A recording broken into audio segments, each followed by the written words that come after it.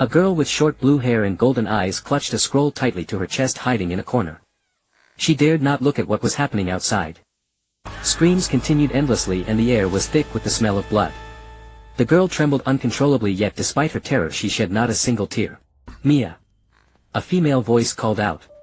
She followed the sound and saw a woman covered in blood leaning weakly against the wall. "Mom!" The woman staggered to her, looking at her with gentle eyes. "Mom! What's wrong?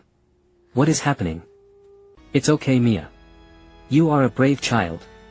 You must take this scroll and leave this place. From now on, even without Mom and Dad, you must live on strong." She gently stroked her cheek. "What are you saying, Mom? We're going to survive together." Mia tied the scroll to her back and grabbed the woman's hand, trying to pull her away. "Mia!" the woman cried. Mia clenched her teeth, refusing to let tears fall. Mom said she was a brave and strong child. Summoning technique, but the woman shouted. A large black cat appeared. "Xinu," the black cat called. "I'm counting on you to take this child away, Miao Z. Go to Konoha." The woman shouted. "I don't want to go, Miao Z. I want to save Mom. And Dad." She clung tightly to the woman's arm. "Mia." The woman's eyes were filled with sorrow. She formed a hand seal and a golden curse mark appeared on her palm. "I was planning to pass this power to you when you were older."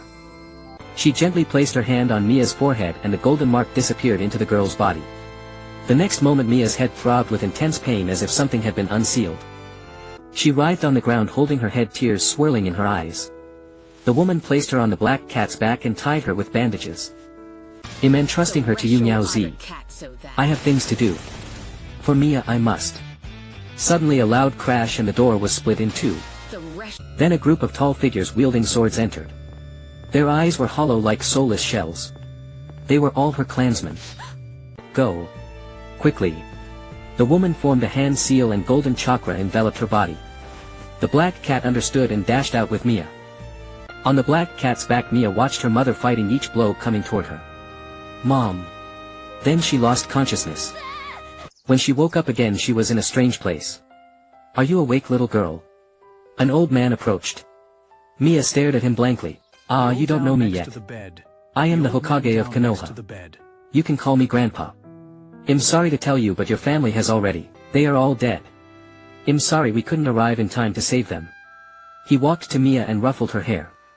Mia remembered the scene of her mother being killed by those people still vivid in her mind. She trembled all over, clenched her fists and pursed her lips. Sarutobi looked at the girl with a pained heart. "Don't worry. You will be safe here. I have a deep friendship with your parents. They entrusted you to me. Can you tell me your name?" Sarutobi picked her up.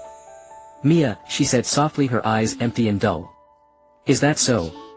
Fuerli." "Mia. From now on you will have to give up that surname, Mia." Sarutobi sighed. "Then what should I be called?" Mia blinked.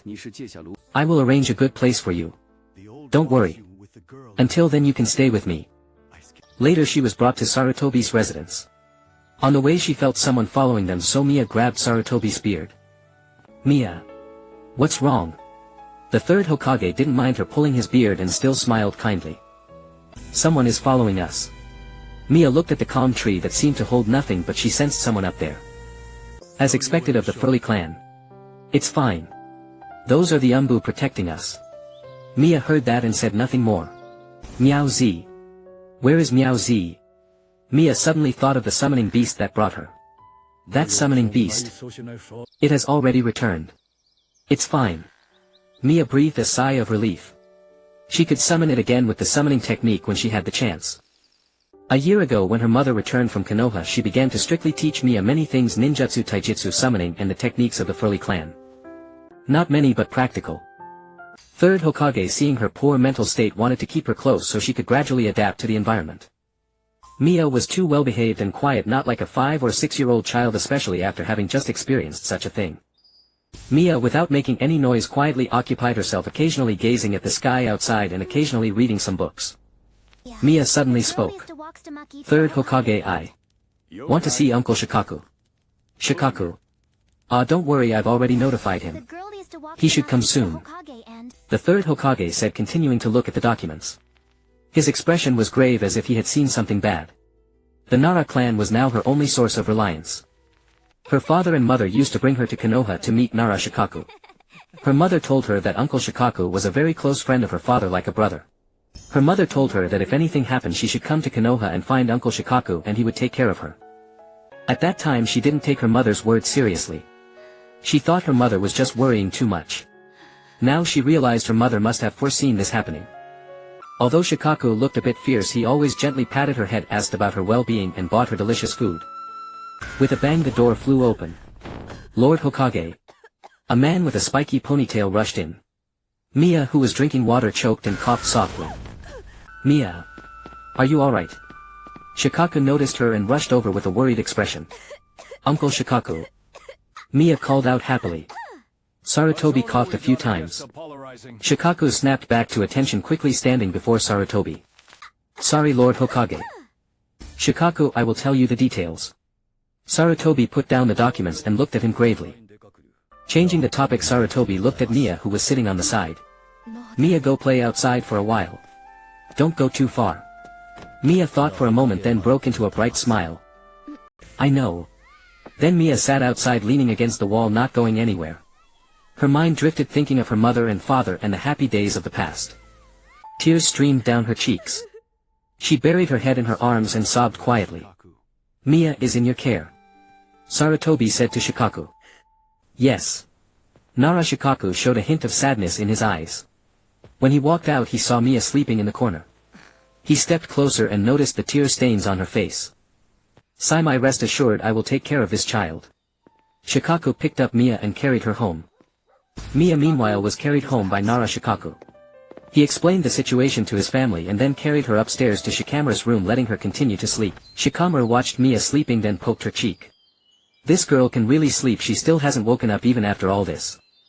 Don't wake her up, you rascal. Shikaku chuckled. Just then Mia woke up.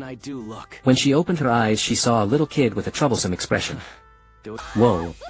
Mia was startled and backed away several steps. Shikamaru was also startled. You don't have to react so strongly. I'm not going to eat you. Shikamaru looked displeased. Was he really that scary? Haha, the Hokage said she's not in a good mental state after what happened. Cut her some slack. Shikaku patted Shikamaru on the back. Stop patting me, old man. Shikamaru glared at him. Nara Shikamaru, a boy with a perpetually unmotivated expression. It had been a year since their last meeting. Although he lacked motivation and always said troublesome, she found him actually quite reliable. But his personality was completely different from Shikaku's. Shikamaru. Mia called softly. Both of them were stunned for a moment. Dad, did I hear that right? She called my name. Yeah, since she called your name she's in your care. It's about time for dinner. Shikaku scratched the back of his head and left. What? No way. Dad. No matter how much Shikamaru called, Shikaku didn't respond. TCH. Troublesome. Shikamaru rubbed his head in annoyance and sat down. He was silent for a while. Seeing that Mia had no reaction he decided to speak first. Are you okay? Mia shook her head. I see. Then there was an awkward silence. Mia felt like a flock of crows was flying overhead. Why am I here? Mia tried to force a smile. Well. Dad said the third Hokage entrusted you to us. He'll explain later. Let's go downstairs first. Shikamaru thought he couldn't stand it any longer. She nodded and silently followed him.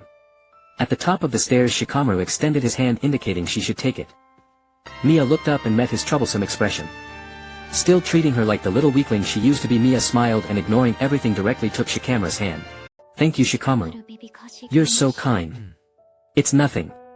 Shikamaru held Mia's hand, his ears turning slightly red. Was he blushing? Unexpectedly cute. How had she not noticed it before? It's like this, Mia will live with us from now on. Starting today you must give up the surname Fuerli. From now on you will be called Nara Mia. We are a family from now on. Shikaku said, patting her head. I've always wanted a daughter. Mia, just treat this place as your home from now on. Yoshino said happily. Shikamaru said nothing, silently eating his meal. Family. Mia's eyes dimmed. Speaking of which, we don't have a room for Mia yet. How about you sleep with Shikamaru for now? Yoshino said. Shikamaru almost choked upon hearing that. He pounded his chest and chugged a glass of water, then shouted, wait. I'm a boy. What's the matter? Mia is still young, just take care of her. After all, you used to cuddle together for naps. Yoshino said angrily. Shikamaru, seeing his mother's angry face, dared not say anything more. That was back then, and sleeping together for a nap is completely different from sleeping at night. How could it be comfortable for two people to share a bed? As for Mia, of course she played dumb. When night came, this was the situation: Mia slept on the bed while Shikamaru slept on the floor. But in the middle of the night Mia had a nightmare and started crying, waking Shikamaru. He gently patted her chest to comfort her and she soon calmed down. Afterward Shikamaru looked at the sleeping Mia and started playing with her chubby little cheeks. Mia grabbed his hand and no matter how hard he tried he couldn't pull it out. So Shikamaru decided to go with the flow and simply slept on the same bed with her. When Mia woke up the next day, what she saw was Shikamaru's sleeping face. In fact, the Nara couple had sneaked in earlier to check, and upon seeing Shikamaru and Mia sleeping in the same bed they chuckled quietly and withdrew. This kid really has the style of my younger days, Shikaku sighed. It wouldn't be bad if Mia became Shikamaru's bride. She's so cute and well behaved. Yoshino nodded in satisfaction. Shikaku said nothing, nor did he dare to say anything. At this moment Mia's heart was racing with 1,000 thoughts. Who am I? Where am I? What should I do? Why is Shikamaru in bed? Then Mia looked at her own hand and saw that she was holding Shikamaru's hand. She seemed to understand something. So the culprit was herself. Her heart pounded wildly. Just then Shikamaru groggily woke up. Mia. You had a nightmare last night, are you okay? Shikamaru said with a yawn, looking like he hadn't slept well. So that's how it was. Mia quickly released her hand. Ah, it's nothing. After all, you're also a member of the family now. Shikamaru felt the warmth disappear from his hand and felt a bit unaccustomed. Mia suddenly thought of her deceased mother and father. She couldn't understand why she had to suffer this. She was grateful to the Nara couple for taking her in, but seeing them still made her heart ache. Seeing them reminded her of her mother and father. Thinking this, Mia shed tears. Seeing this, Shikamaru was instantly at a loss. Why are you crying? Are you feeling unwell, or did you remember the nightmare? Shikamaru asked with a worried expression. Mia, seeing his concern, shook her head vigorously. I'm sorry. Mia sobbed desperately, wiping her tears, but they wouldn't stop like a faucet that hadn't been turned off, tightly streaming endlessly from her eyes. The next moment she fell into a warm embrace. He gently patted her back to comfort her. It's okay, everything will be fine. Shikamaru said softly. His voice lacked the usual irritation or reluctance, but instead carried a touch of concern and tenderness. Like a ray of light it illuminated her heart and brought her a trace of warmth. Soon she stopped crying. It had to be said, this method was very effective for Mia. Shikamaru breathed a sigh of relief but soon put on a look of annoyance. Great, I'm in for a lot of trouble from now on. After that Shikamaru successfully acquired a little shadow. She followed him everywhere, and since Mia was quite well behaved he didn't pay much attention. Shikamaru, who is the child behind you? Ino asked, carrying a bunch of flowers. Although Mia was only a year younger than Shikamaru, she was a head shorter, so Ino assumed she must be very young. Well, a new member of the family, Nara Mia, he introduced her. He didn't elaborate as explaining would be too troublesome. So cute. You can call me Sister Ino. Here, take this, come visit us whenever you like. Ino said, tucking a small flower into Mia's hair. See? Isn't it adorable? I'm so jealous. You have such a cute little sister now. Ino said with a smile. Thank you, Sister Ino. Mia beamed a radiant smile. That irritated Shikamaru. Why do you call her sister but not me brother? Shikamaru, Mia called out, deliberately not calling him brother just to annoy him. Ha ha ha, Mia is really funny. But I have to go now. Bye. Ino said and left. Once Ino was gone, Mia hurried to Shikamaru and gave him a playful wink. Is this flower pretty? Shikamaru scratched the back of his head, looking at Mia. Her watery golden eyes stared straight at him, appearing even clearer and brighter under the sunlight. He wasn't looking at the flower in her hair at all, his entire focus was on her eyes. A strange flush crept onto his face as he slowly spoke, it's alright. At night, given his previous behavior, Shikamaru saw that Mia didn't mind, so he simply slept on the bed. Who would have thought you were such a Shikamaru? After a few days like this, Mia gradually adapted to life in Konoha. She left the house early in the morning, determined to summon Mauzi and get some answers. She went to a secluded forest, bit her finger and smeared blood on her palm. Summoning technique. Mauzi appeared in response. Mia, I figured you'd summon me sooner or later, Mousie said, grooming her fur with a paw. Tell me, Mousie, what is all this about? Mia's eyes turned fierce, losing their usual cuteness. Mousie was silent for a moment before speaking. Give it up, Mia. I know you want revenge, but everyone you could take revenge on is already dead. Mia's eyes widened in disbelief. A civil war broke out within the clan. Your father and mother used all their power to kill them all. Even if you wanted to find them, you'd only find cold graves. Why not try digging up the graves? What kind of things are you teaching a 5-year-old child? Mia said, looking at Mousie with exasperation. You know you're 5. You precocious child. The only thing you need to do now is live well, grow up healthy and happy just as your mother wished. Indeed, her life was bought with theirs. She couldn't even choose the path of revenge, she was utterly powerless. Listen, Mia, you don't need to carry such a heavy burden. You're only 5 years old. No one blames you, Mousie advised earnestly. She didn't want Mia to walk the path of vengeance, suffering and hatred for the rest of her life. But I lost my father and mother. I have nothing left. Mia stood up in anger, clenching her fists. I'm sorry, Mia. It's okay. I need some time alone. Mia sniffled. Mousie wanted to say more, but in the end she couldn't. Some things had to be realized on one's own. All right. Mousie sat beside her in silent company. Mia sat under a tree, her eyes dull and lifeless. There was no one left to take revenge on, nothing left. Her heart full of resentment had nowhere to go. Perhaps her mother and father did this for her sake, to keep enemies away and prevent her from seeking vengeance. But if that was the case, what was the meaning of her life? She clutched her head in pain. Suddenly she remembered that when her mother transferred her power to her, a seal in her mind seemed to have been unlocked. What was that? Thinking this, she stood up and began to gather her chakra. She sensed a golden and a blue energy. It felt strange, as before she could only sense the blue one. As she thought, she started to condense the golden energy.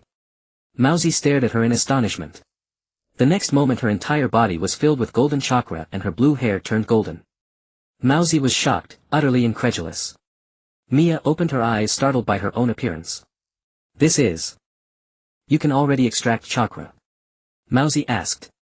Mom taught me before, Mia nodded. But soon Mia's hair returned to its original color and a wave of fatigue washed over her. She plopped down onto the ground. So tired. Of course. You're still too weak. Don't use it recklessly or you'll die. Mousie warned, her expression dark and serious. Mia broke out in a cold sweat. Just kidding. Mousie burst out laughing. Mia's forehead veins bulged. What? I didn't expect you to have already mastered it. That saves me some effort, Mousie said, pulling out a scroll, the large one she had been carrying on her back. So it was with Mousie all along. Now memorize what's in this scroll, Mousie said, pushing it toward her. Oh no. I'm just a 5-year-old child. Why do I have to suffer like this? Mom said I should live happily and healthily. Mia shouted. But she didn't say you shouldn't study. Mom's spirit in heaven will forgive me. Mia said, trying to leave. Mousie bit her pants leg. With a thud, Mia made intimate contact with the ground. She struggled to get up, blood seeping from her forehead. She held her forehead with a pitiful expression. Mousie is a big meanie. I don't want to play with you anymore, wah. Mia cried sadly. Mia's crying was heard by Naruto, who was training nearby. Curious, he followed the sound. He saw Mia sitting on the ground crying with blood on her forehead. And beside her a big black cat. Are you alright? Naruto asked. Mia ceased her tears and looked at him. In that instant she sensed the unusual chakra emanating from him. It was immense and perilous. Though still a child, why did he possess such formidable power? She was astonished, yet he looked so adorable. He appeared to be a kind-hearted boy. You're injured. Naruto hurried to her side. I'm fine, thank you. Mia smiled radiantly. Naruto looked at her, his cheeks tinged with a faint blush. This girl was quite charming. And her gaze was sincere. Mousie stood silently nearby, calmly observing the two children. Mia stood up and dusted off the dirt from her clothes, then looked at Naruto. Who are you? My name is Nara, Mia. Nara. Do you know Shikamaru?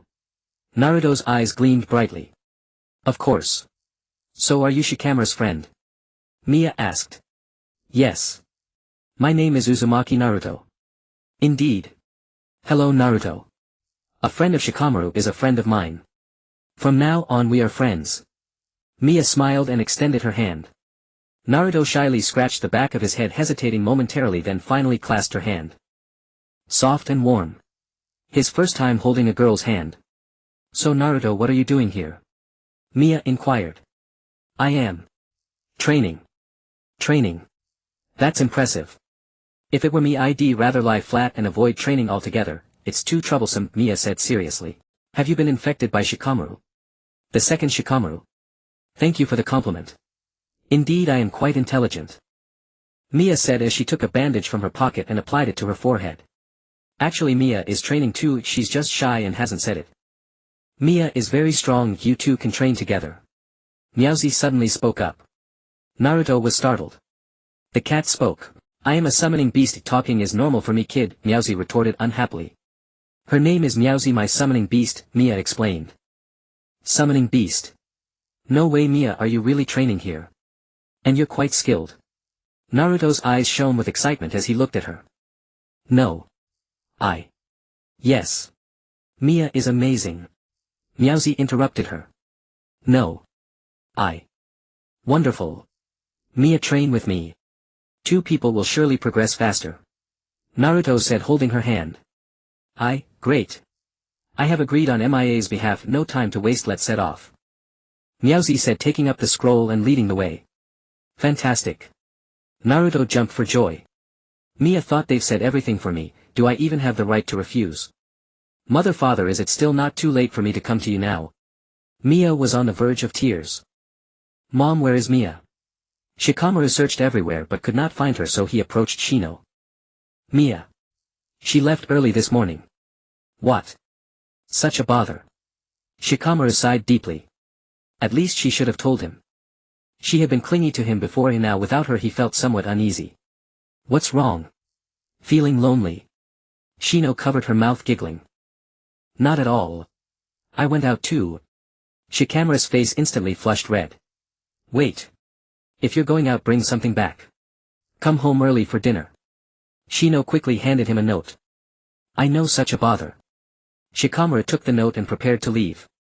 Stop repeating that phrase all the time. Shino shouted. I know. Shikamaru walked down the road holding the note. Why must I do such troublesome things? He sighed. It was tiresome. He had no idea where Mia had gone. If she were here, perhaps she could help share the burden of errands like buying things. Suddenly he spotted a familiar figure, Mia and Naruto. Mia and Naruto. Shikamaru was shocked and bewildered. At this moment Mia was supporting Naruto. Although they practiced together to improve, Naruto was knocked to the ground by her several times and he couldn't accurately throw a shuriken. If she weren't agile, he would have been done for. Meowsy told her he was the Nine-Tails Jinchuriki. Much of his current state was likely related to his seal. He seemed to be a child who had faced many hardships. Mia was also physically and mentally exhausted, very tired. Mia. Shikamaru's voice came from behind. She turned to look. Shikamaru. Mia was overjoyed. What are you guys doing? Shikamaru looked at them, completely exhausted, mainly noticing the band-aid on Mia's forehead, puzzled about what they had been up to. Oh. Shikamaru. Naruto raised his hand to greet him. Oh my ass. What's with that wound? Shikamaru asked. I fell down. Mia raised her hand and answered very obediently. I asked Mia to train with me. I'm so hungry. Naruto held his stomach and leaned on Mia's shoulder again. Shikamaru silently watched Naruto leaning on Mia's shoulder, feeling a bit displeased. Mia, let me handle it. Shikamaru took Naruto over. I want ramen. Shikamaru. Alright, well, go right now. Shikamaru sighed. Then Shikamaru and Mia took Naruto to Ichiraku Ramen and Naruto finally came back to life. So how did you two meet? Shikamaru asked, leaning his chin on his hand. I heard Mia crying, so I went to check and then we got to know each other. Naruto said, then took another huge bite of ramen. Crying. Shikamaru frowned. Because my forehead hurt. It's all because of Miao-chan that I fell. Look, Shikamaru. Mia pitifully showed him her forehead with the band-aid. Shikamaru was speechless. He reached out and gently touched her forehead. You're so careless, just like before. Mia giggled a few times. Naruto watched from the side. You two have such a good relationship. He sighed enviously. Of course. Since Shikamaru's dad and my dad are close, naturally I'm close with Shikamaru too. Mia beamed with a bright smile. Naruto's eyes instantly dimmed upon hearing this. Is that so? That's nice. Then he finished the soup in his ramen bowl and placed the money on the table. In full. Thanks Uncle Ichiraku. Mia Shikamaru am off. Naruto said and hurriedly left. Huh? What's wrong with Naruto? Mia looked at his retreating figure sensing a hint of sorrow. Shikamaru watched him leave in silence, and the moment Mia returned to the Nara residence she finally couldn't hold on and fainted with darkness before her eyes. Fortunately Shikamaru caught her steadily preventing her from having a close encounter with the ground. Mia. Shikamaru quickly carried her back to the room. The adults were not home so he thought Mia had heatstroke. He could only quickly fetch a basin of water and place a wet towel on her forehead. In her dream she returned to the time when her parents were still alive. Her mother gently stroked her forehead, her lips moving as if saying something. Only you. Variable. Destiny. What? Mom, what are you saying? She suddenly opened her eyes and the first thing she saw was Shikamaru's worried face. Shikamaru finally breathed a sigh of relief when he saw her awake. You're finally awake. Do you feel any discomfort? You were sweating a lot. Shikamaru asked. No, I'm full of energy. Mia said, sitting up and waving her arms. Then she lowered her hands and her thoughts drifted away. What was that dream just now? Strangely she didn't have that memory from the dream. That's good. Luckily Mom and Dad aren't home or else would get scolded again. Shikamaru's voice pulled her back. What, so he's still afraid of trouble? Mia felt a little sad. Shikamaru watched her lower her head in silence for a few seconds then said, anyway you should sleep a bit more. Mom should be back soon. Shikamaru said and was about to leave. Mia quickly grabbed his hand. Shikamaru looked at her in surprise. Mia's face flushed with a rosy hue. She bit her lip then finally spoke in a soft tender voice asking. Can you stay with me? The atmosphere froze for a moment. Shikamaru stared at her wide-eyed. He rubbed the back of his head and his ears gradually turned red. Then he sighed. What a hassle. But I can't just leave you alone. He said, sitting back down on the edge of the bed. Hearing this, a joyful smile bloomed on her face. The corners of her mouth lifted and her eyes curved into crescent moons filled with happiness. Shikamaru stared at her smile, lost in thought for a long time. And so she passed a few more days. During the time Shikamaru was at school, Mia could only study the scroll by herself, practicing a little. Then she would ponder over life or bicker with Meowsy. She sat quietly in the courtyard staring blankly at the garden, motionless. In front of others she always smiled, appearing lively and cheerful, but when she was alone those clear eyes became dim and lifeless, devoid of any joy. Yoshino watched from a distance with concern. The next day Shikaku announced that Mia would attend school together with Shikamaru. Really? Shikamaru and I are going to school together? Mia said excitedly. Of course. Mia will be able to go to school in a few days. Yoshino picked her up and spun her around. Am I going with her? Shikamaru propped his cheek on his hand, looking like he found it troublesome. Of course. Mia is so adorable, who knows how many boys' hearts she'll capture at school. Yoshino laughed. Oh. That's quite a crisis, Shikamaru. Shikaku raised an eyebrow slightly. What are you talking about, Dad? Shikamaru gave Shikaku a speechless look. But a faint sense of crisis indeed flashed through his heart, unnoticed even by himself. Oh, by the way, from today onwards Mia no longer has to sleep in the same room as Shikamaru. Your room is next to Shikamaru's. If anything happens you can go to Shikamaru, Yoshino said as she pulled Mia to see the room. Shikamaru sighed. What's all this about? That night Mia slept especially sound. Shikamaru on the other hand was unaccustomed and found it hard to fall asleep. The next day he went to school with dark circles under his eyes. Shikamaru, what's wrong with you? Didn't you sleep well last night? Ino asked. Shikamaru yawned. A bit of insomnia. That's rare, Shikamaru having insomnia. Choji was munching on chips. Why are you eating chips so early in the morning? Ino gave him a disdainful look. What can I do? I didn't have enough to eat this morning. Shikamaru listened silently to their conversation and yawned again. School's so troublesome.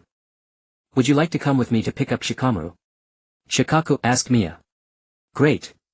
Mia jumped up excitedly. It seems Mia really likes Shikamaru. Yoshino smiled. It's not that, I just want to see what the school looks like. Mia's face flushed a little. Is that so? Alright, I understand. Go on now. Yoshino said as she smoothed Mia's hair and urged them to leave quickly. Shikaku looked helpless.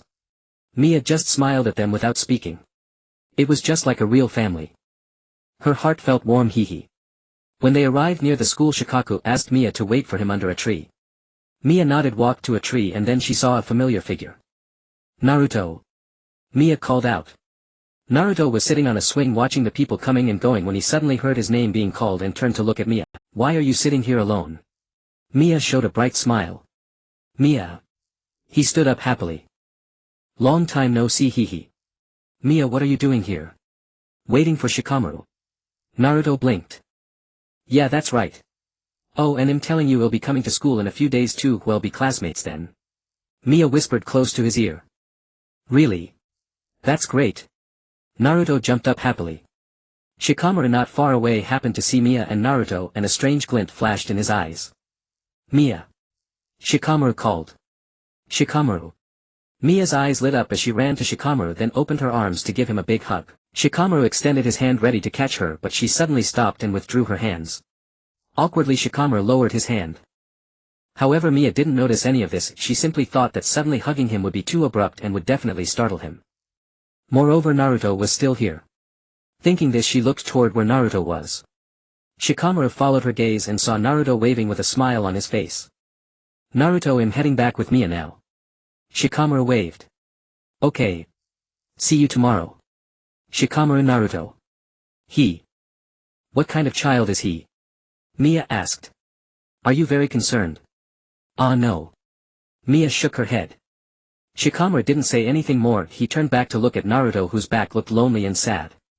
I think Naruto is a good kid. Mia said softly. What? Shikamaru looked at Mia with confusion. My intuition has always been good. It's definitely right. Just like how I think Shikamaru is a reliable person. He is definitely a good kid. Mia looked at Shikamaru seriously. He really is a good person. Shikamaru scratched the back of his head, a little embarrassed. Reliable. He had never heard anyone say that about him before. Then Shikamaru slowly extended his hand. Let's go or Dad will scold us later. Mia looked at his slightly reddened face, her heart pounding wildly as if something unclear was spreading within her. Yes. She smiled happily and took his hand. An impulse of feeling called affection, like a flock of seagulls suddenly skimming over a calm blue sea, needing only a slight flap of wings to bring a stir of excitement and ripples. A few days later, Mia put on new clothes, bidding farewell to the old ones. Finally, Mia was going to school too. Of course, this also meant a new beginning. Lord Hokage, everything has been arranged.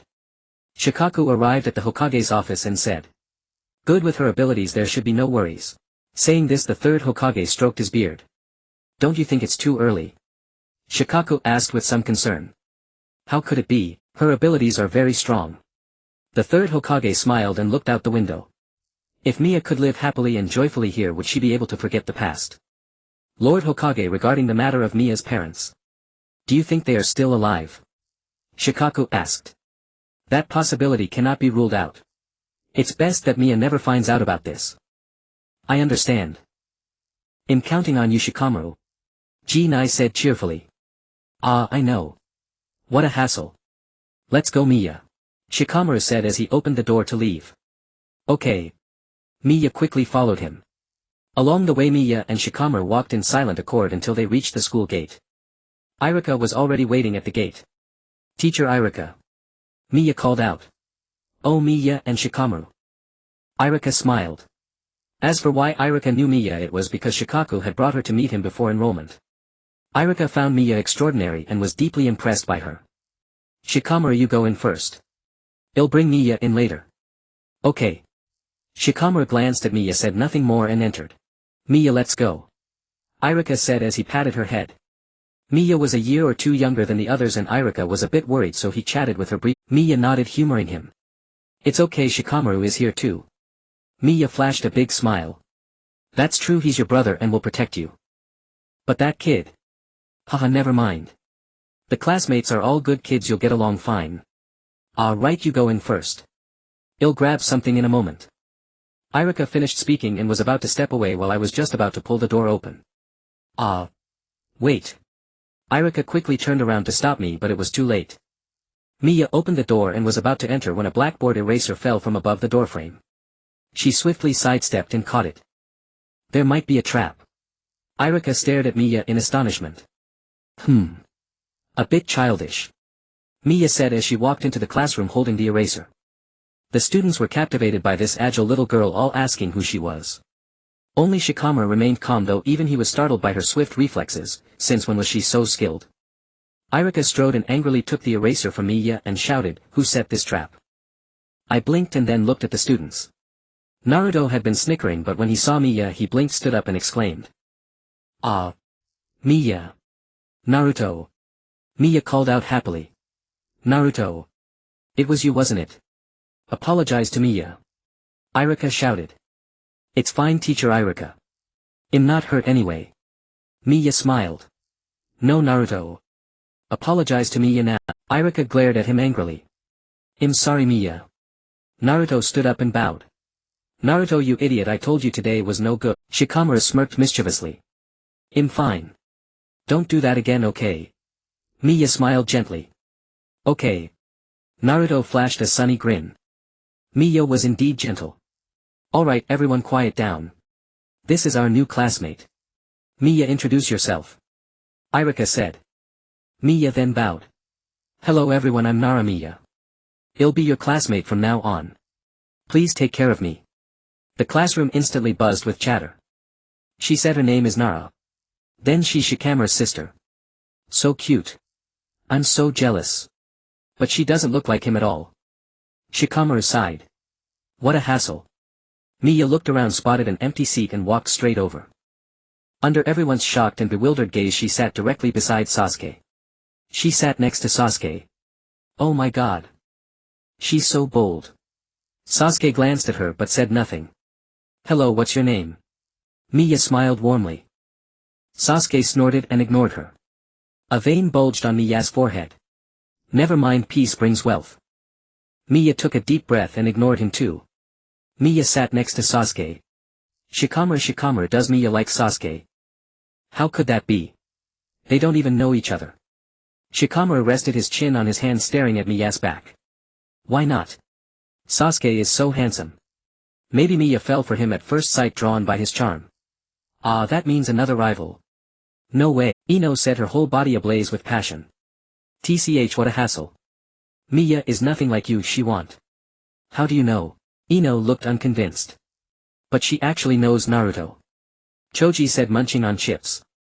Yeah, that's really surprising. Shikamaru said nothing more. Today is the combat class. Miya, since you just arrived, just watch from the side for now, Irika said. Iruka sensei. I can do it. Miya raised her hand and shouted. Are you really okay? Yes. Please let me participate. Since Miya insists, then Miya and Shikamaru, you two go first. Huh? Why me? Shikamaru exclaimed in surprise. Miya blinked, looking at Shikamaru. Can I skip this? Shikamaru raised his hand with a lazy expression. No. Hurry up. How troublesome. Shikamaru clicked his tongue and scratched the back of his head. Shikamaru. Remember to hold back. Ino nudged him with her elbow teasingly. Go. Miya. Naruto shouted excitedly. Then Shikamaru and Miya stood in the open space facing each other. Please go easy on me, I'm afraid of pain, Miya said as she assumed a combat stance. Shikamaru was a bit at a loss. In his memory she was still the weak little girl from a year ago, the little Miya who would stumble while walking. If you want attack, you'll make the first move. Miya said as she charged forward and kicked at him. Shikamaru was startled, she was fast. He quickly crouched to dodge her attack, then leaped back. Watching the fierce Miya he realized she was no longer the Miya he once knew. Shikamaru, I'm going to become a ninja. I don't want to be protected all the time. Miya swung a punch at him. Shikamaru caught her incoming fist, sweat beading on his forehead. She's right, after going through something like that how could she still be willing to be weak? But he still hated actual combat. Too troublesome. He might as well surrender since they had already exchanged a few moves. Miya, unaware of his thoughts, continued charging at him with full enthusiasm. Shikamaru directly raised his hand. Miya thought he was about to counterattack, but instead he said, I surrender. I admit defeat. Mia's eyes widened, she never expected Shikamaru to concede. She tried to stop abruptly but still crashed into him, knocking him to the ground. Ouch. Shikamaru rubbed his head. Are you okay? Shikamaru. Miya got up in a panic, looking at him with concern. Ha ha ha ha ha, Shikamaru got wrecked. Naruto laughed loudly. Idiot. Is this the time to laugh? Ino punched Naruto on the head. Ouch. Quiet down really. Mia, take Shikamaru to the infirmary, Irika said. Mia nodded and prepared to help him up. It's fine, I can manage on my own. Shikamaru extended his hand to refuse her, then got up and headed to the infirmary. Actually he was fine, just a bit of a headache, but getting out of the combat class was a blessing he couldn't have hoped for. Mia watched his back and a sense of fear began to grow in her heart. Was he angry? She quickly followed him. Silently trailing behind him, she quietly watched him in the infirmary. Shikamaru, feeling very uncomfortable under her gaze, finally asked, "What's wrong? Why are you staring at me? Are you really okay?" Mia looked at him seriously. "I'm fine, I just didn't want to go through that troublesome combat class." Shikamaru sighed. "You're not angry, are you?" "I'm sorry." Her eyes dimmed as she lowered her head. "Why are you apologizing, silly?" "I'm actually grateful, you helped me escape that annoying combat class," Shikamaru said with a bright smile. Light returned to Mia's eyes. "Great. Shikamaru." She threw herself into his arms and hugged him. "That's dangerous." Shikamaru sighed helplessly. As troublesome as it was, he didn't mind, it wasn't the first time anyway. After school, Mia was about to leave with Lu Wan when a figure blocked her way. Mia looked at him. Wasn't this the arrogant Uchiha brat? "You seem quite strong. Fight me," Suozhu said seriously. This action of Suozhu attracted everyone present. "What the hell?" Lu Wan frowned at the door watching this farce. "Where do you see that I'm strong?" Mia asked, puzzled. "Speed. Maybe because you were fighting Lu when you didn't use your full strength, but I can tell." Suozhu pointed at her and shouted. Mia looked at his childish chubby face and instinctively reached out to pinch his cheek. Plump and soft. Everyone was shocked. While Mia actually pinched Suozhu's face. "Ah. So envious. So bold. So adorable." Mia snapped back to reality and quickly withdrew her hand. "Ah, sorry." Suozhu was shocked, he had been pinched by a girl. He was no longer pure. "Boo-hoo, brother, you." Suozhu glared at her resentfully, then pointed at her and shouted, "I will never forgive you." With that he ran off. Mia's mouth twitched. The ordinary yet wonderful days were finally over. "Mia, let's go quickly," Lu Wan urged. Mia sighed and went home with Lu Wan extremely dejected. Even during dinner Mia sighed several times and even slapped her own hand. "Lu Wan, what's wrong with Mia?" Ji Nai asked softly. Lu Wan glanced at her thought for a moment and said, "Probably she thinks the good days are over." She actually dared to pinch Suozhu's face quite bold. Suddenly he recalled Jing Ye's words. She was attracted by Suozhu's charm and fell for him. Lu Wan looked at the listless Mia beside him. "No, it doesn't seem like that at all." So the next morning Suozhu issued a challenge to Mia. "I really didn't mean it. I don't want to fight you," Mia directly refused. "You. She has to go home early today, something urgent." Lu Wan suddenly appeared and placed his hand on Mia's shoulder. Hearing this, Mia looked at Lu Wan with gratitude. Lu Wan was almost blinded by the light radiating from her eyes. "Wow, so dazzling." Lu Wan murmured, covering his eyes. "I see, then I'll let you off today." Suozhu finished speaking and sat back in his seat staring blankly. He believed it. That easy to get by. The teacher just walked in and the surrounding students also returned to their seats. "Thank you, Lu Wan," Mia said softly. What? Lu Wan didn't catch what Mia said, just tilted his head and looked at her in confusion. Mia glanced at the teacher, seeing that the teacher was lecturing intently without noticing them, so she leaned toward Lu Wan's ear. A faint fragrance assailed him, causing his heart to flutter. This scent had intrigued him for a long time. He had even once sniffed himself during a bath to check if it was the scent of their family's soap, but it turned out not to be. It was Mia's unique faint lotus fragrance. "Thank you just now." As she spoke, her breath sprayed onto his ear, making it feel itchy and even starting to burn. He reached out and pushed her away a little, stammering, It's nothing." Lu Wan scratched his flushed face, embarrassed. Mia looked at Lu Wan's flushed face and couldn't help but curl her lips slightly. Lu Wan is so cute. Then Mia glanced at where Mingren was sitting. Mingren happened to be looking at her too, and their eyes met for a few seconds. Then Mingren stealthily greeted Mia with exaggerated lip movements and gestures. Seeing this, Mia couldn't help but cover her mouth and laugh. Mingren scratched the back of his head sheepishly, then an angry voice came. "Mingren. What are you doing?" If you don't listen properly, go stand outside. Wo-E Lu Ka lost his temper. Mia looked at Ming-Ren sympathetically. And so Ming-Ren was punished by standing outside. Meanwhile Lu Wan watched Mia and Ming-Ren's interaction during class, his gaze growing deeper. Pay attention in class. If you fall behind, don't ask me to teach you. So troublesome. Lu Wan lightly tapped her head. Mia rubbed her head, pouted and looked aggrieved. Okay.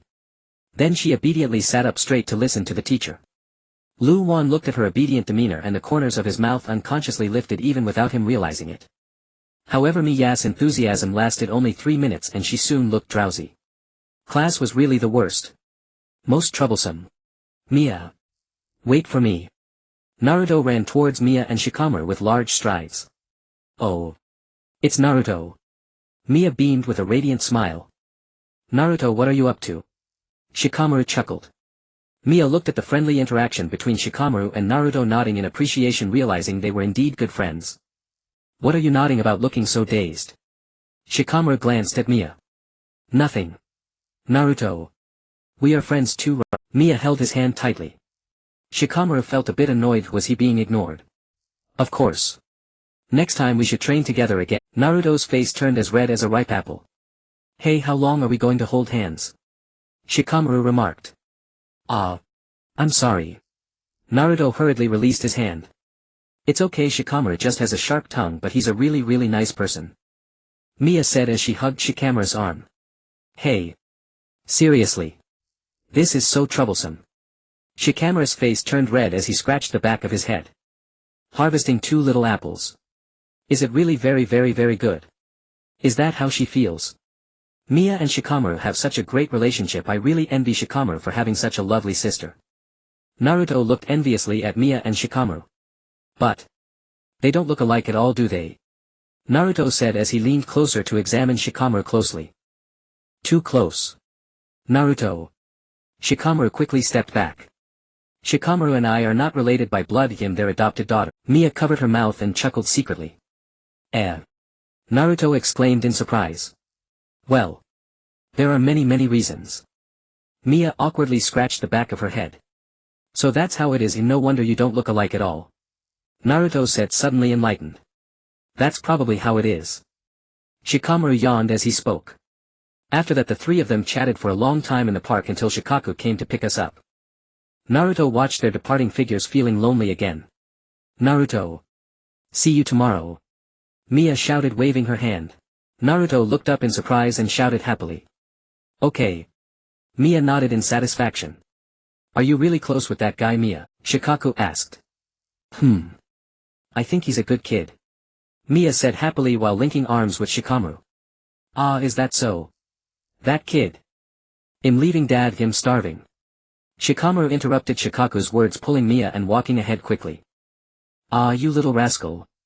Shikaku shouted. Later Mia learned about Naruto's situation. It turned out he had been living alone all this time. A few days later Mia and Shikamaru returned to school and the classroom was buzzing with excitement. Shikamaru. I heard you and Mia are not related by blood. Ino ran out at that moment. Yes, no wonder you don't look alike. Sakura also came over, scrutinizing Mia closely. Mia blinked her eyes, wondering about this. Naruto told us everything. Do you want some chips, Mia?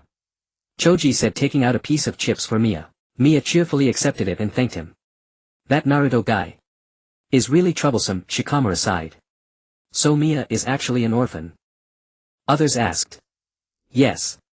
It must be like that, otherwise she wouldn't have become an adopted daughter. The others whispered among themselves. When Mia heard this she lowered her head, her eyes dimming. An orphan. Now she has lost her father and mother and her kin. She is indeed an orphan.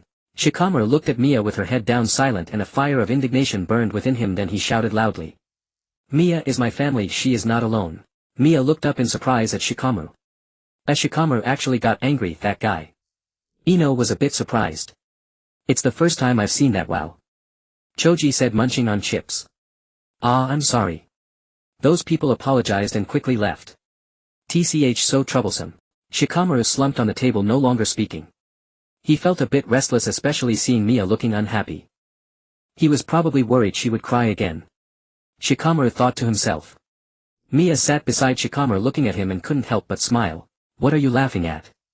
Shikamaru glanced at Mia. I'm just really happy, thank you. Shikamaru. Mia beamed with a dazzling smile. Humph. It's nothing. Shikamaru's face turned a bit red as he turned his face away. As for Sasuke's dodging, he might escape for a moment but not forever. Afterwards, whenever he had free time, Sasuke would come to challenge Mia to a fight. Finally Mia could no longer endure and agreed to his request. Yes. Let's settle it in tomorrow's class sparring match, Mia said, dismissively waving her hand with an air of, what a hassle. I feel like Mia is becoming more and more like Shikamaru, Ino said. Huh. Not at all like him. Not in the slightest, Shikamaru replied. Shikamaru said. Look at her expression, that what a hassle look, Ino said. Ah really? Choji exclaimed. So why does Sasuke always want to fight Mia? Ino asked. Yeah, I want to know too, Sakura said with a displeased look. Who knows, Shikamaru said. Could it be that Sasuke has a crush on Mia, which is why he keeps chasing her? Naruto suddenly blurted out. Everyone fell silent for a few seconds upon hearing this. How could that be? Naruto. Don't talk nonsense. Sakura shouted angrily. Right. How could that be? Even if he likes someone, it should be me. Ino shouted. It should be me. Sakura and Ino started arguing again. By the way, who does Mia like? If this continues, she might really fall for Sasuke. Choji muttered while eating chips. Hey. Mia. Do you have a crush on someone? Naruto shouted, waving his hand. This idiot. Ino sighed. Me. I like. Mia touched her chin deep in thought. Don't corrupt her. Shikamaru, though curious, was afraid to hear Mia utter someone's name. Afraid? Why? But then Mia's next words completely robbed Shikamaru of his ability to think. I like Shikamaru. Mia smiled. Huh? Really? You actually like this guy? Ino looked incredulous. Do you know what like means, Mia? Sakura asked. I know. Like means wanting to be together forever. I also like Aunt Yoshino, Uncle Shikaku, and all of you. Mia showed an innocent smile. Shikamaru breathed a sigh of relief. So that's it. He felt a little disappointed in his heart and thought he might be going crazy. What? It seems Mia doesn't understand. The like we're talking about is not that kind, it's the kind where you want to get married. Ino said seriously. Then he'll marry Shikamaru, Mia said calmly. Shikamaru was so startled that he fell off his seat, making a loud noise. Everyone turned to look at him in unison. Shikamaru.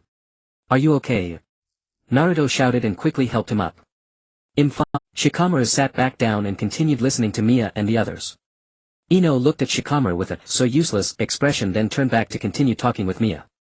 Really? What's so good about that guy? But aren't you siblings? Sakura asked. If there's no blood relation, you can still get married. How romantic, but why of all people Shikamaru? Sasuke is way better than him. Ino pouted. Shikamaru is great. I really like him. What's the use of good looks? You can't eat them. Mia said. Mia said that Shikamaru. Ino looked at Shikamaru. None of my business. Shikamaru turned away, ignoring her, but the red in his ears betrayed him. He actually felt a little happy about it. So this is what Mia thought. Right. Shikamaru is cute, isn't he? Mia whispered to Ino and Sakura. Sakura and Ino, where is he cute? Mia's gaze when looking at Shikamaru was different from when she looked at others. This was enough to show that Mia was not interested in anyone except Shikamaru. Sakura and Ino breathed a sigh of relief. If there were more rivals in love, that wouldn't be good. Let's duel. Sasuke shouted, standing before her. Fine, come on. Mia said, striking a fighting pose. She decided to hold back, she really didn't want to be pestered by him anymore. Sasuke directly attacked Mia. Are you okay, Mia? Sasuke is very strong. Ino asked with concern. Shikamaru said nothing, merely watching the battle between Mia and Sasuke in silence. This fight clearly had Mia at a disadvantage, as she hadn't attacked at all, only defending. Why aren't you counterattacking? Sasuke yelled. You're so strong, this is really troublesome, Mia called out with a blank expression. Everyone, can't you act a little more convincingly? Go, Mia. Defeat Sasuke. Naruto was still cheering for her. Well, only Naruto believed it.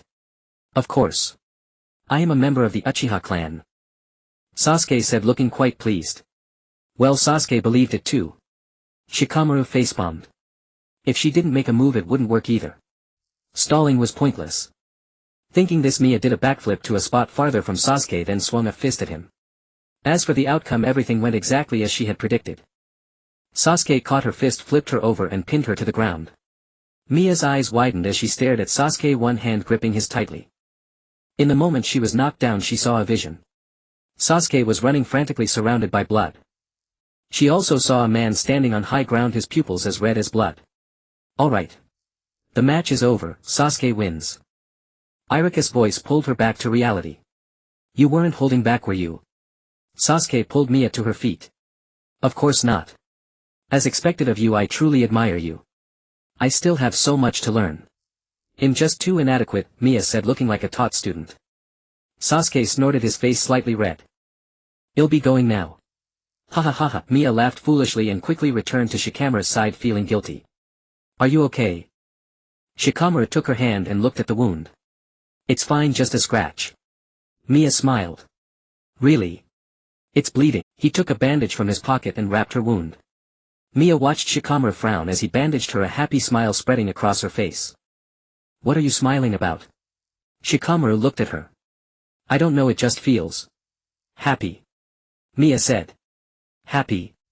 Yeah, Shikamaru is bandaging my wound. Mia said, carefully examining his bandaging. It was a bit ugly, but no big deal. Idiot. It's just a bandage. I'm afraid I'll get scolded by my mom when I get home. Shikamaru scratched the back of his head. Really? Mia looked unconvinced. Later that night, Mia was still bothered by the vision she had seen during her fight with Sasuke, so she summoned Meowsy. Ah, this must be your inherited ability to foresee the future from your mother. Meowsy said, lying on Mia's bed. The future?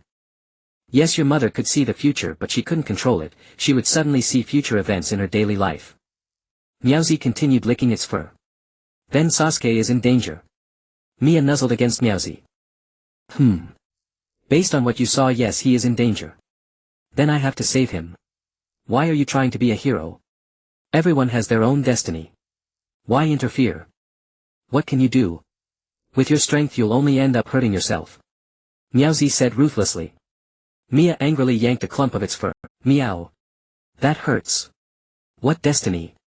Just like my mother protected me, I want to protect others too. Mia pouted, speaking angrily. Fine. But be careful. And so this situation came about. Sasuke. Let's go home together. Thud. Shikamaru, not far away, nearly fell to the ground. Shikamaru. What's wrong? Nothing. I tripped. Shikamaru steadied himself. Why? No. Sasuke refused outright. I can train with you after school. I seriously reflected on myself last night and today I feel I've improved a lot. What do you think? Mia said earnestly. Sasuke frowned deep in thought. Anyway, Itakinai has been busy lately and has no time for him. Mia might be acceptable. Okay. Thud. Shikamaru almost fell again. He actually agreed. Just like that. Shikamaru. Are you really okay? I'm fine. Shikamaru's face darkened instantly and he quickly returned to his seat. What's going on with Mia and Sasuke? Ino asked cautiously. Don't ask me. So troublesome. Shikamaru pouted, unhappy. Shikamaru, just go home by yourself for the next few days. He'll come back later. Mia said, leaning toward him. Oh. Shikamaru turned his head away, not looking at her. Thanks, Shikamaru is the best. In the following days, Mia left school with Sasuke and went home with him after training. Are you going with him again today? Shikamaru grabbed her hand and asked. She could almost smell the jealousy in the air. Mia nodded. His eyes darkened, turbulent emotions churning beneath the surface. It's fine, he'll be back soon. Mia giggled. Shikamaru released her hand with a soft hum. Hurry up. Or he'll leave you behind. Sasuke called from a distance. Coming. Mia rushed over. Shikamaru's been abandoned. How pathetic. Naruto and Choji whispered to each other. Shut up. No, I haven't. Shikamaru clicked his tongue and walked away. Today Mia sensed something unusual. The Uchiha compound was usually bustling, but now it was eerily empty. A heavy stench of blood. Mia frowned and stopped. What's wrong? Sasuke looked at her in surprise. Don't you think something's off today? No, hurry up, Sasuke urged. Suddenly Mia felt as if she were being watched. She turned to look at a nearby telephone pole. But no one was there. When Sasuke reached home he still turned to say goodbye to Mia. Mia silently waved her hand then stood still at his doorstep. After an unknown amount of time Sasuke burst out screaming. The moment he opened the door he was startled to see Mia. Mia noticed the wound on his shoulder. Sasuke. What happened? Mia asked worriedly. Why? Why are you still here? Sasuke yelled, grabbing her hand and sprinting away. But they hadn't run far before a towering figure blocked their path. Brother. Why? Sasuke stumbled back a few steps. Mia silently stared at the icy-faced man before her, the one she had seen in her precognitive vision. So he was Sasuke's brother. Itachi noticed her as well. He had investigated her background privately. The last blood of the Fuerli clan. Trembling uncontrollably with fear Sasuke still stood in front of Mia. Thus Itachi spoke a few words to him and used his Mangekyo Sharingan to trap him in an illusion. In the final moment Sasuke awakened his Onetamo Sharingan. Mia quickly pulled him into her arms, glaring fiercely at Itachi. She had already tasted the brink of death once before. Facing such a scene again, though fear still lingered in her heart, her overwhelming desire was to protect Sasuke. She drew a kunai assuming a fighting stance, sweat beading on her forehead. Oh. This child. Suddenly an unfamiliar deep voice resonated. Another tall man appeared before Mia, his face hidden behind a mask. Yet she felt an intense pressure. Mia swallowed hard. The last blood of the Fuerli clan here in Konoha. I never imagined that after what happened you'd still want to stay. He chuckled. What did he mean? She's not from the Uchiha clan, Itachi stated. This was a warning not to touch her. I know. I won't lay a hand on her either, she's important to me after all, said the masked man. Important? Obito looked at her dazed expression and sneered. It seems you know nothing yet. What do you mean? Mia's eyes sharpened, glaring at him. You'll find out in time. With that he left together with Itachi. Mia breathed a sigh of relief. He had let her go. But what exactly did the masked man's last words mean? Mia hoisted Sasuke onto her back and ran to the hospital. When Shikaku and Shikamaru arrived at the hospital, Mia was sitting in the lobby, her expression heavy. Mia. Are you alright? They rushed over worriedly. She had been forced to relive such a nightmare again. Mia said nothing, only shaking her head. Let's go home first, Shikaku said, patting her head. That night Mia ran a high fever. In her dreams she was once again a child. I will never agree to this. It was her father's voice. Your power can create a world of peace. If you assist me, what's wrong with that? That voice was so familiar, she had heard it somewhere before. You want to use the Ten-Tails to ignite a war and control the nations. That is nothing but a delusion. We will not help you capture the tailed beasts. The Ten-Tails. Mia crept forward and peered through the crack in the door. Who's there? The unfamiliar figure turned around, startling Mia. It was the masked man. Her eyes widened. She saw a streak of vivid red beneath his mask. Lu Wan originally thought about knocking on her door to ask if she was okay, but he stood at the door hesitating to knock. Troublesome. He sighed, and finally considering that she might be asleep he gave up the idea. Just as he was about to leave, the door opened the next second. Mia, you're still awake. Lu Wan scratched the back of his head awkwardly. Mia did not speak, she was drenched in sweat with unfocused eyes, looking very unwell. Mia. Lu Wan called softly. Mia, losing her balance, fell directly into his arms and Lu Wan quickly supported her. Mia, what's wrong? Lu Wan gently shook her. At this moment her eyes were tightly shut, her long eyelashes resting on her cheeks trembling slightly, her face pale with an unnatural pink flush, her bloodless lips slightly parted as she panted, looking extremely pained. Lu Wan slowly reached out and touched her forehead, immediately feeling the scorching temperature. He was startled, she had a fever. Lu Wan quickly carried her back to the bed, then went to find Ji Nai. Fortunately it was discovered in time, otherwise who knows what might have happened. It's probably from the shock reminding her of something bad. Ji Nai gently stroked her head. Lu Wan frowned, looking at the sleeping Mia. Lu Wan'll leave Mia to you, okay? Ji Nai asked. Lu Wan nodded. Ji Nai gave him a surprised glance but quickly returned to her normal expression and left the room. Lu Wan unexpectedly did not say the usual, troublesome. Woo-woo. Don't leave me alone. I won't abandon you. Lu Wan tightly grasped her hand. In her daze Mia felt a warm hand holding hers and the familiar voice by her ear quickly calmed her down. Lu Wan stayed up the entire night taking care of Mia. Fortunately the next day was a weekend so there was no school. When Mia woke up the next day she saw Lu Wan sleeping by her side and couldn't help wondering, had he been taking care of her all night? Mia's expression softened and looking at the sleeping Lu Wan she couldn't help reaching out to touch his head. Mia. Suddenly Lu Wan grabbed her hand startled away. Ah Lu Wan, did I wake you? Mia asked worriedly. Lu Wan stared at Mia, still not fully recovered for a long time. Lu Wan. Mia called him again. Mia. You. Are you okay? Is there any discomfort in your body? Lu Wan quickly said. Ah. Oh, I'm perfectly fine. The Fuerli clan has excellent recovery abilities. Mia said as she jumped off the bed and spun around to show him. See? Absolutely no problem. Mia showed a bright smile. Lu Wan, seeing her so energetic, breathed a sigh of relief. How is Mia? Lu Jiu suddenly appeared at the door knocking. Mia opened the door. I'm already fine. Really? That's good. Lu Jiu casually touched her forehead. Indeed the fever had gone down. The Lord Hokage wants to see you. He continued.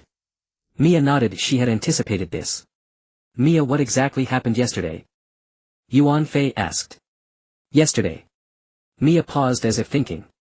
I saw Sasuke's brother and a masked man. Uchiha Itachi and a masked man. Yuan Fei was somewhat surprised. I don't know who he is. Mia's thoughts drifted off that masked man might be related to the annihilation of the Fuerli clan as well. Moreover, the memory in the dream was something she had never recalled before, she had actually forgotten something so important. Who was that person? Seeing her grave expression, Yuan Fei stopped asking further. This must have brought her another shadow. After returning home, Mia sat quietly in the living room pondering the meaning of the masked man's words.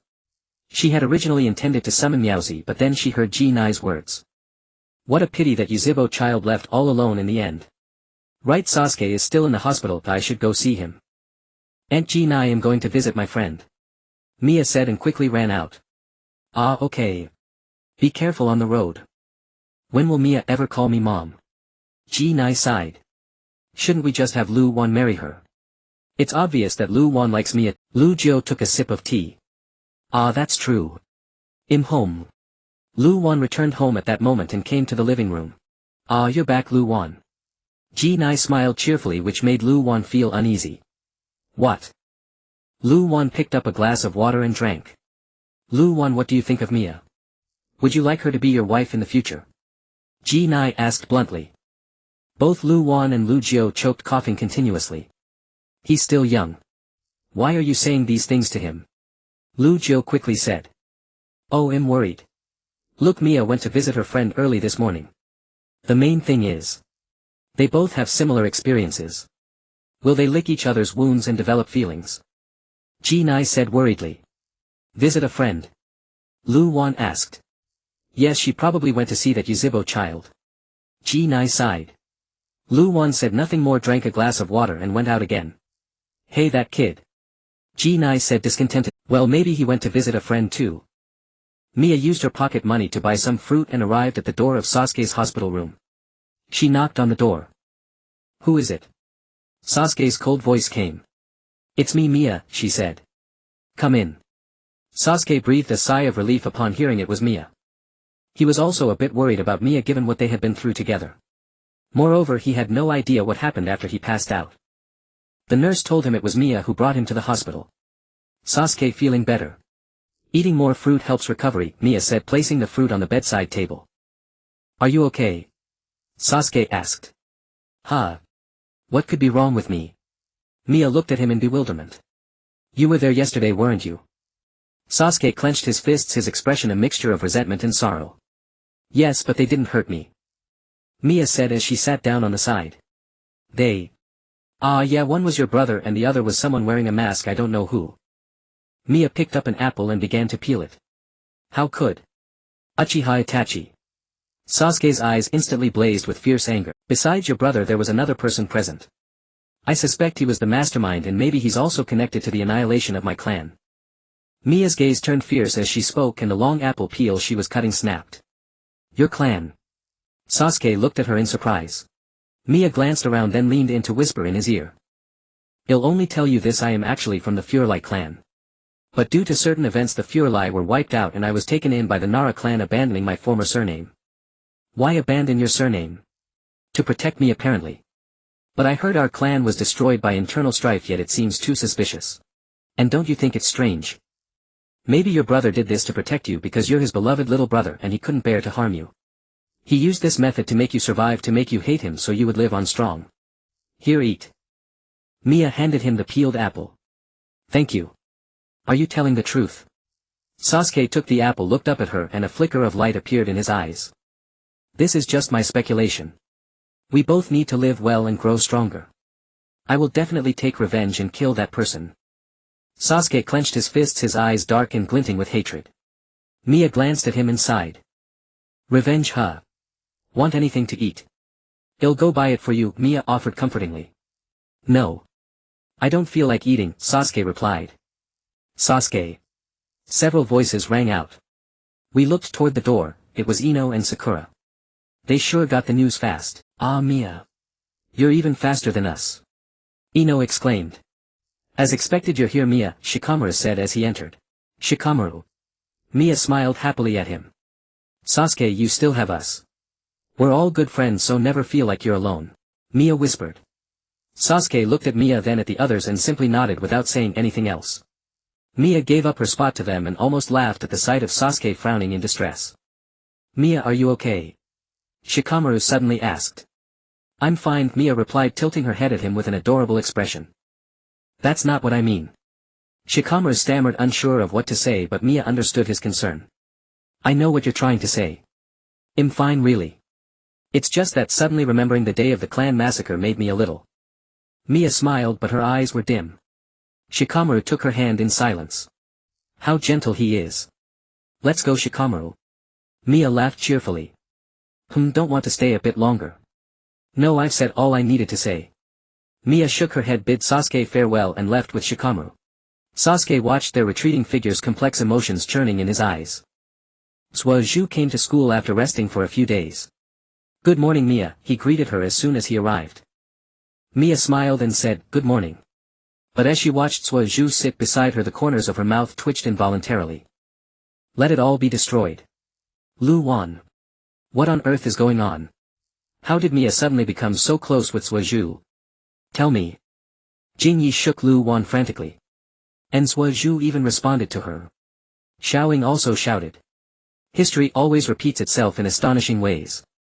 How would I know? Lu Wan felt like he was about to vomit. Mia. Let's have lunch together. Mingren walked over at that moment. Sure, Lu Wan, you come too, Mia said as she looked at Lu Wan. It seems it's not so important anymore, said Jingyi. I'll join too, Suozhu said indifferently with a particularly natural tone.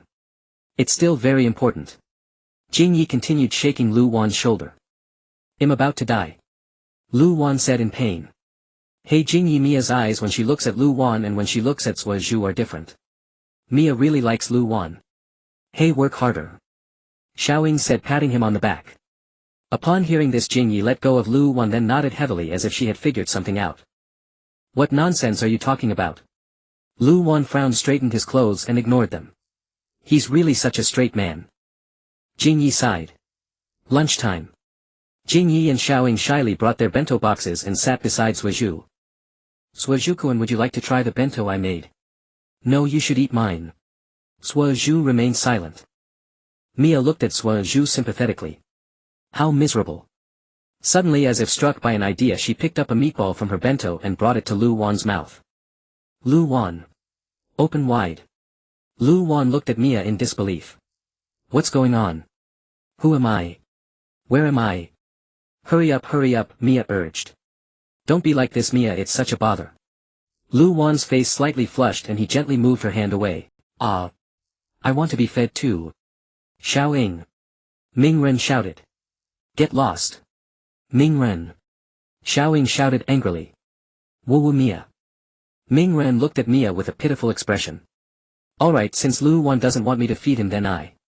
Before Mia could finish her sentence, Lu Wan grabbed her hand and ate the meatball she had picked up in one bite. Mia was dumbfounded. Thank you, Lu Wan said, then picked up a meatball from his own bento and placed it in Mia's. It was mainly because he was afraid she wouldn't have enough to eat. Ah. Lu Wan. You're so bad. Mingren pointed at him and shouted. Go eat your own bento. Lu Wan glanced at him. How rare. Lu Wan actually. Jing Yi murmured. Swajuku and let me feed you too, Xiaoying said, about to pick up some food for him. Ah. No. It should be me feeding him. Mia silently looked at her chopsticks, a blush of uncertain meaning spreading across her face. Indirect kiss. What's wrong, Mia? Mingren couldn't help asking when he saw her dazed. Nothing. Nothing. Mia continued to bury her head in eating. Mia, will you still come train with me after school? Suozhu asked. No, let's set a fixed time from now on, like training together on weekends. How about Saturday? Mia said quietly.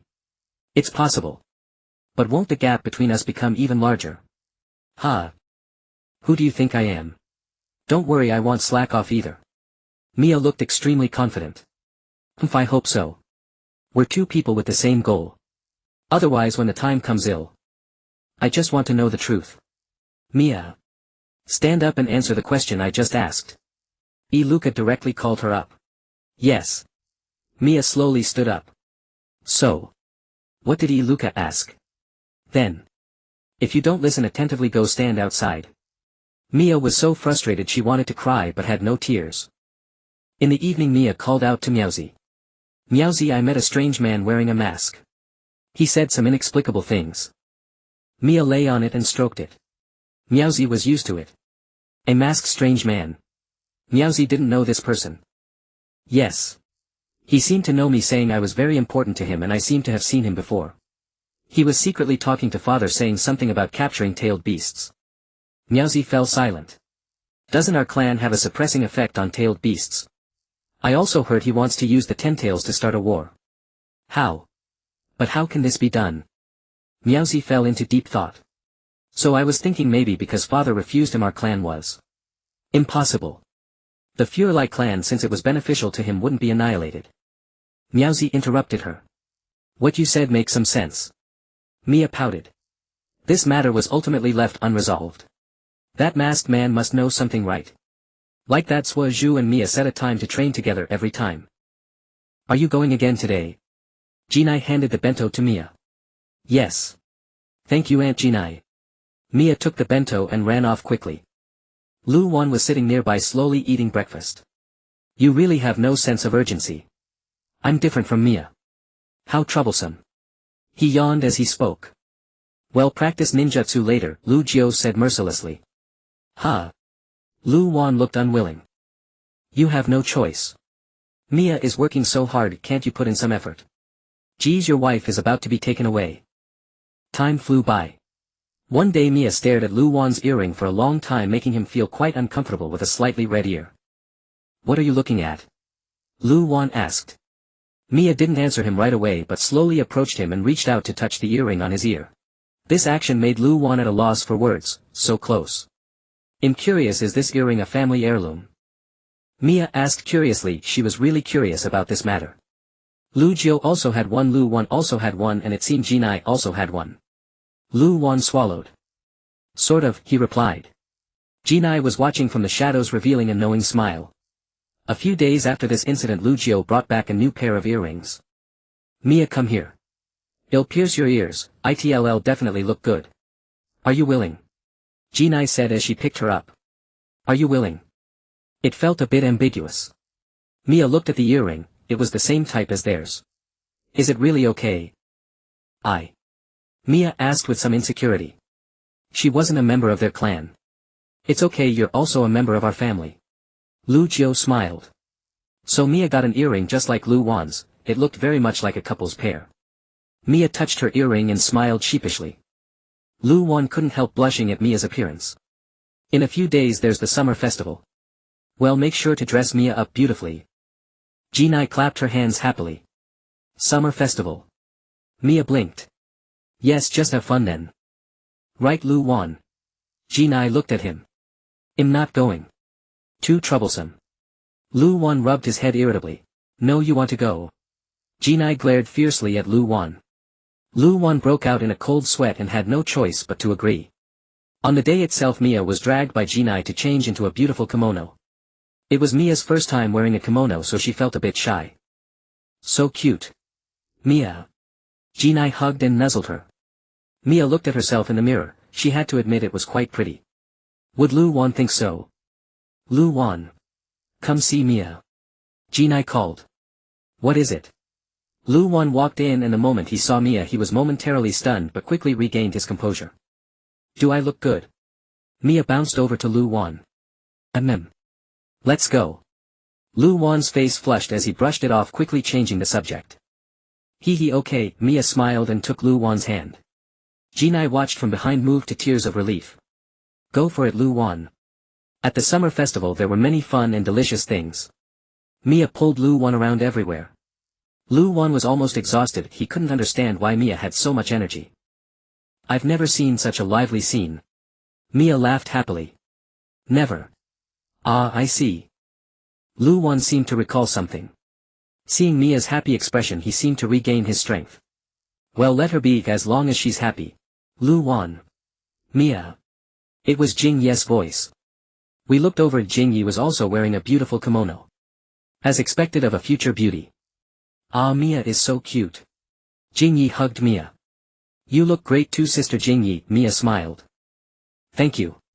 I know I'm pretty. Jing Ye was overjoyed. Lu Wan dared not speak. After saying goodbye to Ino she ran off with Shikamaru to catch fish. She had never played this game before so she was curious whether a paper net could actually scoop up fish. She carefully scooped with the paper net but several broke. It's so hard. Mia said. Shikamaru couldn't help but chuckle at her expression. He also took a net and then skillfully scooped up a fish. Amazing. So amazing. Mia exclaimed. Well, Ino and the others used to drag me to play this often so I got pretty good at it. Shikamaru said, then quickly scooped a few more fish for Mia. There used to be this. Mia asked. There used to be this game on the street, Shikamaru said. Wow, that's nice. Where I'm from there's nothing like that. Mia sighed. Wouldn't that be boring? Boring, extremely boring. Mia nodded. Is that so? Shikamaru didn't say anything more. No wonder she always dragged him around everywhere whenever she came. After playing for a long time Mia and Shikamaru sat down in a relatively secluded spot. Here, a candied hawthorn stick. Shikamaru handed it to her. Ah, thank you, Shikamaru. Mia took it and ate happily. Were you happy today, Mia? Shikamaru asked, his face slightly flushed. Happy? I'm always happy when I'm with Shikamaru. Mia smiled. Suddenly a loud bang echoed and fireworks burst in the sky like clusters of autumn chrysanthemums, their petals beautiful and enchanting, blooming freely in the night sky. Mia's eyes widened as she watched the fireworks, letting out a sound of wonder. Shikamaru stared blankly at Mia. All sounds around him seemed to vanish in that instant. In this silent world only the girl's happy smile like a beautiful flower deeply captivated him. His heart pounded wildly. Was he sick? Shikamaru. Thank you. Mia said, turning to look at him. Ah well. It's nothing. Shikamaru scratched the back of his head awkwardly. What happened next Shikamaru never could have dreamed of. Mia leaned in and gave him a peck on the cheek. At that soft touch Shikamaru's face instantly turned red. That's my thank you gift, Mia said playfully, making a shushing gesture. You can't just do things like this lightly. Shikamaru said, covering his face. Who else would there be but you? Mia chuckled secretly. A little more teasing him, maybe when they grew up she wouldn't get to see his adorable expression anymore. Shikamaru didn't speak. She must be joking again, he thought. Mia looked at the fireworks in the sky and said nothing more. That day was the happiest day for Mia. If only it could go on like this forever. Soon Shikamaru was 12 years old, Mia 11, and the Genin exam was about to take place. Naruto. You failed both the last exam and the one before that. Tomorrow is the graduation exam. Why do you still have time to pull pranks, you idiot? Irika tied up the fleeing Naruto and brought him back. Again. Ha ha ha. Mia covered her mouth, laughing quietly. Humph. Naruto looked disdainful. Irika became even angrier, and today's class was directly turned into a review exam of the transformation technique. I stood beside Shikamaru and sighed. Geez, what a drag. Shikamaru said. This is all your fault. Ino said. None of my damn business. Naruto said and walked up to take the exam. The result was predictable, the sexy technique appeared again. I quickly covered Shikamaru's eyes. See no evil, see no evil. Mia. Stop it. Shikamaru sighed, but he understood what had happened. Mia only let go of Shikamaru after Naruto dispelled the technique. The next day both Mia and Shikamaru passed the genin exam except for Naruto. Mia saw Naruto sitting alone on the swing under the tree and wanted to go over to comfort him. Wait, Mia. Shikamaru grabbed her hand. Let him be alone for a while. Shikamaru said. Mia was silent for a moment, then slowly nodded. Yeah. I guess so. The next day Mia chose to tie the ninja headband to her forehead, while Lu Wan was different. He sewed it directly onto his clothes, saying it was more convenient, otherwise it would be too troublesome. Mia. Are you ready? We should go. Lu Wan knocked on the door. I'm coming. Mia opened the door and gave Lu Wan a big hug. That's dangerous, Mia. Lu Wan caught her steadily. What's the harm? You'll always catch me anyway. Mia chuckled a few times. Afterwards they arrived at school and as expected spotted Ming Ren's figure. Then the three of them chatted for a while and found a seat to sit down. The appearance of Xiaoying and Jingyi along with their quarrel quickly drew a crowd around them. Mia hurriedly helped Ming Ren up. Are you alright? Mia asked. I'm fine, thanks, Mia. Damn it, why does Xiaoying like that guy? Ming Ren said angrily. Mia was sweating. It was because Suozhu was handsome. Good morning, Mia. Suozhu looked at Mia. Ah, good morning, Suozhu. Mia smiled and quickly left. Otherwise she would become a target. As everyone knows, Ming Ren and Suozhu accidentally kissed each other and then chaos ensued. Wow. They kissed. Ha ha ha ha. Mia pointed at them laughing. That Ming Ren. Lu Wan sighed helplessly. Afterwards the teacher arrived and put an end to this farce. Next you will be divided into groups of 3 and follow the guidance of assigned Jonin instructors. Lu Wan, groups of 3. Then I should be in the same group as Mia. Ming Ren, groups of 3. Then first of all it'll definitely be with Xiaoying, and as for the other person, if it's Mia, that would be even better. Well, anyone except Suozhu is fine. Suozhu, groups of 3. Others will only hold me back. Mia on the other hand would be acceptable. Everyone present had their own thoughts. Next, team 7: Uzumaki, Ming Ren, Haruno, Xiaoying, Uchiha, Suozhu. Lu Ka said. Accept your fate, Ming Ren. Mia smiled. Yeah, accept your fate, Jingyi. Xiaoying made a peace sign. Jingyi was extremely angry. I don't understand what that guy has that attracts girls. Lu Wan said with disdain. You don't even understand that. Lu Wan. Jingyi looked incredulous. I'm not a woman, how could I know? Lu Wan said. Is it because he's handsome? Mia touched her chin, looking serious. Alas, it's not Lu Wan's fault. No wonder he's not popular. I don't want to be grouped with a blockhead like him. Jingyi said, looking helpless. I really like Lu Wan. Mia said. Mia doesn't count. Jingyi said. Why not? Mia looked unhappy. Mia must be like this because she hasn't interacted with other boys much. What's so good about Lu Wan anyway? Jingyi said. Everything about him. Mia looked at Jingyi seriously. Yes, yes, yes. Jingyi sighed. Lu Wan was already used to it, he sighed. He felt a little secretly pleased. Team 10: Yamanaka, Jingyi, Nara, Lu Wan, and then Akimichi, Ding Ci.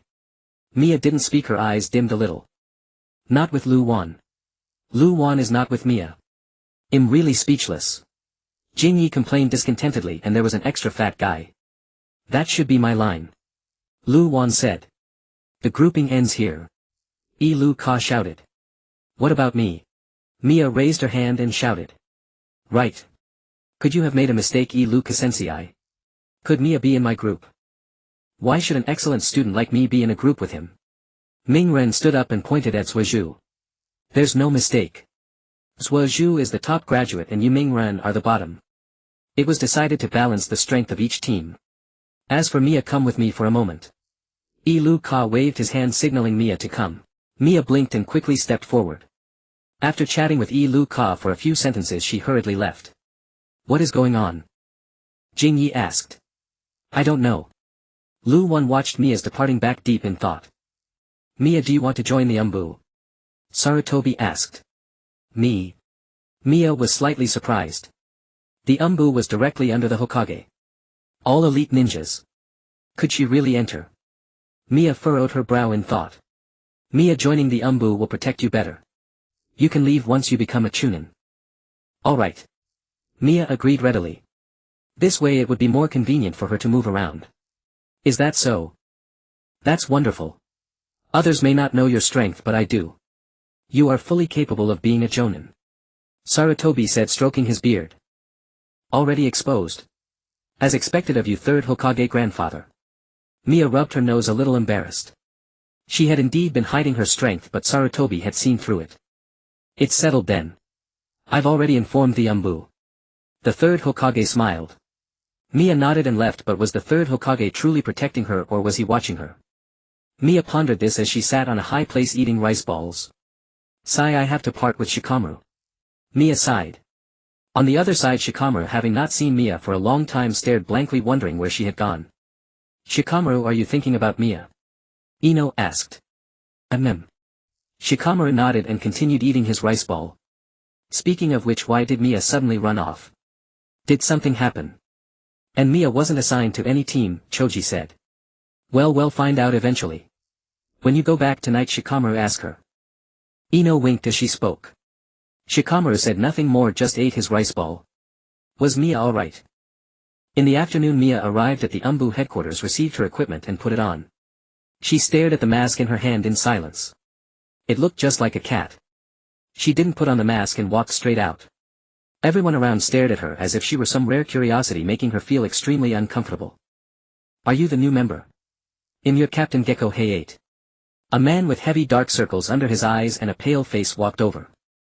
Ah, hello, Captain. Mia extended her hand politely. Hay-8 coughed several times, looking as if he was in great pain. Hello. Cough. Hay-8 shook Mia's hand. Is this guy really alright? Suddenly another image flashed in her mind. It seemed to be the Chunin exams with ninjas from other villages. Hay-8 was in a corner, apparently eavesdropping on a conversation. Then he was discovered but couldn't defeat the enemy and died tragically on a rooftop. Mia's eyes widened in disbelief. Excuse me. Is something wrong? Hay-8 looked at her in surprise, coughing a few times. Ah, nothing, Captain. Am I the only one? Mia released his hand. Just as Hay-8 was about to speak, a cold voice sounded from behind. Is this the new partner? Mia turned to see a white-haired boy with a forehead protector and a sword at his waist. The moment he saw Mia, a hint of disdain flickered in his eyes. Behind him was a tall, sturdy-looking boy who seemed quite a bit older than her. Yes, this is Nara. Mia. That white-haired boy over there is Anya Ryujin, and the one beside him is aka Iwa Kin. Hello. Mia nodded amiably. You. How old are you? Ryujin suddenly asked. Me. I'm 11. So young. Don't hold us back, troublesome. Mia smiled without saying a word. She felt a hint of Shikamaru's shadow in him. Don't listen to him. He may seem cold, but he's actually kind-hearted. Kin poked Ryujin's arm. Ryujin shot him a glare but said nothing. Mia nodded. So that's how it was. Let me say it first, I'm actually only 15, Kin said, pointing at himself. I can't tell. Mia stared at Kin in shock. She really couldn't tell. She had thought he was a guy in his 20s. I knew it. Kin lowered his head dejectedly. Kin just looks too mature. It's not your fault. Ryujin patted his back comfortingly. Alright, enough small talk. Do you know all the rules of joining the Anbu, Mia? Hay-8 asked between coughs. Mia feared he might one day cough himself to death. Well, in the end it seemed he would be killed. Mia returned home very late that night, having already taken off her gear. The Anbu's duties were to protect the Hokage, gather intelligence or assassinate, but mostly to complete the tasks assigned by the Hokage. Mia, you're back. Shikamaru called out. I'm back. Mia sat down beside Shikamaru. Have you eaten? How was your day? Shikamaru had been waiting for Mia to return, never expecting it to be so late. I've eaten. I'm fine. I joined the Anbu. What about you? Mia leaned wearily on Shikamaru's shoulder. The Anbu. Isn't that a very harsh place? Shikamaru seemed a bit tense. It's okay. The third said I can leave once I become a chunin. As she spoke, Mia fell asleep. Being beside Shikamaru was so reassuring that she couldn't help it. Asleep. Shikamaru sighed, then carried her on his back and took her to her room. The next morning when Shikamaru returned, Mia was already gone. In the following period, Shikamaru and Mia rarely saw each other as they were either on missions or on their way to missions. After finally having a few days off, Shikamaru was called away for training. Mia sighed and strolled leisurely along the street. Without Shikamaru around, she couldn't bear another moment. Suddenly someone bumped into her. She clutched her shoulder and cursed, "You're insane." The person didn't reply, turned back to make a funny face, then shook the wallet in his hand. Mia thought it looked familiar, so she patted her pocket. Damn, it was her wallet. "Stop right there and give me back my wallet." Mia shouted and chased after him. Just a few steps later, an unfamiliar voice called out, "Leaf Whirlwind." A figure in green launched a sneak attack from behind. Mia dodged swiftly. "Are you an accomplice?" she glared at him. "Quick reflexes," Lee said, attacking her again. They exchanged blows for a while and Mia flashed behind him holding a kunai to his throat. Lee was startled. This person was incredibly fast. "Tell me, where is the thief who stole my wallet?" Mia pressed harder. "Huh? What? Didn't you steal someone else's wallet?" Lee was confused. "Huh?" Mia was also confused. "You two stop it. The real culprit is here," a strange female voice came from behind. Mia turned around and saw a girl with a bun hairstyle and a tall dark-haired boy with a forehead protector from the Leaf Village. His eyes clearly marked him as a member of the Hyuga clan. And beside them was tied the person who had stolen Mia's wallet. "What? It's a misunderstanding. I thought you were his accomplice." "Sorry, handsome." Mia sheathed her kunai and gently patted Lee on the back. "Handsome." Tenten twitched her mouth. Lee touched his neck, no injury. Mia turned and punched the thief in the face. "Stealing my wallet, you've lived too long," she shouted. "Is this yours?" Niji handed her the wallet. Mia looked closely. It was indeed her wallet. This was a treasure, the deer-shaped wallet Shikamaru had given her. "Yes, yes. Thank you, big handsome." Mia happily tried to retrieve her wallet but found she couldn't pull it back. Mia looked up at him. "My name is Hyuga Niji." "What's yours?" Niji asked. Mia was a bit confused and glanced at Tenten beside her. Tenten sighed and rubbed her forehead. "Here we go again. Don't misunderstand, it's not a pickup line. He probably thinks you're strong and wants to get to know you." Tenten said helplessly. "Oh. No problem, I can understand. After all, I am really strong. My name is Nara Mia. Can you give me back my wallet now?" Mia flashed a bright smile. "Miss Mia. Please have a match with me." Lee bowed 90 degrees. Mia's smile twitched as she took back her wallet. Next time, definitely next time," Mia said and quickly ran off. "Crazy. Time to go," Niji murmured as he watched her retreating figure, Nara Mia. "Ah." She ran away. Next time he'll definitely have a match with her. Lee clenched his fist, full of motivation. Mia arrived at the cemetery and walked to her parents' graves. They were built by the third Hokage. For some reason her clan had lived outside the village since the end of the Third Ninja War at a hidden location. Only the Hokage truly knew where they lived, and also that masked man. Suddenly she sensed someone's presence watching her. She sharply turned toward the nearby woods and caught a glimpse of a figure vanishing. Mia quickly followed. She had a premonition that she had to go after them even though she knew it might be dangerous. She decided to take a gamble. She stood atop a tree looking around but saw no signs of anyone. Suddenly she felt a chilling presence behind her and kicked back. Obito steadily caught her attack and then seized her ankle, hurling her away. Mia quickly steadied herself upon landing, and when she looked up again, Obito was already in front of her. In that instant he reached out, grasping her neck and pressing her against the... Mia struggled, her eyes reddening with tears that swirled within her gaze. "You have the courage to chase after me, yet you fear not my killing you." His voice was low, carrying a chilling aura. "Cough. You wouldn't." At this, Obito involuntarily tightened his grip and Mia continued to struggle, her face turning red from lack of oxygen. He then released her and Mia fell to the ground, clutching her neck and coughing incessantly. "Indeed, I won't kill you after all. You are of use to me. Don't you want to know the truth behind your clan's annihilation?" Obito squatted down to look at her. Mia lifted her head, her bloodshot eyes glaring at him like a haunted spirit. "I offer you a choice. Do you want to stay in Konoha or leave Konoha to come to my side?" "What do you mean?" Mia looked at him in surprise. She saw him gently lift a small lock of her hair, softly rubbing it between his fingers. Mia frowned at him. Could this person be a pervert? "Are you currently in the Nara clan? It seems like life is treating you well." I truly envy you for having so many little friends. Mia gritted her teeth and shook off his hand, shouting in anger. Are you threatening me? Staying in Konoha isn't safe either. Internal strife is indeed one reason, but the true cause of the turmoil lies with others who also conspired to eliminate your parents. Do you think that person will let you go? Perhaps even the Hokage you admire has a hand in this. After annihilating your clan's saving you would make you grateful and you'd remain in Konoha to serve them further. Mia's chest heaved violently, her face contorted with anger. Don't speak nonsense. After experiencing the last 9 Tails chaos, Konoha suffered heavy losses and lost the 4th Hokage. To prevent such an incident from happening again, who do you think they fear the most? She froze for a moment, beads of sweat dotting her forehead, her gaze beginning to drift. Well, you'll find out in due time, Obito said before vanishing, leaving Mia alone in the wind, disoriented. She walked home alone, her mind filled with Obito's words. Could this truly be the truth? Her eyes were dim and lifeless, the corners of her mouth turned down slightly, completely out of place in the surrounding bustle, even unresponsive to those calling her. Ryujin grabbed her shoulder and Mia snapped back to reality, turning to look at him. What's wrong with you? You look so lethargic. I've called your name several times yet you showed no response. Ah, sorry, I was lost in thought. Mia awkwardly touched the back of her neck. Ryujin noticed the bruise around her neck, causing his voice to grow tense. What happened to your neck? What's going on? Mia gasped, covering her neck with both hands and shaking her head vigorously. I'm fine. Ryujin frowned and pulled her along. Where are you taking me, Ryujin?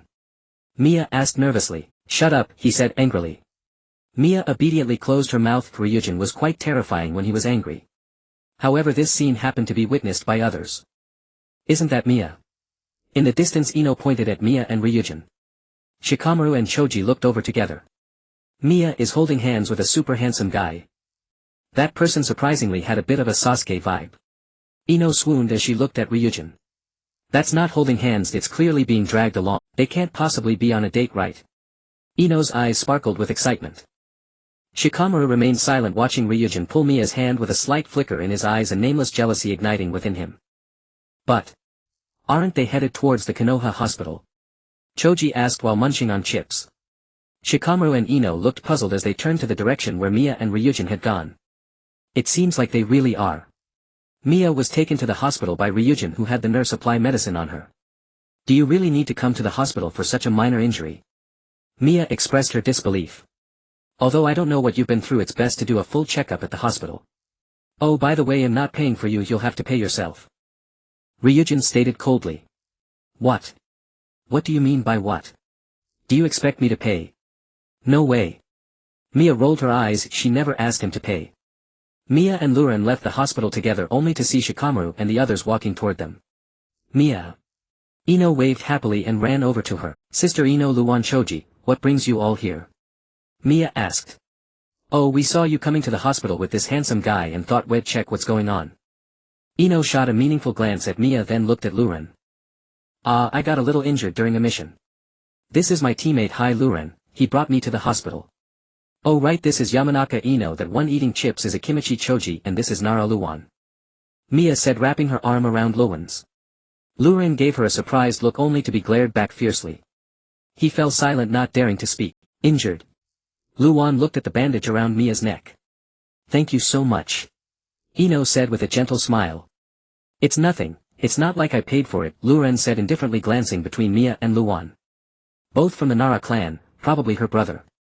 Is it serious? Does it hurt? Luan gently touched her neck. Mia blinked. At Luan's question a wave of grievance surged within her, her nose suddenly stung and tears spilled from her eyes. Her throat felt choked and she couldn't utter a word. She pursed her lips and shook her head desperately. The other three were stunned by Mia's reaction, it was the first time they had seen her cry. She was usually carefree and laughing, never taking anything seriously, especially Lioren, who had always thought Mia was fearless and never complained when injured. This sight completely overturned his impression of her. So she was a crybaby after all. How could she be a ninja? Luan quickly took her hand. Well, be going now. Thank you, Luan said to Luren. Luren rubbed his nose awkwardly. It's nothing. I should be going too. Then Luan led Mia away. Luren watched their retreating figures and prepared to leave. But he overheard Ino and Choji's conversation and slowed his steps. Mia only acts like this around Luan. Ino murmured. Maybe that's Luan's charm, Choji said seriously. What are you talking about? Luan has charm. It's because Mia likes Luan. In front of the person she loves she drops all defenses and reveals her vulnerable side. So romantic. When will I find a man like that? Ino clasped her hands together looking envious.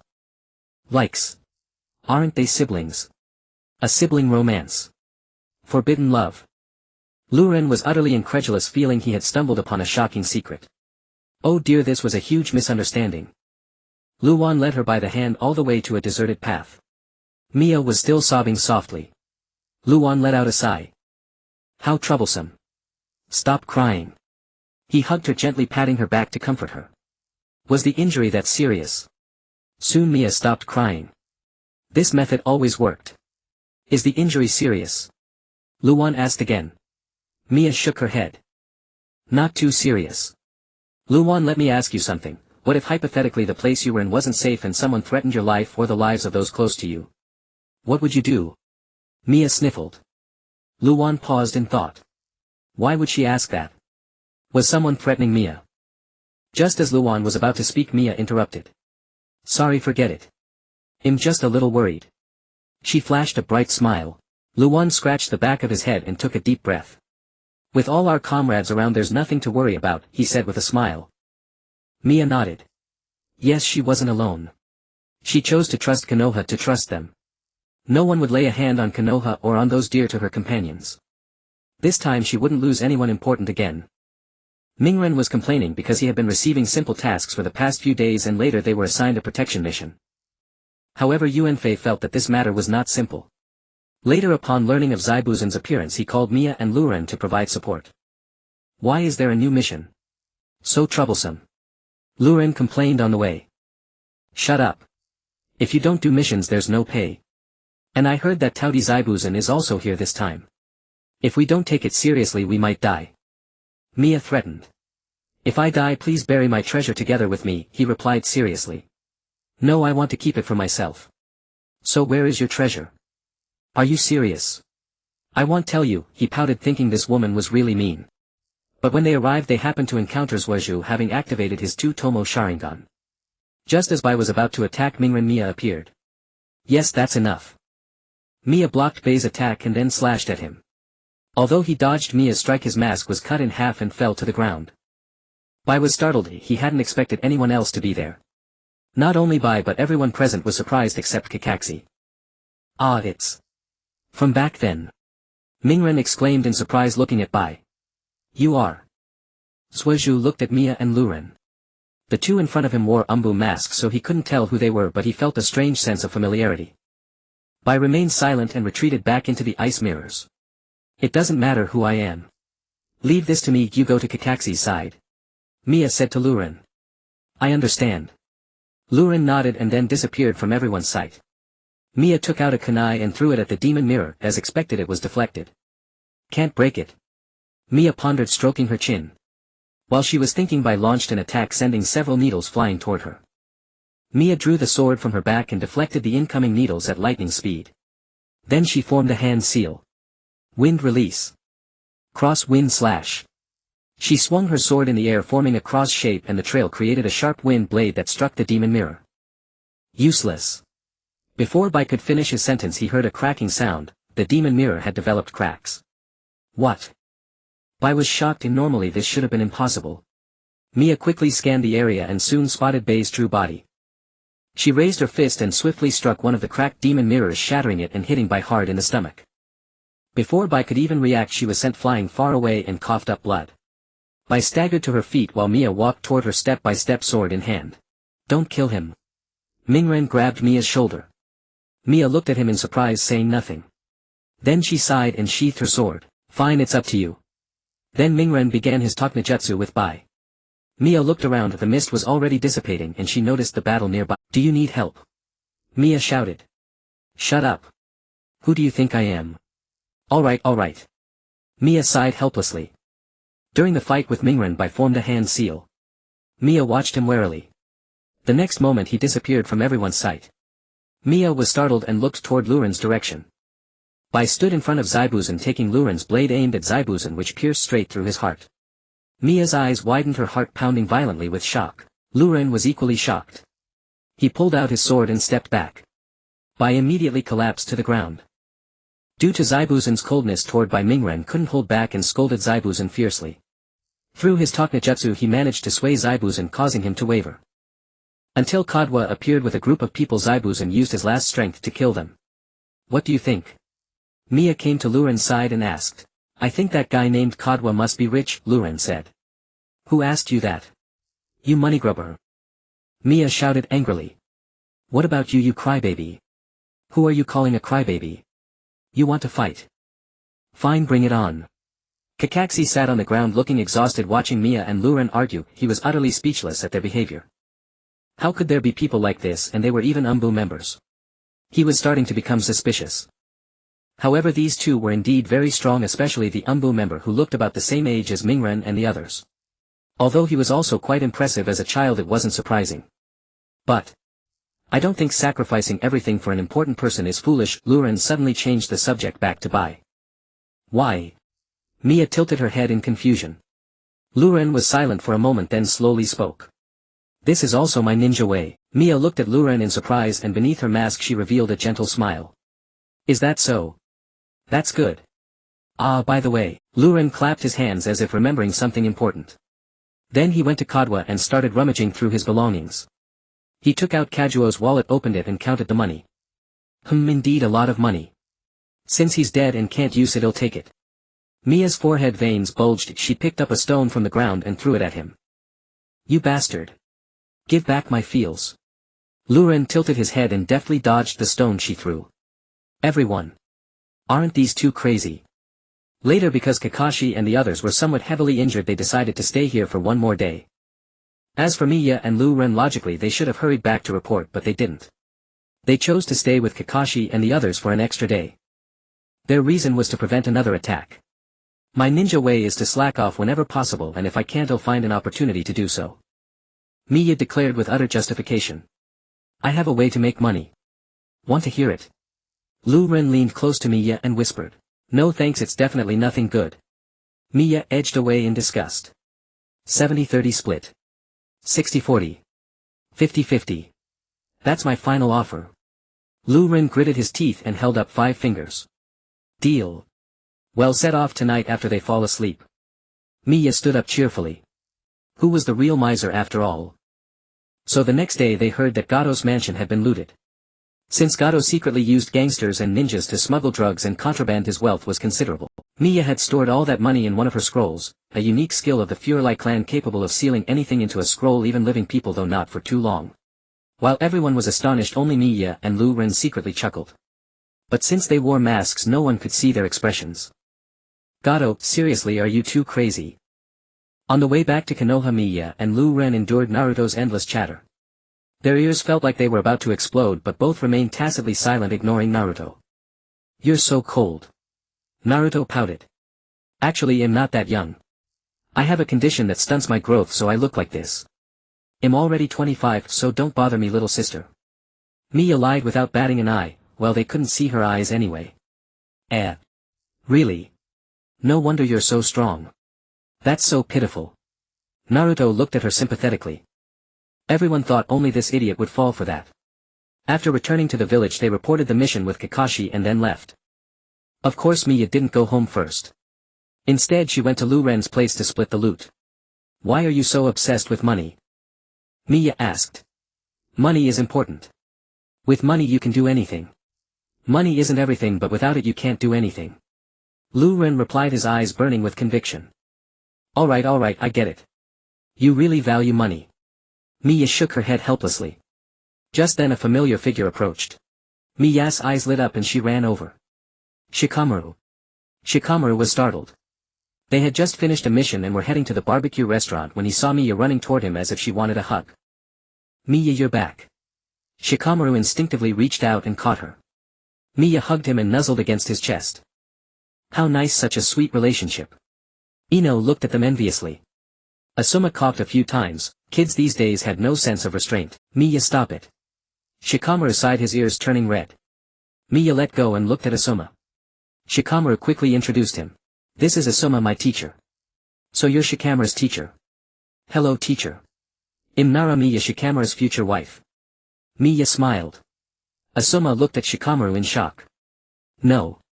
Don't misunderstand. How troublesome. Shikamaru sighed and covered his forehead. Hey. Miya, you're forgetting your friend for love. You abandoned me. Lu Ren shouted, grabbing her shoulder. He looked at Shikamaru and they locked eyes for a few seconds. Isn't that Lu Ren? Miya, you're with him again. Ino teased.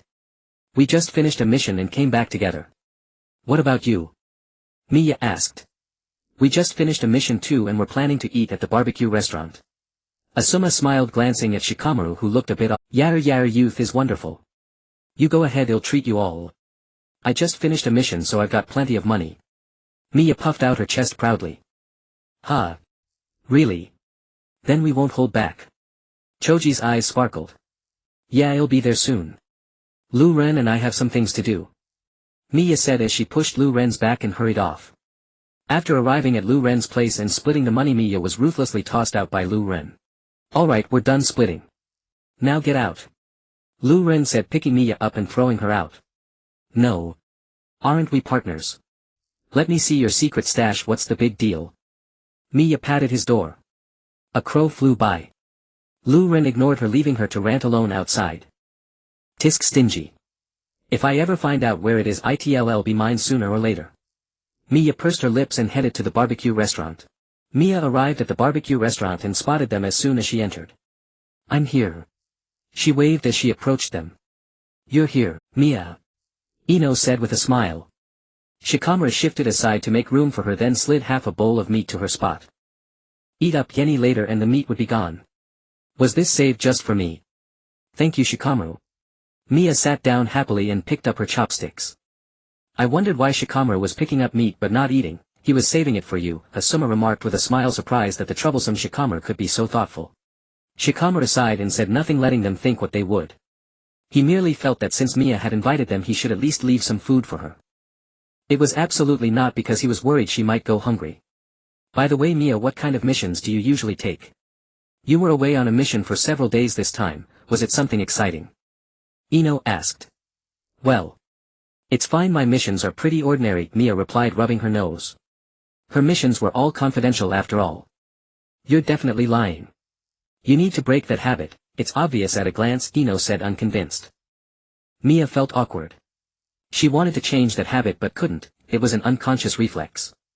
Our missions are all very simple, catching cats, helping water crops, finding people and so on. Choji complained while eating barbecue. You're still genin, so of course you only get those kinds of missions. Everyone goes through that. Asuma said. Miya thought, not me. So if we become Chunin, will we get different missions? Ino said excitedly. Indeed, becoming a Chunin means you'll at least not only do those tasks. Speaking of the Chunin exams. It should be about that time.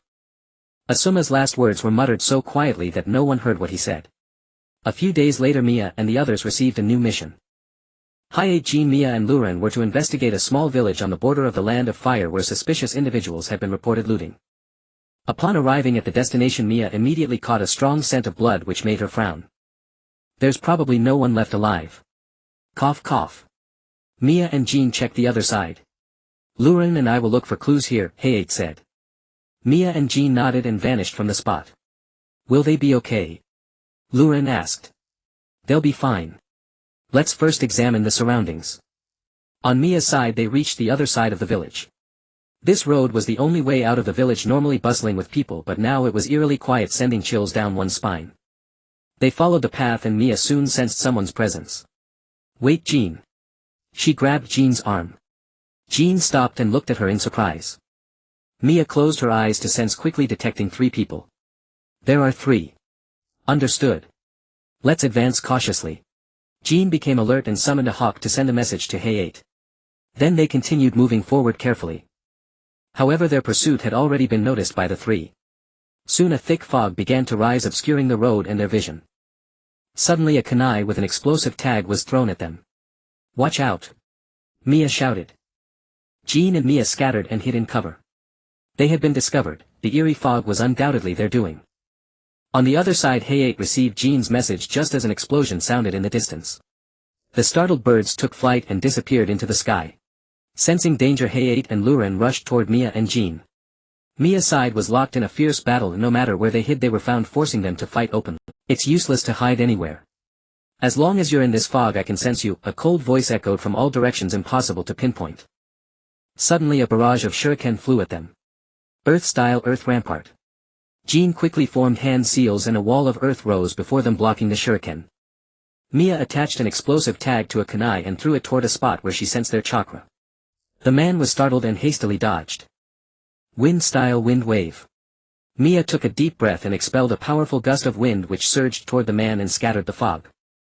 The man was caught off guard and struck. The wind like sharp blades tore through him, leaving him battered and bruised before he slammed heavily into a rock.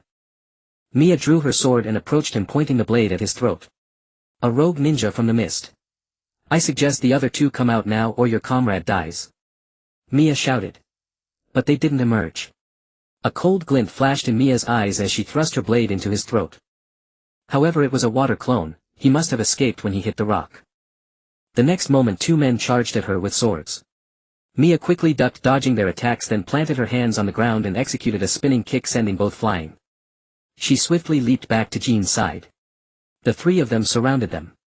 Two targeted Jean and one focused on Mia, but while Jean was distracted one of his opponents bypassed him to ambush Mia. Mia's eyes widened in shock at the assailant closing in. The next second a tall figure blocked her path. Jean's chest was slashed open, leaving a bloody gash. Mia's mind went blank, her eyes bloodshot, veins bulging on her hands. She swung her weapon with all her might, sending the enemy in front of her flying. Jean. Mia quickly supported him. Jean clutched his chest, gritting his teeth. Your time is up, the three laughed. Mia clenched her fists. The air around her seemed to tighten, oppressive and heavy. The three sensed something amiss, a chilling pressure emanating from her. Mia rapidly formed hand seals, golden chakra enveloping her body. Her blue hair turned golden yellow. The three involuntarily stepped back, sweating. A mere child possessed such immense chakra. I will never abandon any comrade nor let anyone harm my friends, Mia declared. Behind her a massive Buddha statue appeared, moving in sync with her actions. By the time Hayate and Luren arrived, Mia had already taken down two of the enemies. But she had exhausted her chakra, her golden hair fading back to blue as she collapsed forward. The remaining man, though terrified, saw her helpless state and grimaced, raising his sword to finish her off. Jean, not far away, tried to rush and catch her, but his injury slowed him down. Fortunately Luren appeared in time, catching her shoulder with one arm while blocking the attack with his sword. You bastard, don't you dare touch him! Luren roared. Crescent moon dance. Hayate knocked the enemy to the ground. Hayate then checked the other two enemies. They were dead. After Jean relayed what happened, he bandaged his wound, rested briefly, and they hurried back to Konoha. Mia lay on Luren's back. It was unknown how long passed before she slowly opened her eyes. Jean. Are you okay? Her voice startled everyone. I'm fine. Feeling great. Are you okay? Jean asked worriedly. I feel dizzy, she said, then fainted again. When Mia awoke again, she found herself in a hospital. She had fallen into a deep slumber from overusing her chakra and needed a few days of rest. Luren and Jean were sitting right beside her. You're awake. Jean has been bouncing around, but you have no idea how long you've been lying there. Luren let out a sigh. Do you feel any discomfort elsewhere? Jean asked. Mia shook her head, feeling only a heavy weight in her temples. How long have I been asleep? She pressed her forehead, utterly exhausted. 2 days. That long? Mia sat up abruptly. Your jutsu seemed to consume quite a lot of energy. Jean scratched the back of his head, genuinely curious about her technique. It's a unique technique of mine. Don't tell anyone, okay? Mia warned them. Well, for a little tip, we'll keep it secret. Luren extended his hand. Mia shot him a glare, then slapped his hand with a crisp sound. Who cares about you? She made a face. You. Luren snorted, clearly annoyed. Come on, Mia, don't argue with him. Luren was really cool. He saved you and shouted at the enemy, don't you dare touch her. Jean said, even mimicking the action. Mia cast a sly grin at Luren. Is that so? Is that so? I knew you wouldn't want me to die. A sharp tongue but a soft heart. I didn't expect you to care about me that much, brother Luren. She poked his arm. Disgusting. Don't call me that. Luren looked at her with disdain. You can call me brother Jean. Mia. Jean pointed at himself cheerfully. No. Mia flatly refused. How could you? Jean drooped his head feigning sadness. Ha ha ha ha. Jean finally got a taste of his own medicine. Luren laughed heartily. Where's Captain Jifeng? Mia asked. The Hokage seemed to have summoned him. Jean looked up and answered. I want to learn swordsmanship from Captain Jifeng. Mia exclaimed excitedly. Pfft. Where did that idea come from all of a sudden? Luren stared at her incredulously. If I had been a little stronger back then, Jean wouldn't have gotten so badly hurt. I want to become stronger to protect the people I care about. Mia beamed a radiant smile. Woo Mia is such a good kid. Jean sniffled. Well, I can understand that. Luren turned his head away, rubbing the back of his neck while glancing at Mia from the corner of his eye. Mia was still smiling, a pure beautiful smile like a shooting star blazing with brilliance, making his heart race uncontrollably. Just then Shikamaru walked in. As soon as Mia saw him, her eyes lit up and she called out happily, Shikamaru. Luren's gaze instantly turned cold as he looked up and met Shikamaru's lazy, languid eyes. Seeing that Mia had woken up, Shikamaru's eyes softened with warmth. You're awake. Is there anywhere else that feels uncomfortable? He walked up to her and asked. I'm fine now. I can be discharged. Mia smiled. Sigh, Dad and Mom keep asking me to come see you. So troublesome. Since you're awake and nothing's wrong, you'll go handle the discharge formalities later. Shikamaru said. The house felt too quiet without Mia around. He was unaccustomed to it. Since Brother Zhen is here, Jean and I will take off first. Luren stood up. What? Brother Zhen? Jean was confused. Jean hasn't met him yet. This is Nara Shikamaru, my fiancé. Shikamaru, this is my other teammate Chien Jean. Mia said proudly without a hint of embarrassment. Perhaps that was one of her virtues, a thick skin. You're talking nonsense again. Don't listen to her. Shikamaru sighed. At first he might have felt embarrassed, but now he was immune. Luren rolled his eyes at Mia, that idiot, then strode away with Jean quickly following. Mia already has a marriage partner. Jean asked. She's still so young. Who knows? But in big families like this, marriage within the clan seems normal. Luren shrugged. After Shikamaru completed the discharge procedures for Mia, they went home together. Are you sure there are no other problems? Shikamaru asked. I'm fine. If you don't believe me, you can check for yourself. Mia spread her arms as if offering herself up for inspection. I understand how troublesome. Let's go home. Shikamaru's face flushed slightly. So innocent. Mia snickered to herself. Suddenly her stomach began to growl. She awkwardly rubbed her belly. After all, she hadn't eaten for 2 days and had no strength left. Shikamaru let out a snort, then burst into laughter, tears welling up. Ha ha ha. What's this? You're just hungry. Mia clutched her stomach, feeling her face burn as hot as a fever, her cheeks instantly crimson. Stop laughing. Mia yelled. Sorry. Shikamaru wiped the tears from the corners of his eyes. Watching Mia's shy expression, he secretly gloated, feeling as if he had won a round, and besides, Mia looked quite adorable like this. As punishment, you have to carry me home. Mia said, jumping onto his back like a koala, clinging to him. Shikamaru was startled and quickly held her with both hands, afraid she might fall. That's dangerous, you know.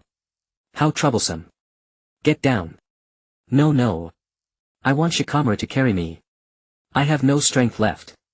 Mia wrapped her arms around his neck and nuzzled him like a cat. Shikamaru's ears instantly turned red as if bleeding. Mia couldn't help but find it amusing. Helpless Shikamaru had no choice but to comply and carried her home. The only thing that annoyed him was the constant stares from passers-by. He wanted to mutter, how troublesome. Mia, lying on Shikamaru's back, felt an immense sense of security, her heart warm. I love you the most. She murmured softly. What? Did you say something? Shikamaru asked. No, I was just thinking that when you grow up you'll be tall and handsome. Will you still be able to carry me then? Mia giggled foolishly. How troublesome, no way. Shikamaru said, but the corner of his mouth held a faint smile. After that, whenever Mia had free time, she would seek Jifeng to teach her swordsmanship. Jifeng agreed. Fortunately, her comprehension was high and she quickly grasped the tips. Soon the Chunin exam was about to arrive. Jifeng called the 3 of them together and told them about the matter.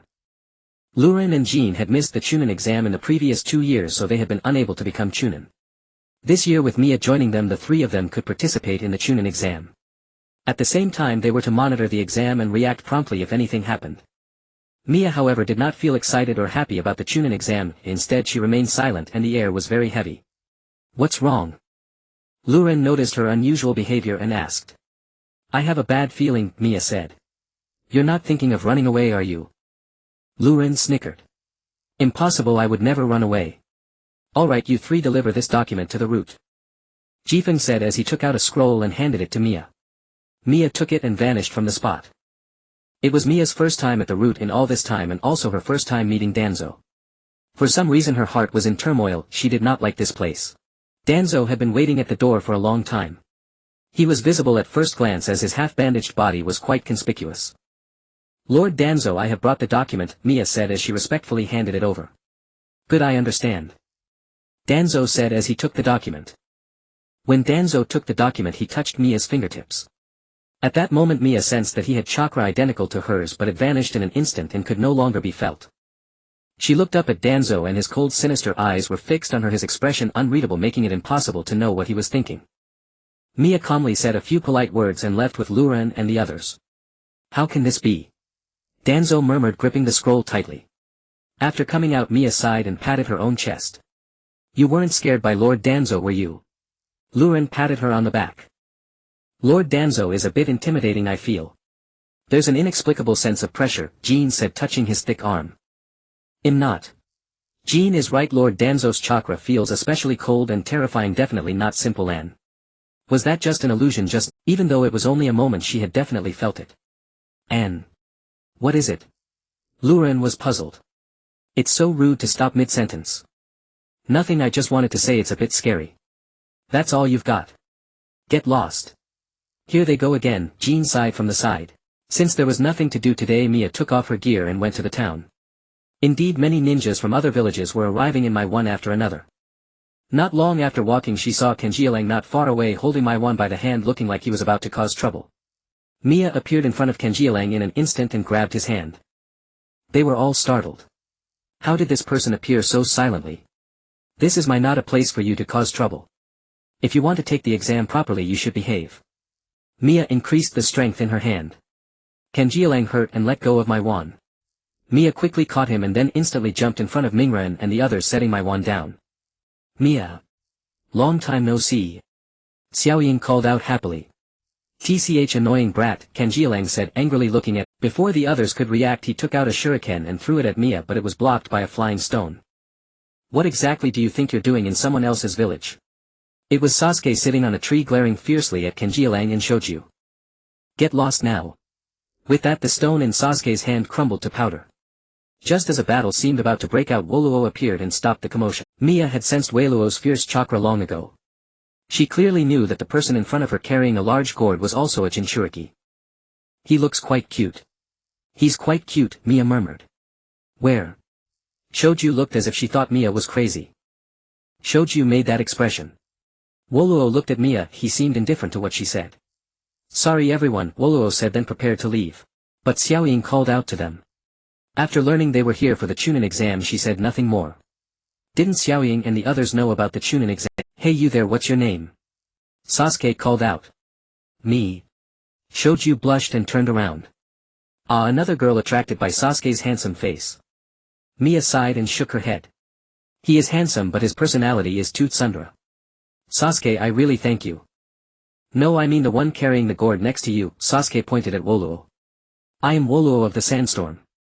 I am also interested in you and the blue-haired woman next to you. What are your names? Mia was stunned upon hearing this. Blue hair. Me. Mia pointed at herself uncertainly. Yes, who else is here besides you? Woluo said. My name is Nara Mia. Mia showed a gentle smile. Mia felt that she had been targeted by him and it couldn't be anything good, but it's okay, she would face it heat-in. Uchiha Sasuke, Sasuke said. What about me? What about me? Mingren pointed at himself. Not interested, Woluo said and turned away. Ha ha ha ha ha, not interested, Mia laughed loudly. Mia, my one Xiaoying, do I really look that weak? Mingren squatted aside saying sadly. Well. How could that be? You have to believe in yourself. Mia patted Mingren's shoulder. Woo Mia, thank you, Mingren said emotionally. On the day of the Chunin exam, Mia, Ryurin and Jin all headed to the examination venue. The legendary room 301. Mia looked up at the sign reading 301, instantly recognizing it as a genjutsu, and so did Ryurin and Jin. Mia, Jin. Ryurin called out. I know, Mia nodded. It's a genjutsu. What are those people gathered there for? Can't they see? Jin said, glancing at the noisy crowd nearby. Let's go check it out, join the fun and watch the drama, Mia said, rushing to the forefront of the gossip. My name is Rock Lee. You're Sakura, right? Please go out with me. I'll protect you with my life. A familiar voice reached Mia's ears. Unable to see the scene from behind, Mia jumped up and down like a rabbit. Ryurin and Jin covered their mouths, stifling their laughter. Who is it? Who confessed to Sakura? Mia hopped. Absolutely not. Your eyebrows are too thick, Sakura's voice sounded quite disdainful. Niji noticed Mia jumping around in the back. That person is. Jin lifted her onto his shoulder and Mia let out a happy, wow. Don't spoil her too much, Ryurin sighed. What's the harm? I'm tall anyway, Jin chuckled. Mia ignored their conversation and looked over at Sakura and the others. She instantly spotted the green-clad figure and a handsome man with white eyes and long black hair staring at her. What are you looking at? Haven't you seen a beauty before? Wait, he looks familiar. Mia thought for a moment and then shouted. Ah. She pointed at them, drawing everyone's attention. Mia quickly covered her face. Can't see me, can't see me. Jin put me down. There's a creep, she whispered. A creep? Where? Don't worry, Ryurin and I will protect you, Jin said, making no move to put her down. Since they had dispelled the genjutsu, everyone else was leaving.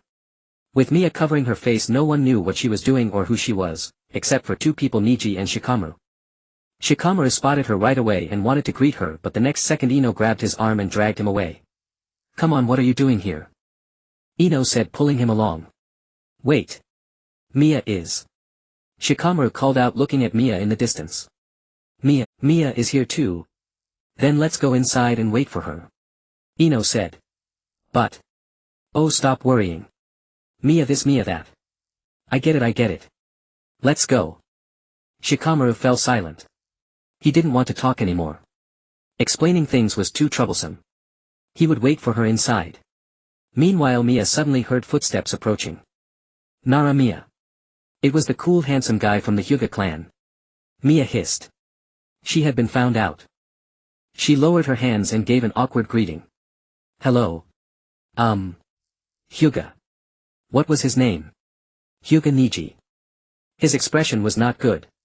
He remembered her name, but she hadn't remembered his. Ah, right. Jin put me down now, Mia sighed. Jin obediently nodded and set her down. Ryurin and Jin began to spectate nearby. I didn't expect to meet you here again, Niji said, narrowing his eyes as if appraising prey. Ahaha, yeah. What a coincidence. Good luck to everyone. Mia laughed nervously. The others seemed to have already entered, leaving only a few of them. Well, go in first, Mia said swiftly and quickly leaving the scene. She didn't forget to turn back and give Ryurin and Jin a signal to retreat quickly. Inside the exam hall, Mia sighed.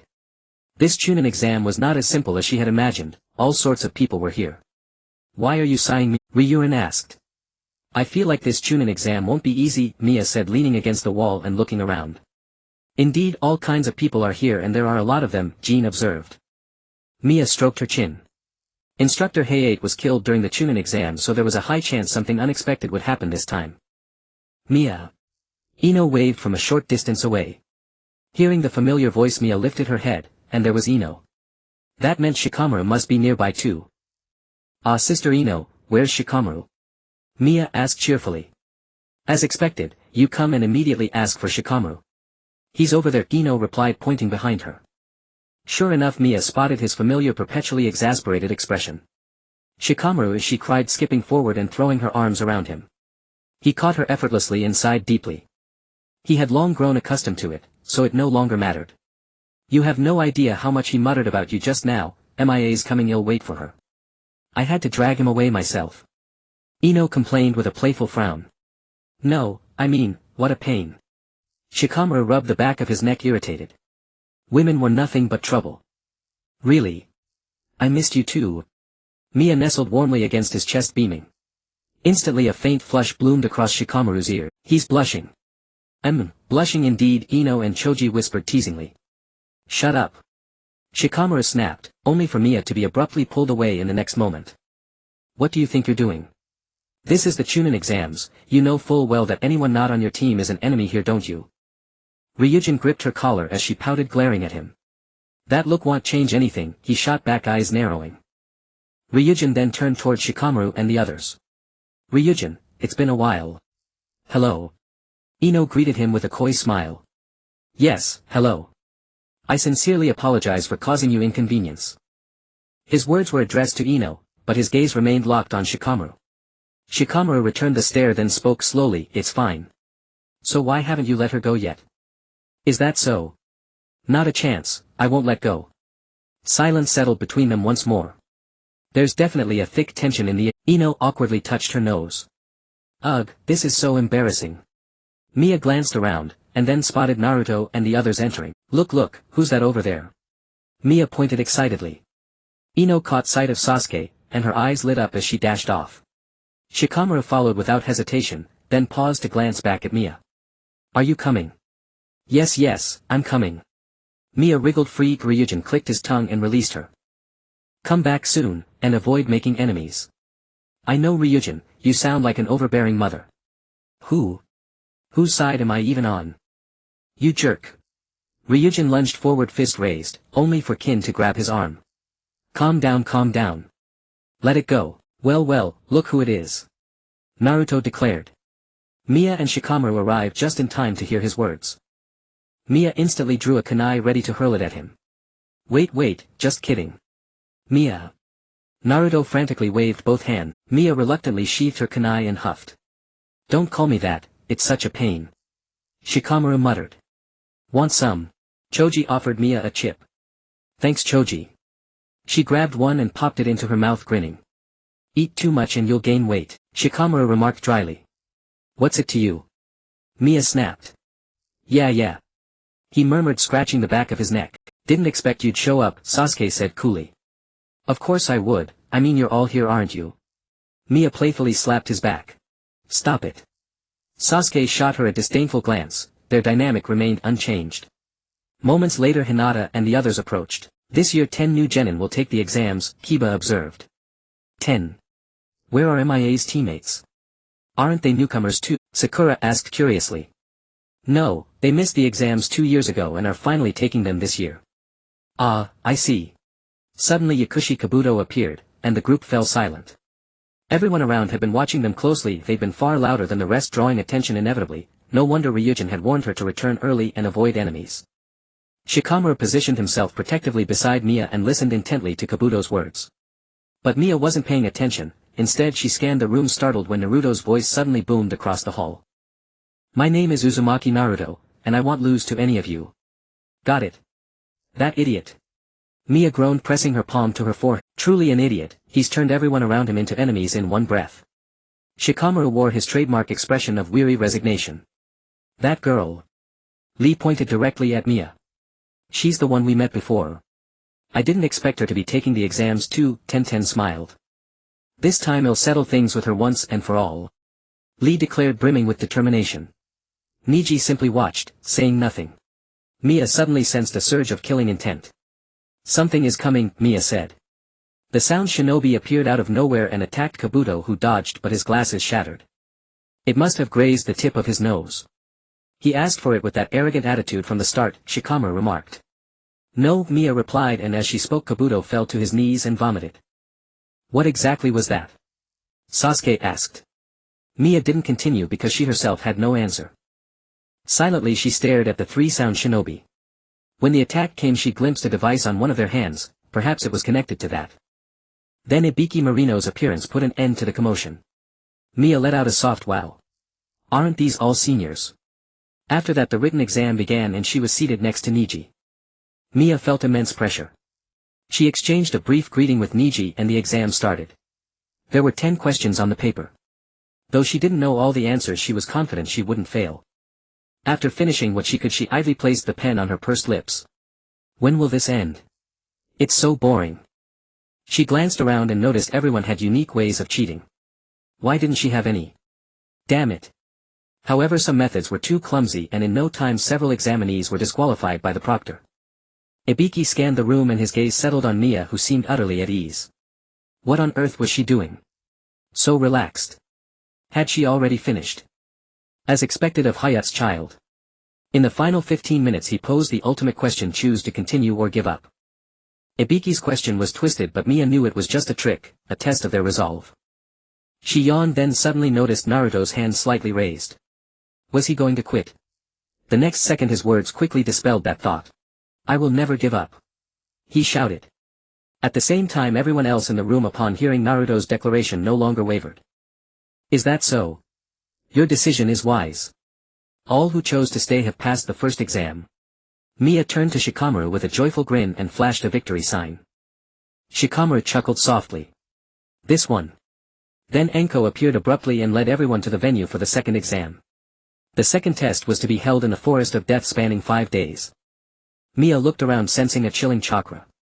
She quickly pinpointed the source, the long-tongued man who had passed Enko her kunai earlier. 5 days. That's too long. Let's finish this quickly and get out of here, Ryujin said, holding the heaven scroll with a sigh. The exam began and everyone entered the Forest of Death one by one. Little Mia, don't you die on me, Enko had said to her before the start. I won't, Mia replied, sticking out her tongue. Humph, you little brat, Enko laughed. All MIA's team needed was an earth scroll. With her chakra sensing ability, tracking down opponents was convenient for them. Even if they didn't seek out others, people would come for them because Mia looked easy to bully. Soon she sensed someone approaching. So soon. The exam had barely started. Hand over your scroll if you want to live. 3 figures suddenly blocked their path. I have a question for you. What scroll do you have? Mia asked. Facing death and you ask that? Fine, they'll tell you. We have the Earth Scroll, the man said. Oh, Earth Scroll. What a coincidence. Ryujin and Jin's eyes lit up, looking as if they were about to devour the trio alive. The 3 stepped back, fear evident. A scream echoed. Can't believe we got it so quickly. Lucky us, Mia said, rummaging through the bags of the 3 fallen shinobi. The 3 demon. Truly foolish, Ryujin waved his hand dismissively. Meanwhile, Shikamaru. Was that a scream just now? Ino asked worriedly. Shikamaru frowned. He was a bit concerned about Mia, but she should be fine, her teammates looked strong. It was the 3 of them, the weaklings, who were in real danger. Shikamaru sighed as he thought this. Thus Mia and Lu Ren along with Jin obtained a scroll and headed toward the finish line. During their journey, Mia suddenly sensed the Nine-Tails chakra within Naruto, but it vanished quickly. In addition, she detected that cold, sinister chakra she had felt outside the Forest of Death. Mia halted, her brows furrowed deeply. Lu Ren and Jin also stopped staring at her in surprise. What's wrong, Mia? Jin asked. I have a bad feeling. I need to find Naruto, Mia said. Did you sense something? Lu Ren felt that the situation was far from simple. Yes. Actually, I sensed it even before the exam began. It seems someone else has infiltrated this exam. I didn't detect this chakra during the first test, which means they are likely hostile. Mia spoke. Hey, how can this be? It's just adding to our burden. Lu Ren grumbled indignantly. There's no choice then. Lu Ren, although we're taking the Chunin exam, we also have a mission to fulfill, Jin consoled him. Let's go. I'll treat you to tempura later, Mia said as she ran off. For the sake of tempura, Lu Ren and Jin quickly followed. Mia and her group raced toward Naruto's location. Though occasionally interrupted by others, Mia simply sent them flying with straightforward methods. Get lost. Mia kicked a person away. Lu Ren and Jin terrifying. On their way to Naruto, they happened to be spotted by Choji. Is that Mia? Choji saw the fast-moving group. Yeah, why do they look so flustered? Ino said. Is someone chasing them? Choji looked behind. No, Shikamaru saw no one. Let's follow them. Something might be wrong. The 3 of them chased after Mia's direction. When Mia and her group arrived, Sasuke had already been cursed by Orochimaru. Sakura was holding him and crying while Naruto lay unconscious. Sakura. Mia rushed over. Mia.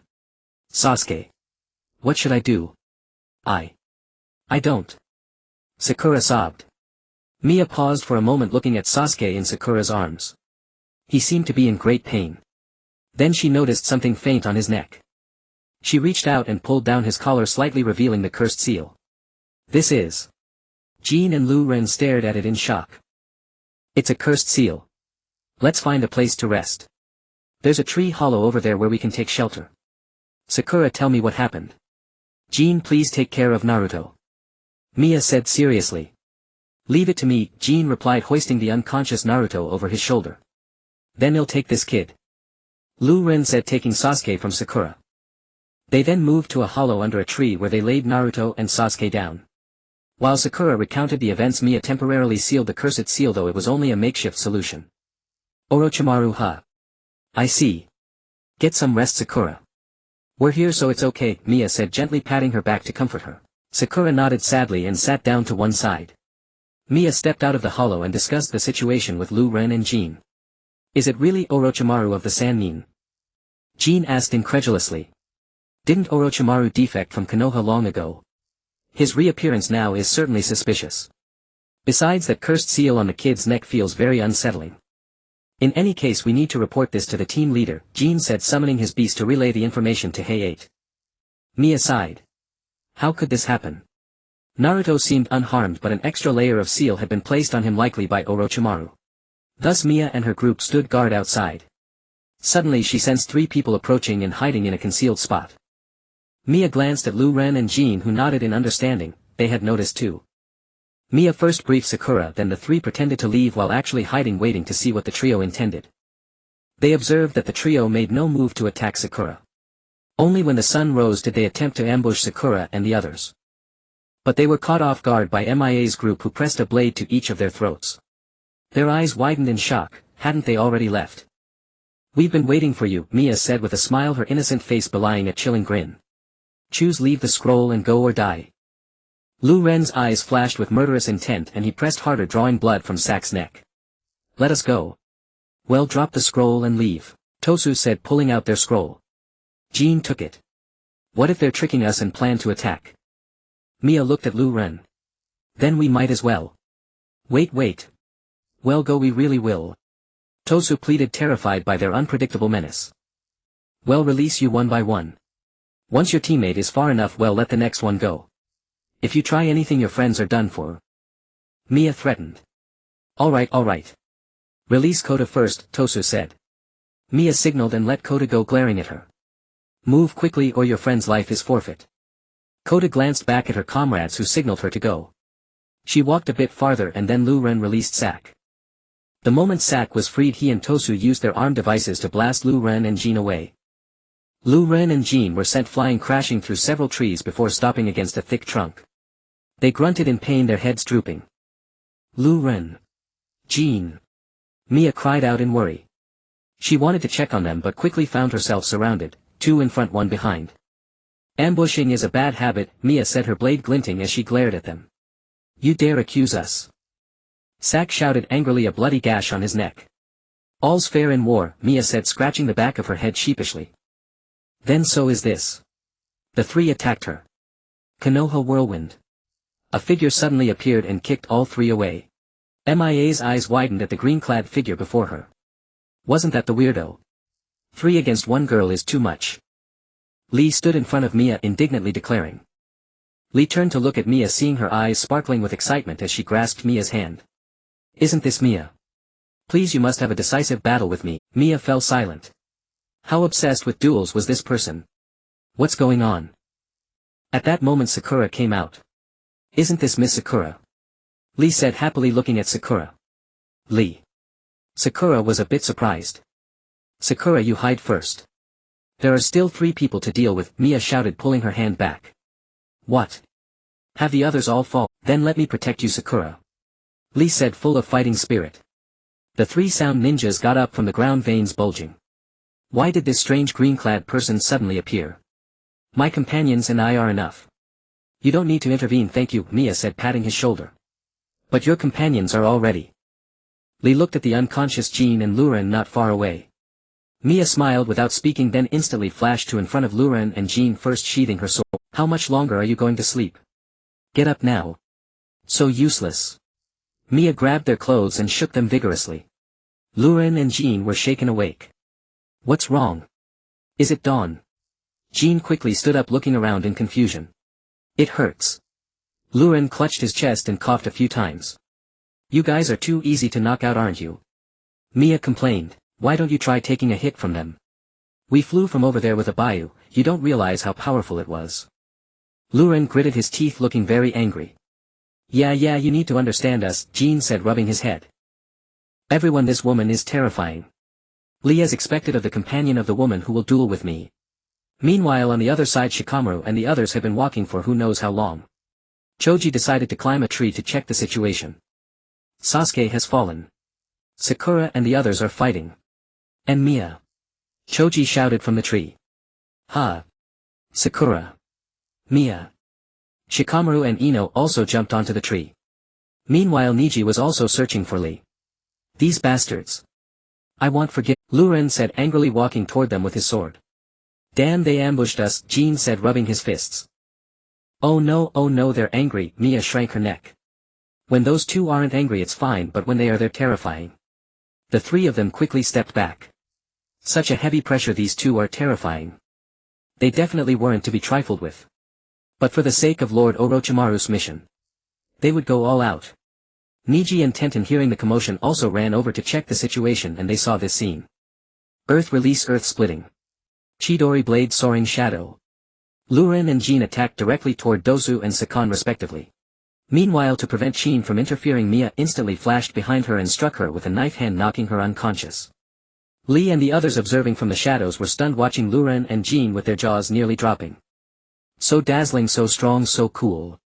Niji activated his Byakugan to watch their attacks, frowning in silence. Soon the two of them fell to the ground still breathing. Luren kicked Sakan on the ground. That's for being arrogant, for hitting me, for ambushing me. Pay up. Meanwhile Jean grabbed Dosu with a furious expression. Get lost. Or die. Well, leave right now. Dosu was on the verge of tears. Demon. Better retreat. So Dosu, one in each hand, scooped up his companions and staggered away. Mia sighed. Amazing. Lee looked at Luren and Jean. Then he jumped in front of the two and bowed 90 degrees. Please, you must duel with me. Here we go again. Mia sighed. Don't be like that, don't be like that. We can see if we meet in the next round. We're both injured. Ouch, my stomach hurts. Jean said, clutching his stomach and sitting under a nearby tree.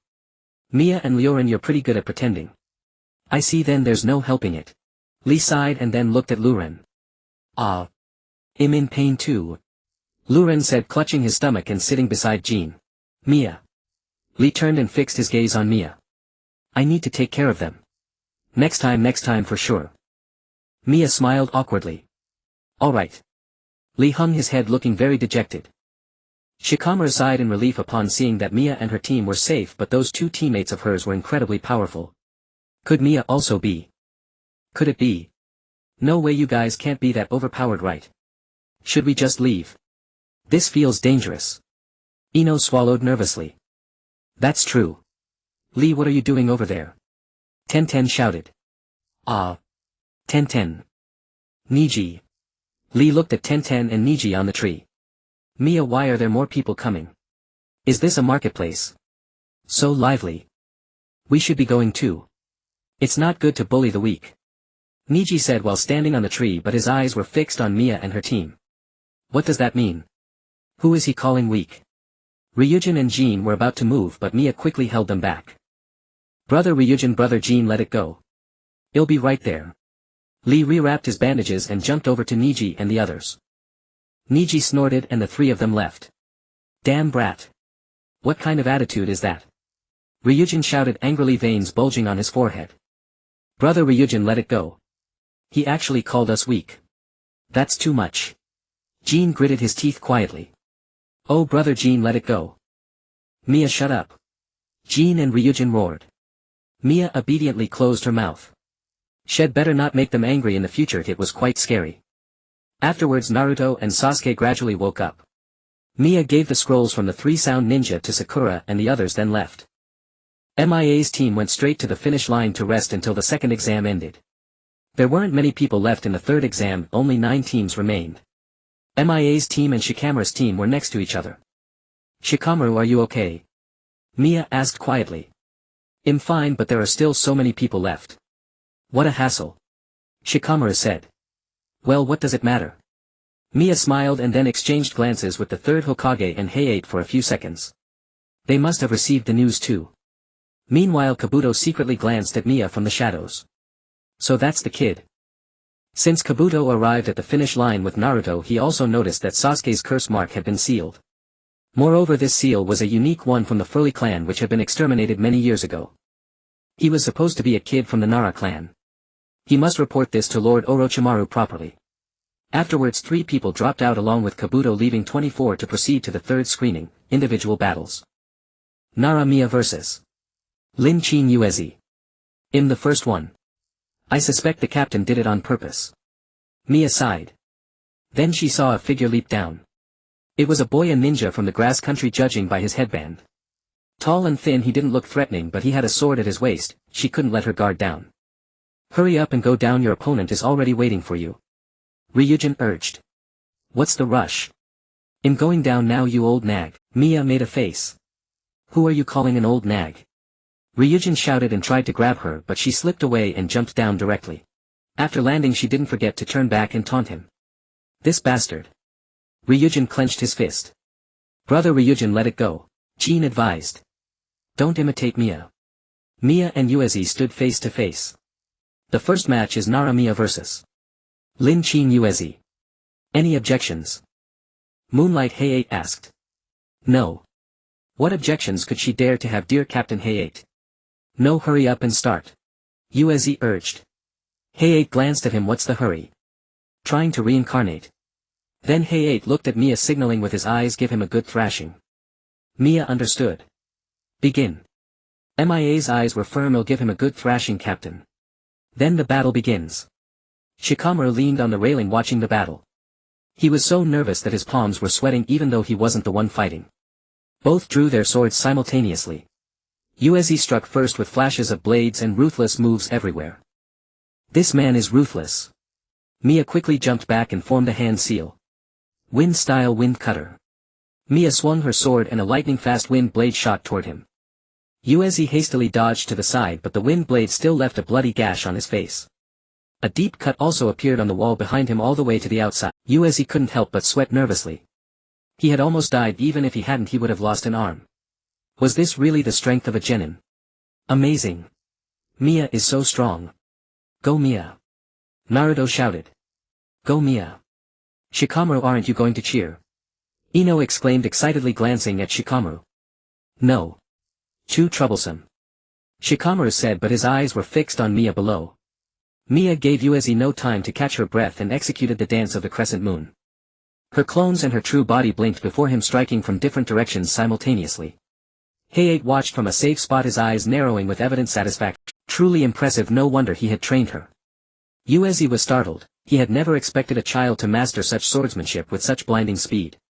This time he would surely die. I surrender. Uezi shouted. Mia halted her attack, her blade mere millimeters from his neck. The clones vanished and she sheathed her sword. I yield, Mia said with a smile. Though her smile was adorable, he found it utterly chilling. Uezi, Mom, I want to go home. This match goes to Nara Mia. Heiate announced, giving her a confirming look. Mia laughed foolishly, her face flushing. The 3-sound ninja, this woman is terrifying too. Great job, Mia. Naruto waved happily from above. Mia smiled. That Naruto, always so outgoing in front of everyone, couldn't he be a bit more reserved? Suddenly she spotted Shikamaru. She waved vigorously and even blew him a kiss. Shikamaru. Ha ha ha, Shikamaru, catch Mia's kiss. Ino slapped his back. Stop it. Such a pain. Shikamaru grunted, his face turning bright red. Get up here, you show off. Luren pointed at her and shouted. Mia instantly flared up, pointing back at him. Who are you calling a show-off? Whoever responds, that's who I'm talking about. Luren crossed his arms with an arrogant air. Mia charged at him and they started wrestling, just a playful scuffle, not a real fight. Shikamaru watched silently as Mia tussled with Luren in the distance, his gaze dimming. Meanwhile Orochimaru observed Mia with keen interest. Nara. What an interesting child. Sasuke gritted his teeth. Had Mia grown that strong already? The second match began. It was Sasuke's turn. I'm not staying with you. I'm going to Shikamaru. Mia bared her teeth at Luren like an angry cat. Humph, who's your teammate anyway? Luren grumbled. Mia, don't be mad at him, he's just jealous. Kin quickly tried to mediate. Luren's face reddened. Who's jealous? I'm not. Go leave me alone. Mia snorted and walked away, oblivious to the hurt in his eyes. Kin shook her head helplessly. Mia reached Shikamaru and quietly watched the match. Congratulations Mia, Shikamaru said flatly with no emotion in his voice. Hee with you watching I couldn't lose. Mia brimmed with determination. Shikamaru smiled and gently patted her head. Thanks to Mia's seal, the curse mark didn't act up during the match, so Sasuke won with ease. Then he left with Kakashi. Mia watched their retreating figures in silence. She hoped his teacher could help him. The matches continued until it was Sakura versus Ino. Why did they have to face each other? This is troublesome. Shikamaru sighed. Is Ino okay? Choji asked, rubbing his hungry stomach. What if they end up in a draw? No way. They watched intently, but halfway through the match they heard Niji's sarcastic remark from nearby. So this is the level of female ninja brawling. Mia shot a glare at Niji. How dare he belittle girls like that? Not all female ninjas are like that. Those two are just slow. Speaking of which, the girl named Mia in the first match had quick reflexes. Ten argued back. Ten is right. Mia nodded in agreement. Niji fell silent, then turned to meet Mia's gaze. Mia made a face and ignored him. That girl. Niji sighed. He couldn't get angry with her. Calm. They used to be such good friends. They were always together. Mia sighed. True. Shikamaru murmured. Our relationship will never change, right? We'll always be this close, won't we, Shikamaru? Mia's eyes sparkled as she looked at him. Shikamaru's heart pounded violently at the sight of those eyes. Of course. Yay. Then we have to stay together forever, so you have to marry me. Mia hugged his arm. When did I say? Come on, isn't that great? Mia is pretty cute. Asuma said with a cigarette in his mouth, teasing. Asuma, you too. Whose teacher are you? Ha ha ha. Asuma laughed heartily. Even Shikamaru had his moments of defeat. The match had been going on for 10 minutes. What surprised Mia the most was that both of them had cut their hair short. Both of them looked better with long hair. Mia felt it was a shame. Then why don't you grow long hair? Choji asked curiously. Shikamaru was also curious. Most girls like long hair, but Mia always cut hers short whenever it grew out. It's too much trouble. Mia touched her hair. You'd probably look good with long hair, right, Shikamaru? Choji asked. Shikamaru was silent, then nodded. Really? Thanks, Mia said with a silly laugh. Maybe she should try growing it out. Finally, Sakura and Ino ended their battle in a draw. Everyone also learned that Sakura has a dual personality. And so the tournament continued until it was Shikamaru's match. Shikamaru, you absolutely cannot lose. Take him down. Go. Make that guy a mess. Ino shouted. Yes. Shikamaru replied helplessly. Shikamaru's opponent was the girl from the Sound Ninja Trio, Chin. Shikamaru. You have to be careful. Mia clenched her fists with worry. Don't worry. Shikamaru smiled. Shikamaru is biased, he only pays attention to Mia. Ino said. Yes, I'll do my best, Ino. Shikamaru showed an impatient expression. Damn. Ino clenched her fists angrily. There's no choice, Ino. Choji advised. Shikamaru used his clever mind to defeat Chin. Mia breathed a sigh of relief. No wonder he's Shikamaru. Shikamaru. So cool. Mia rushed over and hugged him, then gave him a kiss on the cheek. The surroundings fell silent. Everyone, we don't want to be force-fed dog food. There are so many people watching. Shikamaru's face turned completely red. Are the two siblings of the Nara clan always so close? Niji asked with a frown. I don't know, I'm really envious. But don't you think it's strange? That boy named Shikamaru uses the Nara clan's secret technique, but Mia doesn't use it at all. It would be more convenient for her if she did. Ten pondered. Niji was silent. In fact, he too had noticed this, but it was also possible that she was the type of battle maniac who didn't want to end the fight so simply like Lee. But that's impossible too. Lee persistently sought a duel with her and she refused, so that rules out the possibility of her being a battle maniac. Niji thought this and frowned. Finally he came to a conclusion: Mia was looking down on them. So he looked at Mia with an even sharper gaze. Mia am innocent. The tournament ended and the next matchups appeared on the screen. Chi Yen Jin vs Hai Luren. Wow, Mia looked excitedly at Luren and Jin. Why is it us? Luren clicked his tongue. What does it matter? We haven't sparred in a long time, have we? Jin laughed heartily. Do you understand the seriousness of this? If we lose this time we won't become Chunin. Luren sighed. I know, that's why I'll give it my all. Don't blame me, brother. Jin said and jumped down. Luren irritably scratched the back of his head and followed him down. Aren't those two Mia's companions? They ended up drawing each other. As expected, Luren is a handsome guy. How nice. Ino started fawning. Handsomeness can't be eaten. Mia said with disgust. Exactly. Choji and Shikamaru nodded in agreement.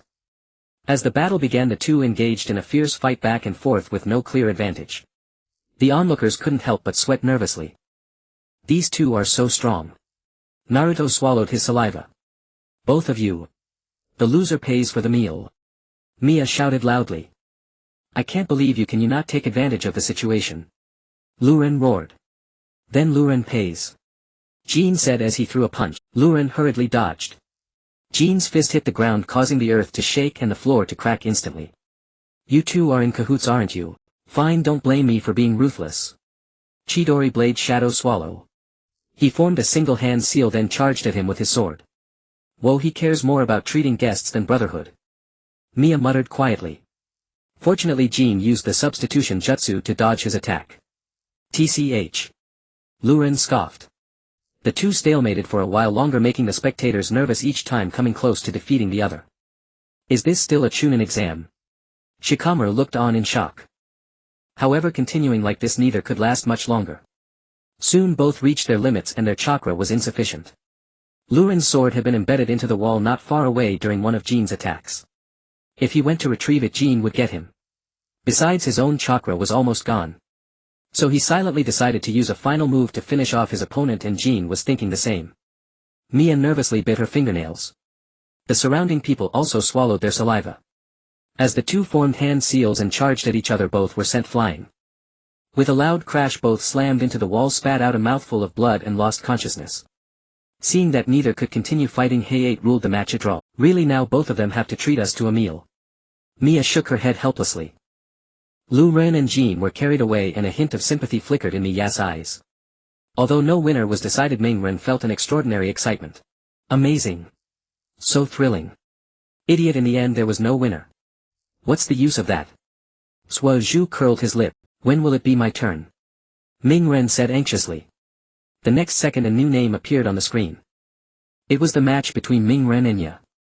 Go Mingren. Mia shouted. Oh. Mingren grinned, showing his big teeth, and gave a thumbs up. Mingren, who had always been underestimated, changed others' views of him through this match. He defeated Ya and proved himself. That Mingren actually beat Ya. Lu Wan exclaimed in delight. That was a close call, Ding Ci sighed in relief. I knew Mingren could do it. Mia smiled, then turned her gaze to Chu Tian. This shy little girl, Mia had always seen her fondness for Mingren. This time was no exception. She held a bottle of medicine, hesitating as if wanting to give it to Mingren. As Mingren came up from below, Chu Tian finally gathered her courage and handed him the medicine.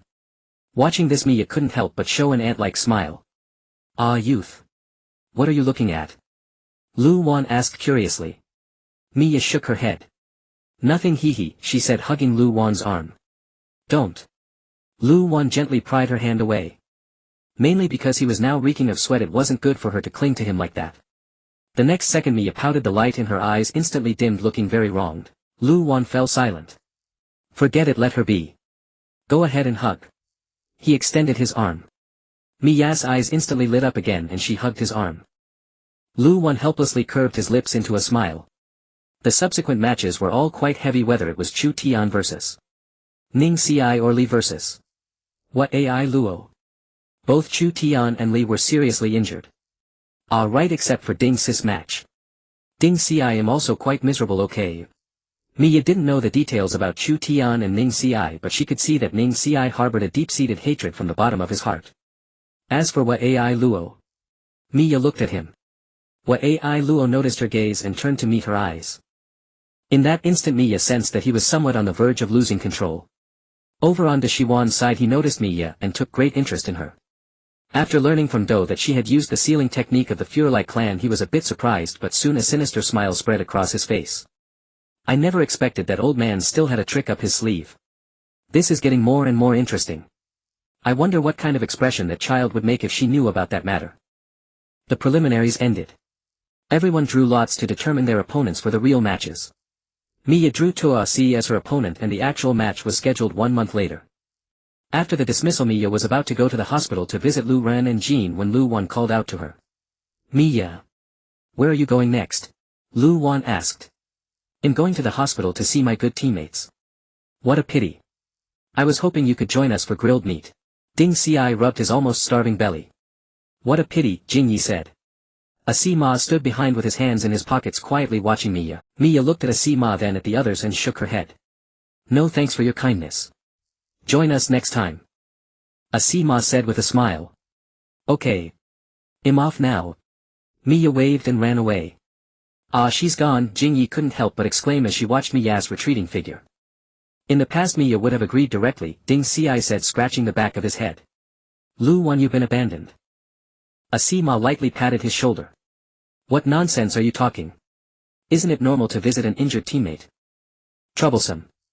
Let's go, Lu Wan pouted and urged. Miya had declined the invitation for grilled meat and she also felt it was a pity, after all who wouldn't want to stay with Lu Wan. But she had more important things to do. After visiting Lu Ren and Jean she was going to find Ji Feng. There would be many opportunities to eat grilled meat with Lu Wan in the future but Captain Ji Feng's life was only one. She had to find a way to change the fate of Ji Feng that she had foreseen. She reached her hand into her pocket and her gaze grew more resolute. Miya burst into the hospital room carrying a basket of fruit. Lu Ren and Jean were already awake chatting cheerfully. Miya felt a bit speechless, indeed their friendship was unbreakable. Yo. Miya. I thought you wouldn't come, Lu Ren said waving happily. Spare me the nonsense, Miya replied placing the fruit on the nearby table. I want an apple. Jean shouted. Miya sighed, picked up an apple and tossed it to Jean who caught it and took a bite. How are you two feeling? Miya asked. Well, it's a grievance.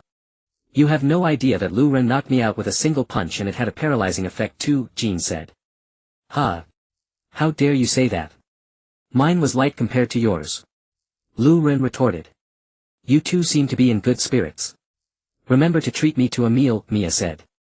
I suddenly feel dizzy. It must be from Lu Ren's hit. I need to sleep, Jean said as he pulled the blanket over himself, closed his eyes and pretended to sleep. I'm also dizzy. It must be because Jean hit me too hard. I need to sleep too, Lu Ren said lying down as well. Miya. Well, they sure know how to fake it. Suddenly the door opened again. Still not awake. I was planning to take you all out to eat, Jifeng said as he entered. Lu Ren and Jean immediately opened their eyes wide. Captain, they woke up earlier but they said they felt unwell and lay down again. How about just the two of us go? Miya exclaimed. Is that so? That's a pity, Jifeng said starting to cough. Then let's go, Captain. Miya said. Miya gently patted his back. Alright, thanks. They quickly left. Lu Ren and Jean gritted their teeth in anger. Damn Miya, you're ruthless. Jifeng took her to eat Ichiraka ramen and to express her gratitude Miya pulled out a human-shaped paper talisman from her pocket and gave it to. What's this? Jifeng took it curiously. This can save your life in a time of crisis. It's like a substitution technique, Miya. Miya picked up the noodles and blew on them. This. Jifeng flipped through the human-shaped paper. Aside from some strange talisman markings there was nothing else on it. Yes, just inject your chakra into it. Never use it unless absolutely necessary, understand? Miya warned. Alright, thanks. He scratched the back of his head feeling puzzled but eventually put it into his pocket. It was this talisman that saved his life. That night when he was attacked by Ma Ji he took out the talisman and infused his chakra into it. Just as he received the fatal blow from Ma Ji he lay in a pool of blood quietly watching Ma Ji turn and leave. After Ma Ji was gone the talisman glowed with golden light enveloping him. His wound vanished and he suddenly opened his eyes wide, sat up and gasped for breath. He had almost died. He raised his hand and looked at the human-shaped talisman. A long red scar appeared on the talisman's chest, exactly where he had been injured. Then the talisman spontaneously combusted, turning to ash and vanishing into the air. I must report this to the Lord Hokage. Without time to think, he rushed off to report. The next day Mia was summoned to the Hokage's office. After the previous day's events, Yuan Fei pondered for a long time and decided to continue the Chunin exam, but he needed MIA's help.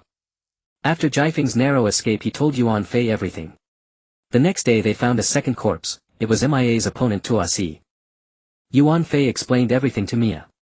I see. As long as the captain is fine, then I win the Chunin exam without a fight, right?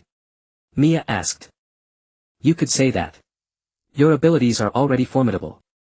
I'm curious about that talisman you gave to Jifeng. What is it? Yuan Fei inquired. My mother gave it to me. She was worried I might get hurt. Crafting that talisman consumed a tremendous amount of chakra, and after making it she needed several days of rest to recover. She didn't want to make another one. I see. So what do you need me to do, Grandpa Third? Being summoned like this at such a time certainly wasn't just about the talisman. Haha, as expected of Mia, nothing escapes you. In this Chunin exam I'm afraid we'll need your abilities. Yuan Fei laughed heartily. I understand. Leave it to me. Since they already believe Jifeng is dead, he must operate in the shadows. Furthermore, we'll likely need a lot of manpower. But it's very dangerous. Are you sure it's okay? Mia expressed concern. I trust in your abilities. Alright, you may go now. Mia opened her mouth as if to say something, but eventually closed it and obediently withdrew. What Mia had wanted to say was that he would also be in danger. How could Yuan Fei not know that? But for him, if Tashiwan appeared in Konoha this time, there must be something he desperately wanted, such as Weizhu. Yuan Fei furrowed his brow, his thoughts drifting far away. Mia let out a deep sigh after stepping out of the Hokage's office.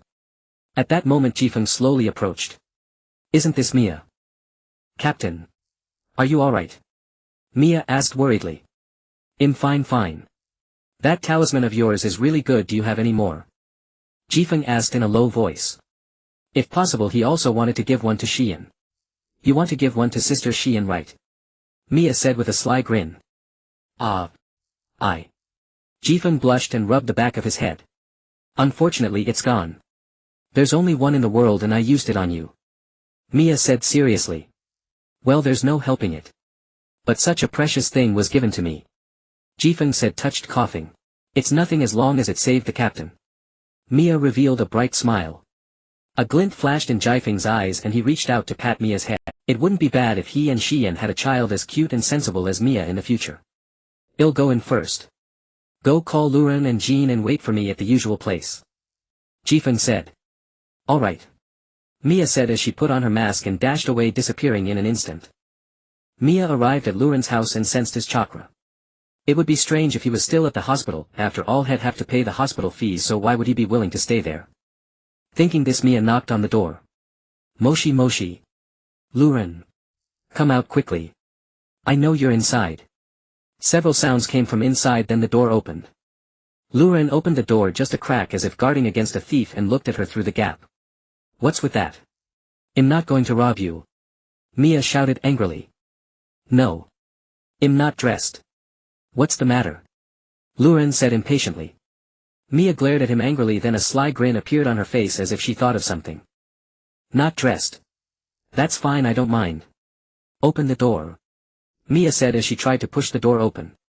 Idiot. Stop it. Luren pushed against the door. If you have the guts to not wear clothes, then have the guts to open the door. Let me see what's the big deal. Mia pushed the door. Isn't that Luan? Luren shouted. Mia was startled and turned to look behind her, but there was no one. When she turned back, the door had already been closed. TCH, I'm done playing with you. The captain wants us to meet. Get ready and go to the usual place. I'll go find Jean first. Mia said and turned to leave. The next second the door opened again. Mia turned back in surprise and saw Luren already fully equipped standing at the door. Let's go. Luren gently tapped her head. Oh. Mia rubbed her head. Then the two arrived at Jean's house and dragged the soundly sleeping Jean out of bed. After all, Jean didn't close the window at night, so they never used the front door. Jean was completely exasperated. Afterwards, all the Anbu members were summoned and a battle plan was made for the Chunin exam while security was tightened. It seemed that the coming days would be busy enough for them. For the next period, Mia and Luan were each busy with their own affairs. Luan was constantly being dragged off to train because he had to participate in the final match while Mia was either on patrol or on her way to patrol. Everyone thought she was training, but she rose earlier than the roosters and slept later than the pigs. Has Mia not come back yet? Luan asked. No, but she should be back soon. Don't you get tired of asking this question every day? How unusual, Jinai teased. I don't. How troublesome. Luan pouted, his ears slightly red. At that moment Mia happened to return looking exhausted. She had thought the living room would be empty and planned to go upstairs, but when she entered the living room she saw Luan and Jinai, which startled her. You scared me to death. Mia patted her chest. You've been training very late recently. You need to rest. Jinai said worriedly. Asima said it might be dangerous at night recently, so it's better to come back earlier, Luan added. I know. I'll go take a shower first. Mia rubbed the back of her head, smiled awkwardly and hurried away. Luan always felt that she was hiding something from them. Judging from the situation in the forest of death, her opponent wouldn't pose much of a threat to her. Would she really train for so long? Lost in thought, he unconsciously waited in the living room for a while, planning to ask her properly when she came out. He sighed. Why do I have to do such troublesome things? Saying this, he stood up and thought about leaving, but then remembered that he wouldn't see her in the morning, so he sat down again and quietly waited for her to finish her bath. Mia came out of the bath and saw Luan still sitting in the living room, not knowing what he was doing. Luan. What are you still doing here? Luan looked at her. At this moment her hair was dripping wet and droplets from her hair were soaking her clothes. You need to dry your hair or you'll catch a cold, Luan said. Luan, help me dry it. Mia looked at him excitedly, her eyes sparkling. Luan could never resist her like this. Troublesome, come here. Though he said it was troublesome, he still chose to help her dry her hair. Luan is the best. Mia laughed happily. What will you do when I'm not around? Luan sighed. Yeah. What should I do? Then I'll just stay by your side forever. Idiot. Luan curled his lips into a smile. Suddenly remembering what he had been thinking about, he changed the subject and asked. Did you really go to training? That person wasn't your match, right? Mia looked a bit hesitant. Luan's eyes dimmed a little. So there was indeed something else. I can tell you, Luan. Mia said, pulling Luan and running toward the room. Luan was completely confused, but he let her drag him along. Mia led Luan into the room, then shoved him hard onto the bed, pinning him down. What? This joke isn't funny. Mia. Luan swallowed hard, his face flushed completely. Their faces were so close that it felt like she would kiss him the next second, his mind in a whirl. Actually, I withdrew from the Chunin exam. Mia's words pulled him back to a sliver of reason. Actually, I've been on missions recently. Afraid that something might go wrong during the Chunin exam I've been patrolling. My opponent was killed by someone. Lord Hokage ordered me to withdraw from the exam to protect the safety of Muyi. I see, no wonder Asima said it's been dangerous lately. Luan said, reaching out to touch her hair. Since it was short it dried quickly. Mia's face was a bit red. She thought he was going to kiss her. Darn. She lay down beside Luan, hugged his arm and hit her flushed face. Sleep, I'm tired. Then I'll go back to my room. Let go. Luan said and tried to get up. But Mia held on tightly, making it impossible to break free. No, I haven't slept with Luan for so long. Mia held him tightly, afraid he would run away. You need to be more cautious around men. Luan frowned, thinking of that guy Luren. I'm only like this with you. I missed you. Mia sniffled, looking pitiful. TSK. Luan clicked his tongue, feeling embarrassed, and scratched the back of his head. His mind was full of her words about missing him. Maybe he should just go along with her tonight. She was so stubborn that refusing would be troublesome. Mia heard his TSK and thought he was annoyed, so she let go, thinking she must have caused him trouble. You should go back. You have to get up early tomorrow for training, right? Luan looked at her in confusion. Why did she suddenly change her mind? He wanted to see her expression and read something from it, but she buried her face in the blanket and he couldn't see it. You can go back to your room. I'll be fine alone. Mia said, curling up to one side. Luan was silent. Was she sulking? Women are so troublesome. What did he do? Thinking this, he lay down beside her and pulled her close. Mia was startled and revealed her face from the blanket. Fine, but only tonight. Troublesome. Mia's heart pounded violently. She nodded blankly. I feel so happy. She smiled and nuzzled into his arms. Idiot, go to sleep. Luan said, tucking her in. But Luan never expected that she would fall asleep so quickly. Soon she was asleep. She curled up in his arms like a kitten, her sleeping face cute and completely defenseless. Luan couldn't help but pinch her cheek. Mia made a dissatisfied grunt. Pfft. Luan quickly covered his mouth to stifle his laughter. Suddenly he saw a strand of hair lying on her face. He couldn't help reaching out to brush it away and tuck it behind her ear. Then his gaze stopped on her slightly parted pink lips, reminding him of the softness during the festival before. His heart pounded violently. He swallowed hard and slowly lowered his head towards her. The next moment their lips met, as soft as cotton. He suddenly snapped back to reality and turned over, covering his mouth with one hand, his face as red as an apple, his heart pounding like a drum. What on earth had he just done? He had actually kissed her. This absolutely must not be known to her. If she found out, it would be troublesome. Could it be that he really had fallen for Mia? His heart was in turmoil. But to be honest, the girl's lips were really soft. Wait. He wasn't a pervert. He scratched his head in irritation. Indeed, women are troublesome. While Luan couldn't sleep, Mia, unaware of what had happened, continued to dream peacefully, sleeping soundly. Whenever Luan and Mia slept together, the next day would see a Luan with dark circles under his eyes. A world where only Luan got hurt was achieved. The next day Shikamaru left home early. By the time Mia woke up, he was already gone. How unusual. She yawned, preparing to get up, wash up and head to breakfast. She had nothing much to do today, so she decided to stroll around the streets. The guard mission had been nearly completed. As she walked, she suddenly heard a familiar cry for help. Help!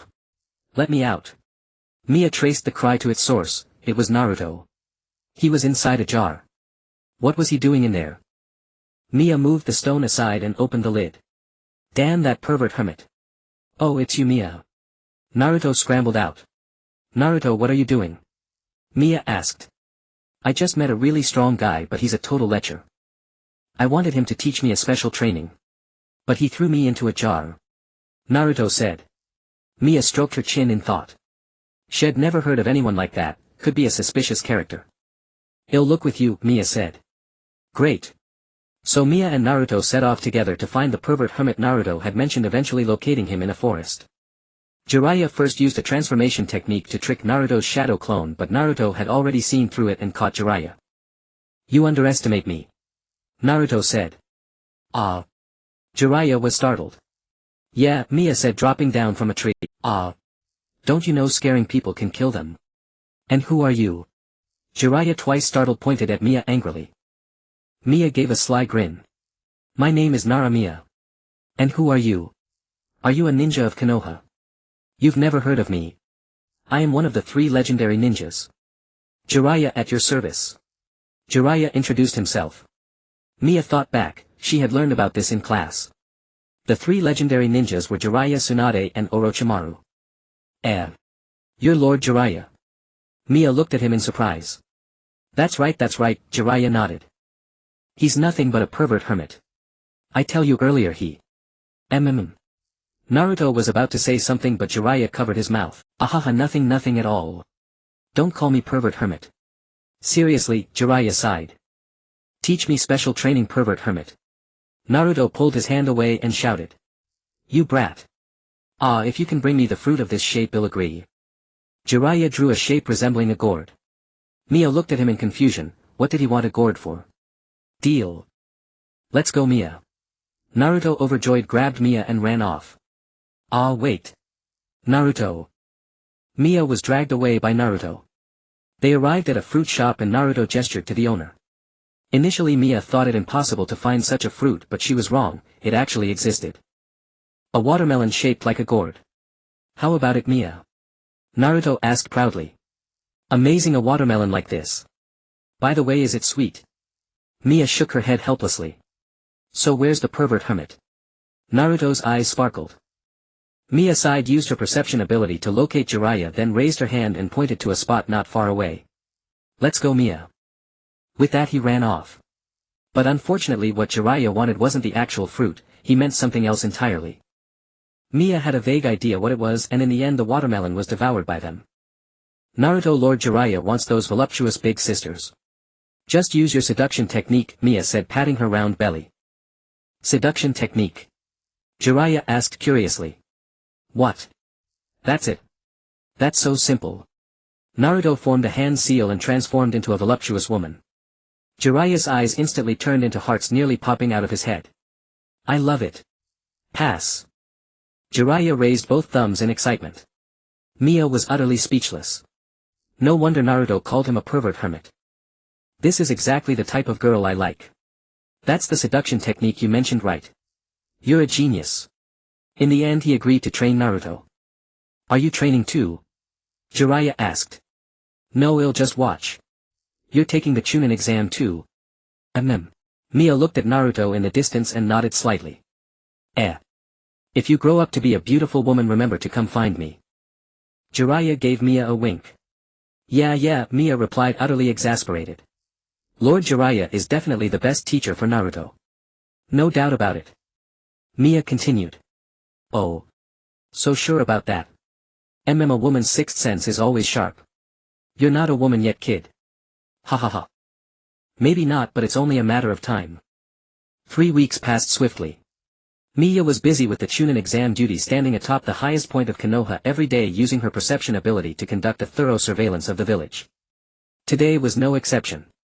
She formed a hand seal and closed her eyes, causing wind to sweep through every corner of Konoha. She could sense the village's condition through the wind, though it drained considerable chakra and mental energy. As luck would have it, she caught sight of Jiraiya carrying Naruto toward the cliff, then pushing him off. Sensing the danger to his life, Naruto used the summoning jutsu to call forth the Toad Boss. Mia slowly opened her eyes. How is it? Any problems? Called out Ji Feng from below. No problems, Mia replied, jumping down and letting out a deep sigh. Is that so? Good. You can rest the day before the exam, after that I'll trouble you again. Mia nodded, and after exchanging a few words, Ji Feng left. Mia hurried over to where Jiraiya and Naruto were. It seems they've come up already, Jiraiya said, using his telescope to observe the distant Gamabunta and Naruto. Summoning jutsu. Mia's sudden appearance startled Jiraiya. Can't you appear normally? You're really good at hiding your presence. Jiraiya sighed.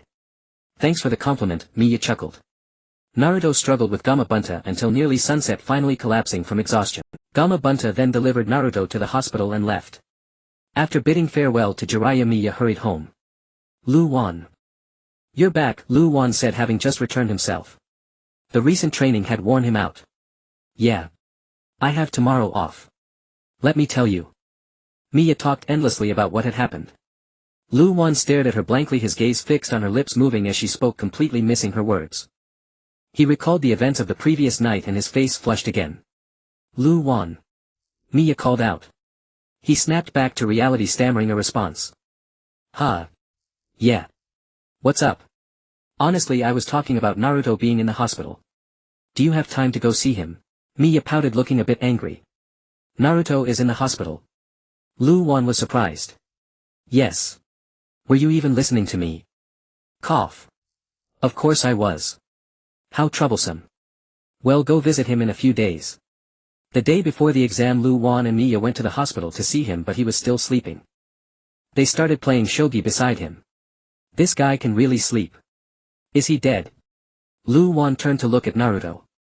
Mia was struggling with her next move. When it came to brains, she was no match for Lu Wan. He used too much chakra. It's normal, she said, placing her piece. Lu Wan sighed, then looked at the board and smiled. I win this round, Mia. Mia saw it and silently screamed, clutching her head. You're still 10,000 years too early to beat me, idiot, Lu Wan chuckled. I'll win eventually. Mia gritted her teeth in frustration. Lu Wan smiled without speaking, then turned to the hourglass. The sand had stopped flowing. What's this? Mia looked at the hourglass, rubbing her chin in thought. No good, it's completely blocked. How troublesome. Lu Wan picked it up and shook. Broken. Not sure. Mia fell silent. Then she suddenly sensed a fierce, sinister chakra. It was Gaara. Why had he come? Was it because of Lee? I need to step out for a moment, Mia said, running off. What? Oh. You're finally awake. Mia just left. Naruto woke up just as she went out. Mia quickly reached Lee's hospital room. Gaara was standing by his bed. Gaara, she called out. Gaara looked at her in surprise. He hadn't expected her to appear, more accurately he hadn't sensed her presence at all. Are you here to visit him? Mia tried to put on a friendly smile, though she knew his visit was hardly simple. Gaara remained silent, then turned his gaze to Lee. Suddenly, as if recalling something, he clutched his head in pain. Miya watched in alarm. Was he starting to become agitated? She quickly formed a hand seal, a golden mark appearing on her palm. She rushed to him and placed her hand on his forehead. The golden mark embedded itself into his body. Gaara felt a warm current flowing through him, gradually calming him down. But at that moment Miya saw a vision of the future. In the near future, Gaara would undergo tailed beast transformation and Konoha would be attacked. The one to resolve it would be none other than Naruto. Gaara stood frozen for a moment. The tailed beast inside him had actually calmed down. But he quickly snapped back, raising his hand as sand surged toward her. Miya, still immersed in a vision of the future, was completely unaware of the danger. Fortunately, Naruto and Lu Wan arrived just in time. Lu Wan used the shadow imitation technique to immobilize Gaara. Naruto angrily punched Gaara. "Hey Naruto! I'll get hit too!" Lu Wan shouted in frustration. Sorry. Naruto scratched the back of his head sheepishly. Miya abruptly snapped back to reality. Seeing Gaara frozen by Lu Wan and the sand at her feet, she instantly understood what had happened and leaped to Lu Wan's side. "Are you okay, Miya?" Lu Wan asked. "Thanks to you, I'm fine." Lu Wan broke out in a cold sweat. If they hadn't arrived in time, Miya would have been in danger. "Bastard, why are you here?" Naruto glared fiercely at Gaara. "I want to kill him," Gaara said calmly. "Why would you do that? You already won the match. Is there some personal grudge?" Lu Wan stared at him. "That guy had even tried to attack Miya. I have no enmity with him. I just came to kill him. What kind of selfish nonsense is that? You bastard." Naruto pointed angrily at Gaara. "If you want to lay a hand on Lee, you'll have to go through me first," Miya said coldly. Just as a clash seemed imminent, Guy's timely appearance stopped Gaara. "I will definitely kill you all. Just wait," Gaara said, turning and leaving the room. Lu Wan looked at her. At this moment her hair was dripping wet and droplets from her hair were soaking her clothes. "Mingren, keep going, only you can do it." Miya patted Mingren on the shoulder. "Me? What?" Mingren was a bit bewildered. "You'll know when the time comes. Mingren can definitely do it."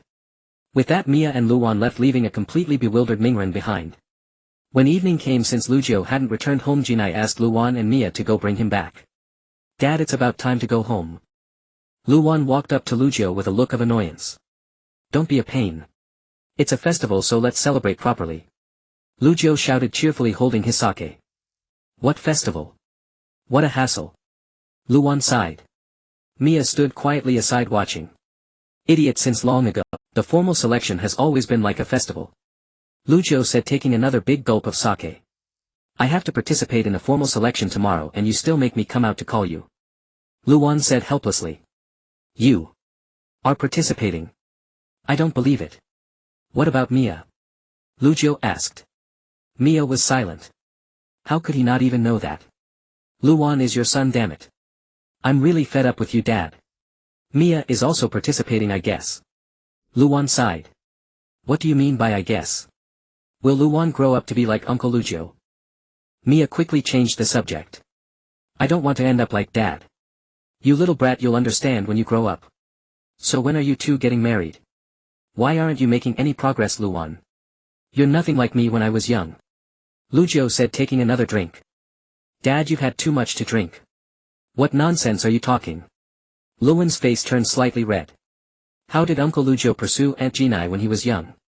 Miya asked with great curiosity. "Well, it was all thanks to my personal charm." "Sigh, when will Miya finally call me Dad?" Lujio complained. "Ha ha ha, personal charm. He was so nervous when he was chasing Jinai." Dingswa laughed loudly. "Shut up." Lujio interrupted him. "The kids are still young, what's the rush?" Hai said helplessly, smiling. "We finally have a lovely daughter-in-law, we can't let her be snatched away." "You don't understand." Lujio shouted. He exactly. "So when are you going to marry me, Lu Wan?" Miya said, grabbing Lu Wan's arm. "Stop it. You guys are too much joining Miya in her nonsense. What a hassle." Lu Wan shook his head helplessly. Dingswa and Hai, such a sweet relationship. The next morning Miya left early. She stood at the highest point looking down at the situation in Mai. "To be honest, the scenery is really nice, but unfortunately I can't see the match venue from here." Miya sighed. She also wanted to watch Lu Wan's match. "Hurry up and start, the Chunin exam is about to begin." Jean's voice came from the communicator by her ear. I know. Stop rushing me. Mia complained. I know you're full of resentment. If you can see where the enemies are more concentrated and you'll go deal with them. Lu Ren said. You're just going to pick their pockets anyway. Mia said disdainfully. Shut up. Lu Ren snorted and then fell silent. If you find anything, remember to hand it over to Mai for confiscation and say you found it. Jifeng said. No way. I'm a good ninja, how could I do such a thing? Lu Ren retorted, secretly planning to keep it for himself. Mia Jin Jifeng, we don't believe you, he's totally bad. Over on Luwen's side, Jifeng's position was replaced by Xianjian. Everyone except Sasuke is here. Xianjian looked at the list in his hand. And Mia. Mingren shouted loudly. Regarding that, the list for this formal selection has changed. Except for the match between Nara, Mia and Tosu cancelled, everyone else will proceed normally. Why? Where's Mia? Mingren was puzzled. She withdrew from the match. Luwan said. Why? Mia is so strong, this is a great opportunity. Mingren shouted angrily. Luwan didn't answer him, explaining would be too much trouble. But is Mia really okay over there? I hope nothing happens to her. Anyway, let's begin. The first match is between Uzumaki Mingren and Hyuga Niji. After Jifeng said that, everyone else went up to watch, leaving only Niji and Mingren in the arena. Niji activated his Byakugan, glaring at Mingren. I originally wanted to fight Mia, but it's fine. This will do to shatter your illusions. Destiny cannot be changed. A loser is a loser for life. Niji taunted. You bastard. Mingren clenched his fists. He was absolutely going to knock him out. Standing at an elevated vantage point, Mia employed her sensory abilities to conduct a broad survey of the situation, and soon she detected an anomaly. There's a group of people gathered outside Konoha. Go check it out, they seem to be up to no good. They're even carrying an enormous scroll. Mia said. I understand. I'll head over immediately, Luren replied. Previously, Mia had not conducted a full-range perception of Konoha, as Luren and Jean shared the patrol duties, making the task relatively less exhausting. But this time was different. Her perception extended across the entire village and far beyond its borders. Soon fatigue set in, beads of sweat trickled down her cheeks, and the fingers forming the hand seal trembled slightly. Are you all right, Mia? Jifeng asked with concern. I'm fine. She had already sensed everything except for one area, the venue of the Chunin exam. It happened to be the match between Naruto and Niji. The spectator stands were filled with numerous Anbu operatives, yet she had never seen any of them before. So she instructed Jean to first neutralize a suspicious Anbu member and remove his mask. As she had anticipated, he was not a Konoha Anbu. Eliminate them all covertly. Mia said, opening her eyes and taking a soldier pill from her pocket. Understood. Jean replied. I've dealt with the ones here. They were trying to summon a giant serpent to attack Konoha, Luren said, already furtively searching the pockets of the fallen enemies. A giant serpent. Speaking of which, is Orochimaru in Konoha? Jifeng asked. Not sure. I haven't found any trace of him here, Luren answered. Upon hearing this, Mia closed her eyes once more and formed hand seals to extend her perception. Finally she locked onto the Kazekage. His chakra was eerily cold and terrifying, sending a shiver down her spine. Orochimaru, disguised as the Kazekage, also sensed another gaze but could not pinpoint its source. Had someone already discovered him? The thought made him wary. Mia's eyes snapped open and she hastily jumped down, ready to leave. What's wrong? Jifeng could tell from her urgent expression that something was amiss. The Hokage is in danger. It's very likely the Kazekage is Orochimaru in disguise. Mia said. What? All three exclaimed. Jean, how are things there? You should be closest to the Hokage. The Hokage doesn't seem to be in danger yet. The first match just ended. Sasuke hasn't arrived, so they'll probably proceed directly to the next match, Jean whispered. Orochimaru's target is Sasuke. He might not act until Sasuke arrives, but we must stay vigilant. It's best to dispatch more Anbu to protect the Hokage, Jifeng said, donning his mask. I'm coming too, Mia said with unwavering determination, insisting on accompanying Jifeng to protect the third Hokage. Are you sure you're up to it? Jifeng asked worriedly. I have soldier pills. I can manage. Don't overdo it with the pills. Go join Jean instead. I'll handle the Hokage's protection. Jifeng said, then broke into a violent coughing fit. Mia thought, you're the one I'm most worried about. Meanwhile at the exam venue, since Sasuke still hadn't arrived, the proctors decided to begin the third match after deliberation. However, Kankuro forfeited, so it was Shikamaru's turn. Temari was already standing in the arena. Shikamaru hesitated, seemingly about to give up, when Naruto shoved him off the edge. "Go for it, Shikamaru." Shikamaru lay on the ground, not getting up. His mind was surely cursing Naruto. "Shikamaru, what are you doing? Get up. Mia might be watching somewhere. If she sees you like this, you'll catch hell." Naruto shouted anxiously. Shikamaru sighed, still lying on the ground. What a drag. Even if Mia came, it wouldn't make a difference. He had zero motivation. Might as well forfeit. He envied Mia for not having to take the exam. "Hey, if you're not moving, you'll strike first." Temari charged at Shikamaru with her weapon. "That woman is really fired up." Shikamaru muttered, pulling out 2 kunai and using them to cling to the wall, evading her attack. "I don't really care about becoming a chunin, but as a man, how can I lose to a woman?" "Well, whatever, let's fight if we must." Ino remarked, "Mia's not here. If she were, maybe he'd show some enthusiasm." Naruto cheered excitedly, "Shikamaru, do your best." Shikamaru looked up at the sky with an expression of utter lethargy. "Shikamaru, fight hard. If you win, I'll have Mia give you a kiss." Ino shouted, ignoring the strange looks from others. "What the hell is she saying?" Shikamaru sighed. The next moment he assumed a hand seal posture and closed his eyes. Just then Mia arrived and paused to watch him. "It's starting," she murmured. She wanted to cheer for Shikamaru, but that would be too conspicuous. She glanced around, finally fixing her gaze on Kabuto, who was disguised as an Anbu not far away. Jean gently tapped Mia's shoulder. She turned to look at him. "Oh, it's just you. Mingren, keep going, only you can do it." Mia patted Mingren on the shoulder. "Me? What?"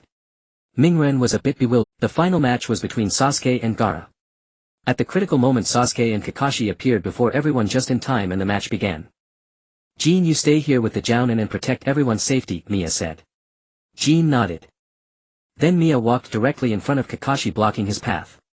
He had originally intended to go to Sakura's side. Kakashi looked at Mia with confusion. "I've dealt with the ones here. There's still one more Kabuto in disguise, I'll leave him to you. I need to go protect the Hokage now," Mia said in a low voice. Kakashi's eyes widened slightly. He looked around, then nodded as if he understood something. As she was leaving with Jean, they happened to pass by Shikamaru and the others. When Mia passed by him, Shikamaru caught a faint scent of lotus, and he couldn't help but turn his head to look at the backs of Mia and Jean as they walked away. "What's wrong, Shikamaru?" Naruto called out. "No. Nothing, it's probably my imagination." Mia hit herself in the spot closest to Hiruzen. The match was only halfway through when they began to act. Fortunately, Heiate had already taken out several sand ninjas who were trying to attack Hiruzen. "Lord Hokage, this way." Mia appeared before Hiruzen grabbed him and leaped away. The Kazekage quickly followed. Soon Mia and Hiruzen were surrounded by 4 sound ninja. One more person doesn't matter. "Attack!" the Kazekage shouted. Ninja Art 4 Violet Flames Formation. Soon a purple barrier appeared, enclosing Mia and the others. Some Anbu tried to break into the barrier, but the moment they touched it, they burst into flames and died. To break the barrier, one had to attack from the inside. Meanwhile, on Jean and Kakashi's side, Kabuto finally realized he was the only one left and was surrounded by Kakashi and the others. What's going on? Did they already know? He hadn't even noticed that the others had been taken out. Damn it. Orochimaru, drop your disguise. As long as I'm here, don't even think about touching the Hokage. Mia drew her sword, glaring at Orochimaru before her. So you already knew. With that, Orochimaru shed his disguise. Meanwhile, Sasuke had just gone after Gaara. I had planned to take Sasuke away while Gaara caused chaos, but it seems things won't go my way. Orochimaru said. I see. So your target is indeed Konoha and Sasuke? Hiruzen asked. Konoha isn't that important to me. But if Gaara fully awakens, you'll see something far more interesting. Anyway, I'll leave him alone for now. The Sand Ninja's actions have been dealt with. Konoha is safe for now. Lu Ren and the others are organizing the evacuation. MIA's eyes emitted a faint golden glow. What? Orochimaru looked at Kabuto, who was surrounded not far away, and then burst into laughter. I see. You were already prepared. We discovered your connection with the Sand Ninja long ago. This day has finally come. Hiruzen sighed. Is that so? But it doesn't matter. As long as you're inside my barrier, no one can get in and you can't get out. Orochimaru glared at Mia.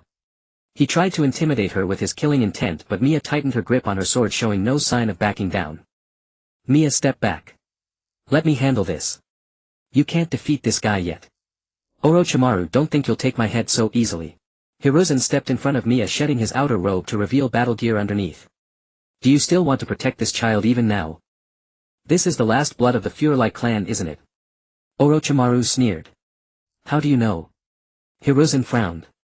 I didn't expect any survivors. I thought they were all wiped out. Orochimaru spoke as if he knew some inside information, making Mia anxious. Do you know something? Mia asked. Orochimaru snorted coldly without answering her, then turned to Hiruzen. I told you long ago to decide on the 5th Hokage soon, because you will die here. Orochimaru licked his kunai. Meanwhile, Kakashi and the others noticed the situation inside the barrier. That's Orochimaru. Kakashi frowned. Orochimaru. Sakura stood up in shock, looking toward the barrier. Sakura only saw Orochimaru and didn't recognize Mia, who was wearing a mask. Then Kakashi called Sakura to release Naruto and the others from the Genjutsu. Kabuto, realizing something was wrong, tried to escape. He used the sound ninja reinforcements to slip away, but still suffered some injuries. After Sakura released Naruto from the Genjutsu, Sakura and Naruto hurriedly went after Sasuke. Along the way, Paku sensed enemies pursuing them. Shikamaru volunteered to act as a decoy to stop them. He used the shadow imitation technique to control 8 people, and there was one more hiding in a concealed spot, aiming to protect those 8 sound ninja. Shikamaru sighed. He felt he was done for. He felt he was reaching his limit.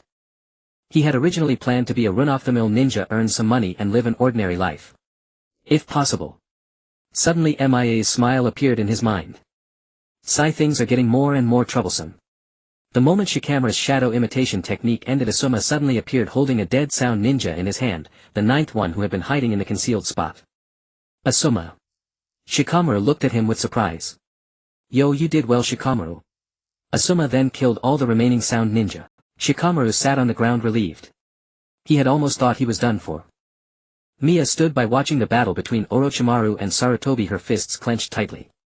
Sarutobi truly cared for Mia, treating her like a beloved grand. She could not bear to see Sarutobi in any danger until Orochimaru summoned the 1st and 2nd Hokage using the Edo Tensei technique. Mia threw off her cloak and jumped beside Sarutobi. Let me help you, Lord Hokage. After all, I am also a member of the Fuerli clan. Mia declared as she drew her sword. Mia. You could die. Sarutobi warned, beads of cold sweat forming on his brow. I absolutely will not die. Mia said resolutely. Sarutobi sighed. Mia was good at everything except being too stubborn. This battle was to resolve everything. Orochimaru was once his student, and even if he did not attack Konoha today, he would eventually. As Hokage, his duty was to protect Konoha. Orochimaru. If you have the guts to summon others, then at least have the courage to face me in a 1v1 fight. Mia shouted angrily. I can fight in a group, why should I fight alone? Orochimaru laughed, thinking only a fool would fight 1v1. Mia gritted her teeth in frustration. After exchanging several blows with the 1st and 2nd Hokage, Orochimaru peeled off his own face, revealing the young and beautiful face of a woman. What is this? Mia was taken aback. He has actually mastered that forbidden technique. Forbidden technique. Yes. The technique of immortality. Your next target is Uchiha Sasuke, right? Sarutobi said, forming a hand seal with his palms together. Yes, it's Sasuke, but I am also very interested in this child beside you. Orochimaru turned his gaze towards Mia. I will not hand over these 2 children to you. Sarutobi gritted his teeth. That may not be the case. The bodies of the Fuerli's clan leader and his wife have yet to be found, right? Orochimaru's lips curled into a strange smile. Upon hearing this, Mia felt as if she had plunged into icy depths. What had he just said? What do you mean? What do you mean their bodies haven't been found? Mia shouted. Oh. Sarutobi-sensei, I didn't tell you about this. Orochimaru sneered. Sarutobi quickly explained, Mia, there is a reason I did not tell you. Your parents might still be alive, and I thought I would let you know if we found them. That's impossible, they are both dead. Orochimaru denied Sarutobi's words. How can you be so sure? Do you know something, or did you have a hand in the destruction of the Fuerli's clan? Mia's hands trembled slightly as she gripped her sword in extreme anger. Mia, do not listen to him. He's trying to provoke you. Sarutobi shouted. The next moment a flurry of branches attacked them. Startled, Mia grabbed her sword and sliced them down, but one still left a deep cut on her arm. Mia bit her lip in pain, then swung her sword, sending a swift wind blade flying toward Orochimaru and the others. Orochimaru quickly dodged while the first and second Hokage were struck by Mia's wind blade, severed in half, only to quickly return to their original forms. This child is truly remarkable. Orochimaru's eyes sparkled with excitement. Mia had blocked the attack of the branches, so Sarutobi was unharmed. Mia held her wounded arm, beads of cold sweat forming on her forehead. Are you okay? Mia, please don't blame me for not telling you this sooner. Sarutobi stood in front of Mia. You saved my life, cared for me, allowed me to live in Konoha, and introduced me to so many friends. How could I possibly blame you? I will protect Konoha and protect you, Mia said, regaining her resolve. She could not afford to lose here, there must be a way to resolve this. Mia.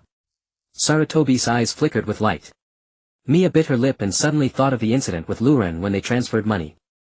She took out a scroll from her pocket which bore a large seal. This technique could seal all items within it, greatly reducing the burden of carrying heavy objects such as ninja tools. As for the Fuerli's clan, it could seal either bodies or living creatures within the scroll. While living beings could also be sealed inside, they could not remain there for too long. It was mainly used for ambushes, gathering intelligence and retreating without anyone noticing. The downside was that the scroll could not walk on its own. If it could, it might have been even better. However, a scroll with legs would be more conspicuous. At that time a cat would need to appear to help carry the scroll away. But that's a story for another time, it wasn't needed now. Shikamaru sighed. Asuma, have you seen anyone else? Like Mia? Shikamaru asked hesitantly. No, I haven't. Lord Hokage has several Anbu members over there. Asuma replied. Could the person who brushed past him earlier be her? He had a bad feeling about this. Troublesome. I need to go over there, Shikamaru said and ran off. Hey! Shikamaru! Asuma quickly chased after him. When Shikamaru arrived, Mia was holding a scroll in her hand, lost in thought. She was completely unaware that the second Hokage suddenly emerged from the puddle on the ground beside her and sent her flying with a single punch. Mia crashed heavily into the tree summoned by the first Hokage. The branches cut several wounds on her and her mask fell to the ground, revealing her true face. Then she spat out a mouthful of blood. Mia! Shikamaru looked on anxiously as if about to rush toward the barrier. Wait! It's too dangerous. Asuma grabbed his shoulder. But Mia is inside. Asuma still shook his head, stopping him from advancing. Shikamaru clenched his fists, watching the scene inside the barrier. Please don't let anything happen. Mia tightened her grip on the scroll, at least it wasn't lost. That would have been terrible. Ambushing me. How despicable. What kind of Hokage is that? Mia shouted. What do you mean, what kind of Hokage? That's beyond our control. You need to understand, kid, the second Hokage quipped. I'm really sorry, the first Hokage said with an awkward smile. If possible, neither of them wanted to harm a cute junior. Mia, you can't handle them alone. Let me, third Hokage-sama. I have a good idea. Mia interrupted Sarutobi. Then she bit the scroll, made hand seals with both hands, and a golden aura appeared in her hands, visible only to her. She swiftly charged at the first and second Hokage, striking both elders with a palm. Mia saw the golden aura enter their bodies, marking them. Mia quickly leaped back to put distance between them. That technique. Damn it, stop her. Orochimaru shouted urgently. In the next instant a mass of trees attacked her. The barrier was obscured by the trees and the outside could no longer see what was happening inside. She leaped into the air to dodge the attack, then took the scroll, opened it and smeared the blood from the corner of her mouth onto it. She made a hand seal and the scroll instantly emitted a golden light. The first and second Hokage were then enveloped by a golden aura which began to combust. Soon they vanished from the spot sealed within the scroll. Mia landed steadily and quickly rolled up the scroll, putting it away. That technique should have disappeared before the Fuerli clan was wiped out, Orochimaru said, glaring at her with sharp eyes as if trying to devour Mia alive. You underestimate me. After all, I am a member of the Fuerli clan. Didn't expect this, Orochimaru. Your day has come. Mia laughed loudly. Suddenly her laughter ceased and her gaze turned sharp as a blade, glaring at Orochimaru. Tell me everything you know. Sarutobi, this kid's mood swings are quite drastic. However, he was also very curious about how Orochimaru knew about this, and perhaps he had a hand in it. The abilities of the Fuerli clan are coveted by many, especially your parents' abilities. Even if one knows how to perform the techniques without your unique chakra, it's useless, Orochimaru said. Mia looked at him with confusion, unsure of what he meant. But Sarutobi immediately understood his implication. You didn't. Their bodies. Sarutobi stared at him in disbelief. Orochimaru said nothing, just smiled. What? Mia was confused. Were they speaking in riddles? By implanting cells from their bodies into another person, one can obtain a certain amount of chakra and then use the techniques of the Fuerli clan. Orochimaru revealed a sinister smile. You actually used them for experiments. Her face flushed red with anger, her eyebrows furrowed, and her eyes glared at him like sharp blades. Her golden eyes emitted a faint golden glow as she shouted. I'm just conducting experiments. The Fuerli clan has been hiding in some place which probably only the Hokage or the Konoha higher-ups know about, right? Moreover, Konoha has been preventing the Fuerli from returning to the village, probably out of some fear. Orochimaru's implication was largely the same as what the masked man had said earlier. This made her feel somewhat confused.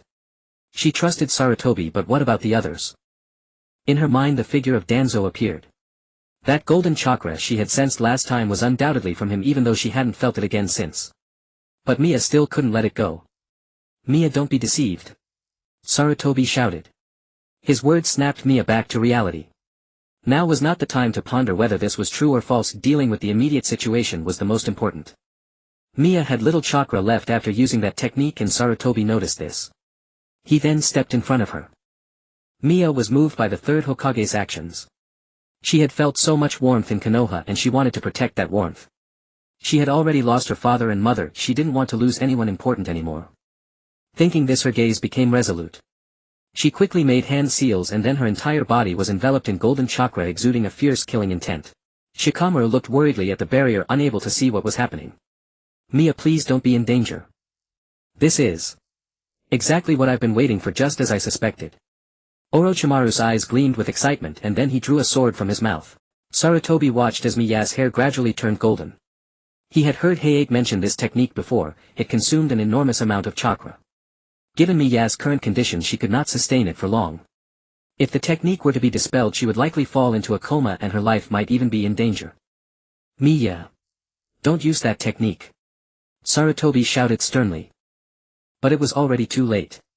A massive Buddha statue had appeared behind Miya.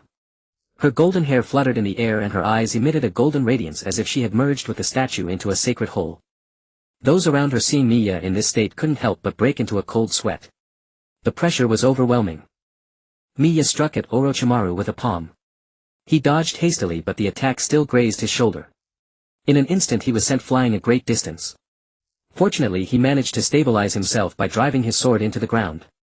He gritted his teeth and clutched his shoulder. The area was already bruised, and a golden curse mark clung to his shoulder, spreading downward across his entire body. At the same time he felt an intense burning sensation. He gritted his teeth, cold sweat streaming down his face. If the curse mark spread to his whole body, he would no longer be able to use ninjutsu. Sarutobi gripped the golden cudgel that Enma had transformed into, looking poised to attack at any moment. Orochimaru noticed Sarutobi. Dealing with both of them at once would be too taxing. Moreover, it seems Sarutobi was preparing something.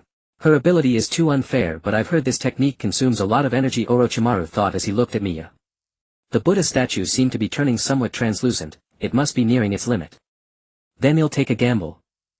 Orochimaru raised his sword and charged at her. Miya lifted her hand to block his attack. Their clash generated a powerful shockwave that radiated outward, felling the surrounding trees. Inside the barrier, the four violet flame formation became unstable due to the impact. Isn't there any other way? The battle inside seemed intense. We can't enter this barrier. Hayate clenched his fists. Hey! What's going on over there? You bastards, get out of my way! Lu Ren shouted anxiously from the other side while still cutting down sand ninjas one by one. Lu Ren was busy dealing with the sand ninjas in the village. Miya was inside the barrier and couldn't be reached. Hayate and Koen remained silent. They also wanted to know what was happening. Sarutobi quickly steadied himself, watching Orochimaru and Miya locked in a stalemate. Miya bit her lip, hard blood trickling from the corner of her mouth. She held on with all her strength. Her eyelids grew heavy. She knew she was reaching her limit. Sarutobi charged forward with the golden cudgel. He had to make it in time. The next second Miya's hair returned to its original color and the Buddha statue vanished. Orochimaru's sword thrust straight toward her heart. If she died, the curse marks on his body would disappear. Lord Orochimaru.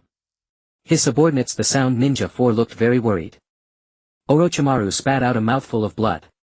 He looked at his hands, the curse marks had spread to his entire arms and the burning sensation grew stronger.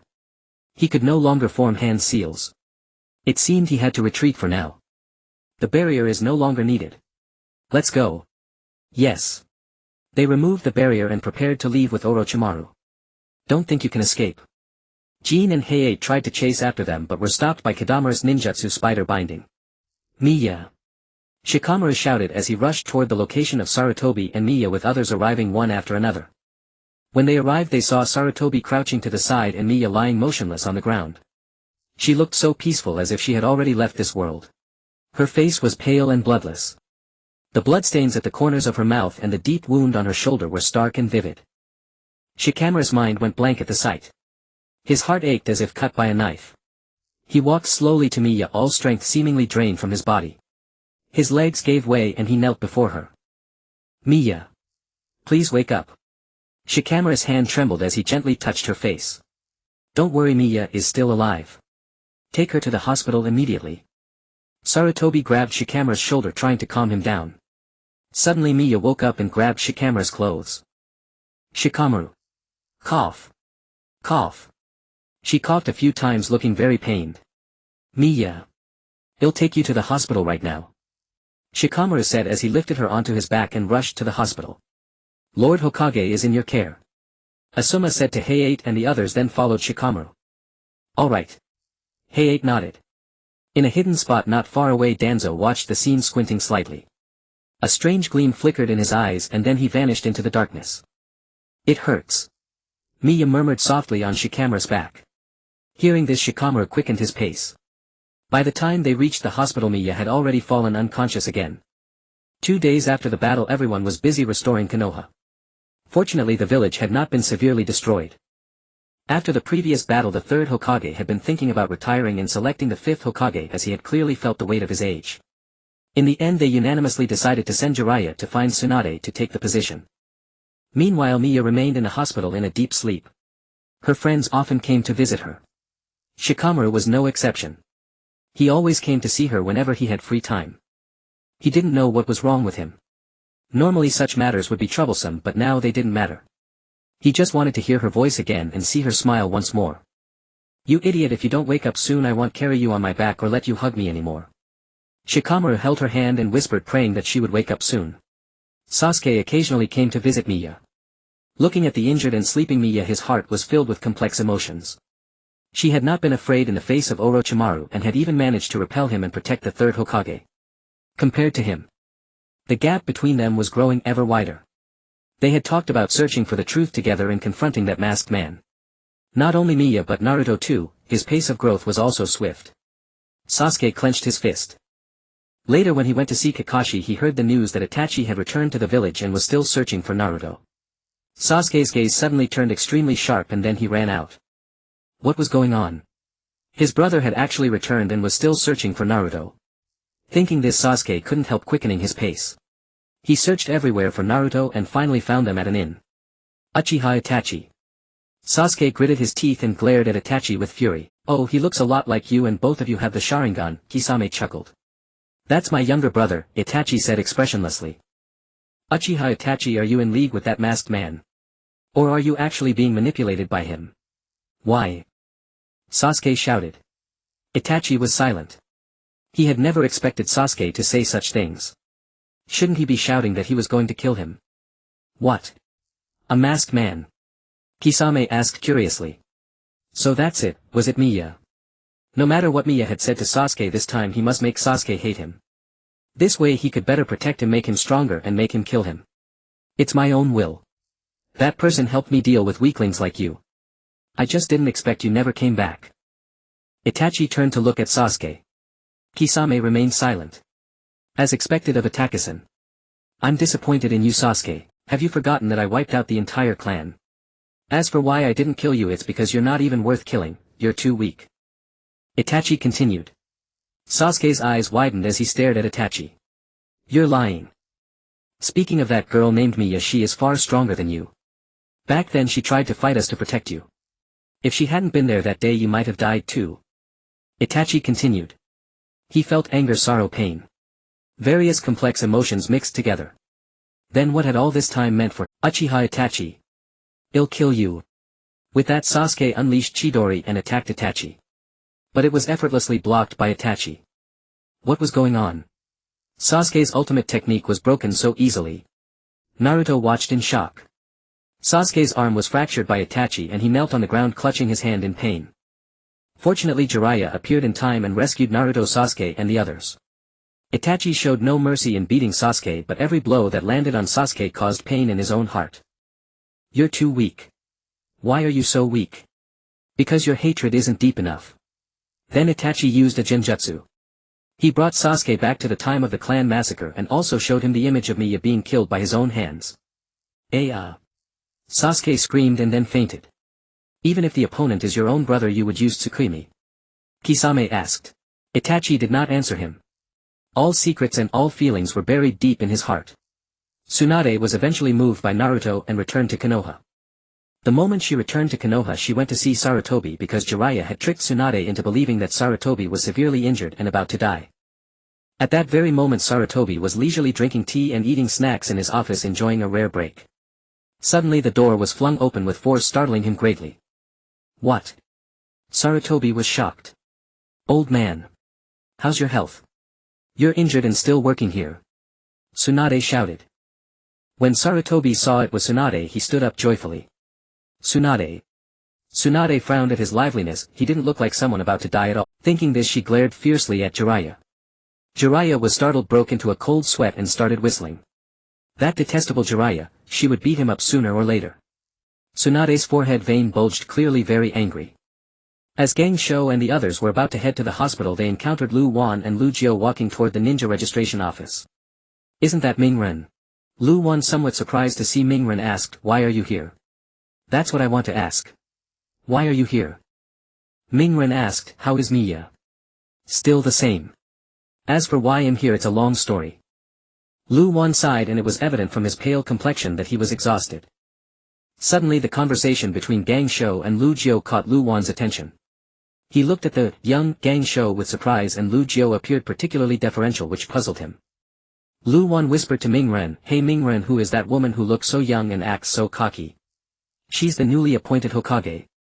Don't let her youthful appearance fool you, she's actually over 50 years old." Ming Ren continued in a low voice, "And her medical skills are exceptional. We're planning to go to the hospital to see Miya's Zhu and Li." Lu Wan's eyes lit up. "Really?" He grabbed Ming Ren's clothes and exclaimed excitedly. "Yes." Ming Ren pried his hand away. "Yes." This was the first time he had seen Lu Wan like this. "Ah, sorry." Lu Wan rubbed the back of his head. Lu Jiu watched him silently. Whenever Miya was mentioned, his emotions would surge. "Anyway, we're off." Ming Ren waved and ran away. Lu Wan silently watched their retreating figures. Lu Jiu sighed and gently patted Lu Wan's shoulder. "Let's go see Miya later, shall we?" Lu Wan said. "Okay. But Dad, who exactly is that woman?" "I heard she's going to be the 5th Hokage." Lu Jiu replied, "She's the most beautiful woman in the world, the lone flower among the Sannin, Lady Gang Shou." Lu Jiu put his hand on Lu Wan's shoulder. "Women always seem troublesome." Lu Wan sighed. "Do you find Miya troublesome?" Lu Jiu suddenly asked. Lu Wan fell silent. He didn't want to answer that question. Although troublesome, it was different with her. Lu Jiu said, "Let me tell you, Miya treats you differently from others." "What do you mean?" Lu Wan was puzzled. Lu Jiu explained, "You have to feel it yourself. Miya is stronger than anyone in front of others. But a woman, no matter how strong, will always show a gentle and vulnerable side in front of the man she likes." Lu Wan was speechless. What kind of logic was that? He hadn't noticed her being strong anywhere, maybe only in terms of strength. Lu Jiu said, "Ah, right, you still have things to handle. I'll get going now, or else your mother will scold me." With that he turned to leave. Lu Wan said, "Didn't you say we'd go see Miya together?" Lu Jiu waved his hand and replied, "You go ahead." That's it. He left. Lu Wan sighed. What a hassle. After arriving, Lu Wan learned that he had been promoted to Chunin. In fact, besides Lu Wan, there was also Miya's group. Lu Ren and Jean had already registered, but Miya couldn't come because she was still in a coma. Lu Wan, wearing his ninja vest, headed to the hospital. It felt strange. When he arrived he saw Gang Shou and Kai. Gang Shou had her hand on Miya's chest using medical ninjutsu. Lu Wan stepped forward looking at Miya with concern. Don't worry, she'll probably wake up tomorrow, Gang Shou reassured him. Lu Wan clenched his fists and said, thank you Lady Gang Shou. Gang Shou smiled then turned to look at Miya, her expression turning serious. Gang Shou thought, is this child the variable that Xian you spoke of? After Gang Shou and the others left the room, Lu Wan sat quietly by the side watching Miya. Lu Wan murmured, tomorrow. Suddenly Jing Ye's voice came, he's here. Lu Wan looked toward the door and saw Jing Yi, Ding Ci and Asima standing there. Lu Wan put on a look of annoyance. What are you guys doing here? Well, we came to see Miya and also to find you, Jing Yi said. Jing Yi walked over and placed the flowers in her hand into a vase on the table. After all, lately whenever Lu Wan has free time he comes to see Miya. Ding Ci smiled. How is she? Asima put out the cigarette in his mouth and asked. She's supposed to wake up tomorrow. Jing Yi and Ding Ci stared at him without speaking. What? Why are you staring at me? Lu Wan felt a bit uneasy under their gaze. Asima smiled with relief. Lu Wan became a chunin. What's with this outfit? Jing Yi covered her mouth, struggling to suppress her laughter. Lu Wan sighed, his face slightly red. He knew it would turn out like this, which was why he didn't want to tell them right away. It doesn't suit you at all, Ding Ci said. Ding Ci also covered his mouth to stifle a laugh. Eventually they chatted for a while and planned to go to a barbecue restaurant to celebrate Lu Wan's promotion to chunin, but Lu Wan declined. Lu Wan said, I want to wait until Miya wakes up to celebrate together. His gaze toward Miya softened. That's true. Then let's celebrate together when Miya wakes up, Asima smiled. Jing Yi shook her head helplessly. How surprising. But if it's about Miya, it's understandable. Lu Wan's ears turned red. Stop nagging. I just think it's better to celebrate together tomorrow rather than 2 separate days. It's too much trouble. Don't lie. However, Sasuke, who had been somewhat confused, decided to leave Konoha and go to Orochimaru after being invited by the Sound Four. He first arrived at Mia's hospital room and watched her sleep for a while. We are ultimately on different paths. I have a target for revenge while you merely seek the truth. I must take the first step, Miya. With that, Sasuke vanished from the spot. The next day news arrived that Sasuke had left Konoha. Shikamaru had planned to finish his training and check on Miya in the afternoon, but unexpectedly he was called by Tsunade early in the morning. Upon learning that Sasuke had been invited by Orochimaru and left Konoha, Shikamaru felt a great shock. I am assigning you your first mission, bring Sasuke back, Tsunade said seriously. With all the jonin dispatched for missions, the only option was to recruit some of the village's chunin and join Shikamaru for this task. In the end, Shikamaru became the team leader with Choji, Kiba, Naruto and Neji as teammates. Shikamaru stood at the entrance of Konoha's side and then looked back, wondering what was on his teammates' minds. Shikamaru and I will check on Miya, so you don't need to worry, Lee gave a thumbs up. Lee also felt quite reluctant, especially since he was injured at that moment and couldn't help that. Shikamaru scratched the back of his head, feeling a bit embarrassed. Was it that obvious? Alright. Everyone follow me. Naruto suddenly shouted excitedly. Hey Naruto, I'm the team leader here. Shikamaru expressed his exasperation. It was truly troublesome. Miya, while in deep sleep, had a dream where she was just a crawling infant. Her mother held her as they followed her father, who was taking her somewhere with several other people trailing behind. All she knew was that her mother was crying and kept saying sorry, while her father also looked quite troubled. Miya reached out to touch her mother's face, hoping to bring a smile to her. After what felt like a long time, her mother and father brought her to a secluded house filled with various golden seals, and in the center of the room was a circle drawn with golden lines. We have arrived, it is time to begin, said an elderly woman who took her from her mother's embrace. My Miya. Can't you make an exception? She will die. Her mother shouted, trying to grab her back. Shinue. Her father held her mother, trying to stop her. Ma'am, are you joking? From the beginning, all children in our clan must endure this seal. Only by enduring the pain can it be proven that she is qualified to be a member of our Fuerli clan. But what if she doesn't have to endure it? She can just be an ordinary child living happily. Shinue countered. Qingming is the clan leader. What will happen if Miya is the exception and does not accept the seal? It could threaten us in the future. How can Qingming gain the trust of the other clan members? But the elderly woman said sternly. Qingming, you need to persuade her. Miya is our child. Her mother said, grabbing her father's collar. Shinue, with your abilities you should have seen her ultimate fate. You know we cannot interfere. If you continue to protect her like this, you will die. Her father held her mother's hand, feeling quite distressed himself. Her mother bit her lip, her eyes dimming as she slowly released her grip on her father's collar, then ran out crying. Mia reached out wanting to call for her mother, but all that came out were baby-like babbles. The next moment a flash of white light forced her to close her eyes, and when she opened them again she was in the hospital in Konoha. She slowly crawled up, touching her head, feeling a heavy weight. What was that dream about? How could she have memories from such a young age? Oh. Mia, you're finally awake. Lee entered together with Tsunade supporting a crutch. You are. Lee. Mia exclaimed in surprise, then noticed Tsunade beside her. Ah, this is the 5th Hokage, Lady Tsunade, Lee quickly introduced. The 5th Hokage? What about Grandpa 3rd? Mia asked anxiously, fearing something had happened. That old man is fine, he has retired. He probably doesn't even know where he is enjoying tea. Lee. Tsunade complained, frustrated that she had to trick him back into being Hokage. Sarutobi at home sneezed, who is thinking of me. That's good. Mia sighed in relief. How is your condition? Tsunade asked. I'm fine now, I feel much better, just very hungry. Mia said while touching her stomach. By the way. Where is Shikamaru? She continued to ask. Tsunade and Lee exchanged glances, seeming to communicate something silently, then Tsunade nodded. Seeing this, Lee explained what had happened to Mia. Shikamaru and the others went after Sasuke. Mia exclaimed, throwing off her blanket and jumping out of bed. Mia, don't get excited. Lee hurriedly advised. I want to help them. Mia shouted. But you just woke up. You need to rest. Tsunade shouted sternly. I am perfectly fine, Lady Tsunade. Please let me go. Orochimaru's subordinates are not to be underestimated. Her golden eyes sparkled with determination. Tsunade looked at her in silence, hesitating. In the end she allowed her to go. Thank you. Mia exclaimed and dashed away without a trace. Sigh, just like her mother, so stubborn. Let's go, Tsunade said, looking at Lee with a helpless smile. All right. Lee nodded, tightening his grip on the crutch. Mia hastened toward Shikamaru. After running for what seemed like an eternity, she spotted Choji collapsed beneath a tree. Even though he had grown thin, she recognized him instantly. Choji. She rushed to his side and checked his heartbeat. Thank goodness he was still alive. Why did he end up like this? Mia surveyed her surroundings and noticed an arrow carved into a tree trunk.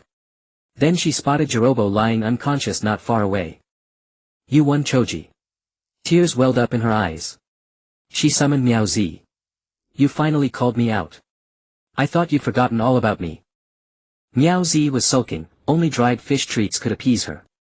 It's a long story. I was unconscious for a long time. Don't be mad. I'll buy you lots of dried fish when we get back. Mia pressed her palms together in sincere apology. Miao Z was used to Mia calling her out at night for a chat, but she hadn't been summoned at all. She knew something had gone wrong. Seeing Mia now looking relatively energetic, Miao Z finally felt relieved. Alright, as long as you're fine. What about this kid? He's badly injured. Miao Z walked over to Choji and licked his hand. Time is critical. Take the situation report back to Konoha as fast as you can. No problem. Just give me some dried fish. With that, Miao Z dashed off. Mia gazed at the unconscious Choji and clenched her fists instinctively. Then she wiped away the tears at the corners of her eyes and quickened her pace to catch up with Shikamaru. Along the way she also saw Niji gravely wounded. Mia knew no medical ninjutsu, the only thing she could do was pick up his headband and place it beside him. She could only pray that Miao Z would reach Konoha swiftly. Shikamaru meanwhile was locked in a fierce battle. His opponent specialized in summoning and illusionary techniques. The flute she played could also bewilder the enemy. The main trouble was that she used the flute's melody to control the 3 summoned beasts, and he had no idea what tune she was playing. Art was a complete mystery to him. When Mia arrived, she saw Shikamaru caught in an illusion. Taiyuya was thrusting a kunai toward him. Mia swiftly drew her blade, her eyes turning sharp and fierce, killing intent flaring. What do you think you're doing to Shikamaru? She flashed behind Taiyuya and swung her sword. Taiyuya's eyes widened in disbelief. She hadn't sensed Mia's presence at all, there was no time to dodge. With a single stroke, Mia slashed a deep gash across Taiyuya's back. Warm blood splattered onto Mia's face. Gritting her teeth, Taiyuya steadied herself, ignoring the pain in her back, and spun around to attack Mia with a kunai. She didn't notice that Shikamaru had already recovered. Mia intended to parry the attack with her sword, but the next moment Taiyuya froze in place. She had been caught in Shikamaru's shadow bind. What? Weren't you supposed to be trapped in an illusion? Tayuya struggled with all her might to break free. Mia. Now, Shikamaru was straining to hold her veins bulging on his forehead, his face drenched in sweat. Mia understood and drove her blade straight into Tayuya's heart. Tayuya's pupils shrank as she coughed up a mouthful of blood. Mia pulled out the sword and Tayuya collapsed to the ground staring at her with resentment as the light faded from her eyes. Shikamaru slumped to the ground with a thud, exhaling deeply. He then raised his fractured finger and snapped it back into place. That hurts. He gritted his teeth. Shikamaru, are you alright? Mia asked worriedly, realizing he had deliberately broken his finger to snap himself out of the illusion. What an idiot. She took his hand, found a small stick and wrapped his finger with it, her expression grave. There. After bandaging it she smiled. Shikamaru was momentarily stunned. Why aren't you saying anything? Scared. Mia pulled a handkerchief from her pocket and wiped the sweat from his face. Suddenly Shikamaru grabbed her hand and fired off several questions. When did you wake up? Are you feeling okay? Did you see Choji and the others on the way? Mia gave a helpless smile, even now he was still thinking of others. I don't really remember when I woke up. I'm fine, feeling energetic. As for Choji and the others. She hesitated. What? Shikamaru looked at her anxiously. They're alive but badly hurt. I sent Miaozi back to Konoha to get help. If nothing went wrong, someone should have brought them back by now. Shikamaru lowered his head in silence. Oh, you've already dealt with it. A cheerful familiar female voice rang out. Temari stood before Mia and the others holding her large fan. You. Mia exclaimed. Ha ha ha, it's me, Temari laughed. Aren't you from the sand? Are you an enemy? Mia assumed a battle stance. Wait. We're not enemies. Temari hurriedly explained. Hold on, Mia. The sand has already surrendered. We're allies now. What brings you here? Shikamaru grabbed Mia's shoulder. We received the support request from Konoha and rushed over. Not just me, Gaara and Kankuro are also heading to your comrades. Temari explained. Is that so? Mia sighed in relief. Just then a Konoha medical ninja and Nico arrived together. Is anyone injured here? Nico asked. Yes, Shikamaru's finger, Mia said, lifting his hand and pointing at his finger. Shikamaru. Thanks a lot. I'm fine, really. How troublesome. How are the others? He sighed. We've brought the injured back to Konoha for treatment. Kiba is seriously wounded but out of danger. However, Choji and Niji are in critical condition. We don't know if they'll survive yet. As for Naruto, we're about to head there now, the medical ninja reported. Shikamaru's face turned pale. He lowered his head, furrowed his brow and clenched his fists. Suddenly Mia's hand covered his, her warmth seeping through. He looked up at her. She smiled gently, trying to comfort him. Shikamaru, go back to Konoha with Temari. I'll go with them to check on Naruto. Don't worry, everything will be fine. Holding his hand, her voice was soft yet firm, calming his anxious heart. Shikamaru stared into her clear eyes, seeing only his own reflection, nothing else. Mia now appeared remarkably calm and steady, unlike her usual self. In his memory she would always act spoiled, flinched at pain and seemed on the verge of tears at the slightest trouble. He recalled Shikaku's words, Mia is in front of others more resilient than anyone. What are you spacing out for?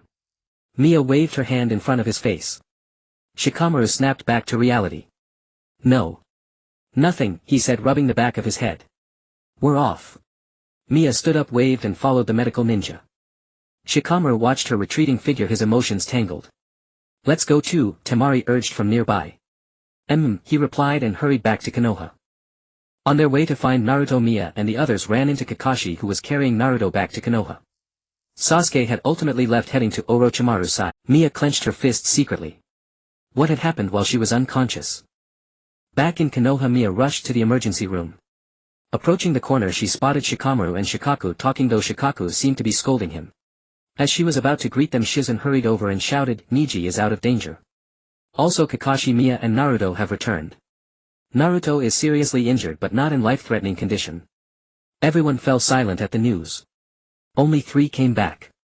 The mission failed, but at least everyone is alive. That's a good thing, Tsunade said with a wry smile. As Tsunade finished, Shikamaru's shoulders trembled, hot tears streaming from his eyes. Choking, he said, next time. I'll execute the mission more successfully. Mia stepped forward, concern in her eyes. Go ahead, he needs you now, Shikaku whispered. Though men rarely show vulnerability before women, it's different when it's a woman they love.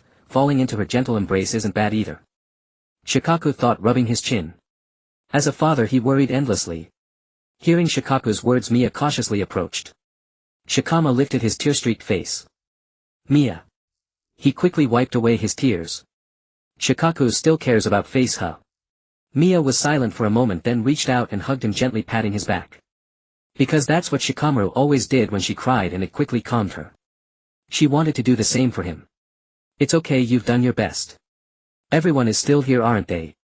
You may lack drive, but you're number one in the IQ department. You trust your comrades and they trust you. It's that bond that helped everyone defeat the enemy and survive, isn't it? Even if they're badly injured. Your comforting skills are terrible, Tsunade said, her lips twitching. Temari and Shikaku chuckled on the side. Held and comforted by her, Shikamaru couldn't cry anymore. Whether he was truly soothed or just rendered speechless was unclear. But his eyes darkened slightly as he gently hugged her back, pulling her closer. This wasn't so bad. Ahem. Shikaku coughed. Could you two mind your manners? Shikamaru immediately released Mia, his ears burning bright red. Tsunade and Temari were covering their mouths, stifling laughter. Shizun remarked, aren't the children of this generation a bit too precocious? Afterward Mia and the others went to visit Naruto. During their visit Sakura also arrived. Seeing Naruto battered and bruised yet still thinking of his promise to her, a newfound resolve hardened in Sakura's eyes. She bid farewell to Naruto and the others before leaving. Later Mia learned that Sakura had gone to seek Tsunade, begging to be accepted as her disciple. On the way back Mia suddenly remembered Tsunade's instruction to go to the ninja registry, and she stopped in her tracks. What's wrong? Shikamaru looked at her with concern. I need to go to the ninja registry. I almost forgot about it. I see. What a hassle. I'll go with you. Shikamaru turned around and started walking back. Are you sure? I can go alone. You should go home and rest. Mia hurried after him. I'm fine. Let's finish this quickly and go home. Okay. After leaving the ninja registry, Mia happily bounced in front of Shikamaru. How do I look? Mia spread her arms, showing off the green ninja vest she was wearing. Nice, nice. Shikamaru watched her excitement and couldn't help but smile, the corners of his mouth lifting. The next moment Mia stroked her chin, looking at Shikamaru seriously. He felt a bit embarrassed under her gaze. What is it? Did he have something on him? He looked down at himself. No, nothing. Actually, I've always wanted to say, you look especially handsome in this outfit, Shikamaru. Mia linked her arm with his. Shikamaru's face instantly flushed crimson. Handsome. Suddenly he felt Mia tense up, her hand gripping his tightly. He looked at her curiously. At that moment Mia was biting her lower lip, staring fixedly ahead. Her eyes blazed with ferocity, brimming with anger and hatred, making her appear terrifying. It was the first time he had seen Mia like this. Frowning, Shikamaru followed her gaze and spotted a man leaning on a cane with his right hand, his left eye wrapped in bandages. Moreover, the left half of his body was covered in bandages, giving him an ominous appearance. Danzo finally stopped in front of Mia and the others. Promoted to Chunin, I see, he said. Thanks to you, Mia replied, her voice flat and unnervingly cold. Shikamaru glared at the man before him, displeased. Who was he? Mia clearly disliked him. Danzo remained silent, walking past them without a word and heading toward the ninja registry. Mia's eyes glowed faintly gold. She had noticed at the moment he arrived, the golden chakra within him. She wanted to question Danzo, but she held back.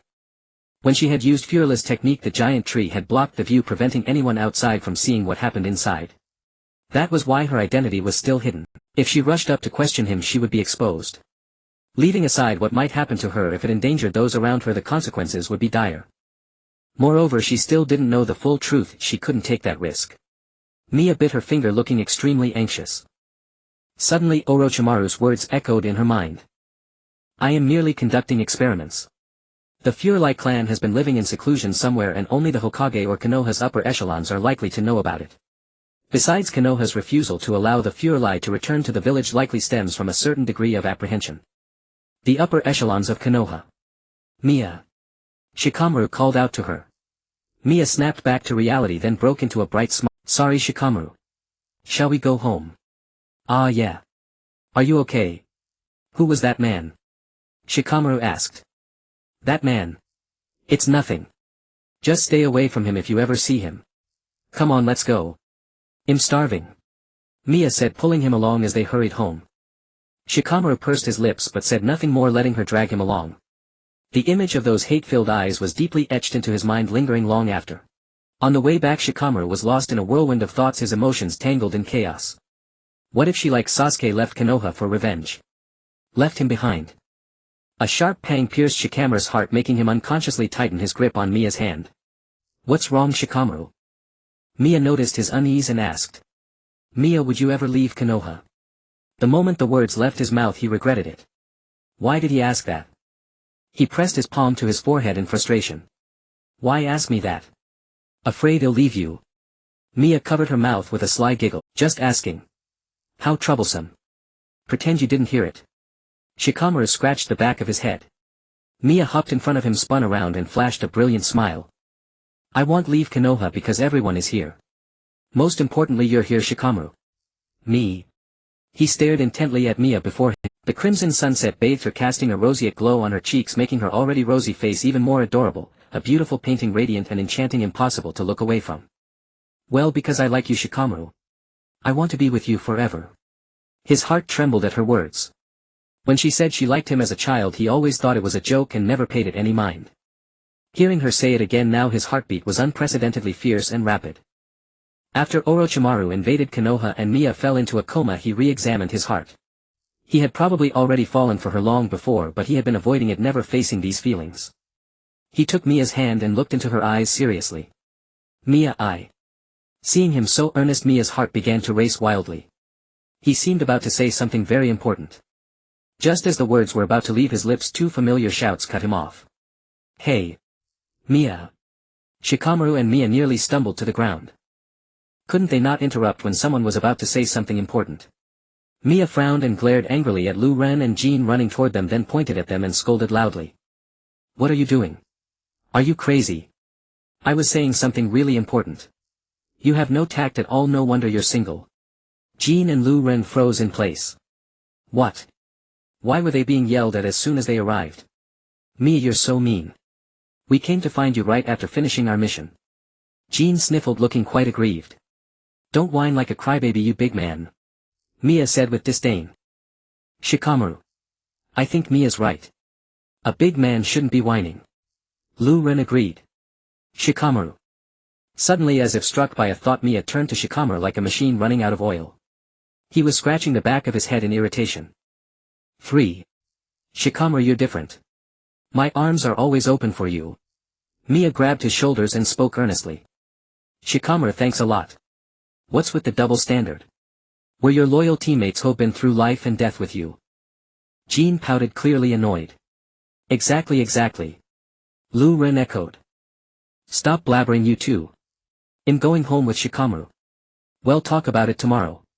Shikamaru is my #1 choice. Mia said, taking Shikamaru's hand and preparing to leave. Jean and Lu Ren were left standing alone in the cold wind, bewildered. Their kindness was thrown back in their faces.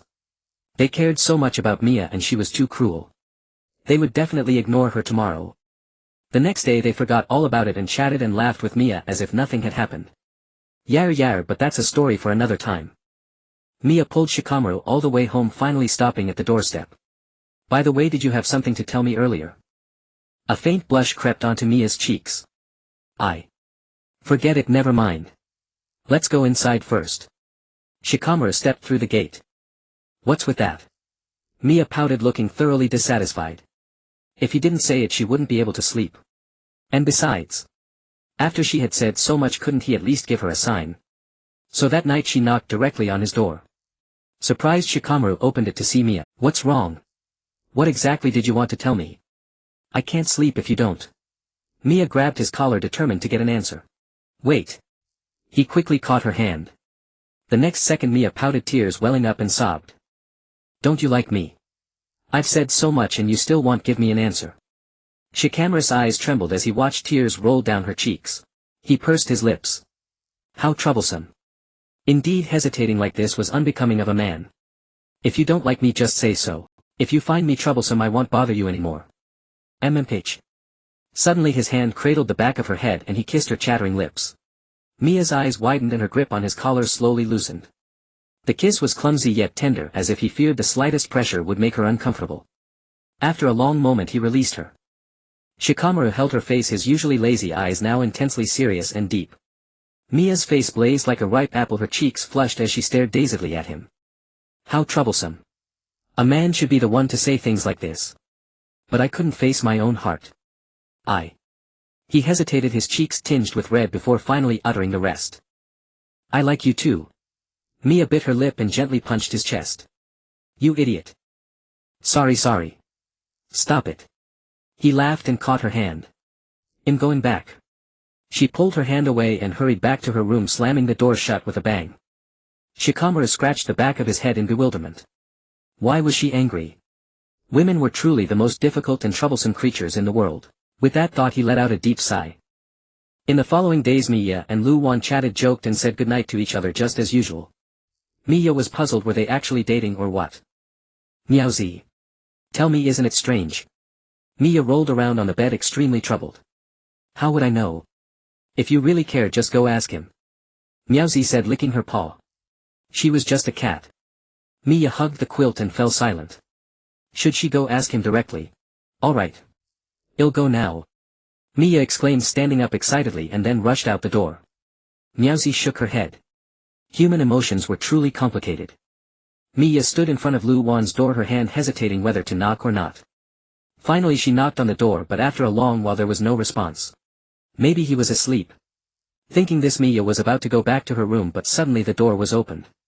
Lu Wan appeared with sleepy eyes, looking completely unawake. He had been hosting Wei Luo and the others these past few days and finally managed to see them off today. He was so exhausted that he went to bed early, but in his sleep he heard the sound of knocking. He initially thought it was too troublesome to bother, but unconsciously he still got up and opened the door. Lu Wan. Sorry, did I disturb your sleep? Mia blinked. Lu Wan silently rubbed his eyes and didn't answer. Mia tilted her head in confusion as she watched him. The next second Lu Wan pulled her hand, led her into the room, closed the door and then hugged her and fell asleep. What?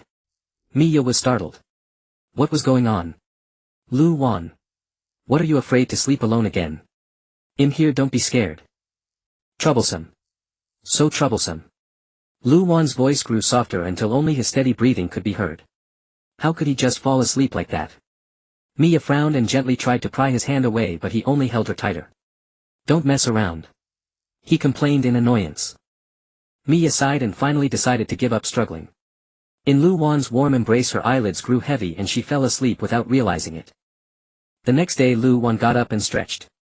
As he lowered his arms he seemed to touch something warm and soft. Lu Wan turned his head slowly in confusion. Mia was sleeping right beside him, curled up. So he had touched Mia's hand. What, it's Mia? He sighed in relief. Wait. Why was she in his bed? Lu Wan's eyes widened in shock as he stared at the sleeping Mia. He sat on the edge of the bed and thought for a moment. Yesterday he dreamed that someone knocked on his door, so he went down and opened it, saw Mia standing in front of his door and thought she was afraid to sleep alone again, so he forcefully pulled her into the room. So it wasn't a dream. Troublesome. Lu Wan sighed, propping his forehead with one hand. Lu Wan. Mia groggily opened her eyes and saw him sitting dazedly on the edge of the bed, so she called out to him. Mia, you're awake. Lu Wan turned to look at her nervously. Mia sat up, but her eyes were still closed, her head slightly drooped. Lu Wan looked at her like this, the corners of his mouth lifting slightly, his eyes filled with amusement. I happen to have today off. I plan to go see Ding Ci. I heard he can be discharged from the hospital. Huh. I'll go too. Mia instantly became alert. Don't you have a mission today? Well. Although she probably didn't, she still had to go to the Anbu first to find out. Lu Wan saw her hesitant look and understood that she must have something to deal with. Then I'll go first, you come later. If we're not at the hospital, we'll be at the barbecue place. Mia nodded dully. Indeed, given Ding Ci's personality, the first thing he would do after being discharged was eat meat. But he actually looked quite handsome now that he was slim. If he ate like before he would definitely get fat again. But it didn't matter, after all that was the real Ding Ci. On Orochimaru's side, after settling Sasuke, he returned to his laboratory. He unwrapped the bandages on his hand, revealing the golden curse mark that continued to spread across his body. Even after switching bodies, the curse mark followed, spreading anew over his form. Though the spread had slowed considerably, it remained a grave nuisance for Orochimaru. Damned Fuerli. Lord Orochimaru. Kabuto hurried and flustered. How is it? Orochimaru shot him a sharp glance. That body no longer bears the golden curse mark. Just as you said, it's unrelated to the physical vessel, it's tied to the soul. Kabuto broke into a cold sweat. Orochimaru remained silent, exuding an icy aura. He had to find a way to eliminate Mia, or else it would jeopardize his future. All his efforts would be in vain. Suddenly a sinister grin crept across his face. Right, isn't that person still in Konoha? Given that child's abilities, he must surely desire it as well. He licked his lips with his long tongue. Why are you eating barbecues so early in the morning? Shikamaru opened the door to the barbecue restaurant and saw Choji devouring meat in large mouthfuls. He had planned to go to the hospital, but on passing the barbecue place he heard Choji's voice, "One more bowl." Shikamaru. Asuma left a while ago. Look at Choji, he used to be slim and quite handsome, but now he's putting all the weight back on. I can't stand him anymore, Hino complained, holding her forehead. Haha, that's just Choji for you, Shikamaru said, sitting across from them. I was going to ask Asuma to take me for special training, but he rushed off saying the Hokage was looking for him. Choji kept eating, never pausing. What about Mia? We haven't seen her in ages, Ino suddenly asked. Yeah, the last time we met was at the hospital, Choji said, stopping his chopsticks to look at Shikamaru. She must be on a mission. Shikamaru rested his chin in his hand, replying lazily. She's been busy lately. We haven't even celebrated your promotions to Chunin yet. Choji spoke clearly, hinting at another barbecue feast. You're always thinking about food. Ino rolled her eyes. Suddenly the door swung open. Hey you three. The Hokage is looking for you. Kiba shouted. Shikamaru, the Hokage. Ino, us. Choji, munch munch munch. Meanwhile Mia was dragging two prisoners in prison uniforms, one in each hand, her face full of resentment. The prisoners in her grasp seemed on the verge of death. Because Mizuki had escaped with the prisoners, it added extra work for Mia and the others. Why does this have to happen today of all days? She grumbled, roughly tossing the two men aside. They slammed heavily into a tree, spitting blood. Mia is terrifying. Jean broke into a cold sweat. The main thing is the prisoners have no money, Luren said, carrying two prisoners and throwing them before Hayate. Suddenly all the prisoners escaped for some reason. Jean, take these people back. Hayate crouched on the ground holding a document and crossed out two names from the list of prisoners before him. Yes. Jean said, hoisting four prisoners and leaving. Mia watched his retreating figure speechlessly. Jean's strength was truly immense, no wonder he was so tall and burly. What are you spacing out for? Luren asked. I was thinking if I had strength like Jean's I could knock out one kid per punch. Mia said, gesturing a few punches. A muscular Mia. Cough cough cough. Hayate began hacking violently. Spare me, that sounds terrifying. Luren rubbed his arms, goosebumps rising. What are you guys even thinking? Mia fumed. Cough. Anyway, there are only a few left to retrieve. I'll leave it to you, Mia. Hayate quickly changed the subject. Got it. Mia sighed. She wanted to be with Shikamaru. After finishing the prisoner capture mission, they arrived at the Hokage's office. The mission is complete. The four knelt before Tsunade. Perfect timing. Hurry and support Naruto and Shikamaru. Alone they might struggle against those two. Tsunade said gravely. Yes. Mia and the others prepared to leave. Wait, just Mia and Jean go. We're short on hands, Luren and Hayate, you two help secure the prisoners. Tsunade rubbed her temples. Yes. The four replied, vanishing in an instant. Who is the two people Lady Tsunade mentioned? Mia asked curiously on the road. I don't know. Probably very strong people. Anyway, I just happen to have a technique I want to try out too. A sinister smile crept beneath Mia's mask. When they arrived at the destination, they saw Shikamaru and the others struggling in a tough battle, desperately trying to control Fujin and Raijin. The three of them looked like their chakra was almost depleted. Seeing this, Mia took out two talismans and dashed past Shikamaru straight toward Fujin and Raijin. The moment Mia passed Shikamaru, a familiar scent drifted into his nostrils, causing him to freeze in place. They were wearing Anbu masks at the time, making them hard to recognize. Choji. Let them go. Mia shouted, forming a single hand seal. Hearing this, Choji instinctively released Fujin and Raijin. Ah. Damn it. Choji yelled. Golden binding talisman. Mia said as she flung the talisman toward Fujin and Raijin. The next second the talisman emitted a golden light, transforming into golden ropes that bound Fujin and Raijin like a twisted pretzel. They writhed on the ground like maggots, struggling. What the hell did you do to us? Raijin roared. Shut up. Want to struggle more? I'll tie you even tighter. Mia said, delivering a hard kick. Fujin and Raijin clearly felt the ropes tightening, causing them great discomfort. Their faces flushed red and they stopped struggling. Shikamaru and the others slumped on the ground not far away, staring blankly at the scene. What happened? Ino was dumbfounded. The ropes on Fujin and Raijin looked incredibly sturdy, unbreakable even by someone with their monstrous strength. Are you guys okay? Jin walked over to them, checking on their condition. No. We're fine. I'll leave these two to you. You're stronger, so drag them back. Mia waved at Jin. Oh. Okay. Jin hurried over, grabbing one in each hand and dragging them along. Their bottoms were practically getting scraped, but they dared not complain. They only felt that the woman in the Anbu mask before them was as terrifying as Lady Tsunade. Who are you? Ino asked curiously. Shikamaru stared silently at Mia, who wore an Anbu mask. If he wasn't mistaken, it was Mia, wasn't it?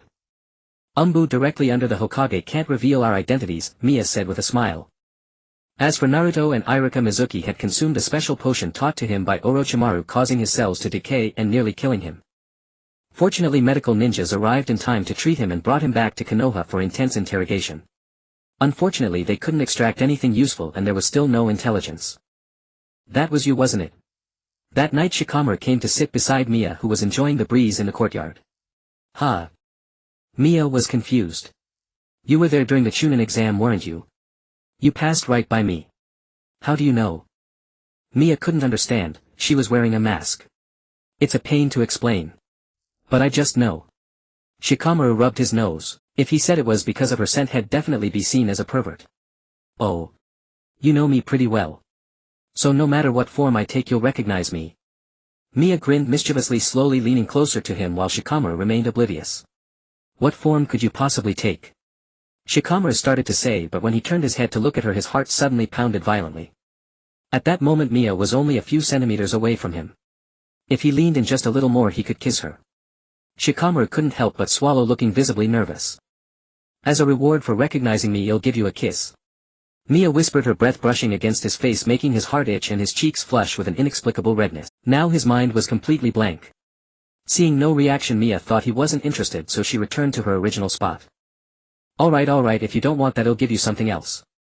This thing. You can use it to bind an enemy in danger and they'll never break free. Mia said, pulling out the golden binding talisman she had used earlier against Fujin and Raijin. She had spent a lot of time making this special one. She turned her head happily to look at Shikamaru, who was staring at her without a word, his eyes fixed on her. Just as Mia felt puzzled, Shikamaru placed a hand on the back of her neck and pressed a gentle kiss onto her lips. He softly sucked on her lips, his ears turning crimson and his breathing grew heavier. After a moment he pulled away, covering his mouth and turning his face to the side. Mia's face turned bright red. Why did he always like to suddenly kiss her like this? You. Mia stammered, clutching the golden binding talisman tightly. Shikamaru looked at her in confusion. Your kissing technique sucks. Mia shouted, shoving the talisman into his chest before fleeing in a panic. Shikamaru caught it and stood frozen on the spot. What? What did she just say? His kissing technique sucks. Shikamaru held his forehead. What a pain. I've never kissed anyone before, so how would I know? After that Shikamaru was somewhat out of sorts, occasionally letting out a sigh and muttering, troublesome. What's been going on with Shikamaru lately? Ino whispered, I don't know. Could it be about Mia? Choji replied softly. The two exchanged whispers, then nodded and walked over to Shikamaru. Shikamaru looked up at them with a puzzled expression. What's wrong between you and Mia? Ino cut straight to the chase. Huh? Shikamaru's face suddenly flushed. Just as I thought. Choji stared at him seriously. It's nothing. Shikamaru stepped back. Then why are you avoiding? Tell me. Did you two have a fight? Ino made a devilish expression and raised her hands, trying to grab him. Shikamaru was such a dense guy, if he drove Mia away that would be a disaster. No. Shikamaru broke out in a cold sweat. This is troublesome, if they find out they'll definitely laugh at him. But Ino is a girl, so she might understand better, right? Ino. What is it? Ino looked at him in surprise. Troublesome. How should I put it? You girls. Shikamaru scratched the back of his head, stammering. Tisk, what's with the stammering? Are you a man or not? Ino put her hands on her hips and scolded. Shut up. What do you girls like? That. Kiss. The surprised voices of Ino and Choji pierced the sky, causing everyone around to look at them. Shikamaru quickly covered their mouths. Keep it down. You don't mean. Ino covered her mouth, looking extremely shocked. Really? Shikamaru, are you finally going to be brave? Choji grabbed Shikamaru's shoulders. He didn't know how to say it, he had actually been brave a few times already. Be domineering, be forceful. Just go for it. Ino's eyes sparkled. Choji and Shikamaru were both silent, looking skeptical. What's with that look? Don't you trust me? Ino frowned. What if she thinks my kissing skills are bad? Shikamaru's face turned slightly red. This kind of thing is too troublesome. Next time he definitely won't do this. What? You're thinking about next time? Ino and Choji were silent. Choji didn't understand these things, but Ino quickly caught on. Did Mia reject you? Just as I thought. Ino shook her head helplessly. No wonder he had been acting strange lately. Choji's eyes widened as he sped up his chip-eating pace. Damn, even Shikamaru has someone to kiss. Why hasn't a handsome guy come to kiss me yet? Ino said indignantly. I guess this kind of thing really needs to wait until we're older to know. Choji said. Yo, what are you three talking about here? So lively. Asuma walked over at that moment. Ino, Shikamaru and Choji exchanged glances, then turned to stare intently at Asuma. Asuma was bewildered. Then they asked Asuma about the earlier question. Asuma was so shocked that he choked on his own saliva and coughed violently. Are you okay? Asuma-sensei. Ino shouted worriedly. I'm fine. This kind of thing. You're still too young. Wait until you're a bit older. It was the first time in his life he had choked on his own saliva, which showed how shocked he was. What was wrong with kids these days? Even though he knew they were in the throes of adolescence, he didn't know about this kind of thing either. He hadn't even held Kurenai's hand yet. No, he couldn't go on like this. Next time he would muster the courage to hold Kurenai's hand. They didn't get an answer but gained a brave Asuma. In the root, Danzo sat expressionless, looking at a letter sent by an unknown person, then burned it to ashes with a candle flame. He called a few of his subordinates with his cane, and soon several people appeared before him, kneeling on one knee. Lord Danzo. Keep an eye on her situation. Be careful not to draw unnecessary attention from her. Her abilities are quite troublesome. Danzo said, gripping his cane tightly, his eyes narrowing with greed. Yes. Meanwhile, Mia had no idea she was being watched. She was leisurely drinking tea with Sarutobi. What's up? Why did you come to see me? Isn't Naruto leaving the village with Jiraiya today? Aren't you going to see him off? Sarutobi smiled. As for Naruto, I already said goodbye to him yesterday. If I go again, he'll really hate to part. Mia smiled. I see, so there's something else. Mia looked down at the teacup in her hands and was silent for a long time. She had discovered that Danzo possessed the chakra of her clan. Should she tell him or not? Mia. Sarutobi called out to her. Mia snapped out of it, laughing and scratching the back of her head. I missed the third Hokage, so I came. It just so happens I have nothing to do today. I see, hahaha. Sarutobi laughed approvingly. But Mia quickly lowered her head again, fiddling with her cup with a troubled expression. Sarutobi didn't disturb her, quietly sitting beside her and looking at the scenery outside the door. It's autumn now. Sarutobi's voice pulled her back to her thoughts. She followed Sarutobi's gaze to the outside, where a few golden leaves were faintly visible on the trees. In that instant she recalled memories from her childhood, and soon her gaze became resolute. Third Hokage. What is it? Sarutobi smiled kindly. I want to go back to my clan's territory. As soon as Mia finished speaking, Sarutobi's kind smile turned serious. Do you really want to go back? I want to go and see. Maybe I can find some information about Orochimaru. She was actually lying, using Orochimaru as a pretext. She just wanted to go back and see if she could uncover the truth, and also find out if any of her clan members were still alive, having escaped like her. Sarutobi was silent for a moment, then stood up and took a scroll from the cabinet, placing it in front of Mia. He had long expected this day would come. This has the address of your original clan's territory. I'll go talk to Tsunade later. Mia put the scroll away, pursed her lips, and her eyes were full of gratitude. Thank you, third Hokage. Mia arrived at the Hokage's office. As she opened the door, she saw Shikamaru and the others, who had just returned from a mission to report intelligence. Mia. So soon?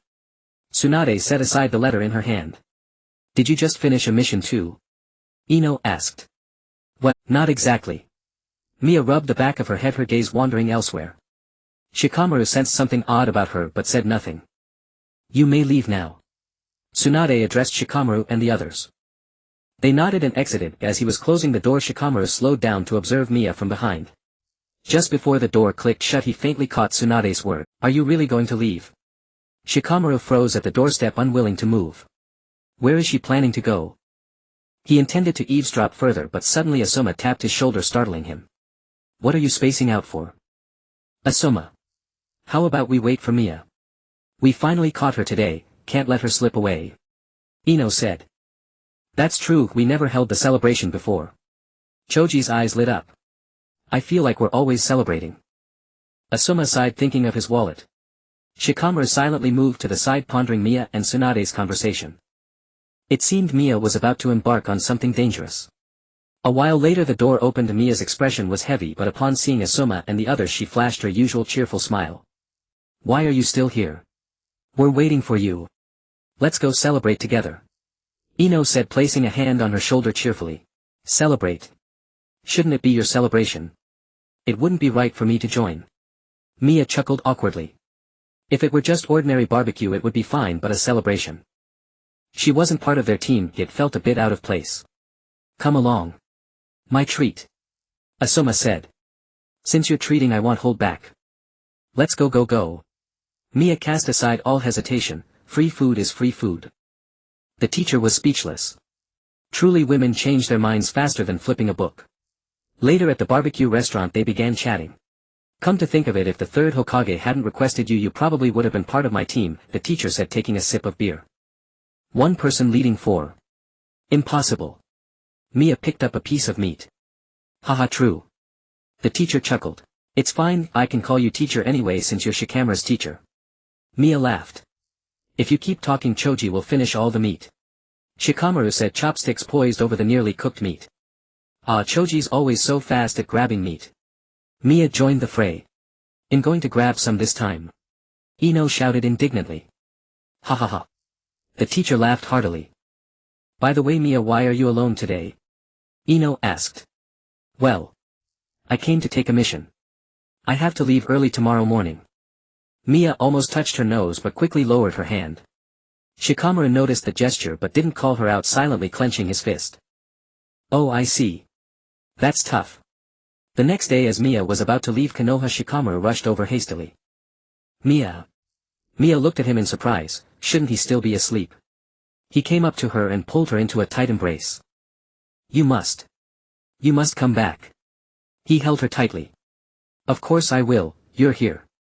If I didn't come back and you ended up with another woman, that wouldn't do at all. She gently stroked his back to comfort him. Idiot. That would be too troublesome. Having you is enough. He tapped her forehead lightly. I know. It's not a dangerous mission, just scouting for intel. Mia pouted, rubbing her forehead. Hearing Shikamaru's words, Mia's heart felt warm. Go ahead. I'll wait for you. Shikamaru smiled faintly. Okay. Mia waved and ran off. Shikamaru waved back, watching her silhouette until she disappeared into the distance. Mia followed the scroll to a particularly remote mountain forest. A thick tangle of tall weeds and vines blocked the sunlight, making the already quiet forest even more eerie and terrifying. Even so, she still recognized the path and kept cutting down the obstructing weeds with her knife. After walking for an unknown length of time, a beam of light suddenly struck her face, forcing her to close her eyes. She slowly opened her eyes to behold a dilapidated house with desolation all around. A cold wind blew, lifting fallen leaves and sand into the air, blurring her vision. In a daze, she seemed to return to the night of her clan's massacre. She drew a sharp breath, her eyes filled with hatred. Inside, most of the scene was charred black. On the walls were strange sticky blackened substances and even some eerie claw marks evoking cruel images. Mia bit her lip, turned her head aside and continued deeper inside. After a round of searching she found no information. Mia sighed. Yeah. As if I'd find anything. Just as she was about to leave, the floor suddenly cracked open and she fell straight into a pit, letting out a scream. Ouch. Mia quickly scrambled up, rubbing the back of her head. What terrible luck. Suddenly her hand seemed to touch something and it even rolled like a ball. She looked over in surprise and was startled. It was a human skull. Using the faint light above, she made out her surroundings. The scene before her rooted her to the spot like a withered tree, her face pale as paper, her hands trembling slightly. Her throat was parched as if on fire. All around were human bones, all seemingly belonging to young individuals. At that moment she thought of her childhood playmates. They could not leave this place if the only ones they could play with were children of similar age. Suddenly she spotted something faintly glowing in the darkness. She crawled over shakily. It was a hairpin lying quietly on the ground. She carefully picked it up. It was a cherry blossom hairpin, very cute, with 2 small ribbons fluttering. This is... Mia's eyes widened. All memories surged forth from her mind. At that moment she lost control and emotions overwhelmed her completely. Sobs and choked cries escaped her lips. She collapsed to the ground, trying to muffle her whimpers, tears streaming down onto the hand tightly clutching the hairpin. This hairpin was a gift she had once bought for her best childhood friend Fuerli. Mia had been very frail as a child. For some unknown reason it was only after her mother unsealed the seal within her body following the clan's massacre that her health improved. Her mother did not allow her to go out and play with the other children. She could only sit in her room watching her peers play outside through the window. Her only companions were endless scrolls, books and bitter medicine. She had thought she would never be able to laugh and play like a normal child until she met Ing. At that time she was in her room reading books densely packed with text. Suddenly the door was slid open. Startled she dropped the book. The girl before her, who looked about 4 or 5 years older than her, wore an anxious expression. "Sorry. I need to hide here." With that she darted into the nearby wardrobe. Soon several adults entered Mia's room seemingly searching for the girl. "Lady Mia. I'm terribly sorry, but have you seen a girl? About 7 or 8 years old?" Mia was silent for a moment, then shook her head. "Is that so? Sorry for the intrusion. That girling isn't here. Let's check elsewhere," they said and ran off. Mia watched the departing adults in surprise, then picked up her book and looked at the wardrobe. "It's safe now. You can come out." As soon as she said that, the wardrobe door opened. "Thank you. You scared me to death," as she said, patting her chest. Mia remained silent, continuing to read her book. Seeing this, Ing sat right in front of her and studied Mia intently. "So you're the chieftain's daughter. Your name is Mia, right?" "Ing Fuerli. Can I come hide here again in the future?" Ing said with a bright smile. "You may." Mia replied flatly, her face expressionless. "Great." Her eyes curved like crescent moons. After that she often came to Mia's room, staying for long periods, occasionally chatting with her, occasionally fiddling with this and that. Mia never scolded her or showed impatience, because Mia always remained expressionless, doing her own thing, only occasionally responding to her words. "This medicine must be terribly bitter. Try this," Ing said, slipping a candy into her mouth. Mia's mouth was steeped in bitterness from the medicine she had just taken. However, when Ing placed the candy onto her tongue, sweetness slowly diffused throughout her mouth, enveloping and overpowering the bitter taste. Mia's eyes gleamed. "What is this?" she asked curiously. "You finally have a different expression." "It's candy. I secretly bought it outside. I have more, I'll give them all to you."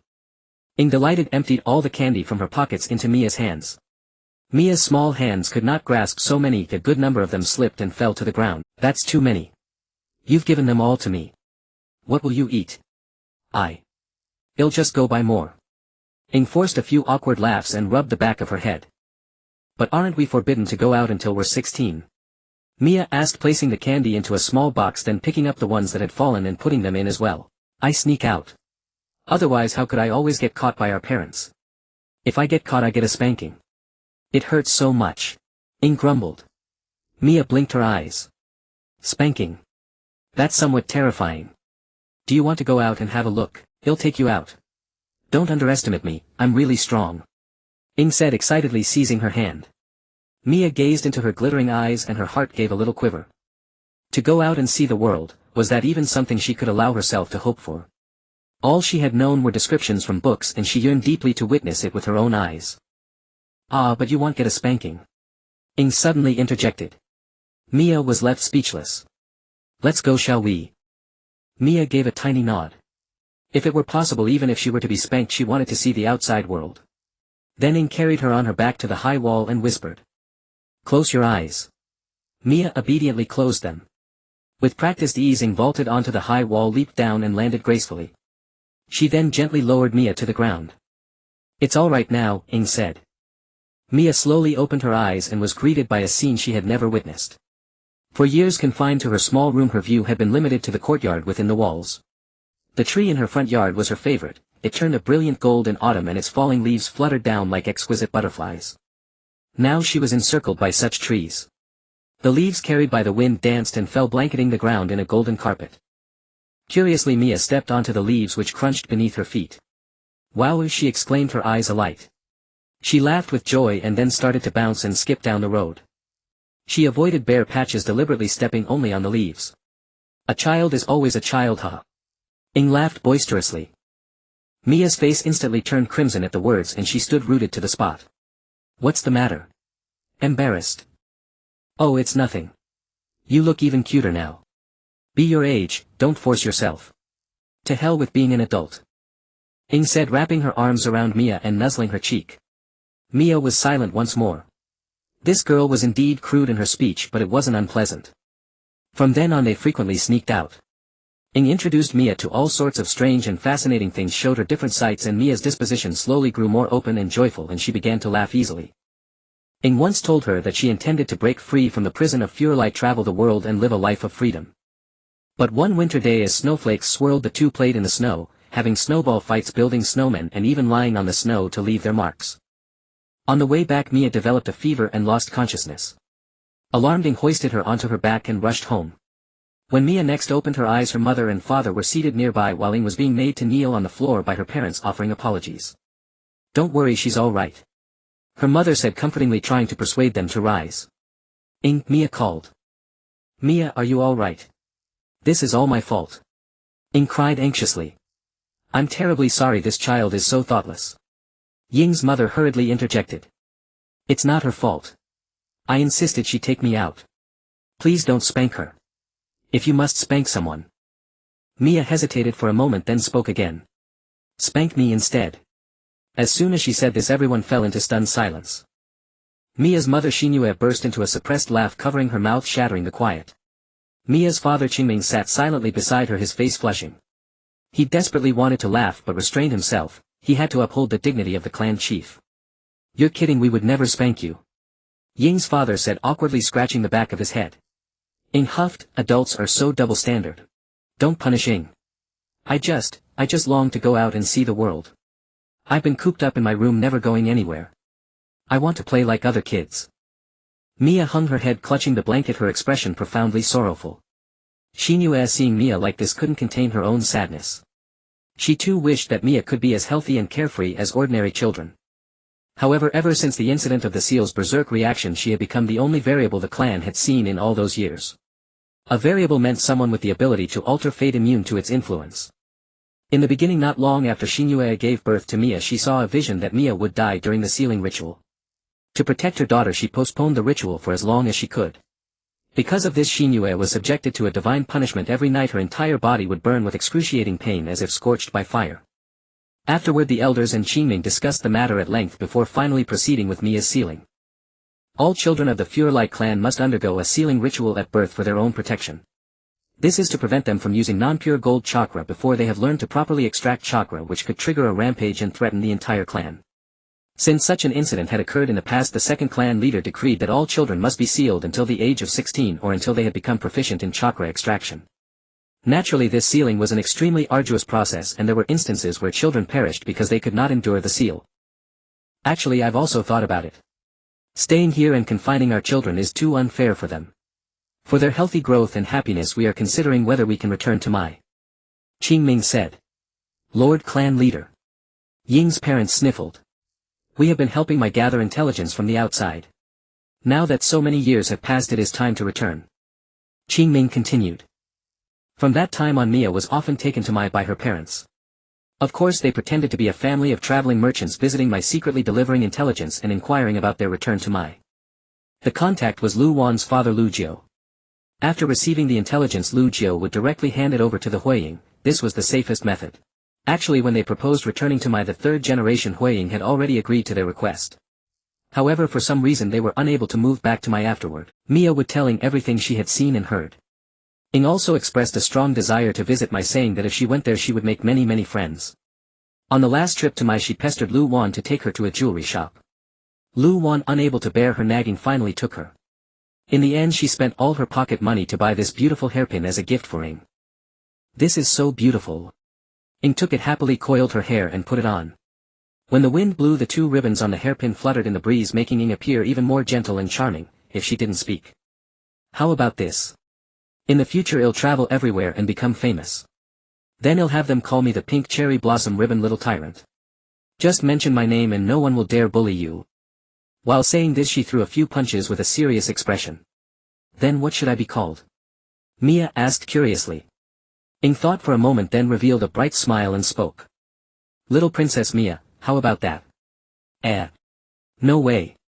Mia made a disgusted face.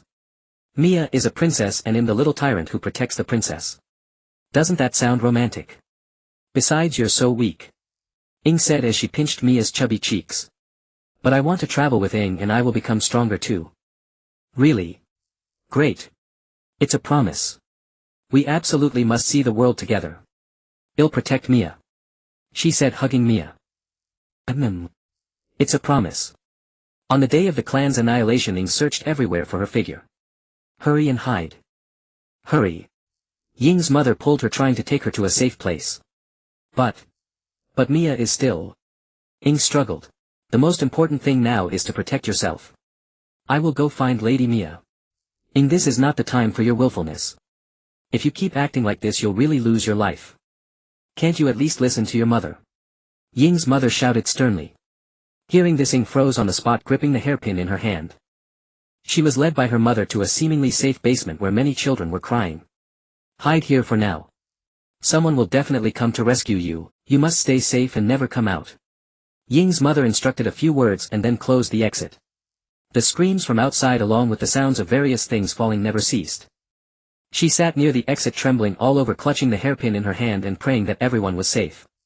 After an unknown amount of time, wisps of smoke seeped through the cracks into the basement. Ing instantly realized that there was likely a fire outside. She covered her nose with her arm, then patted the exit above her head. Cough, cough, cough. Some people had already started coughing. Other children began to cry loudly. Ing gritted her teeth, tears swirling in her eyes. She tried to open the door but it wouldn't budge. It seemed as if something heavy was pressing down on it from above, completely impossible to open. So she could only desperately pound on the exit. Is anyone there? Who can save us? Mother. Father. Mia. Cough, cough. Ing kept coughing. Finally she collapsed to the ground, gradually losing consciousness. The hairpin in her hand fell to the floor as well. I'm sorry. If only I could have traveled with you, seen all the sights together. Lived happily in my. Make many many friends. Live freely as an ordinary person. In the final moment Ing closed her eyes and tears slid down her cheeks. Mia dug graves for each of their bodies and buried them. Then she sat before Ying's grave, placing the hairpin in front of it. I'm sorry to have kept you waiting so long. You longed for freedom yet you were trapped in that place. Mia choked out. I'm sorry I couldn't save you. I'm truly sorry. She wept. She must have felt so helpless, desperately wanting Mia to come and rescue her. Why was she the only one to survive? Why didn't they tell her anything? Leaving her to live in such confusion. After returning to Konoha she would no longer hide, living openly, doing whatever she wanted. Their dream was about to come true. Suddenly a kunai pressed against Mia's neck. Who are you? Why are you here? It was a hoarse female voice. Mia was startled. She hadn't noticed her. This is the Fuerli clan's territory. Very few people know about this place.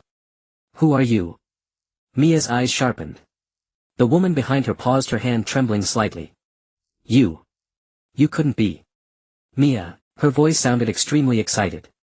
Mia was puzzled. How did she know her name? Mia. It's me. It's me. Ing. She dropped the kunai and grabbed Mia's shoulders, turning her to face her. Mia's eyes widened as she looked up at the girl before her. She had very short deep blue hair like a boy and was 2 heads taller than Mia. Her features were delicate. If Mia hadn't known Ing was a girl she would have mistaken her for a boy. Ing. Mia called out incredulously. Yes. It's me. I thought you were dead. Everyone died leaving me alone. Ing hugged her and wept loudly. I thought you were dead too. I even set up a tombstone for you. Mia hugged her tightly, tears streaming uncontrollably. After a long while their emotions gradually calmed. You set up a tombstone for me. Ing sniffled, looking at the gravestone behind her. Yes, and this too. Mia handed her the hairpin. This is. Ing quickly took it, and at the sight of it her face lit up with joy. Yes, when I saw this I thought you were really dead. I was knocked unconscious by the smoke and it fell somewhere, I don't know where. Her eyes grew incredibly tender as she spoke and she carefully tucked it into her pocket. Later they talked about what had happened and their lives afterward. Ing thought she was about to die, but when she opened her eyes again she found herself in a strange place. Her voice had become hoarse since then, likely because the smoke had damaged her vocal cords. An old man living in seclusion had saved her. She had met him a few times before and helped him occasionally. Though he was grumpy, he was a very kind old man. He seemed to be a member of the Fuerli clan, but for some reason he never returned to the clan grounds. He taught her many things. She once wanted to go to Konoha to find Mia, but the old man stopped her. Why? Mia tilted her head, puzzled. Because Konoha was also involved in our clan's annihilation. I'm not sure of the specifics, but going to Konoha would be certain death. Ying's expression was grave. Actually, I've been in Konoha all along. The third Hokage saved me. To protect me I changed my name. Now I'm Nara Mia. Mia scratched the back of her head. Nara. The Nara clan you always talked about. Yes, and I've recently discovered some strange thing. Mia told her everything she had encountered before, the masked man Orochimaru and Danzo. After listening, Ing grabbed Mia's shoulders and spoke anxiously. Leave Konoha, Mia. Just the two of us. We can go anywhere as long as we're together. Staying in Konoha is too dangerous, Ing. I'm sorry I can't go with you. Mia refused directly. Why? Didn't we promise to travel together to various places? Because there's still someone in Konoha waiting for me to return. Ing fell silent, slowly releasing her grip. She was right. It had been so long. Mia must have her own friends and her own life now. But what about her? She had been in the valley all this time.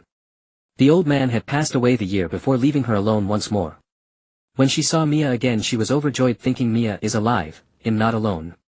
But now. It seemed she was still. Come back to Konoha with me, Ing. They will surely accept you too, just like we said before. Make many friends in Konoha, live freely, okay? Mia took her hand. The warmth of her palm transferred warmth, making Ying's heart warm as well. A glimmer of light flashed in Ying's eyes as she choked. But. I will protect you. I'll explain everything to Lord Hokage. I won't abandon you. Mia said firmly. Ing was silent for a long time, then finally nodded slowly. Mia brought her back to Mai. On the way they were spotted by Ino and the others, who looked quite perplexed. Why was there a boy following behind Mia? And he seemed rather handsome. She reported the matter to Tsunade, who fell silent for a long moment, gazing at the girl named Ing before her. Unexpectedly there were still survivors. Since someone remained alive they could not simply be left to fend for themselves. Yet a thorough examination was necessary just to be safe. After multiple checks Ing was finally permitted to stay in Mai, though she would be placed under surveillance. The surname Fuerli must never be mentioned. She could only be introduced as an outsider wishing to reside in Mai. This was also a means of protecting her. Shikamaru. Ino shouted. Shikamaru was in the middle of running an errand when he heard Ino calling him, her expression frantic. What is it? Shikamaru muttered. Mia. It's Mia. Ino exclaimed excitedly, pointing in the direction Mia had gone. What about Mia? Shikamaru tensed.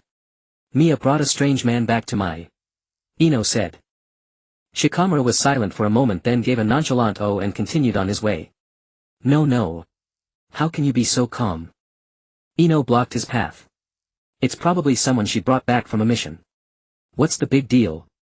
Shikamaru had absolute trust in Mia. No sooner had he spoken than he saw Mia walking arm in arm with Ing, happily strolling through the streets. Shikamaru froze on the spot. Ino looked at him in surprise, then followed his gaze to see Mia and Ing. The next moment Mia's eyes met Ino and Shikamaru's, and she eagerly dragged Ing over to them. Mia. Who is this beside you? Ino swallowed. This is Ing. Mai. Her fiancé, Ing said calmly, as if it were true. Shikamaru was petrified. No. Ing, stop joking, she's a girl. She's kidding. Mia hurriedly explained. A girl. Ino looked at Ing in astonishment, and Shikamaru could hardly believe it either. But upon closer inspection. Indeed, she was a very delicate girl. She's my best friend from childhood, and she's planning to stay in Mai now, Mia said, introducing Ino and Shikamaru to Ing. A childhood friend. Ing. Ah. Mia used to talk about you all the time. You're still alive. Shikamaru was overjoyed. No wonder Mia was so happy. Though it was incredible, it was truly wonderful. I've heard of you too, Nara Shikamaru. Mia is very fond of you, Ing said with a smile, yet a chill emanated from her. Shikamaru fell silent. Why did it feel like she had a grudge against him? That's right. Now Shikamaru is my fiancé. Mia said, clinging to his arm. Is that so? I'm Mia's best friend, so I ought to vet him properly, shouldn't I? Ing glared at Shikamaru. This kid, Mia had mentioned him so often in childhood. She couldn't rest easy leaving Mia in his hands. What a pain. Suit yourself, Shikamaru sighed but tightened his grip on Mia's hand.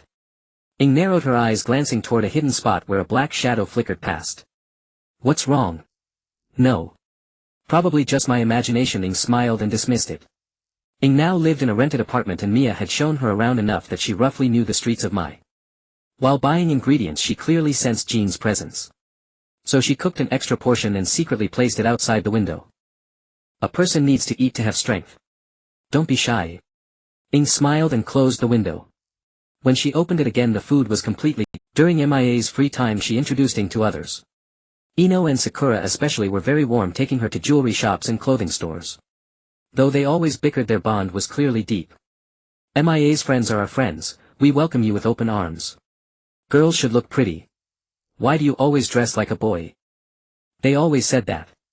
Though it was embarrassing, she was truly happy. When Mia was away, her only amusement was teasing the person monitoring her whom she had never met. At first she left notes outside the window. There was no response initially, but after a few days he started replying with a few words. It became one of her greatest pleasures. One night while still asleep, Ying's arm began to glow with a faint golden light. She snapped her eyes open and grabbed her arm. She held that posture for a long time, biting her lip, hard sweat beading on her forehead. Do I have to do this? In the following period, Mia spent almost all her time with Ing except when she was on missions. Even Shikamaru had very little time alone with her because Ing simply wouldn't give them the chance. Until a strange message arrived at Konoha. In a town near the border of the Land of Fire, someone claiming to be from the Fuerli clan was reportedly threatening and seizing the largest intelligence gathering agency in the town by force, and there were also incidents of harming the townspeople. He also attempted to kill the head of the intelligence agency, forcing him to hand over the symbolic ring of the Fuerli clan leader and the secret scroll. This intelligence agency had once had a close cooperative relationship with the Fuerli clan and possessed exceptional intelligence gathering capabilities. Of course, its strength was backed by the Fuerli clan, and in return the agency provided them with food, funds and other necessities. Matters of this nature were only known to the elders, the clan leader or the deputy leader of the Fuerli clan, and not even Mia was aware of them. However, after the fall of the Fuerli clan, drastic changes occurred there as well. Its intelligence gathering capabilities declined and it gradually fell into decline. But in recent years, for reasons unknown, it had revived. It was said that they had recruited someone exceptionally skilled in intelligence gathering, though no one knew exactly who it was. The symbolic ring of the Fuerli clan leader and the secret scroll. I don't even know about this. Mia frowned. So it's very suspicious. Just me alone? No, there are several others. Before Tsunade could finish, a knock came at the door. Right on time. Come in. The door opened and Shikamaru and Jin walked in together. Shikamaru. Jin. Mia called out happily. And one more person. Tsunade said, looking toward the door. Only then did Ing cautiously step inside. Is Ing going with us too? Mia was a little surprised. She knows the place, and isn't it better for you all to go together? Tsunade shrugged. Yes. The old man took me there before. Ing explained, lowering her head. Mia, you will be the team leader for this mission. Go to that town and see what's happening. Leave now. Tsunade slammed the table and shouted. Yes. The four of them answered in unison, breaking out in cold sweat. After they left the Hokage's office, Ing patted her chest. Are all Hokages this terrifying? Not really. The third Hokage was pretty kind, Jin quickly explained. I see. Ing smiled, a hint of a grin curving her lips. Jin watched her silently, his face slightly flushed. Mia, standing nearby, covered her mouth and giggled. What are you laughing at? Shikamaru asked curiously. Mia stood on tiptoe and whispered something in his ear.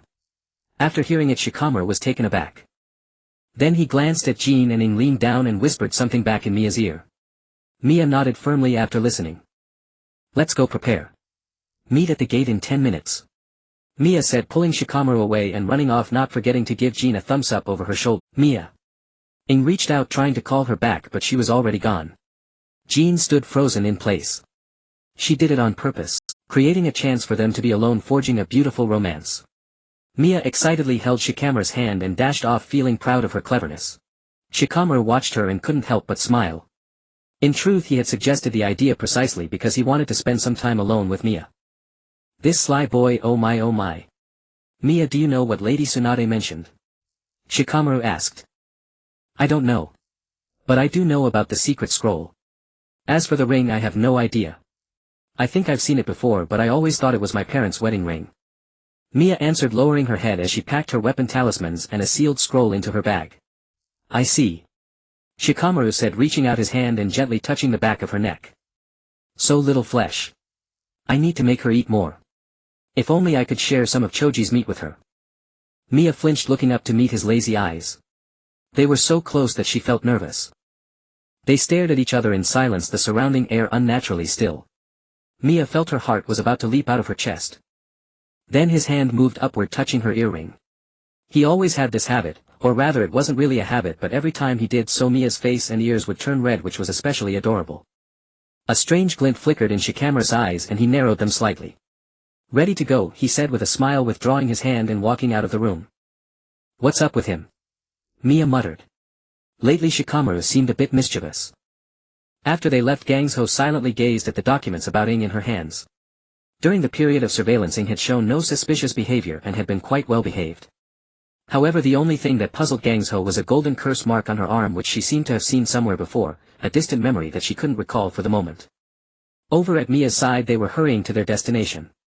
The only thing that felt odd was that Ying's condition seemed very poor. She remained silent the entire way, merely leading Mia and the others without a word. Ing, what's wrong? Mia asked worriedly. No, it's nothing. Ing shook her head nervously. Mia tilted her head, sensing something was off. Are you worried? Don't worry, with us around nothing will happen. Jean patted his chest to reassure her. Thank you, but I'll protect myself and won't hold you back. Ing replied politely to Jean. Luan remained silent, merely casting a calm glance at Ing. When they arrived at their destination and were about to enter the town, they were stopped by someone. It was not allowed to bring any weapons into the town, so they would be detained and only returned upon departure. Because this place was near the border, all kinds of people often came, including ninjas. Therefore, to be safe, the town had established a rule that absolutely no weapons could be brought in, nor could any physical conflicts occur within the town. It feels different from the intelligence. This town looks quite safe, Luan whispered to Mia. Mia nodded lightly. Indeed, it was different from the intelligence. Excuse me, I'd like to ask, was it always like this, confiscating weapons and such? Mia said as she handed over all her kunai and other items, only keeping a scroll claiming it was for writing a diary, so it was not taken away. The scroll contained other weapons inside which could be retrieved in case of emergency. For now it was best to avoid conflict. It changed only in recent years after the change of leader. The gate guard said this as he packed her belongings into a bag. You should hand yours over too. You changed leaders. Who is the big boss here? Mia continued chatting with the guard, trying to fish for some information. Luan and the others handed over their weapons together, but Ing stayed behind, Jean head down, silent. You don't know our boss. Then what are you here for? Sightseeing? The guard asked in surprise. Well, I heard that intelligence gathering here is exceptionally good, so I wanted to see if we could get the information we need, Mia said in a low voice. Oh. I see. You can rest assured. Let me tell you secretly, that lord is from the Fuerli clan. He escaped death and came to our town, and soon after his arrival he took office. The guard rattled on, looking very proud, as if the big boss was someone close to him. So strong. A member of the Fuerli clan. Do you remember exactly when he arrived, big brother? Coming alone must have been tough. Mia sighed, expressing sympathy. About 2 years ago. He didn't come alone, there was a young man with him, looked like a boy. Mia. Let's hurry inside or there won't be any place to stay. Ing urged, interrupting the guard. All right, you should go in quickly, the inn will close soon. The guard hurriedly packed Mia's belongings into a bag and then took out a sealing talisman to stick on it. Mia scratched the back of her head, a bit confused, then walked shoulder to shoulder with Luan into the town. Jean and Ing quickly followed. As they passed the guard, Ing exchanged a glance with him. The moment their eyes met, the guard showed a terrified expression, but he quickly regained composure though his trembling hands betrayed him. Luan turned back just in time to see the guard's fleeting look of terror and found it very strange. "Luan, what's wrong?" Mia asked. "Nothing, maybe it was an illusion. Let's go find an inn first." Luan took her hand and walked toward the inn not far away. Behind them Ing watched Luan holding Mia's hand, and her eyes instantly turned fierce and sharp, exuding chills. That damn man was flirting with Mia again, how infuriating. "Ah. This is paradise," Mia exclaimed as she soaked in the hot spring. "See. The hot spring here is wonderful." Ing completely collapsed into the water. "Ing, do you come here often? You seem quite familiar with the place," Mia casually asked. "Huh. I come occasionally." Ing looked a bit nervous. "I see. But I never expected the security here to be so good given the rumors. It used to be pretty bad." Ing murmured softly. "What?" Mia didn't catch what she said. Nothing. I heard that drinking a glass of milk after leaving here is especially refreshing." She quickly changed the subject. "Really? That's great." Mia looked very excited. Ing chuckled softly, then reached out to wrap her arm around Mia's neck and rubbed her cheek against Mia. "What are you doing?" "Ha ha ha." Mia laughed heartily. "Hee, let me see if you're still ticklish now that you've grown up." "No, on the other side in the men's bath." Luan and Jean listened to the commotion from the women's bath in silence. "They're surprisingly lively over there. I'm so envious." Jean sighed. "If you turned into a girl you could join them." "No way, absolutely not." "By the way, don't you find it strange?" Luan suddenly asked. "What?" "That intelligence doesn't match at all, and I also feeling is a bit off. But I heard that after the leader changed to that man who claimed to be from the Fuerli clan, things improved." Jean scratched his head. "The man from the Fuerli clan?" Luan lowered his head in thought. "Do you suspect a trap?" Jean asked quietly. Jean trusted Luan's words completely because once he had done a mission with him, and from then on his opinion of Luan had changed. Just as Mia had said, he was extremely clever, he would complain about things being troublesome but would do his utmost to get everything done. Mia's judgment was indeed never wrong. But it's just speculation." After Mia and Ing came out, each drank a glass of milk, gulping it down in one go. Pfft. Delicious. So satisfying. Mia shouted, holding up her empty milk glass. "See." Ying's eyes sparkled. Mia's gaze lingered on Ying's arm. Though she couldn't see it now that Ing was dressed during the bath, she had clearly noticed a golden curse seal on Ying's arm. She had seen this seal on a scroll before. It was an obedience curse forcing absolute submission to the caster, or else the victim would go into shock and die. Mia's expression turned serious. "Ing, what's that seal on your arm?" Ing froze on the spot, then grabbed her marked arm and stammered. "This. Grandpa put it on me, saying he was afraid I wouldn't listen and would go to dangerous places." "How could he?" "It's okay. Anyway. He's already gone." Ing smiled bitterly, clutching her arm tightly.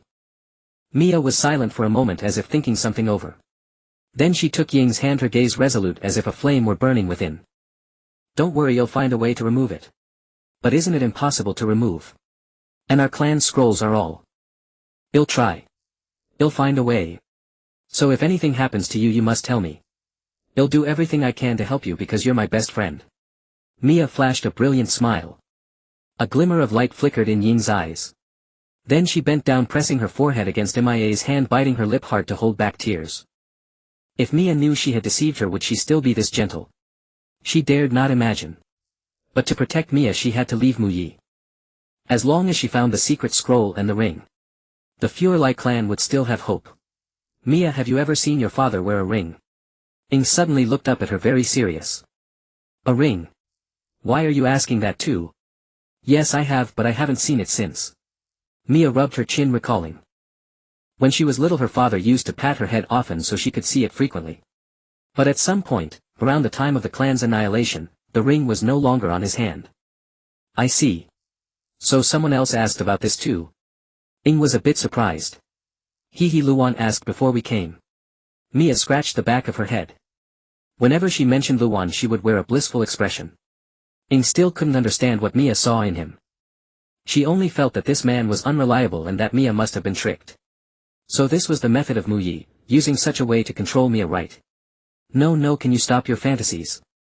Lu Wan and Jean had originally planned to wait outside for Miya and the others to come out so they could all return together, but suddenly he remembered he had left something inside and decided to go back and look for it. When he came out again there was no one else outside. He sighed, thinking they must have already returned to their rooms. Just as he was about to leave he suddenly caught sight of a familiar figure. Ing turned into a secluded spot. Lu Wan felt a pang of surprise, and though he initially thought it troublesome and didn't intend to follow, he raised his foot to leave. But he stopped after just one step, then clicked his tongue in annoyance, scratched the back of his head and quickly hurried after Ing. He stealthily followed behind her until she entered a strange door. Lu Wan stood by the door eavesdropping on the conversation inside. Ing seemed to be discussing something with a strange man. "Have you found it yet?" the man asked.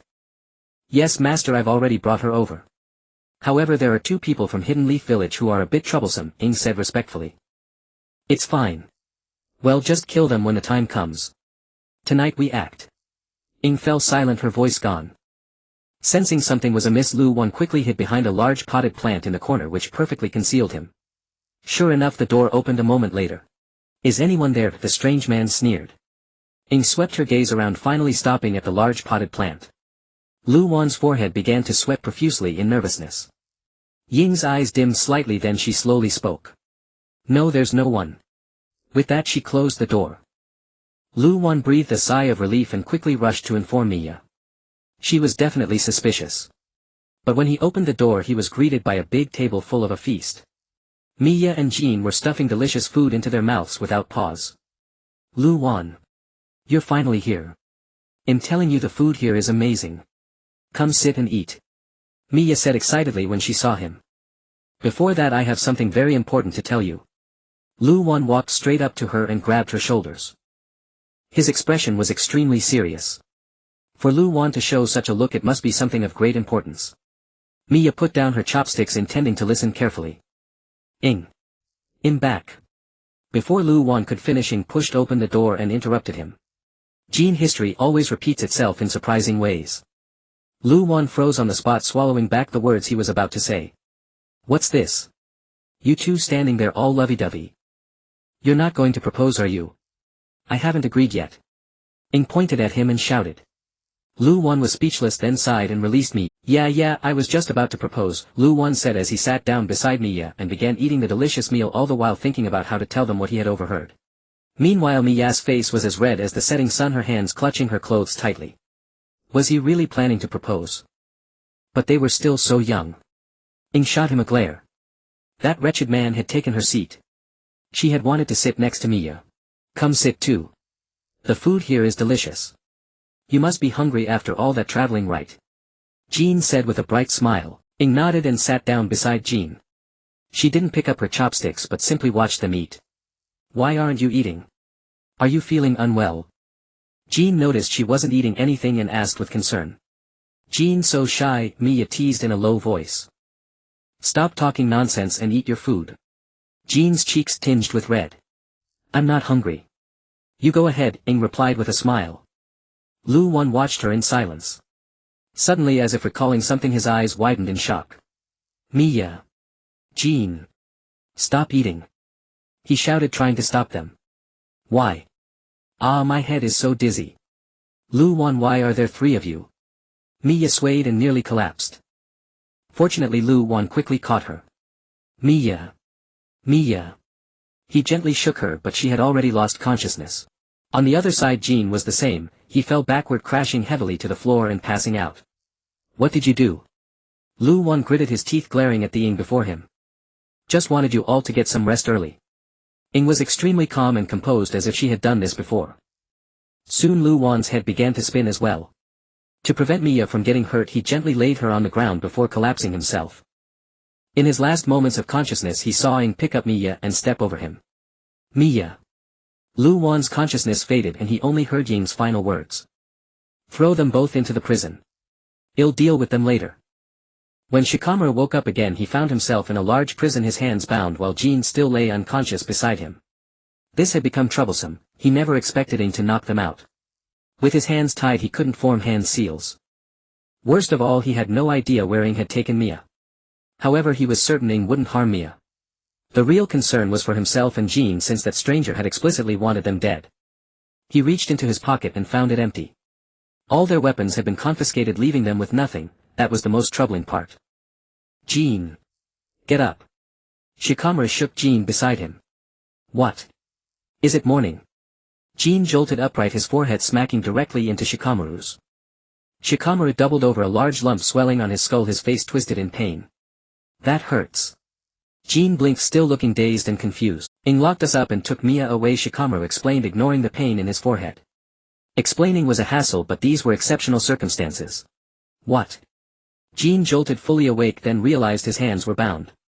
After absorbing the situation, he rushed to the iron bars, pressing his face against them, desperately trying to see outside. Is anyone there? Come here. Why are we locked in? Let us out. Ing. Mia. Jin shouted, yelling for a long while. To be fair, Jin's loud voice was quite effective. Soon someone stomped over angrily. Shut up. So noisy. When Lord Yanchao arrives, you'll get what's coming to you. Lord Yanchao? Who's that? Jin asked in surprise. Shikamaru remained silent, sweeping his gaze over the man. A set of keys hung from his waist, perhaps they unlocked this very cell. You don't even know Lord Yanchao. She's the one who brought you here, the man said with a contemptuous sneer. You mean Ing? Jin asked. Ing. Never heard of her. Anyway, just stay put. Behave yourselves and maybe Lord Yanchao will spare your lives. With that, the man turned and walked away without looking back. Hey. Big bro. Don't go. Jin desperately tried to stop him, but it was useless. He slumped to the ground in frustration, muttering what a pain. Shikamaru observed the cell structure. It was empty except for a conspicuously large stone wedged in an inconspicuous corner. He walked over to examine it. The stone was pressed firmly against the wall, half of its body embedded in the masonry. If he wasn't mistaken, there must be an opening behind it. Suddenly a voice rang out, Lord Yanchao. You've arrived. Shikamaru quickly hurried back to his original seat. Moments later, Ing appeared before them. It seems you're both in decent shape. Her hoarse voice was flat and emotionless, her icy gaze radiating no warmth whatsoever. Jin swallowed nervously. This was the first time he'd seen Ing like this. Had everything before been a lie? Had she deceived them all? Ing, why did you do this? Where is Mia now? And, why does everyone call you Yanchao? Jin asked. Don't worry, Mia is safe now. But for her safety it's best that she stays here. So I'll trouble you two to leave tomorrow and return to Konoha on your— Ing turned to leave. Are you planning to trick us again and kill us on the road? Shikamaru's voice was steady, though sweat beaded on his forehead. We can't even be sure if you're still the best friend Mia once had. Are you called Ing or Yanxia? I can't trust you unless you let me see Mia first. Ing took a deep breath, then turned to face Shikamaru with a serious expression. I won't kill you. You're important comrades to Mia and I don't want to make her sad. Mia is safe, believe it or not. If you don't leave here tomorrow, as I said, my master will act. Master? You're a subordinate of the boss here. Jin's eyes widened. Yes, and what of it? Our Fuerli was destroyed by your Konoha. How could we ever trust Mia to stay in Konoha? Ing clenched her fists in fury. Both of them were stunned by the news. What did she mean by Fuerli being destroyed by Konoha? How could Konoha do such a thing? What does Mia have to do with Fuerli? She's from the Nara clan. You must be mistaken. Jin argued. Mia is from the Fuerli clan. It's no surprise you don't know, but that listless man behind you certainly does. You must have colluded with Konoha, using this emotional bond to control Mia and keep her from leaving. Ing pointed at Shikamaru, shouting. Shikamaru thought I'm innocent. Jin's brain felt as if it were about to explode, overwhelmed by the sheer volume of information. No wonder I've never seen Mia use the Nara clan's techniques. Jin murmured to himself. Why would I ever bother with such a troublesome thing? Shikamaru muttered under his breath. Don't paint him in such a dark light. And I am the real Ing. The name Yan Zhao was given to me by my master so I could leave my past life behind and start anew. Nothing more than that. Ing lowered her gaze, exuding a fragile and broken aura.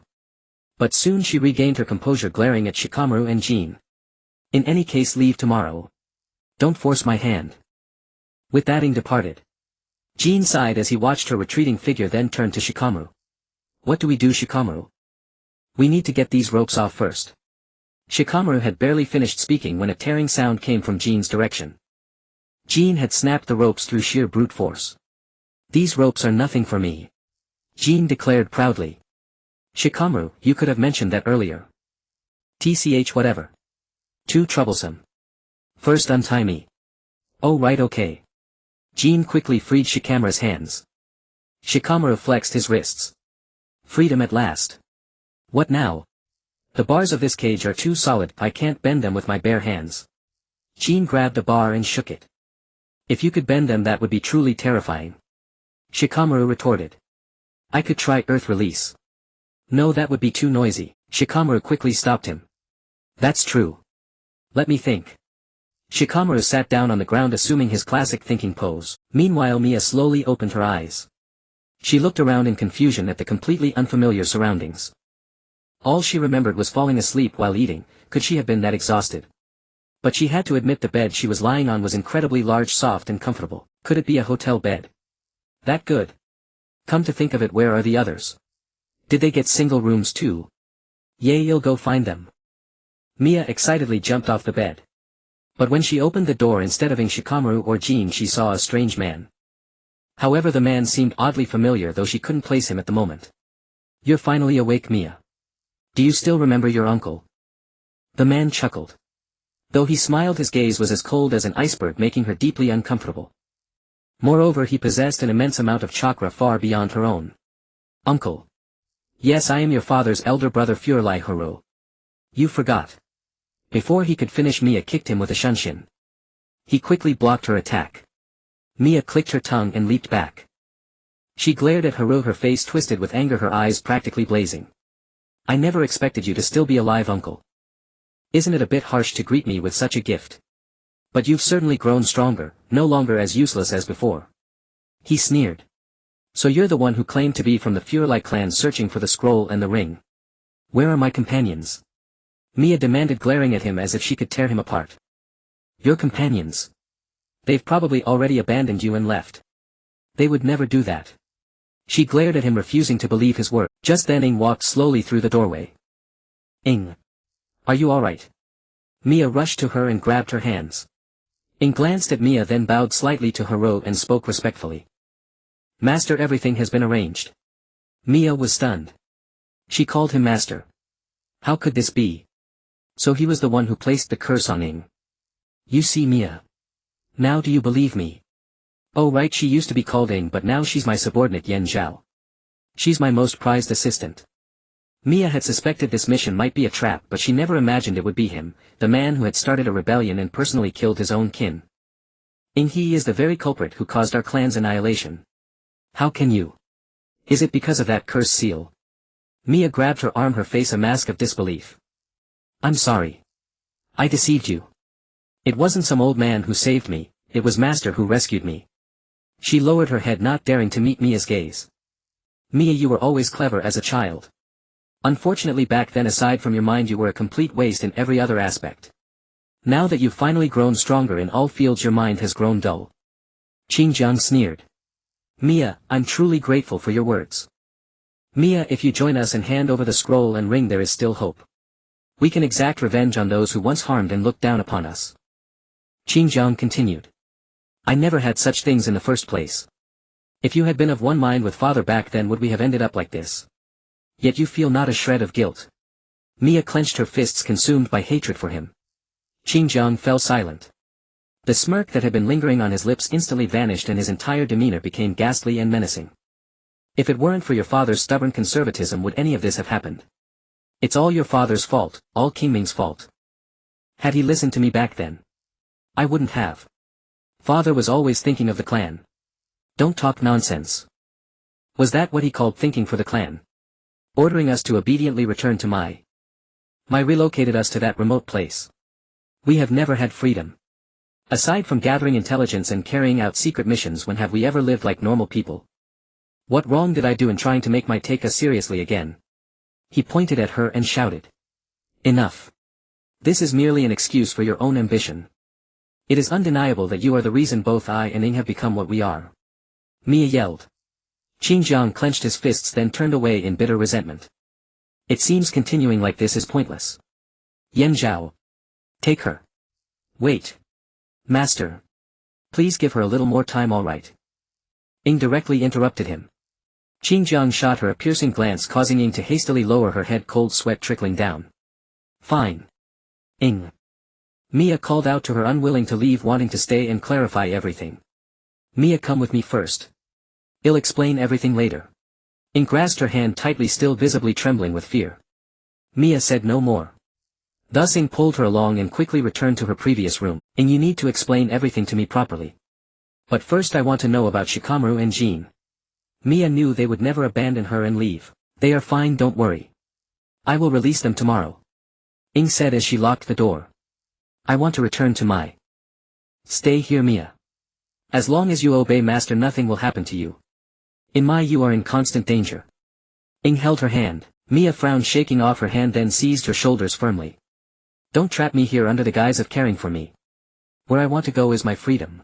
Ying, do you intend to stay here forever? Isn't freedom what you desire most? Are you truly free by his side? Trust me, I will defeat him and rescue you. She lowered her head, her heart a tangled mess. Unconsciously she grasped her own arm bearing the curse seal. In truth it was a mark he had placed on her out of fear that she would flee. He told her that if she betrayed him she would die. After that she dared not defy him and obediently served as his assistant. He made her cut her hair short and dress in masculine clothing. He taught her ninjutsu and taijutsu. Made her kill people and carry out missions. Gradually she grew numb like an emotionless machine. She often dreamed of Mia, dreaming of the dreams they once shared. She had nearly perished within a cage only to be fortuitously rescued, expecting to gain freedom. Instead she found herself in another cage. Those days in Mai were the happiest of her life. She felt warmth in every sense, she could be herself, do whatever she wanted. It was as if she had rediscovered what it truly meant to be human, experiencing what freedom felt like. Until the day before she came here, the cursed seal on her arm emitted a golden glow. Xinjiang urged her to return, shattering her beautiful dream. Because they had gathered information that Mia was still alive and in Mai. Thus her mission was to bring Mia back. She had intended to follow the usual route through the clan grounds to Mai, but on the road leading to the clan grounds she noticed that the once overgrown weeds had been cleared, revealing a straight path. Driven by curiosity she followed the path and encountered Mia. She was already trapped in a cage. How could she let the now free Mia lose her freedom alongside her? But she also yearned to be like Mia. She wanted to believe that Mia could free her from the cage. Mia. Ying choked out her name, tears streaming down in large heavy drops. I want to live freely too. I want to live with you. With all of you in my. Tsunade, who was originally working at her desk, accidentally knocked over the documents beside her, sending them scattering across the floor. She clicked her tongue in annoyance and was about to pick them up when her eyes fell upon a stack of prisoner files she had never bothered to put away, still piled up in a heap. Tsunade picked up the files, intending to hand them to Shizun for safekeeping, but the information on the top page caught her attention. A golden curse mark on the arm. Her eyes widened as she frantically searched through the scattered papers for a photograph of the mark. When she finally found one and compared it to the mark on Ying's arm, the pattern was identical. She finally remembered. Long ago, due to war and other factors, there were still frequent incidents of villagers harming their comrades and causing chaos within the village. To control these individuals, it was the Fuerli clan who were tasked with capturing and supervising them. To prevent disobedience, this specific curse mark was placed upon them. Unexpectedly, after all these years, it still remained in the world. The next moment a knock came at the door. Come in. As soon as Tsunade spoke, Kakashi entered. What happened here? The floor is a mess. Kakashi said calmly, his dead fish eyes fixed on Tsunade. Never mind that for now. I have a new mission for you. Tsunade's expression turned serious as she looked at Kakashi. Here we go again, Kakashi replied with a wry smile. Tsunade then explained the details to Kakashi. I see. Leave it to me. After all, Kakashi had Pakin with him, so tracking their scent would be relatively simple, especially since the weather had been clear and sunny. By the way, take Sakura with you as well. Make sure you bring them back safely. Yes. Yes. So Mauzi, do you remember anything about the ring? Xinjiang seems obsessed with the ring and the scroll, Mia asked seriously. Brother-in-law. Never mind. Can you move this big rock? Shikamaru pointed to a large stone nearby. Jean was silent for a moment, then walked over to the rock. Can't do it. If not.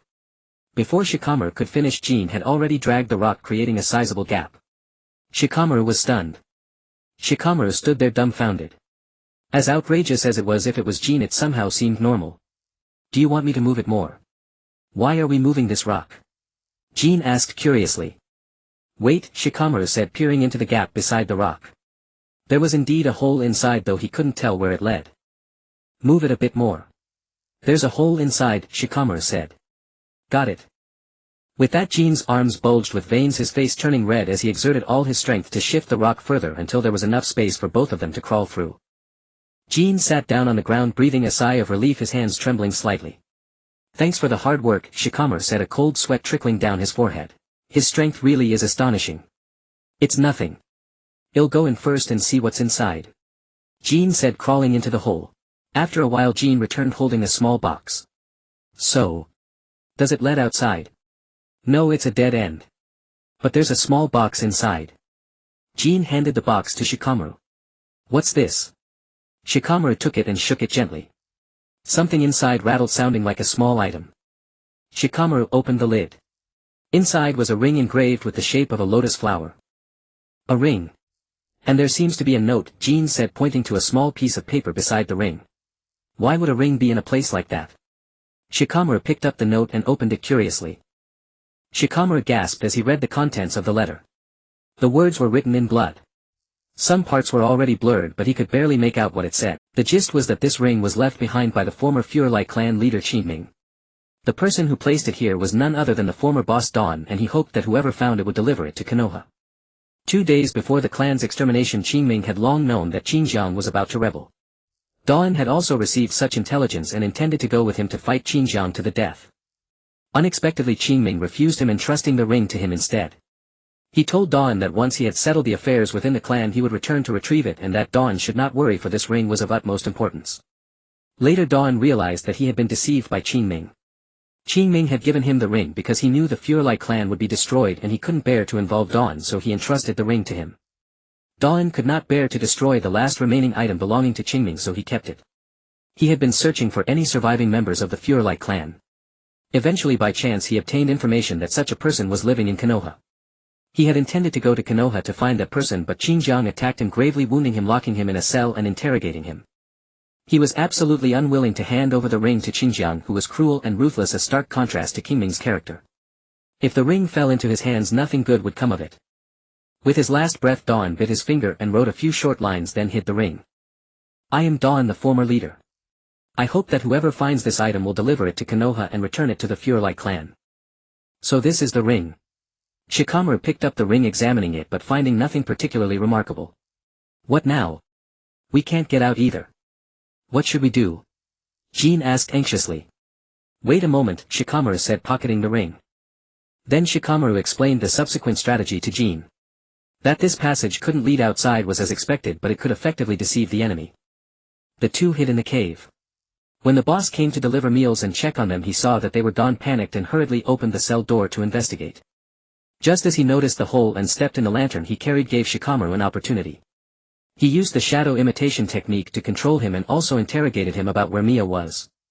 Then Jean knocked him unconscious, of course, after Shikamaru released the control. Let's go, Jean said, looking very anxious. He wanted to hurry and find Mia, then asking clearly. All right, Shikamaru said, and they ran out together. Although Shikamaru was certain that Ing wouldn't harm Mia, the man with Ing was another matter. So Shikamaru was also anxious, though he didn't show it. Meanwhile, Mia summoned Mauzi and told it the situation. Furious, Mauzi's fur stood on end and it wanted to go fight Xinjiang to the death. I'm going to beat him up, don't stop me. Don't stop me. Mauzi shouted, heading for the door. Go ahead, fight him to the death, Mia said, showing no intention of stopping it. At least pretend to stop me. You're so cold-blooded. Mauzi said, running back in front of her. Yes. So Mauzi, do you remember anything about the ring? Xinjiang seems obsessed with the ring and the scroll, Mia asked seriously. No, I don't know. But even if the ring falls into his hands, it's useless to him, Mauzi said, sitting down beside her. Why?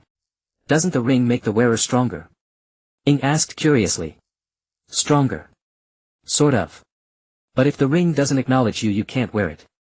If you force it, it will drain your chakra and kill you, Mauzi explained. It had long believed the ring had disappeared, so it never mentioned it to Mia. Earlier everyone thought the elder brother Xinjiang would wear the ring and become the clan leader, but unexpectedly it was the younger brother Qingming who could wear it. After that, a rift appeared between the two brothers which grew wider over time. The clan split into two factions and the discord laid the groundwork for the eventual destruction of the clan.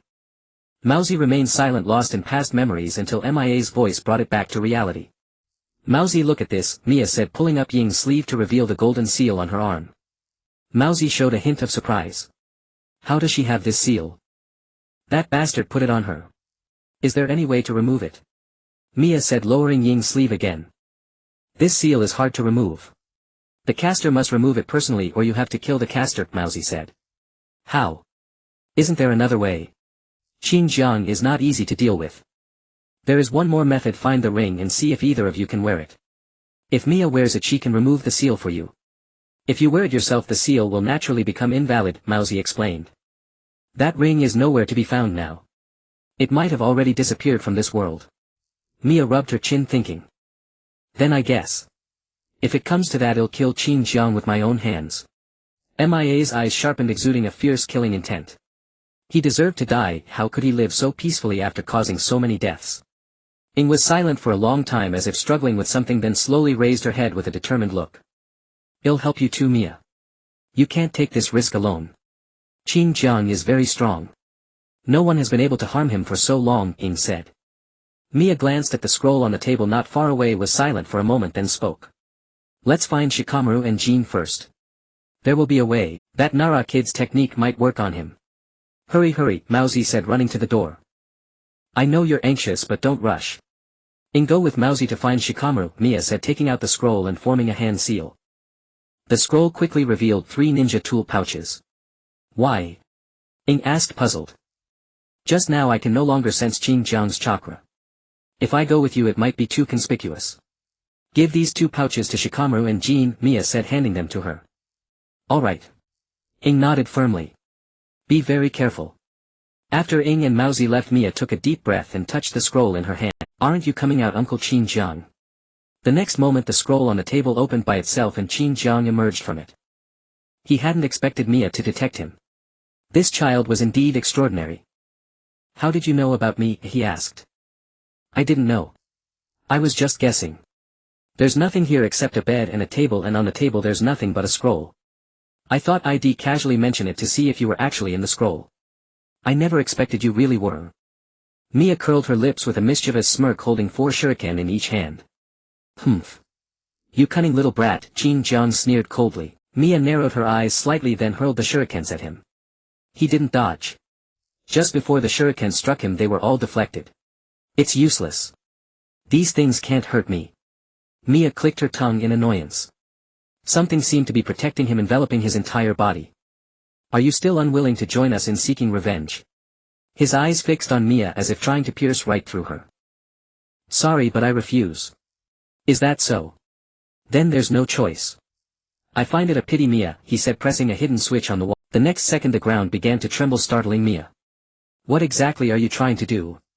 You know, as we all are born our powers are sealed until we come of age. You don't mean to. Before Mia could finish, the wall in the distance slowly rose with a tremendous roar, drawing her attention. When the wall fully ascended, the sight behind it made MIA's eyes widen in shock. Behind the wall stood a massive Buddha statue, its body covered densely with golden incantations. It seemed he had long prepared for this, waiting for her arrival. It's exactly what you're thinking, he said, forming a hand seal. The golden incantations on the Buddha statue slithered like serpents, spreading across the entire room at an incredible speed, leaving only the spot beneath MIA's feet empty, forming a circle. She tried to step out of the circle, but the moment she attempted to move, a golden barrier enclosed her. You bastard! Let me out! Mia pounded desperately against the barrier. You should have died on this formation when you were very young. But for some reason you survived, and those who sealed you all died unnatural deaths. What are you talking about? They all say you are a variable that appears once in a century, a child favored by the immortals. But a variable is an inauspicious thing, it defies fate and brings calamity and trouble to those around. Qin Jiang spoke expressionlessly. What are you trying to say? The word variable was not new to her, she had often heard the adults whispering about it when she was a child. They found it hard to believe she was a child favored by immortals, for her body was truly frail when she was young. Yet despite that they always approached her with flattering smiles. Their hypocrisy disgusted her, and as time passed she stopped talking to others, treating everyone with cold indifference. It wasn't until she met Ying that she began to change. Speaking of which, you still don't know, do you? The one who really revealed our location to Danzo was you. Qin Jiang pointed at her coldly. Me. Are you joking? How old was I back then? I don't even know a single hair of Danzo's, Mia said rolling her eyes. Qin Jiang wasn't annoyed and continued, did you secretly go to the streets of Konoha to buy things? Mia's expression turned grim upon hearing this and fine beads of sweat formed on her forehead. Was it that time? That time when she bought the cherry blossom hairpin for ring. She had bumped into someone who asked her name then but Shikamaru pulled her away so it ended there. It seems you remember now. That's why I said you bring disaster and trouble. The one who truly deserves to die is you. If it weren't for you would we have ended up like this? She was still stunned by his words, her expression tense, her breathing gradually becoming heavy. She fell weakly to her knees. No, it couldn't be her. Was it she who had brought harm to everyone? Now that you stand on a different side from me I can't let you live. Follow your fate and die under this formation. Qin Jiang formed a hand seal. The incantations surged around her all at once followed by an excruciating pain in her head as if someone were hammering nails into her skull with increasing force. She lay on the ground clutching her head in agony, tears streaming down in large drops. Her ears were filled with a constant buzzing and the faint murmur of incantations. It hurt so much, so terrifying. Ah! She couldn't bear the pain and screamed. Golden chakra burst from her body, her hair turning instantly golden and her eyes emitted a dazzling golden light. Her consciousness gradually faded and she fell into a vision.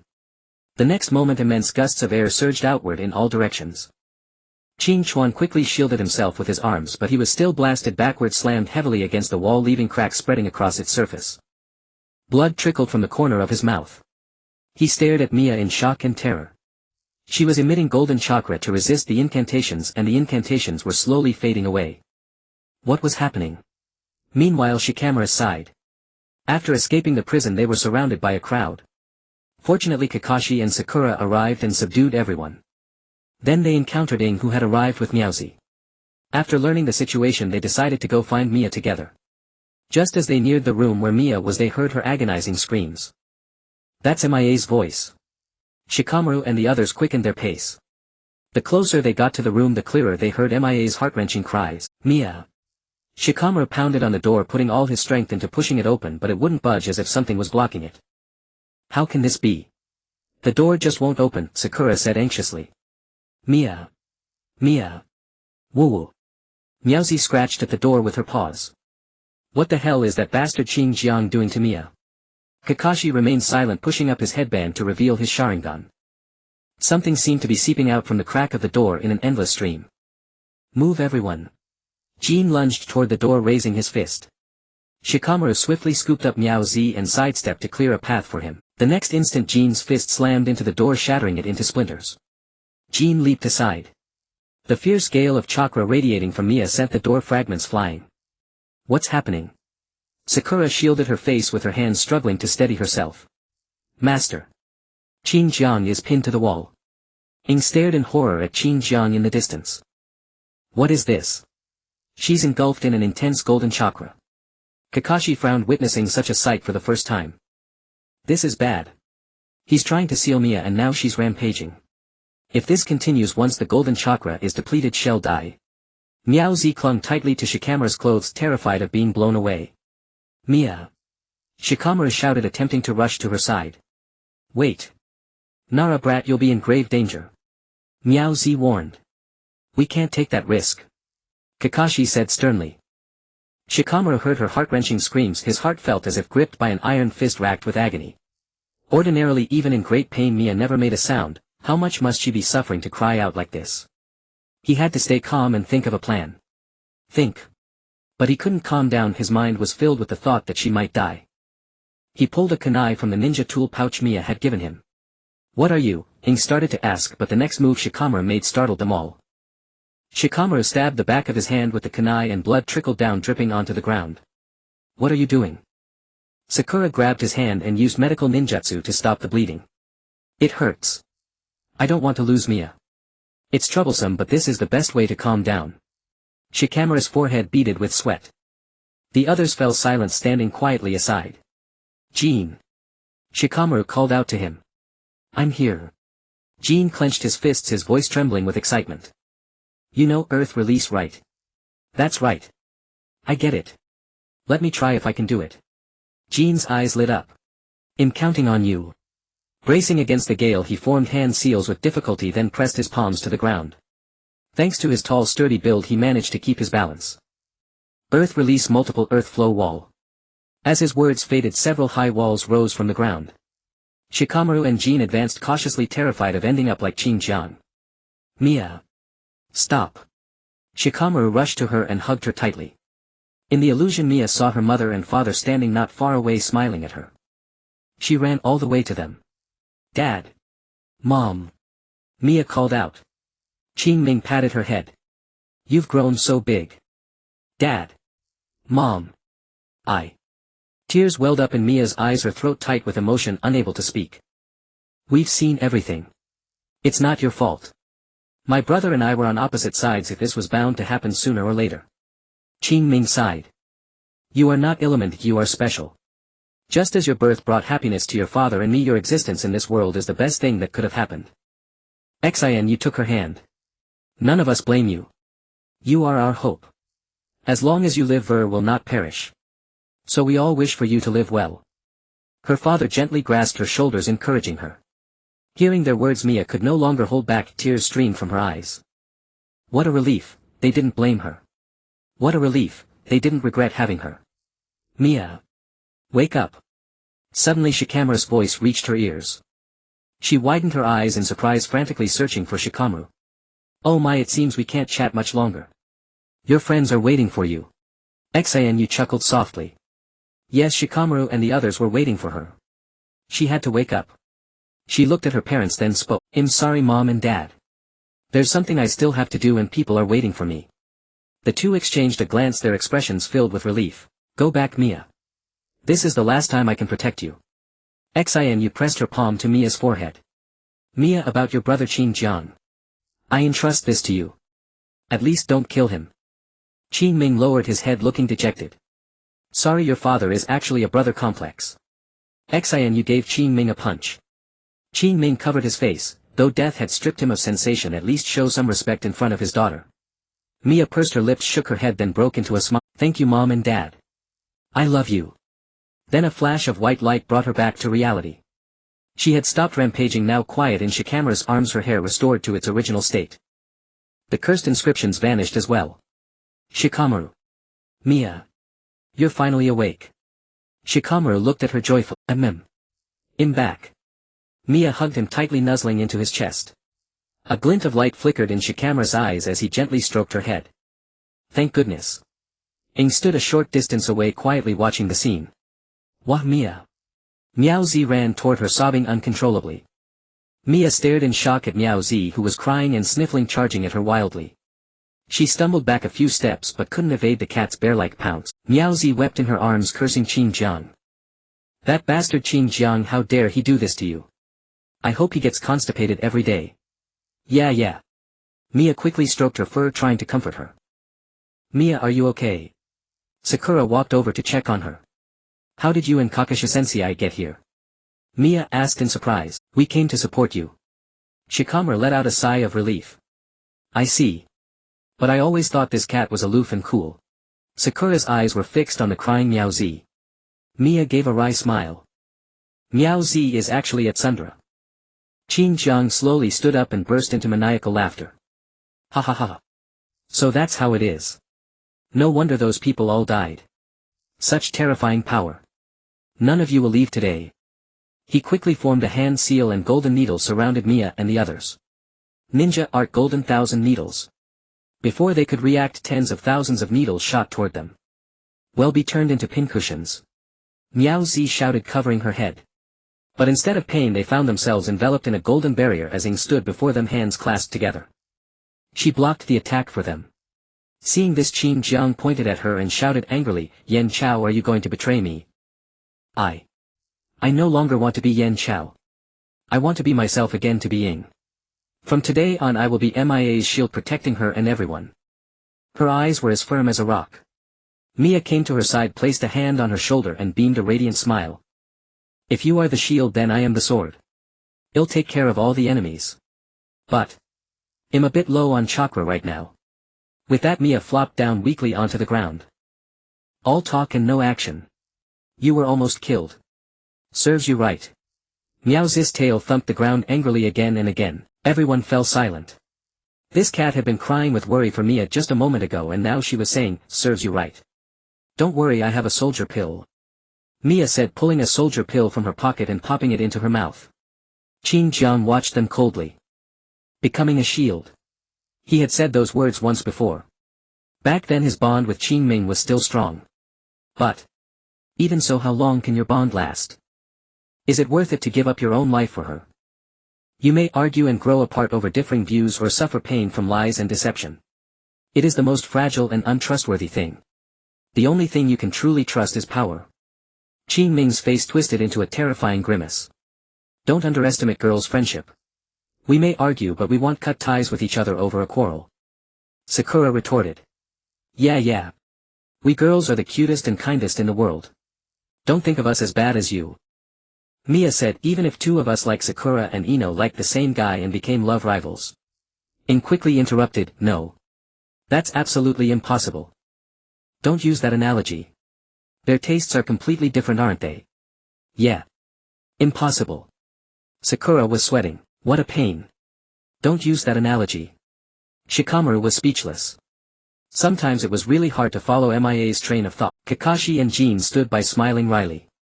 How foolish. Then we have nothing more to say. You should know the consequences of betraying me. Qin Jiang angrily flicked his sleeve and his golden eyes emitted a faint golden glow. The next moment Ing fell to her knees, clutching her heart in agony, gasping for breath. Her heart felt as if it were being squeezed, excruciating pain making it hard to breathe. Ing. Jin rushed forward to support her. Damn it. You bastard, if you have the guts, take it out on me. What kind of skill is it to bully Ing? Mia was so furious she wanted to charge at him, but Kakashi grabbed her. Calm down. What's going on? Sakura, sweating coldly, examined her condition. It's a curse mark. She was cursed by Qin Jiang. If she disobeys or betrays him she will die. Mia clenched her fists. A curse mark. Sakura murmured as if recalling something unpleasant, her expression turning grave. Isn't there a way to seal or remove the curse? Kakashi asked. There is. Have Qin Jiang remove it himself or kill him. Everyone fell silent. Killing him now would probably be too late and he was strong, it was uncertain whether they could even kill him. There's another way, find the ring representing the Fuerli clan leader, Mia continued. A ring? Is this it? Shikamaru said, pulling out the ring he had found in the prison. Ah. That's it. Miao Zi jumped up excitedly. This. Mia exclaimed, pointing at the ring in Shikamaru's hand. Qin Jiang also saw the ring and a greedy, crazed expression appeared on his face. How do you have that ring? That ring belongs to me. Qin Jiang shouted and lunged toward Shikamaru. Fortunately Kakashi rushed forward to block his attack. Now quickly. Kakashi shouted. Hurry, put it on me. See if it works. Mia urged anxiously. Well. Shikamaru lifted her hand, but before he could finish a thought struck him. Could this be? He swallowed hard, his hand trembling slightly as he held the ring. So nervous. TCH, the copy ninja of Konoha Kakashi. What a nuisance. Qin Jiang said and whistled. Suddenly 4 masked ninjas appeared surrounding Kakashi. Qin Jiang bypassed Kakashi and charged straight at Shikamaru. Damn. Kakashi's eyes widened. He couldn't stop Qin Jiang, the 4 ninjas had him blocked. Leave it to me. Jin rushed forward to block him. One after another, so annoying. Qin Jiang shouted. No time left, I'll do it myself. Mia said, snatching the ring from Shikamaru's hand and slipping it on with ease. Shikamaru was utterly shocked. He stood frozen like a statue. She put it on herself. Shikamaru, did you really just put it on yourself? You really did. Next time if you want me to help you put on a ring, forget it. Sakura snorted and almost burst out laughing, but quickly turned back to a serious expression. Now was not the time to laugh. She would definitely tell Ino later and they would laugh together. So it's really on. Are you feeling any discomfort? Miaozi asked nervously. No. The most important thing now is how to remove this cursed seal. Mia said as she approached Ing and Xiaoying, forming a hand seal. Golden runes appeared on her palm. Can you undo it? Miaozi asked. I can only try. Mia said as she placed her palm on Ying's forehead. Release. At that instant the cursed seal on Ying's arm vanished along with the crushing pain in her heart. Ink gasped for breath as if she had just escaped a nightmare. She felt as though she had seen her life flash before her eyes. Not far away, Xinjiang, who was locked in combat with Jean, gritted her teeth in fury. Why can you wear it? That should have been mine. I think you've gone mad. It rightfully belongs to father. Mia covered her hand that wore the ring. This has always been mine. Your father stole what was rightfully mine. He shouted. Pa, how shameless. The ring was chosen by everyone together, yet he dares claim it as his own, truly shameless. Miaozi said disdainfully. What exactly is going on? Xiaoying asked curiously. Kakashi, having finally dealt with the others, returned to their side and eyed Xinjiang warily. It's probably some power struggle for the clan leader position. Luan muttered quietly. It must be. He must have lost to my father and then flew into a rage, Mia whispered back. Don't think I can't hear you. Xinjiang roared, veins bulging on his forehead as he pointed at them. His eyes dimmed and he began to recount the story between him and Qingming. Luan, how troublesome. Can I skip this? Mia, does he not know that villains die from talking too much? I want to punch him. Thinking this, they both wore expressions of annoyance and reluctance to listen. Everyone, is this what they call a match made in heaven? Qingming was only 2 years younger than him. At that time they were in Konoha and their relationship was still good. They were also classmates of Minato, Lugio and others, standing out as exceptional talents at the Ninja Academy. It wasn't until after the Second Great Ninja War ended that they left Konoha with the third-generation clan leader and retreated to a remote place. They undertook various dangerous missions such as scouting enemy positions, gathering intelligence and assassinations.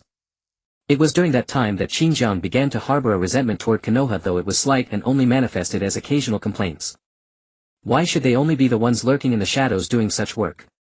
When the Third Great Ninja War began, Fuerli dispatched some of their forces to assist Konoha, including Xinjiang and Qingming. Qingming excelled in offensive techniques while Xinjiang specialized in defensive ones. Thus whenever Qingming charged headlong into battle, Xinjiang was always there behind him, silently guarding him and protecting everyone. Thank you, brother. I will definitely slay all our enemies. Qingming would always say. It's all right, I am your shield, I won't let anyone harm you. Xinjiang would laugh heartily. The two of them were always perfectly synchronized, a presence that made enemies tremble with fear. It wasn't until the third-generation clan leader was severely wounded and they had to choose the next clan leader from the two of them that their relationship became strained. At that time Qingming had no intention of competing with Xinjiang for the position, believing that his older brother Xinjiang was the best candidate. Moreover, many people supported Xinjiang. He was willing to become an ordinary warrior, slaying enemies and protecting everyone.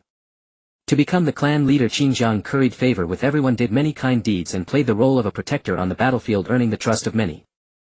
Meanwhile Qingming swung his blade relentlessly on the battlefield, blood staining his sword and his body. The people called him a demon, just hearing his name would make them flee in terror. They had thought Xinjiang had secured the position of clan leader, but unexpectedly the ring and the elders chose Qingming. And when Xinjiang tried to don the ring, he was repelled. At that time everyone's unwavering faith turned into doubt. Haha, how ridiculous. Just because of a lousy ring he became the clan leader. Those old fools only ever gave me cold stares no matter what I did, but they were gentle with Qingming. They must have rigged it. But what does it matter?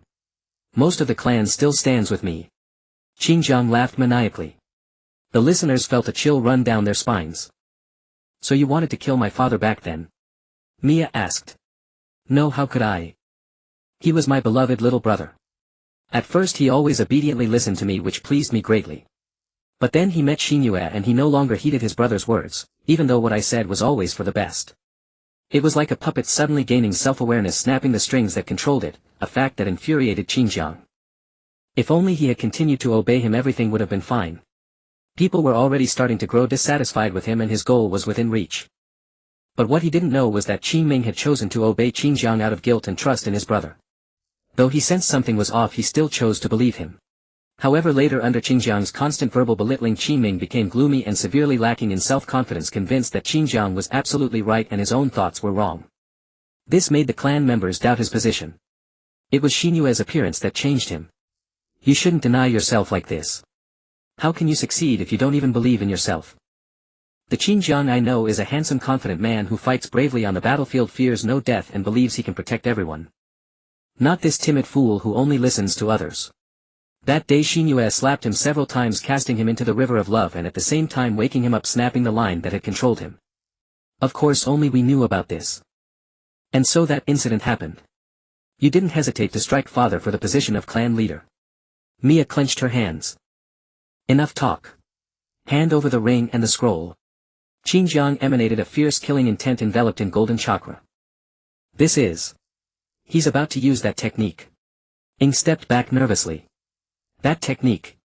Xiao Ying broke into a cold sweat. The oppressive aura of the man before them was overwhelming. Kakashi fixed his Sharingan on him, kunai at the ready. His hair turned golden and a colossal Buddha statue materialized behind him. Unlike Mia's, his Buddha appeared sinister and menacing, bearing an uncanny resemblance to a malevolent demon upon closer inspection. As the saying goes, the mind shapes the form. His impure heart had long strayed into the path of darkness, tainting the once sacred Buddha with an aura of evil. The next moment he thrust his hand toward them. Ying gritted her teeth, formed a hand seal and pressed her palms together, conjuring a golden barrier.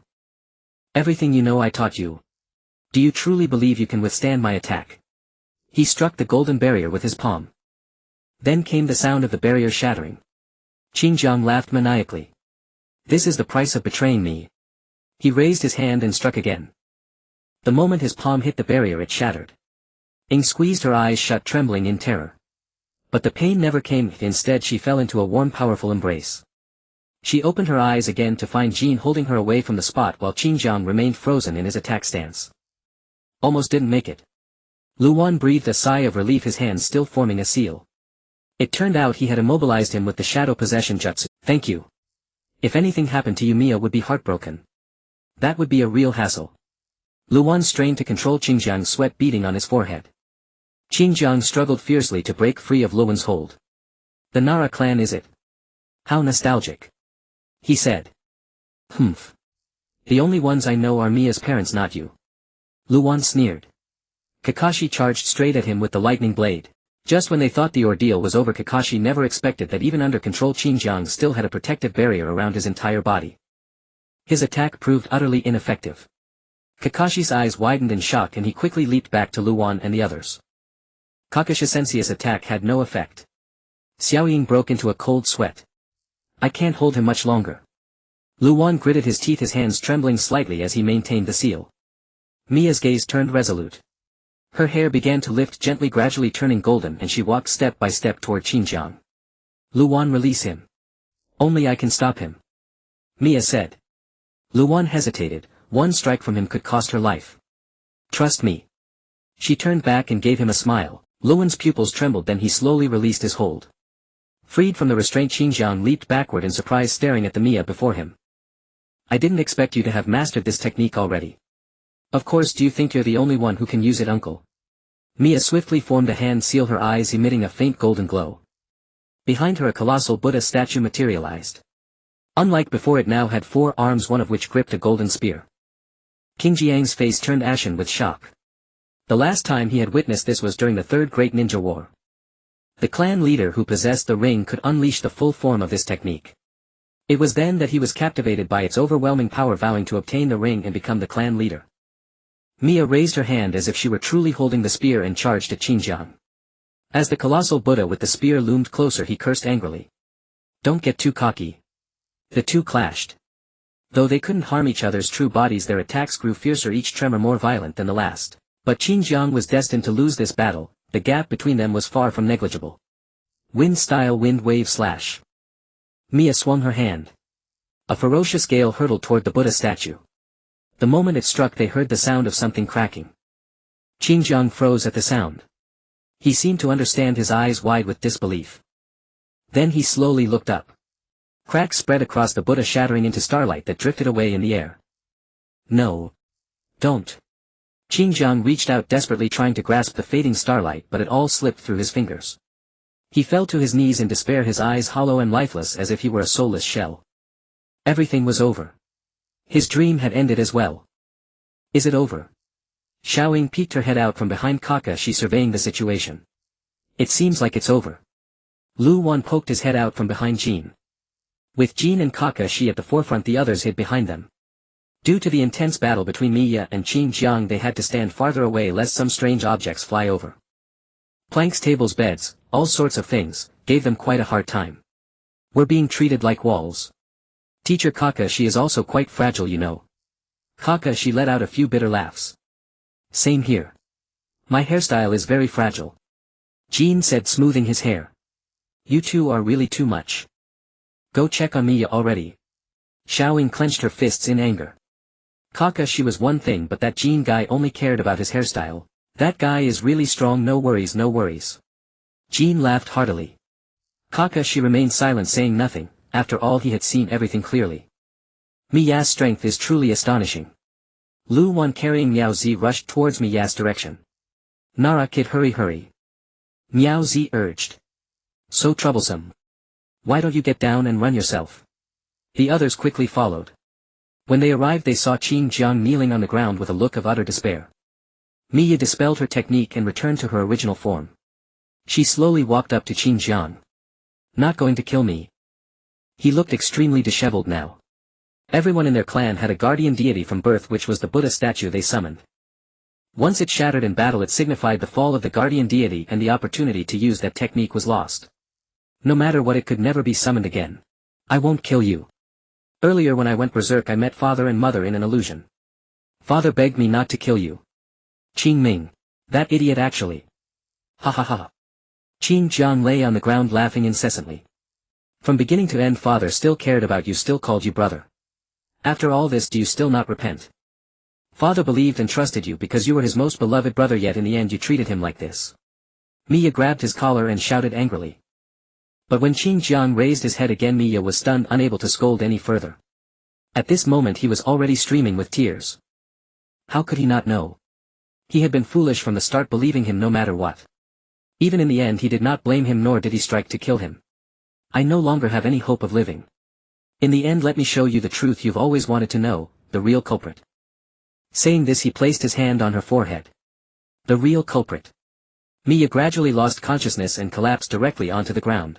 Miya. Lu Wan rushed forward and held her in his arms, looking extremely anxious. You bastard, what did you do to Miya?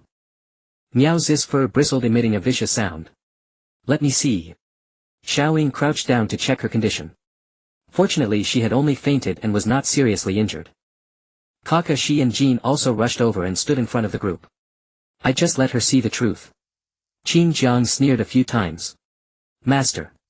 Ing walked slowly over. Yen Chao. No, now you're called Ing. You saved me, I am very grateful to you. Grateful? You shouldn't be grateful to me, you should hate me.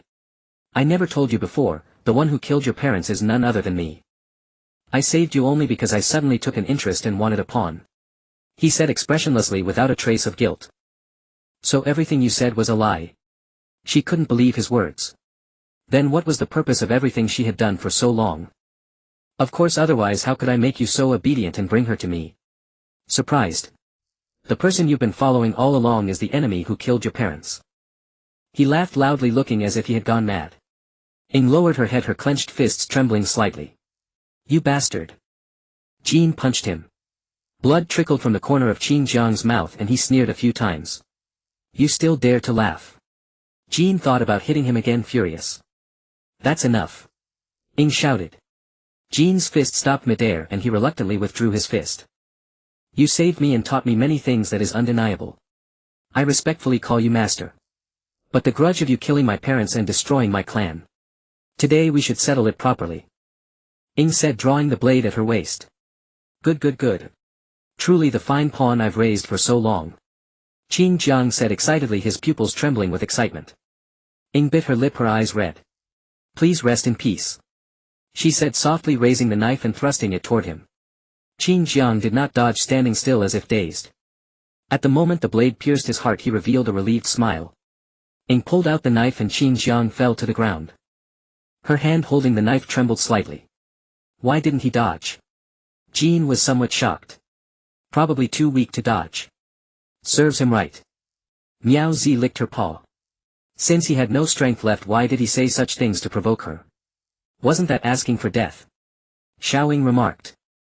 Is there a possibility that he simply wanted to die? Lu Wan said as he carefully lifted Miya onto his back. Others.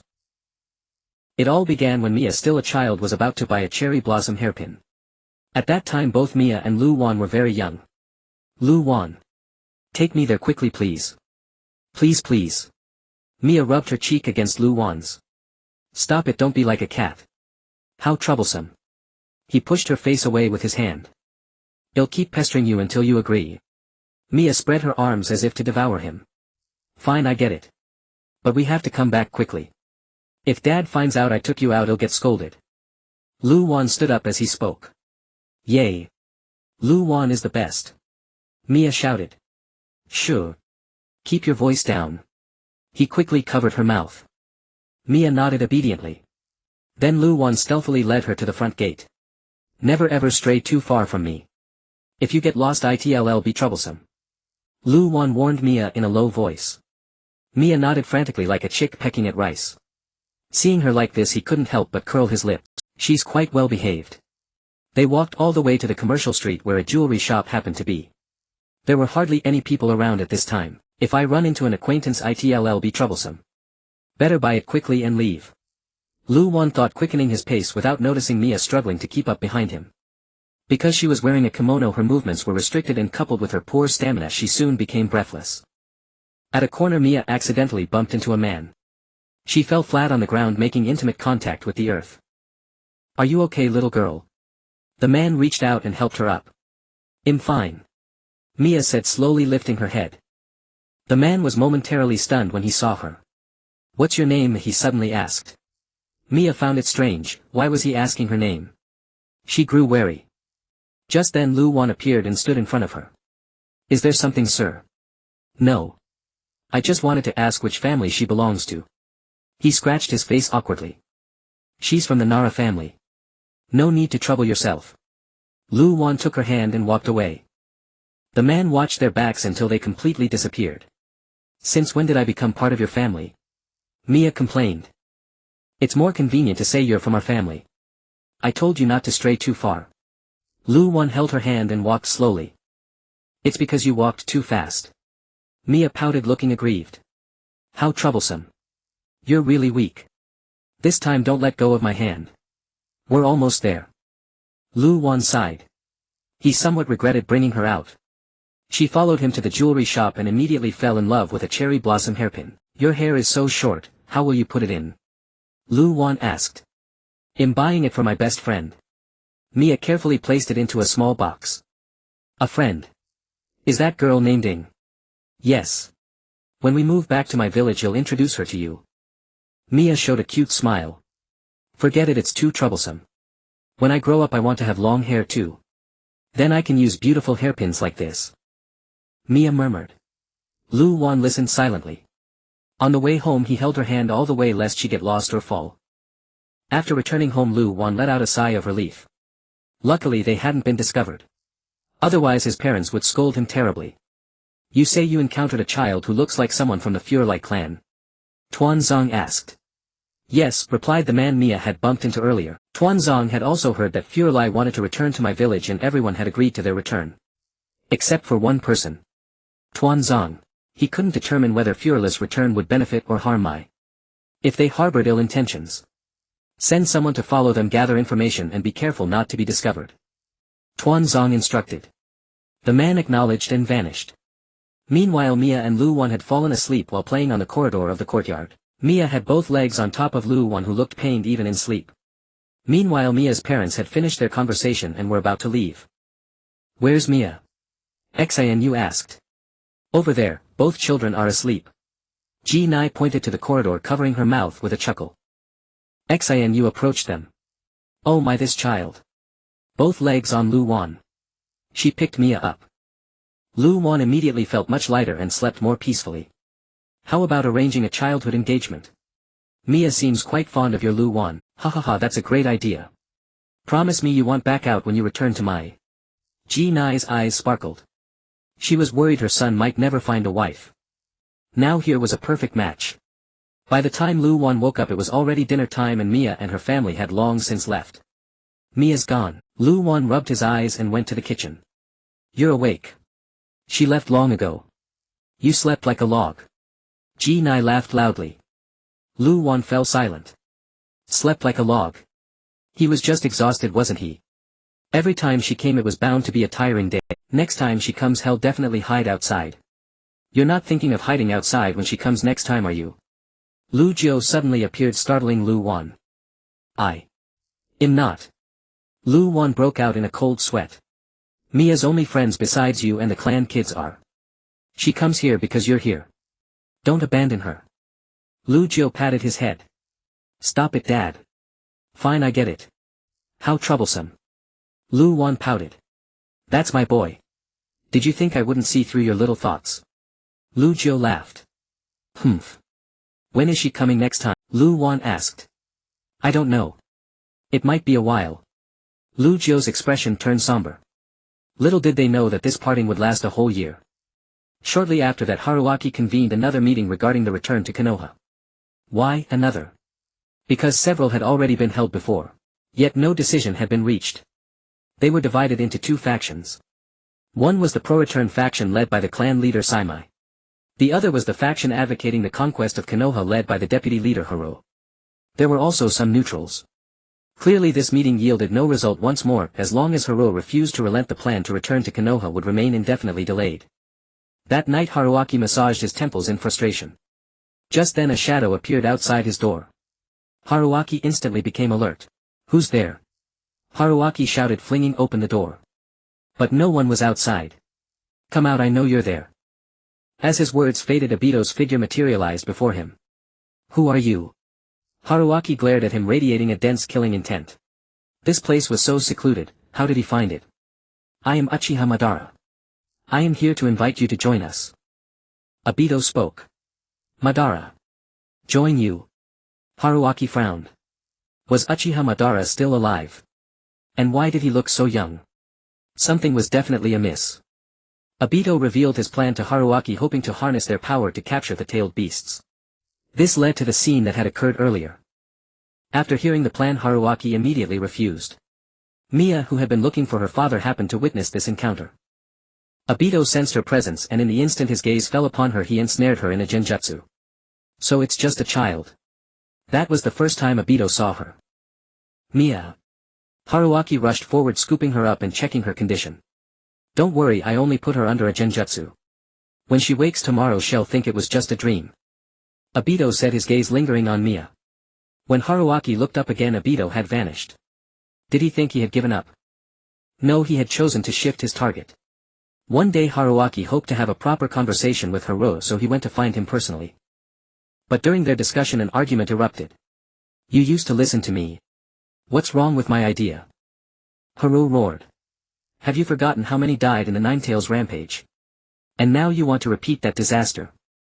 Haruaki stood up excitedly, confronting him. This is for the sake of our clan. Why must we remain stuck in this godforsaken place? They say we're here to support Konoha from the outside, but it's all a lie. They're afraid of our power. If that were true, they wouldn't have agreed to let us return. Brother, you know how hard it is for us here, especially for the children. They shouldn't be trapped here forever. They are the hope of our future, aren't they? Haruaki suppressed his anger and spoke calmly. Hope of the future. You think too idealistically. Do you really believe it'll be fine once we're back in Konoha?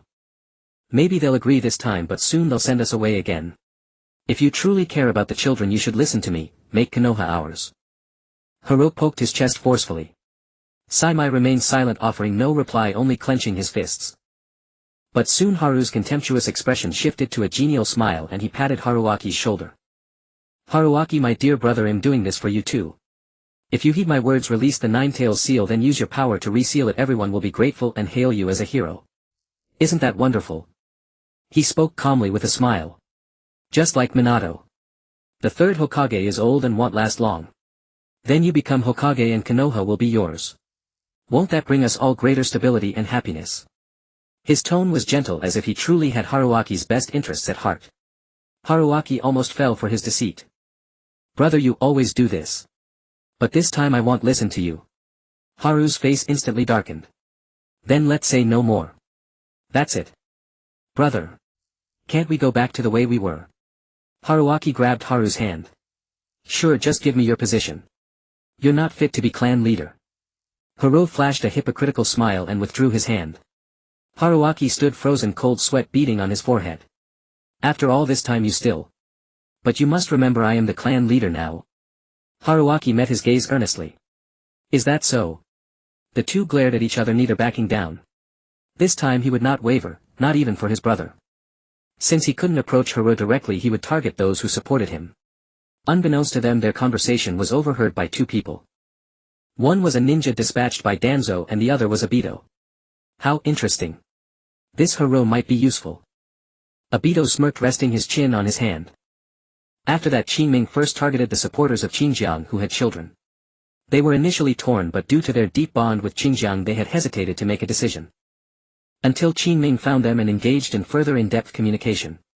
Gradually they came to believe in this man before them, trusting that he could lead them toward a brighter future. Upon learning of this, Xinjiang erupted in fury, engaging in a fierce quarrel with them.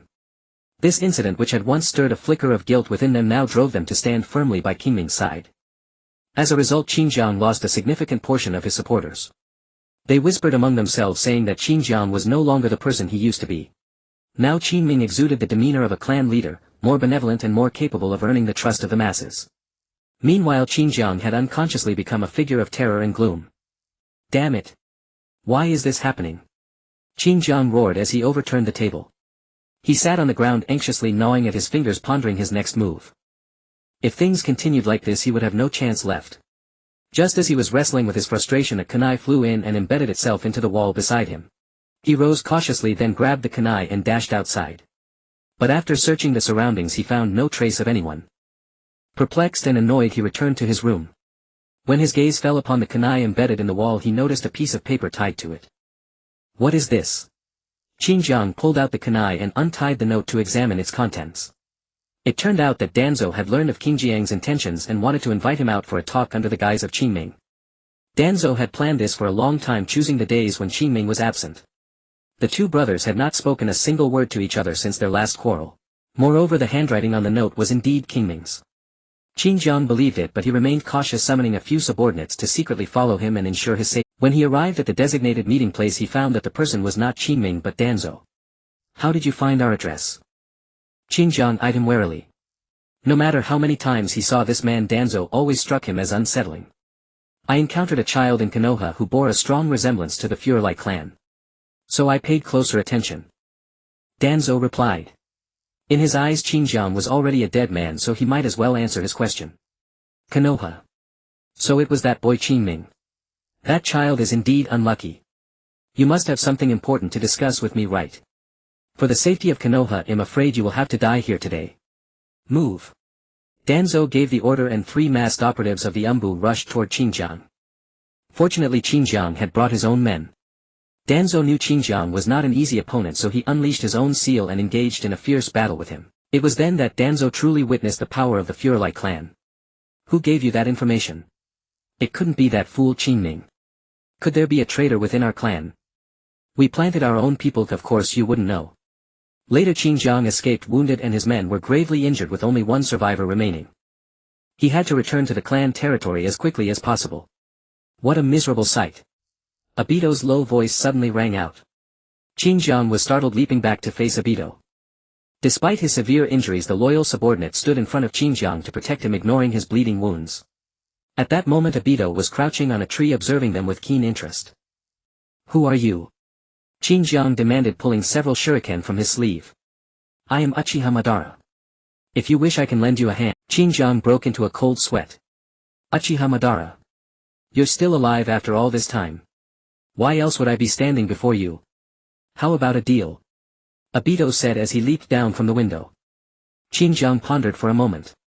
He was at a disadvantage now. With the help of this man, perhaps it could really work. He decided to at least hear him out. What kind of deal? Xinjiang put away his shuriken. Seeing this, Obito's eyes flashed with delight. But with his mask on, Xinjiang naturally couldn't see it. After listening to Obito's plan, Xinjiang hesitated. Lord Xinjiang. You cannot agree. This is clearly a trap, his subordinate shouted anxiously. Xinjiang glanced at his subordinate, then murmured, that's true. His subordinate breathed a sigh of relief. Lord Xinjiang would not be so easily tempted. But the next second, Xinjiang struck his subordinate down with a kunai. Lord Xinjiang. Why? The man's eyes widened in disbelief before he fell to the ground with a thud, dead. Thank you for your advice, but I have my own thoughts. Since you're suffering so much, let me send you on your way. Xinjiang sneered. His mood was now at its worst and Danzo's actions had pushed his desire to conquer Konoha to a fever pitch. Crucially, his plan involved capturing the tailed beasts, which would naturally allow him to execute his earlier scheme of using the Nine Tails to subjugate Konoha. "How will you help me?" Xinjiang glanced at Obito. Obito narrowed his eyes slightly. This man was indeed easy to manipulate. "You want the position of clan head. You can choose to rebel." "Rebel? Do you think I haven't considered that?" Xinjiang interrupted, frowning. The Fuerli clan's greatest taboo was internal bloodshed. Even if some were willing, it would only be a minority. Sensing his concern, Obito added, "Didn't you run into Danzo?" Xinjiang instantly understood his meaning. Yes, their greatest taboo was internal bloodshed. If he claimed that due to differing views with Qingming he had colluded with Danzo of Konoha to assassinate him and enforce his own rule, that would surely ignite the clan's fury. After all, he had just been away these past few days and had often visited Konoha before. He returned to the clan territory with his injuries and recounted the events to everyone. As expected, the tide of support began to turn back toward Xinjiang. Qingming was in immense pain, having been framed and betrayed by his own elder brother. However, he never expected that Danzo would actually take action against Xinjiang. Most people chose to believe in Qingming unanimously, thinking that Konoha did not want to let the Fuerli clan return, wanting to incite them to kill each other. This was undoubtedly a sign of Konoha's fear and disrespect towards them. If they returned to Konoha like this, their situation would surely be unsafe. Therefore everyone agreed with Xinjiang's viewpoint, especially the families of those who had died. They exerted all their efforts to rally the people's hearts, determined to take revenge. In the time that followed, Xinjiang secretly prepared a battle plan in the shadows, even contemplating a rebellion. As long as Qingming actively conceded to Xinjiang's viewpoint and abdicated his position to him, it would be a great bloodless rebellion. The paper cannot contain fire. Qingming soon learned about this matter, and the atmosphere within the clan grew increasingly tense. Xinyue had seen the future a year ago, which is why she had been training Mia in various ways. Although Xinyue did not tell Qingming about this matter, she vaguely sensed his fate. 2 days before the clan's destruction, he went to Dawan. He took off his ring and entrusted it to Dawan for safekeeping. During those days, Obito and Xinjiang maintained contact. Sometimes Obito would help him deal with disobedient people, essentially controlling them and trapping them in illusions which was not detectable from the surface. Initially, Xinjiang intended to cooperate with Obito. However, he later realized that since he was Uchiha Obito, it certainly wouldn't be that simple. 1 hour before the clan's destruction began, he led a group of people to surround Obito. "So you want to tear up the cooperation?" Obito calmly sat aside, crossing his legs without a hint of fear. "Since the goal is almost achieved, there's no need to keep you a bomb that could explode at any moment by my side," Xinjiang said as he drew the knife from his waist. Obito didn't speak, stroking his chin. Then he stood up and looked at the group of people in front of him. Xinjiang thought he was about to make a move, but unexpectedly his followers began to attack their own people. In an instant, screams and the sound of knives piercing flesh began to echo. "What the hell is going on? Stop it!" Xinjiang shouted. "You really are surrounded by bombs." Obito chuckled. "What did you say?" When Xinjiang turned to look at him, Obito had already flashed in front of him and grabbed his neck. Xinjiang struggled against his grip, his eyes wide as he looked at Obito in front of him. He clearly saw the Sharingan beneath his mask. After a while, Obito released him and let out a sigh. "Since you want to rebel, it'll help you out, don't you think?" Xinjiang slowly stood up. His eyes were hollow and devoid of light, like a puppet. He picked up the knife from the ground and staggered outside. Obito watched from above as he continued to slash at those trying to stop him. Unexpectedly strong combat power. The Fuerli clan was in chaos, with corpses strewn everywhere. Endless crimson mist enveloped the entire clan and a strong smell of blood filled the air. Obito looked on expressionlessly, soon noticing Mia unconscious on Nyako. Nyako was running frantically towards Konoha with her. "That child is..." Obito curiously watched Nyako and Mia, clearly seeing another source of power emanating from her. He had initially worried that not a single person would be left, but now it seemed he had overthought it. Qingming lost his life in the battle against Xinjiang. Before dying, he dispelled the illusion on Xinjiang. Xinjiang looked at Qingming, who lay in a pool of blood, his eyes wide in disbelief as he trembled, raising his bloodied hand. He then turned to the corpses scattered around. Was all this his doing? No. This was not the ending he wanted. He held his head in pain. "Brother!" Qingming weakly called out to him, grasping his clothes. "Qingming!" Xinjiang knelt down, holding his hand, then his gaze fell on Qingming's hand. His hand bore no ring, only the mark of having worn a ring for a long time. "Where is your ring?" Qingming did not expect that the first thing he would say upon waking would be this. He revealed a look of disappointment. Now his only concern was for Mia and Shinue. He slowly closed his eyes and his hand slipped from King Jiang's grasp, falling to the ground never to make a sound again. Qingming. Damn it. Qing Jiang cursed. If only he had that ring, perhaps Qingming could still be alive, but it was gone. It's all the fault of that evil Uchiha. His eyes turned crimson and ferocious as if all the hatred in time had converged here. Right. The scroll. As long as the scroll is still there, they still have hope. On his way he searched for the scroll while checking if anyone else was alive. But none survived. Finally he heard the cries and screams of children, but the front was already ablaze. He waited for a while, then charged into the sea of flames. There was a safe underground room here, while the floor would not burn, smoke would seep down. He dampened his sleeves to cover his mouth and nose and made it to the entrance. A huge bookshelf blocked the way and he used his abilities to move the bookshelf aside. Then he opened the door and saw Ing and other children unconscious at the entrance. As expected, they're all here. He broke out in a cold sweat. However, he glanced around but did not see Mia's figure. There was no time to think too much. The ceiling above was cracking and about to fall. He hurriedly pulled Ing up and saved her. He initially wanted to rescue a few more children, but with a loud crash a large chunk of the ceiling fell, blocking the entrance. In the end he could only carry Ing away from there. During Ying's unconsciousness he saw two people in Konoha's Anbu masks carrying the corpses of Qingming and Shinue out of the clan grounds. For this reason Orochimaru still believed that the annihilation of the Fuerli clan was related to Danzo. Of course Obito saw it too, so when he saw Mia again he wanted to frame Konoha, making Mia hate Konoha to the extent of leaving it and coming to their side. However, this plan ultimately failed. As for Xinjiang, he couldn't take Ing to Konoha because Danzo would definitely not let him off easily. He also had to find the ring and the scroll first. Only the two of them were left from the Fuerli clan. When Ing woke up again she saw Xinjiang. Seeing her awake, Xinjiang told her what had happened, deceiving her into thinking it was Konoha's doing and urging her not to go to Konoha while marking her with a cursed seal. He took her along, teaching her many things, naming her Yen Zhao.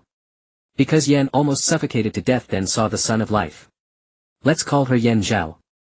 Mia awoke once more in an unfamiliar room. She stared blankly at the ceiling, still reeling from the truth she had just learned. Although Xinjiang had intended to rebel, the true cause of their clan's annihilation was the man who called himself Uchiha Madara.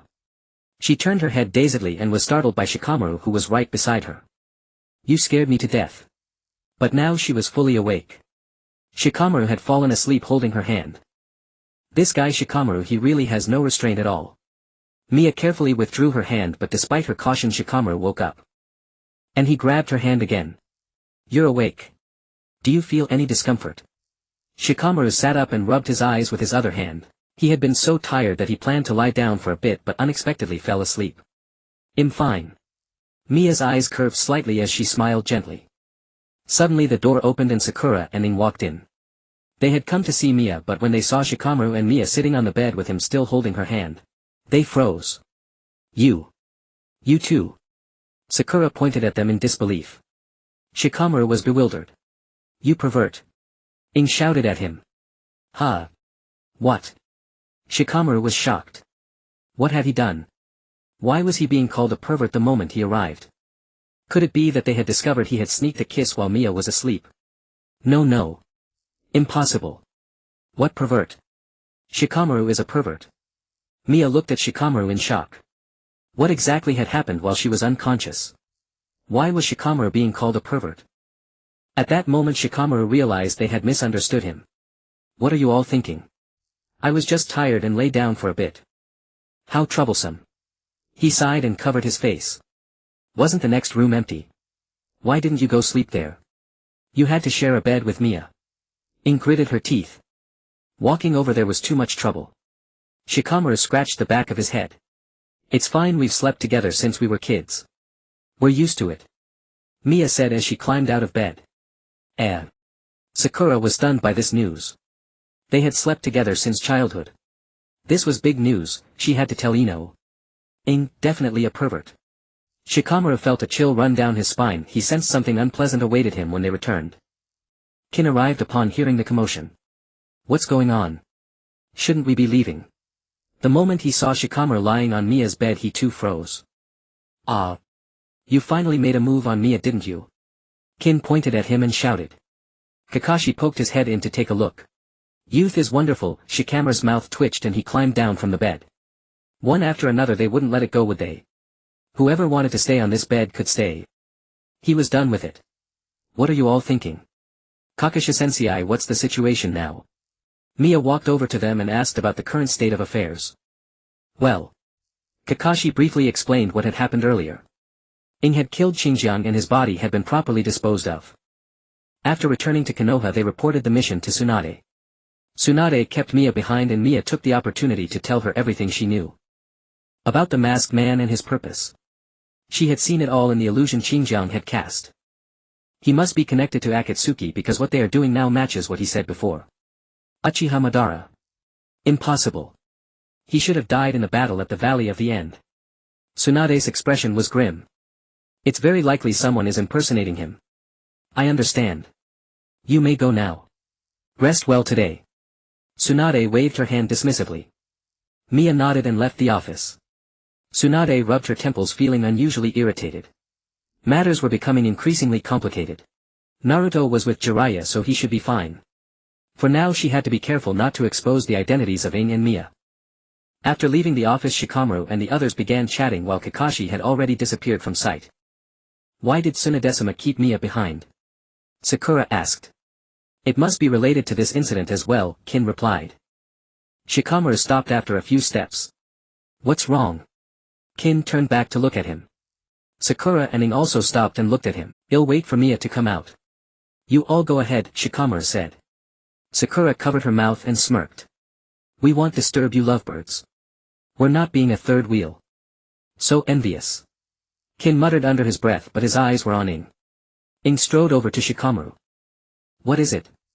Shikamaru took a few steps back, a little scared. He feared this woman might punch him and tell him to stay away from Miya. I'm reluctant to say this, but... Take care of Miya. Ing lowered her head, speaking in a reluctant tone. Shikamaru looked at her in disbelief. This wasn't what he had expected. Why are you spacing out? Did you hear me? If you treat Miya badly I won't let you off. She raised her head and glared at him fiercely. Shikamaru snapped out of it, then a smile tugged at the corner of his mouth. It's troublesome, but a man should treat the woman he loves well, that's a given. That's more like it. Let's go. Ing said, then left with Sakura and Kin. She had to admit that Miya's judgment was good. Shikamaru was indeed a fine man. With him around she could rest assured. After Miya left the Hokage's office she saw Lu Wan leaning against the wall not far away. Lu Wan. Are you waiting for me? Miya ran over and hugged his arm. Yeah, if Mom saw me coming back alone she'd definitely ask why I didn't come back with you. Lu Wan let her hold his arm. What? So you weren't waiting for me because you wanted to go home with me? Miya pouted in dissatisfaction. Of course I did, idiot. Lu Wan murmured. What? Miya looked at him happily, her eyes sparkling with joy. Ahem, nothing. Let's go home. Lu Wan pretended to cough to hide his embarrassment, but the redness on his ears betrayed him. Miya couldn't help but smile at his reaction. Okay. At dinner time Ji-Nai noticed Miya's ring and asked curiously. Why is Miya wearing a ring? Lu Wan gave it to me, Miya said while eating a few mouthfuls of rice. Lu Wan, what's going on? Why didn't you tell us about such a big matter? Lu Jiu smirked mischievously. This kid has really grown up. Lu Wan was silent. In a sense it was indeed given by him. Proposal. When? Ji-Nai was shocked. No. I just helped her find her clan's ring. He hadn't even helped her put it on. That's true. Qing Ming used to wear this ring, Lu Jiu mused, stroking his chin. That child named Ing, you can bring her back sometime. She's very important family to Miya, isn't she? Ji-Nai smiled gently. Miya nodded in gratitude. Aunt Ji-Nai is so kind. That night Miya took off the ring in her room. She examined it carefully. She didn't expect the ring to still be so smooth and shiny after all this time. Was it really only she who could wear it? Driven by curiosity she knocked on Lu Wan's door. As soon as he opened the door Lu Wan saw Miya looking at him with a mischievous smile. He had a bad feeling. What's wrong? Lend me your hand. Miya said, reaching out. Lu Wan looked confused but obediently placed his hand in hers. The next moment she took out the ring and tried to put it on him. Wait. Before he could finish the ring was sent flying. Both of them were stunned. So it really can only be worn by me. Miya exclaimed in amazement. Lu Wan sighed and picked up the ring for her. Then he came in front of her, held her hand and helped her put it back on. Take good care of it, idiot. This is something important, right? Good, he helped her put it on. Mia quietly looked at him without speaking. Why are you staring at me? Being stared at by her made him feel a bit shy. But he didn't dislike being watched by Mia like this. Because at this moment her golden eyes held only him, no one else. Is this your proposal to me? Mia's sudden words left Lu Wan at a loss. In this situation it really did resemble a proposal. Lu Wan was silent for a moment. Then he silently interlaced his fingers with the hand that wore the ring. His face flushed red, even the tips of his ears turned crimson and his eyes darted around. Finally, as if making a decision, he looked seriously at Mia. If I say yes. Okay, I was already planning to marry Lu Wan anyway. Mia agreed before he could finish.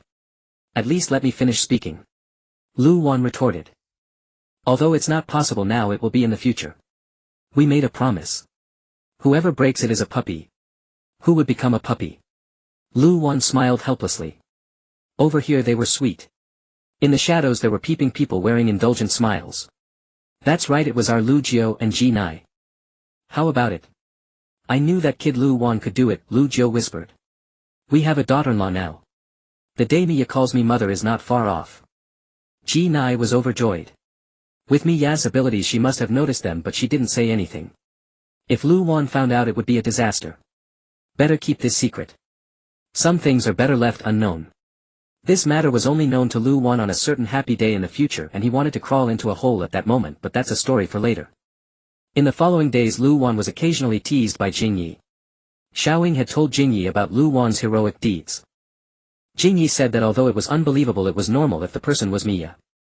Lu Wan women are indeed the most troublesome creatures in the world. You mean they killed Qin Jiang and obtained that ring? Tuanzong tightened his grip on his walking stick. That Qin Jiang was not dead was within his expectations, since his body was indeed not found back then. But he had searched for that ring for a long time, never expecting it to be elsewhere. Yes, Lord Tuanzong. And the body?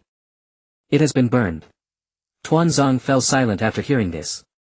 They were indeed very clever, burning the body just in case. Mia posed no threat to Mu Yi now unless she was willing to give up her current peaceful and happy life. Since Qin Jiang had also been killed by them, they could let them be for now. Well, wait until the Ninetales Jinchuriki returns. Ing stayed in Mu Yi for several weeks and then prepared to leave. Before leaving she dyed her hair black. She told them that she was going to fulfill her childhood dream of traveling around the world. More importantly, she had requested Gang Shou's permission to go out and collect intelligence, since that was what she did before. Jean almost went with her at that time, even packing his luggage. Fortunately Lu Ren and Mia held him back. Go quickly. Don't look back. Mia shouted, pulling Jean's hand. What's wrong with this guy suddenly? Lu Ren wrapped his arms around his waist, desperately trying to pull him back. Jean, Ing called him. Jean instantly froze in place, looking pitiful. It turned out that during these weeks Jean often stayed with her, either eating or eating. He'll come back and he'll write to you. You wait for me in Mu Yi, or else I won't cook for you anymore. Ing threatened Jean with her hands on her hips. I understand. Jean obediently put down his bag. Was Jean always a foodie? Mia asked quietly. No. Lu Ren replied quietly. Seeing him so obedient, Ing nodded in satisfaction, then waved goodbye and left Mu Yi. Jean sighed and then left. What he cared about was not the food at all, it was her. Time passed to 2.5 years after Naruto and Jiraiya left for training. Aside from Sasuke and Naruto, all of Mia's peers had already been promoted. Mia and Niji stood out, having become Jonin, and Jean and Luren were no exception.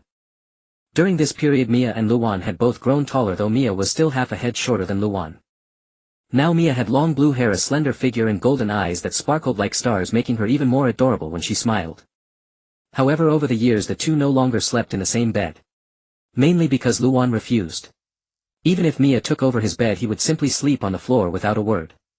Mia gave up struggling. Luan really wanted to tell her, do you have any idea how lethal you are now? Has Ing written recently? Jean asked, sitting down beside her. No, Mia replied, chewing on a blade of grass, idly watching the clouds. No news at all, which was somewhat worrying.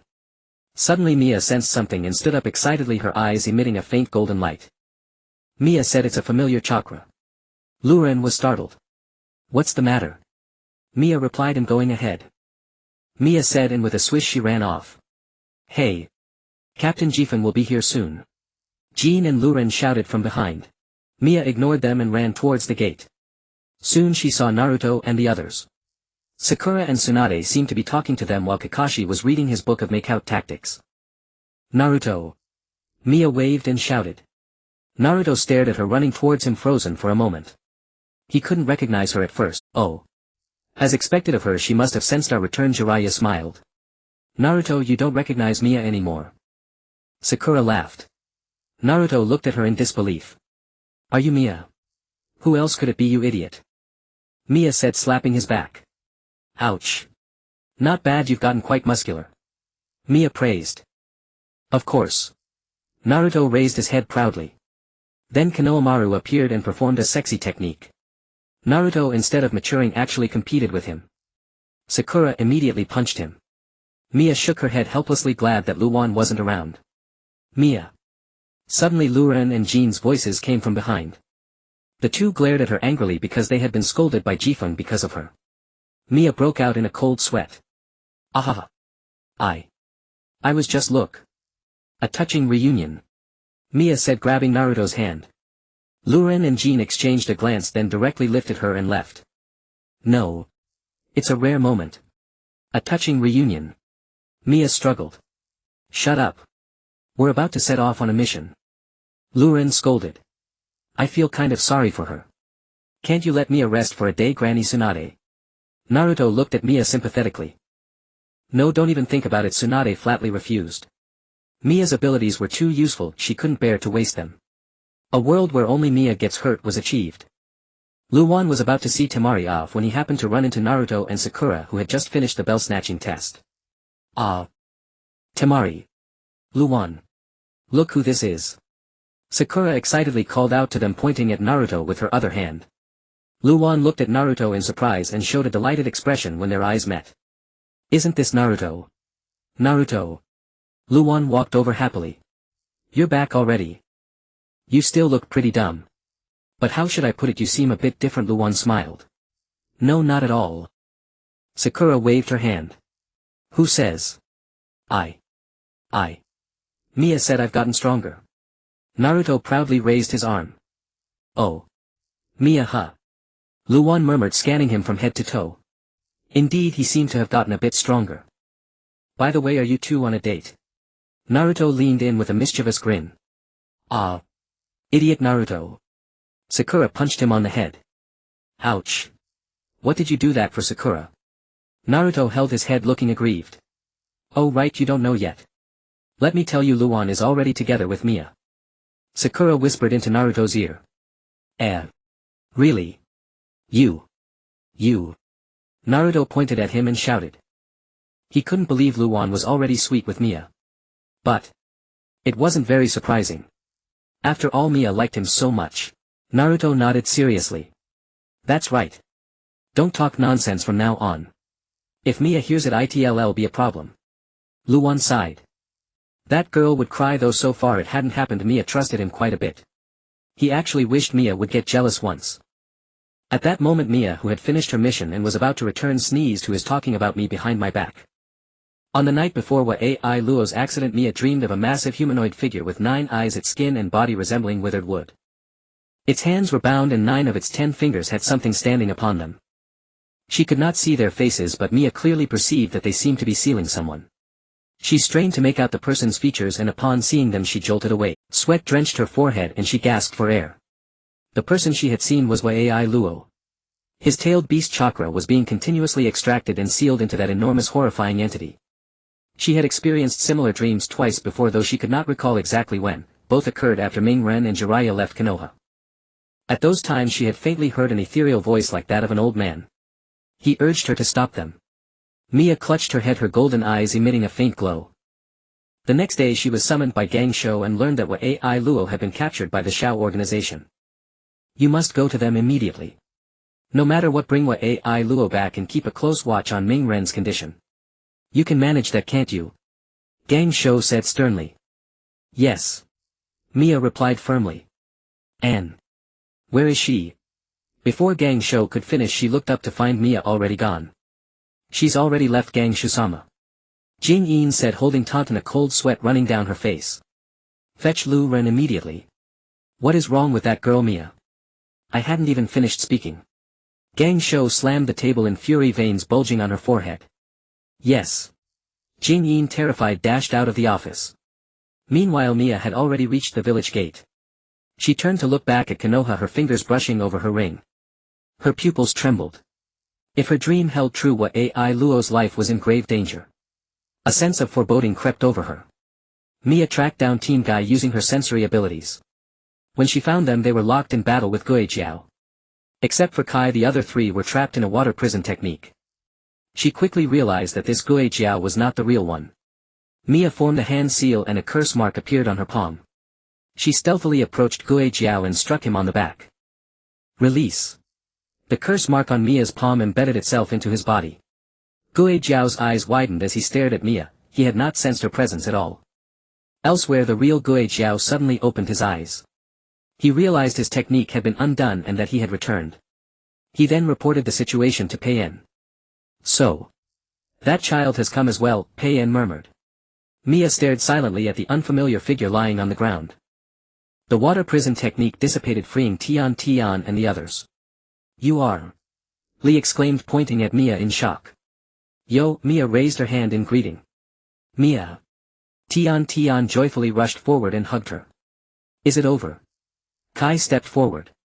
Everyone look at this person. Ning Xiai exclaimed, staring at the unconscious figure on the ground. His face had reverted to its original appearance, not the Guijiao they had been fighting. It's some kind of substitution technique, Mia replied.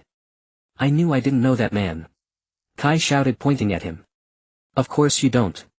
Mia retorted. They followed Pakin to the destination, arriving first as expected. What Ai Luo is inside? Pakin said, leaping off Mia's shoulder. Bai Yen. Ning Xiai activated his Byakugan to survey the interior. What do you see? Tian Tian asked. Ning Xiai was silent for a long moment before speaking. It's hard to describe. Is there something like a humanoid figure with 9 eyes and its hands bound as if chained? Mia gestured.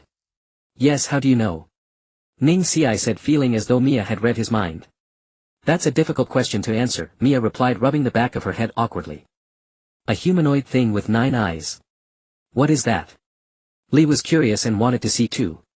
Mia walked forward and knocked on the large rock before them. There's a barrier. She said, looking up at the talisman inscribed with the character for forbidden. Team Kakashi and Qian Dai arrived at that moment. Using his Byakugan, Ning Xiai located the remaining talismans and coordinated with the communication device to tear them down simultaneously. The scene inside was revealed as Xiaoying shattered the large rock in front of the entrance. Mia gazed at what Ai Luo lying still on the ground, her hand tightening around the blade at her back. The tailed beast had already been extracted from him, she could no longer sense any of his presence. Then Dila used Ai Luo to lure Ming Ren away. Leave Ming Ren to me, handle things here. Ka, she said, immediately chasing after Ming Ren. Xie glared at Mia and Xiaoying, a flicker of fear rising in Xiao Ying's heart. He was not an easy opponent to deal with. Mia wanted to comfort her, so she gently grasped her shoulder. Suddenly a vision flashed before her eyes, a scene of Xiaoying being stabbed by Xie while trying to save Qian Shou. What? Mia. Xiaoying called her name in confusion. Mia snapped back to reality and shook her head desperately. Nothing. Stand back, let me handle this, Qian Dai said, stepping forward and brandishing a kunai threaded with chakra strings, attacking Xie. But against a puppet such attacks could not inflict real damage. If struck by his attacks one would die from poison, this was not a risk Qian Dai and Xiaoying could take. And that vision? Mia thought, touching her ring again. Since she had obtained this ring, the frequency of foreseeing the future had increased. Let me do it. I might be able to resolve this, Mia said, stepping in front of them. But if you get hit you'll be poisoned. You could die. Xiaoying said anxiously. There's no need to worry, Mia replied, drawing the blade from her back. Xie's reflection appeared on the blade. Mia fixed her gaze on him like a predator eyeing its prey. Xie sensed something amiss. How could a mere brat exude such overwhelming pressure? Mia dashed toward him, stirring up a cloud of dust behind her. So fast. Chio couldn't help but widen her eyes. Sasori quickly controlled his puppet to fire poison needles. But when the needles were about to strike her, they were deflected and she could not see what method she used. Secret sword, Moon Shadow. She moved in and shaped pattern, making it impossible to pinpoint her location. As she drew closer, Sasori swiftly leaped away. Suddenly Mia appeared above him and slashed downward. Sasori used the puppet tail of Hiriko to thrust straight at her. Just as he thought he would hit her, the puppet tail was deflected as if encountering an invisible barrier. What? Sasori was shocked. Mia landed behind him and both froze in place. What's happening? Sakura's forehead dripped with sweat. Mia turned to look at Sasori. Then with a crisp sound Hiriko split into 4 pieces, revealing Sasori's true form to everyone. Sasori leaped away. Who are you? He asked, then pulled off his cloak. Chiyo and Sakura gasped in shock at his appearance. Why hasn't he aged at all in 20 years? Chiyo murmured. How can he be so young? Sakura stared at Sasori in disbelief. He's quite handsome actually. Mia turned to Sakura. Sasori. Enough. I'm going to tell on you. Sakura clenched her fists in anger. Was this the time to talk about how handsome he was? Though he was indeed a bit handsome, but he was a villain. I'm sorry, Sakura-ni. Mia pressed her palms together in apology. Then she turned a fierce gaze towards Sasori. Mia had the protection of the ring. As long as she had chakra, it would automatically consume chakra to form a shield. However, the shield would weaken as her chakra decreased. She had already consumed a considerable amount of chakra. If he unleashed a few more large-scale attacks, she would be in grave danger. Fine. Let me show you my favorite collection. Sasori said, taking out a scroll marked with the character 3. As the scroll's seal was undone, the puppet of the third Kazekage appeared before them. Knowing that Sasori had allied with Orochimaru, Sakura clenched her fists, trying to extract information from him. I'd like some information too. Your purpose. And tell me, is there a masked man in your organization? Mia pointed at him and shouted. A masked man. Sasori scanned his memory of everyone in the organization in a few seconds. Toby. What did she want with him? Wasn't he just an idiot? Although he was a bit curious. I hate making people wait, so I have no time to answer any of your questions. I just want to finish you off quickly and capture the Ninetails Jinchuriki. He'll start with the other 2. With that, he controlled the third Kazekage to attack Sakura and Chiyo. Granny Chiyo. Sakura. Mia shouted. At the last moment, Chiyo summoned 2 puppets to block Sasori's attack. Sasori froze at the sight of those 2 puppets. They were the father and mother he had made long ago. What was she trying to do by bringing them out now? Mia seized the opportunity to attack the third Kazekage's puppet. Sasori sneered. Was she just charging in like that? Trying to save the old woman and the girl? The puppet rapidly extended its right arm, which was covered in poisoned blades, swinging straight at her. Mia. Watch out. Sakura shouted, but unexpectedly Mia vanished from her spot. Sasori became alert. He couldn't sense her presence at all. Suddenly he sensed a murderous aura from above. He quickly dodged and pulled the puppet back. Mia in midair formed a hand seal and took a deep breath, then exhaled towards Sasori. The breath formed a massive dense wind mass that surged towards Sasori. There was no time to dodge, the range was too large. A thunderous roar followed and the wind attack kicked up a vast cloud of dust. Mia landed on the ground and immediately looked towards Sasori's direction, her golden eyes gleaming faintly. Capture the leader first. Soon the dust settled. Sasori's figure reappeared before them. The third Kazekage puppet's mouth was spewing iron sand, which Sasori used to block her attack. Humph. You do have some skill, I'll give you that. But it ends here. Iron sand rain. Sasori shouted and a barrage of iron sand needles shot toward Mia. Mia. Chiyo and Sakura screamed. Mia's eyes widened as the iron sand closed in. There was no chance to dodge. In an instant, dust and debris flew, obscuring the view. Sakura and Chiyo stared anxiously toward Mia's direction. Sia smirked, just one more. After the dust settled, his eyes widened in disbelief. At this moment she was enveloped in golden chakra, her originally blue hair turning into golden strands fluttering in the wind, and behind her stood a gigantic Buddha statue wielding a spear. She used this technique to block the attack. This child is actually a member of the Fuerli clan. Chiyo exclaimed in astonishment. How long had it been since she last saw this technique? She had long heard that the Fuerli clan had been wiped out, so there were still survivors. So it's you. Sia's iron sand continuously attacked her. Although Mia's technique had immense explosive power, it also consumed a great deal of energy. Soon she would run out of chakra and collapse. Thus she had to finish the battle quickly.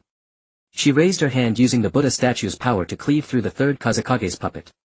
Knowing he had to go all out, Sia swiftly undid his robe and opened the lid on his chest. A swarm of puppets appeared in the sky and attacked her, but his real target was Chiyo and Sakura behind Mia. Chiyo quickly pulled out a scroll from her pocket and summoned 10 puppets to block the assault. How dare you attack someone other than me? You are so despicable and shameless. Miya pointed at him and cursed. I'm despicable and shameless. Isn't that learning from you? But I call it taking out the small fry first. Xia said. Miya's mouth twitched. This man was really good at applying what he just learned. Miya assumed a throwing stance, lifting her leg high. And you call yourself a handsome guy? Die. With that she hurled the spear. Didn't expect a long-range attack, did you? Xia only saw something whizzing towards him, his eyes wide open, unable to dodge. The next second he was pinned to the wall. Xia's original body left that shell and possessed another puppet. Miya reverted to her original appearance, standing there dazedly with her head lowered. Is it over? Sakura asked nervously.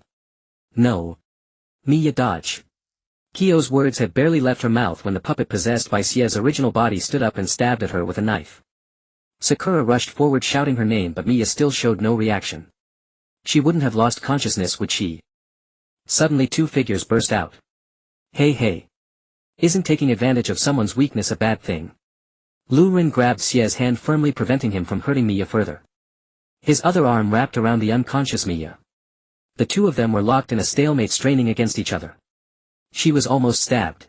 The next second Kyo's father and mother puppets pierced into Xia's original body. Blood trickled from the corner of Xia's mouth and he no longer moved. Lu Ren took the opportunity to leap away with Miya. Sakura learned news of Orochimaru from him. By the way, tell that unconscious little girl we do have a masked man. Called a Fae. On the way back to Konoha, Miya groggily opened her eyes on Lu Ren's back. Where is this? Miya suddenly spoke, startling everyone. You're finally awake. We're going back to Konoha. Lu Ren pursed his lips in annoyance. Seriously, always forcing yourself to use that technique. Sakura sighed. Now she would be unable to move for several days. Sakura, are you alright? Where's Gaara? Miya asked worriedly. I'm fine. As for Gaara, Granny Chio saved him with the reincarnation technique. But Sakura tightened her grip on her backpack strap and didn't continue. I see. I understand. Miya fell silent. Such a technique must come at the cost of life. If only she could have saved Gaara. Granny Chio wouldn't have. Miya's eyes dimmed.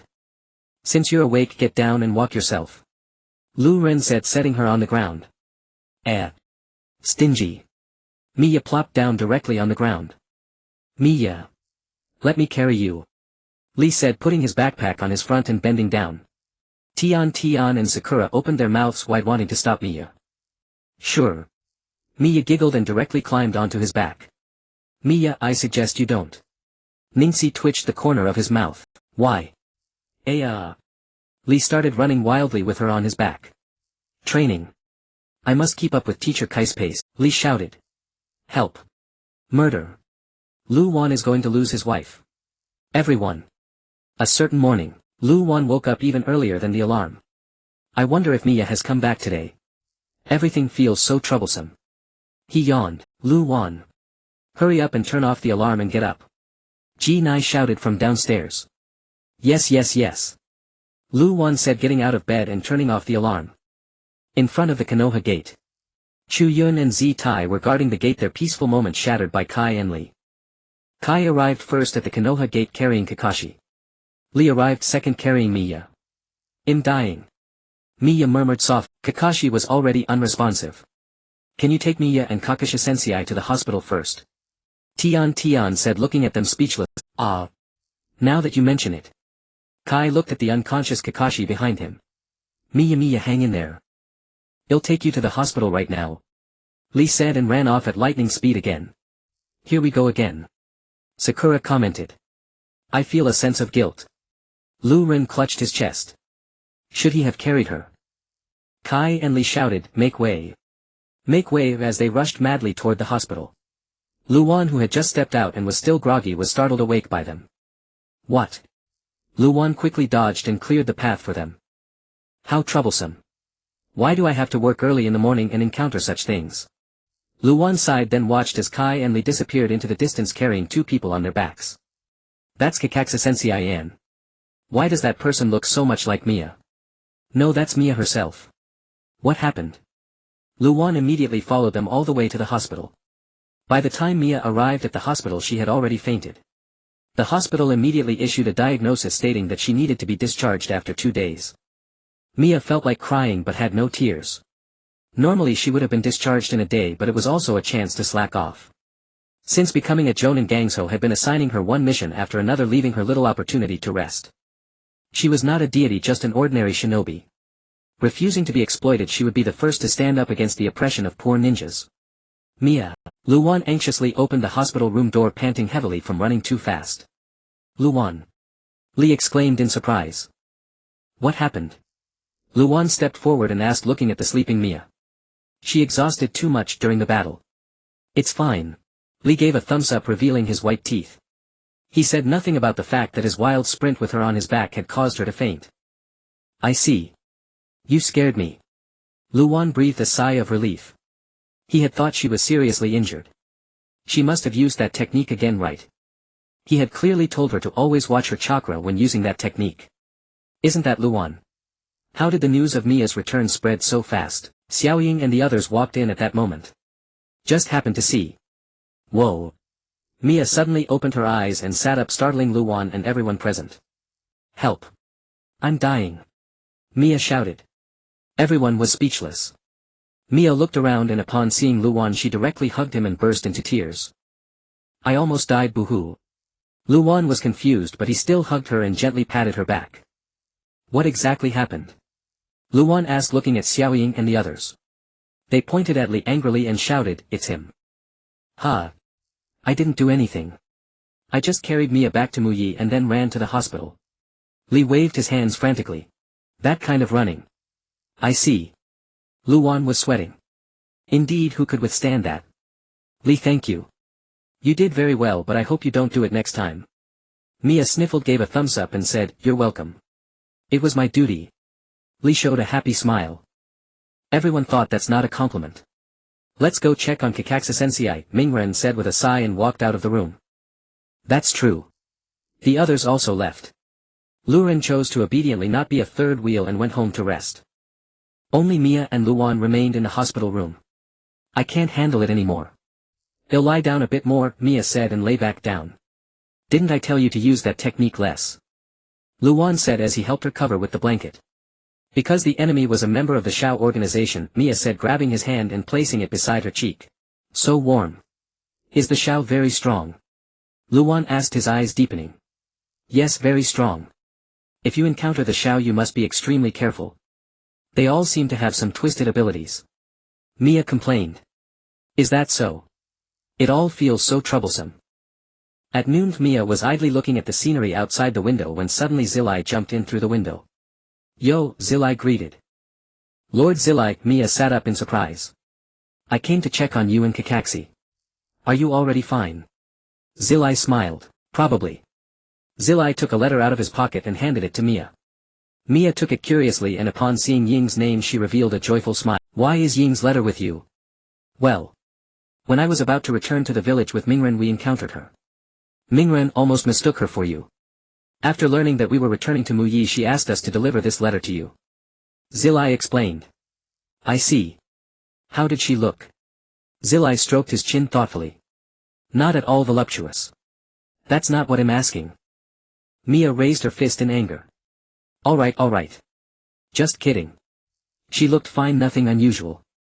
That's good. Mia lowered her fist and happily raised the letter.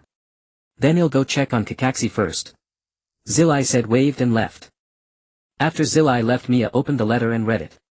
It was all about how she was doing well and that they shouldn't worry. However, the last few sentences caught her attention. I hesitated for a long time but still want to tell you. Master once told me a saying, those who wear rings can gain the favor of gods, obtain an increase in power, and also seek the truth in scrolls. Although I don't know what it means, if it's you now you should understand. After finishing his tasks Shikamaru prepared to visit Mia, but he paused in front of a jewelry store along the way. His gaze was drawn to a hairpin inside. Curiously he stepped forward to pick it up and examine it. It was intricately carved in the shape of a lotus flower with a yellow stamen in the center. He felt it would suit Mia perfectly.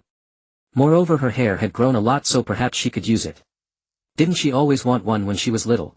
Shikamaru's eyes flickered. Young man, are you planning to buy this for your girlfriend? An old lady approached him with a cane. Ah. Yes, could you help me wrap it up? Shikamaru rubbed the back of his head, his ears slightly reddening. Of course, no problem. He initially wanted to give it to her directly, but after some thought he decided to wait until she was discharged from the hospital. On the night of her discharge, Mia summoned Meowsy and asked it to take out the scroll for a look. Of course.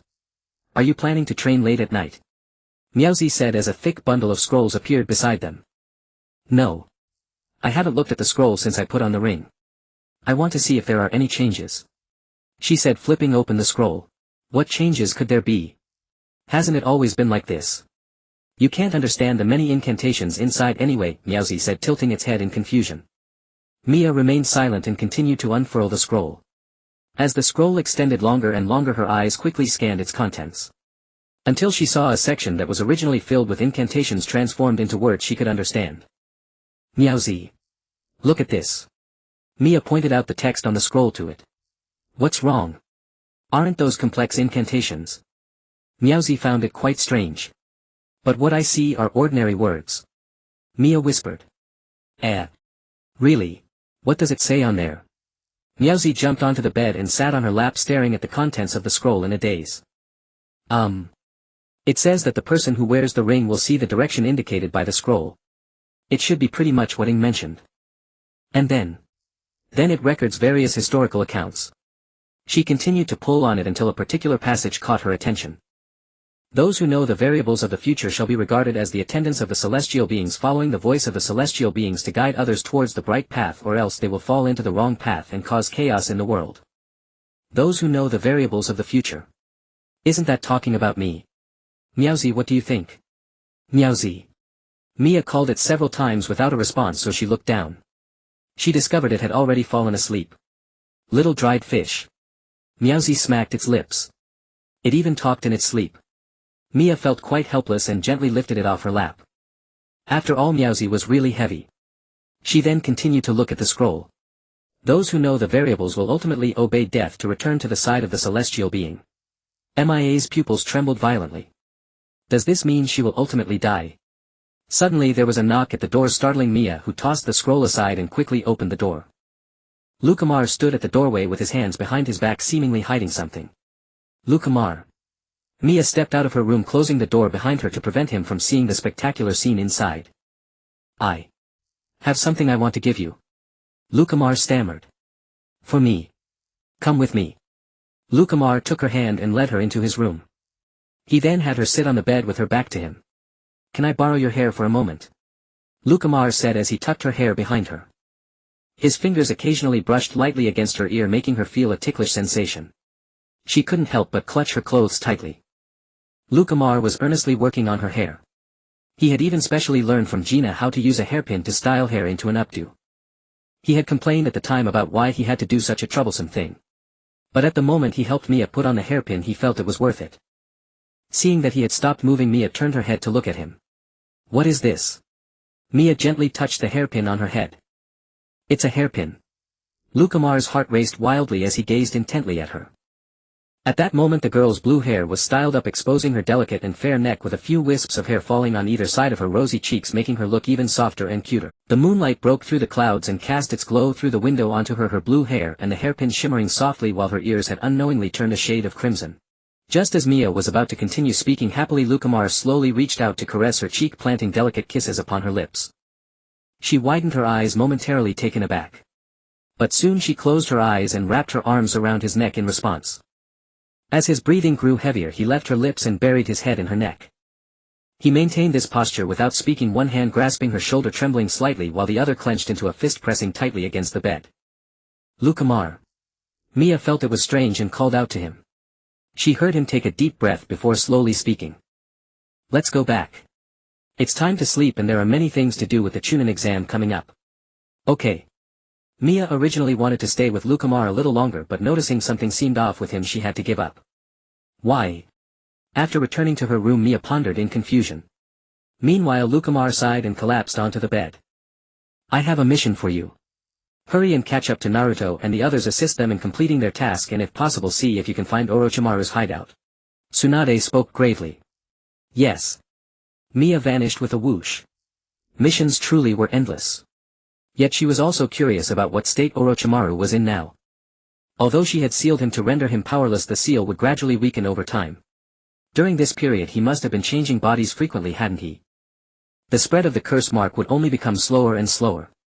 With less than half a year until Sasuke became Orochimaru's vessel, staying by his side grew increasingly dangerous. When she arrived at Tenchi Bridge it was already destroyed. At that moment Naruto, provoked by Orochimaru, had already manifested 4 tails. What terrifying chakra! Mia frowned. Soon she noticed Yamato and Sakura on the broken bridge. Sakura. Are you alright? Mia asked anxiously as she approached them. You are. Yamato looked at Mia with confusion. Mia. Why are you here? No time to explain. I'll check on Naruto. Mia said and dashed toward Naruto's direction. Mia, wait. Sakura shouted. Midway a massive shockwave surged toward her and she quickly raised her hands to shield her face. The shockwave dissipated and Mia could finally see clearly. Naruto had lost all consciousness. Hey! Naruto! Mia stood before him, her eyes glimmering faintly. Naruto noticed her and extended his arm, swiftly attacking her. Orochimaru, watching from a distance, saw him strike at Mia and a gleam of delight appeared in his eyes. She formed a hand seal and a golden incantation appeared in her palm. Gracefully evading Naruto's attack she charged toward him with lightning speed. Her hand pressed against his body, instantly burned by the Nine Tails chakra, yet she did not release her grip until the incantation was fully embedded within him. Mia swiftly leaped away and looked up at Naruto. After the incantation was embedded he let out a painful howl. His 4 tails gradually dissipated and he returned to his original form. However, his entire body was extensively burned from the tailed beast transformation. Mia used a shadow clone to carry Naruto to Sakura. Sensing Orochimaru's cold gaze she turned sharply to face him. Long time no see, furlong Mia.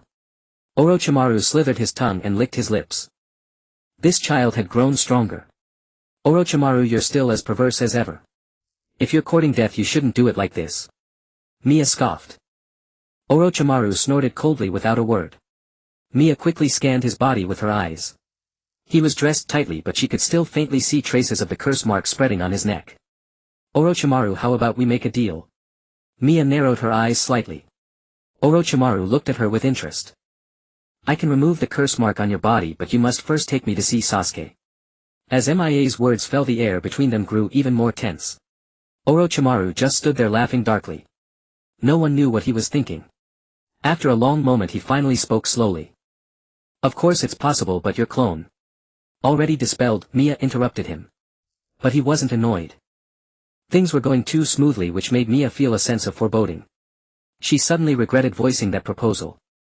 Suddenly a strange black-haired man appeared before them, saying that Danzo had a message to deliver to him. Mia glanced at the man beside her. Was he one of Danzo's men? The message he was to deliver must be nothing good, right? Danzo. That guy still hasn't died yet. Orochimaru smiled and looked at Mia. His expression seemed to say, you're not up to the task either. Mia felt an inexplicable surge of anger. She wanted to punch Orochimaru. No, she had to hold back. So what is the message for me? Orochimaru asked. The strange man intentionally looked at Mia. She understood his meaning. She clicked her tongue and walked away, not stopping until he stopped staring at her. That old fox Danzo. Mia tapped her leg impatiently, looking every bit a delinquent girl. After a while Orochimaru called her back. Orochimaru-sama she. Kabuto hesitated, looking at Mia. I've made a deal with her. Let's go. A strange light flickered in Orochimaru's eyes, then he turned to leave. Mia quickly followed them. Casually she glimpsed Yamato's wood clone hiding behind a tree in the distance. After carrying Naruto to Sakura and Yamato, Mia's clone briefly explained her situation. You alone are two, Sakura began, but before she could finish Mia's clone vanished. It's fine. My wood clone will follow them. For now let's heal Naruto first, Yamato said, his gaze shifting toward the direction of the wood clone.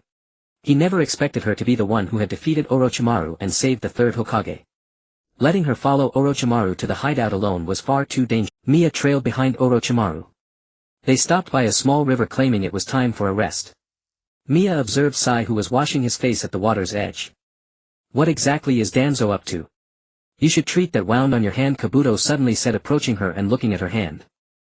Mia silently raised her burned hand, which trembled incessantly from the pain. She had had no time to tend to it along the way. She had thought to simply bind it with a bandage but never found the opportunity. Without a word Kabuto grasped her hand and began healing it.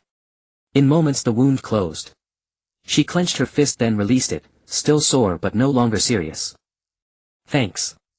It's all for Lord Orochimaru, he said, then walked away to wash his surgical scalpel and kunai by the river. For Lord Orochimaru, huh? You've really found a treasure. I found many treasures. You can see for yourself. It'll pass. Following Orochimaru and Kabuto they arrived at the hideout, a pitch-black cave. Quite fitting for a snake, she thought. They walked deeper inside, Mia at the rear glancing around. A peculiar structure, with patterns everywhere. It must have taken considerable effort to build, she mused. After walking for what seemed like an eternity they halted. Mia bumped into Kabuto's back. What are you doing? Kabuto clicked his tongue in annoyance. Sorry. Mia rubbed her forehead, smiling awkwardly. Too slow. A familiar voice rang out. Mia's eyes widened, her heart pounding with excitement. That voice. Sasuke. Mia called out to him. Sasuke froze at the sound of her voice. As she stepped out from behind Kabuto his eyes widened in astonishment. He never expected to meet her again in this way. Long time no see. Mia's lips curled into a faint smile, her gaze fixed steadily on him. Why is she here? Sasuke asked, rising to his feet. Why indeed? Orochimaru sneered. Can you give us a moment alone? Mia requested. That depends on Sasuke. Fine. Before Orochimaru could finish, Sasuke agreed directly. This truly caught them off guard. Humph, so be it. I'll give you 10 minutes. Kabuto takes Sai to rest. These are the dossiers of the targets for elimination. Orochimaru said, pulling a dossier from his robe and handing it to Kabuto before turning and leaving. What was that dossier? Mia frowned. Finally only Sasuke and Mia remained. Sasuke slowly walked toward her. Suddenly he drew his sword and vanished, slashing at Mia. Startled, Mia dodged and drew her own blade from behind, blocking his next strike. What are you trying to do? She pressed hard against his descending blade. Sasuke didn't answer, he only quickened his attacks. Blades clashed stroke after stroke. The air filled with sharp screeches, sparks flying from the meeting edges. Sasuke had grown so fast over the years. Sweat trickled down Mia's forehead, her hands still ached, making the fight a struggle. The next moment Mia lost her grip on the sword. Sasuke sent it flying, embedding it into the wall nearby. He kicked her, and though she raised her arms to block, she slammed heavily into the wall. The pain in her back made her grunt. Sasuke's eyes flickered. You've gotten stronger. Mia laughed coldly, leaning against the wall as she slowly rose. That kick was really heavy. Sasuke stared at Mia in silence. Why did you come? He asked, sheathing his sword. Naruto and the others have never given up searching for you these 3 years. They've always been worried. I came to bring you back to Konoha to be with us. Sasuke strode straight toward her and grabbed her collar. Your presence only interferes with me. All this time she had kept appearing in his mind, disturbing him, unsettling his heart. After going through that together, promising to grow stronger, to take revenge and uncover the truth, he felt he was no longer alone on this path. When he came to himself he realized the gap between them had widened. Then he met Itachi and understood just how foolish and weak he truly was. He had to preserve this hatred. He had to kill that man. No one could stop him, no one could disturb his heart. Mia stared at him blankly, seeming to glimpse a complex emotion in his eyes. But soon his gaze turned cold. So you must disappear. His black pupils suddenly blazed crimson. Mia's eyes widened and she fell into the illusion. Sasuke watched her silently, her eyes were vacant, unresponsive, as still as a doll. His pupils trembled and his other hand rested on his sword. Sasuke, it would be better to hand that child over to me. Orochimaru suddenly appeared and grabbed his shoulder. Sasuke frowned and cast a silent glance at Orochimaru. After a tense standoff he released his grip on Mia's collar, turned and vanished from the spot. When Mia awoke from the genjutsu she lay on an operating table, her hands bound and immobile. Orochimaru chuckled beside her. I never expected you to be defeated by Sasuke. Mia said nothing, merely glaring at him with fierce intensity. He extended his hand to show Mia the ring on his finger. It was hers. This ring is the most important thing protecting you, isn't it? Orochimaru said. You bastard. Give it back. That's mine. If you want one, go buy your own. Mia shouted, trying to sit up and snatch the ring, but the chains restrained her movements. That old man Danzo seems to want this ring too. Orochimaru said, a cold smile curling on his lips. It'll help you remove that curse mark and you give me back the ring. Mia attempted to negotiate. Are you misunderstanding something? I could kill you right now without any problem. Upon hearing this, Mia instantly ceased her resistance. That seemed true. She was now like a fish on a chopping block. Although I could kill you now, I'm quite interested in you. Mia looked at Orochimaru in shock. We're too far apart in age and I already have someone I like. Forced love doesn't bear sweet fruit. Mia stammered. Besides, she didn't like snakes. Orochimaru fell silent. What nonsense was running through her mind? I'm interested in your abilities. Oh. I see. Mia breathed a sigh of relief. After all, you're the only one left from Fuerli. It would be a pity to lose you. If I extract your cells and implant them into other subjects, they could possess your abilities. Orochimaru spoke excitedly. So this is how you treated my parents? I will never agree. Don't think that just because you chained me up I have no way out. Mia clenched her fists and struggled, her body enveloped in golden chakra, the chains clattering loudly. Orochimaru's expression darkened and he frowned. He quickly grabbed a test tube from the table containing a purple liquid that clearly boded no good. Then he seized her face and poured the liquid into her mouth. Cough cough. What did you make me drink? Mia choked, tears streaming down her face. It will only paralyze your body and gradually make you lose consciousness. Mia's strength ebbed away, her entire body numb as if struck by lightning. Orochimaru-sama. Kabuto knocked on the door. I understand. I'll be right there. Orochimaru glanced at Mia and left the room. Then came the sound of the door being locked. Mia's eyelids grew heavier, her thoughts unable to form. The image of Shikamaru appeared in her mind. No. She bit her tongue, blood trickling from the corner of her mouth. The pain brought her a measure of clarity. Her eyes glowed with golden light, her entire body surrounded by golden chakra. With all her strength she snapped the chains, though red marks remained on her wrists. Then she leaned over and forced herself to vomit. After a long while she wiped the grime from her lips. That perverted Orochimaru. She muttered, using a wind blade to sever the chains binding her feet. She destroyed the door with the same method. Leaning against the wall she searched for an exit, her consciousness gradually fading. She bit her lip hard, sensing the direction the breeze indicated. Where there was wind there must be an exit. After a while she spotted a faint glimmer of light in the distance. She quickened her pace joyfully, only to find it came from a crack in the wall. She swiftly formed hand seals, took a deep breath and expelled it toward the wall. A high-pressure wind sphere struck the wall with a deafening roar and the wall cracked and crumbled. The scenery beyond the wall came into view. It was a deep cliff with a raging river below. Mia clenched her fists and cursed under her breath. You still have the strength to run. Orochimaru arrived, drawn by the noise. Mia looked at him in terror. What do you want from me? Chasing me relentlessly and trying to keep me here with such methods? Don't tell me you actually have feelings for me. Mia retorted weakly. Orochimaru was speechless. You can't escape. Besides, your companions are busy searching for Sasuke without a moment's rest. They have no time to save you. Why not stay here? Sasuke would surely be pleased. Orochimaru chuckled softly as he slowly approached her. Suddenly a loud noise from afar drew his attention. Sasuke. He furrowed his brow. Do you really think you've cornered me, Orochimaru?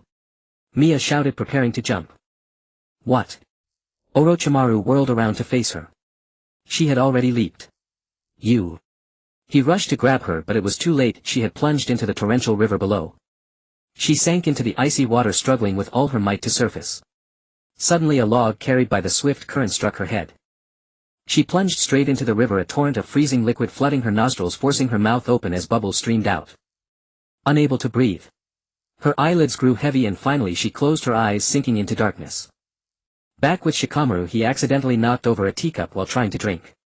The cup rolled off the table and shattered on the floor with a crisp sound. Shikamaru. What are you doing? Asuma-sensei is waiting outside for you. Yoshino complained. Such a hassle. I know. Shikamaru crouched down irritably to pick up the shards. Ow, that hurts. A piece of glass cut his hand, drawing blood. Blood dripped onto the floor. He stared blankly for a long moment. Yoshino arrived and saw the scene. What's going on here? How did you get hurt? Let me handle it, you go tend to your wound. Yoshino urged, crouching down. He sighed and stood up only to hear another crisp sound. He followed the sound.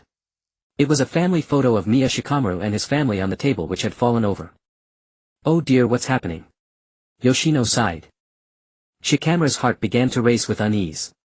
One accident after another. He had a foreboding feeling. Just as Sasuke was about to unleash his technique, Orochimaru appeared in time to stop him. From Orochimaru they learned that Mia had fallen into the river, her fate unknown. In that moment their hearts plummeted to the icy depths. Sasuke had failed to bring him back to Konoha and Mia's fate remained uncertain. They searched the surroundings many times. Sai used his technique to probe the water but ultimately could not find her. They brought the news back to Konoha. Tsunade immediately dispatched several Anbu members to search Orochimaru's hideout and find Mia. Mia. Fate unknown. Shikamaru's legs gave way upon hearing the news and he sank directly to the ground. He felt as if something had struck his heart fiercely, making his breath catch in that instant. Shikamaru. Choji and Ino hurriedly supported him. No need. I need to be alone. He staggered home, locked himself in his room. He then sat down against the door, covering his face with his hands. He only felt a ringing in his ears, unable to hear anything, as if everything he had just heard was a mistaken illusion. But Yoshino's sobbing from downstairs told him constantly that this was all real. Countless negative emotions occupied his mind, tearing at every nerve. He even felt as if his throat was blocked by something indescribable, making it hard to breathe. Tears kept streaming from his eyes. Just a few days ago she was lively before his eyes. He had even placed the hairpin in her hair with his own hands. Why?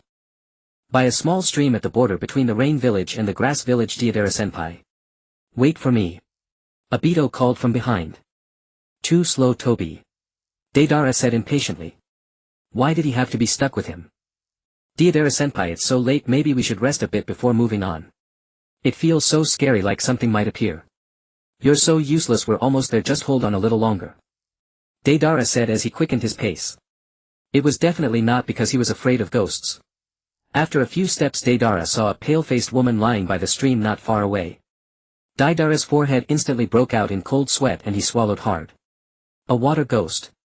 Deidara-senpai. Obito, seeing him stop, curiously followed his gaze. The moment he saw Mia he let out a piercing scream. Aya. It's here. Deidara was startled by his cry. Shut up, Tobi. Go check it out. Deidara pushed him. Why do I have to go?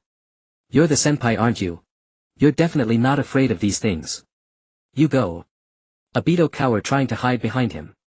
Of course I'm not afraid, but since you're scared I'm sending you to build some courage. Train yourself. After much back and forth under Deidara's fierce glare he finally approached her tremblingly. He crouched down to examine her condition and upon seeing her face a strange glint flashed in his eyes. He didn't expect it to be her. At this moment her face was deathly pale and her head seemed to have been struck by something with blood already clotted. How is it? Deidara called from a distance. Deidara-senpai, this is the girl from Fuerli. Obito shouted. Fuerli. Why is she here? Deidara breathed a sigh of relief. Thankfully it was a human. But even if it were a ghost it would be fine, he'd just blow her up. Looks like she's about to die. Deidara-senpai. Hurry and give her mouth-to-mouth. Obito shouted, waving at Deidara. Get lost. No way. Deidara roared. Obito picked her up and her hairpin fell to the ground, her hair cascading like a waterfall. Then let's take this person to the leader as a gift for not seeing him for so long. He smiled happily. A gift? Do you think we're bandits? Capture someone and offer her to the leader as a wife. Deidara looked at him speechlessly. Deidara-senpai is a pervert. Who's a pervert? You're the pervert. You even said to give her as a gift. Then he stepped forward to Obito's side and observed the unconscious Mia. She was quite cute. Then he noticed the hairpin on the ground, crouched and picked it up. A hairpin. Deidara turned it around. A lotus. It suited her, being from Fuerli. Well, it was still far inferior to his art. Deidara-senpai, let's go quickly, this kid will die if she doesn't get treatment. Obito hugged Mia like he had found a treasure and bounced away happily. So who's really the pervert? Deidara looked at him disdainfully. Pain silently stared at Mia, whom Obito had brought. Leader, a gift for you. I tried to stop him. Deidara acted as if it had nothing to do with him. What a big gift he brought. What was that man plotting? Anyway, let's lock her up first. When Mia woke up she found herself in an unfamiliar room. Pitch black and feeling somewhat dilapidated. Outside there was the sound of rain. She looked around only to feel a sharp pain in her skull. She quickly covered her head and discovered that the wound on her forehead had already been bandaged. She tried hard to recall what had happened but still couldn't remember anything. All she remembered was her name, Fuerli. Mia slowly stood up then walked to the door wanting to open it and see what was outside. But she found the door was locked. Mia knocked on the door and shouted, "Is anyone there?" After a long while she heard slow footsteps and the door was opened. A man wearing an orange mask appeared before her. Mia stared at him blankly. He seemed somewhat familiar. But she couldn't recall who he was. Yet he exuded a familiar sense of oppression. "Who are you?" Mia stepped back warily. "Forgotten me already?" Obito said coldly. "I can't remember anything." Amnesia. His gaze then settled on the bandage on her head. Was it due to the head injury? "Don't remember anything. Then do you still recall your name?" Obito asked. "Fuerli Mia," she replied. "Fuerli. Ha." Obito stroked his chin looking at her with interest. "Anyway, let me give you a brief rundown," Obito said. She had collapsed by a stream and they had rescued her. She was now in one of their strongholds in the Rain Village. She could stay here until she regained her memory but on the condition that she work for them. To be safe he brought her before Pain and under the gaze of the Rinnegan it was confirmed that she wasn't lying. This made things much easier. "Aren't you afraid she might regain her memory?" Pain asked. "I'll make full use of her before that. If she does remember I'll just give her another hit on the head." What a dangerous thing to say. In short it meant she had to stay in the organization for now. Well, it was good timing as they had all just returned. If they learned a new member had arrived there would surely be a stir and someone might even make a move. Since she had amnesia he wanted to see if she still retained her abilities. If she didn't and got killed by them it wouldn't be his fault. Sai held Mia's ring in his hand. It had been given to him by Orochimaru who said to hand it over to Danzo. But he didn't do that. "What are you doing?" Sakura approached. "Sakura. This." Sai handed the ring to her. "A ring? This? Isn't this Mia's?" Sakura exclaimed in surprise taking it. "I got it from Orochimaru. I thought it would be better to give it to you. You should know Mia's family." Sai said. "Yes." Sakura's expression turned sorrowful. Shikamaru must be feeling terrible. Sakura decided to go to Shikamaru's house to give him the ring. On the way she ran into a hurried Ino. "Ino." Sakura quickly called out. Ino turned at the sound of her voice. "Sakura. What happened? Why are you in such a rush?" "Ing. Ing is back." Ino grabbed Sakura's shoulders anxiously. "Ing." Sakura's eyes widened. Why did she suddenly return and at this time? "I heard she found out about Mia and rushed back. She's with Lady Tsunade now." "Ah, Ing might have a way to find her." Sakura's face lit up with joy. "I thought the same so I wanted to tell Shikamaru. Let's go together. I have something to give him too." The two hurried to Shikamaru's house. Shikamaru sat quietly in the courtyard. Ever since he learned of Mia's unknown fate he had been unable to sleep. No matter where he went he felt he could see her shadow. He felt he was going mad. "Shikamaru." Yoshino called from nearby. "What is it?" Shikamaru replied listlessly. "Sakura and Ino are here. They say there's hope of finding Mia." Yoshino said excitedly. The moment Shikamaru heard that he immediately got up and rushed outside. "Sakura. Ino." He hurried to the door. "Shikamaru. Ing is back. She might be able to find Mia." Ino said directly. "Ing is back." Shikamaru's eyes widened in shock. He lowered his head. He had no idea how to face Ing now. He had promised to take good care of Mia and protect her yet this had happened. Suddenly they heard footsteps behind them. "You're all here."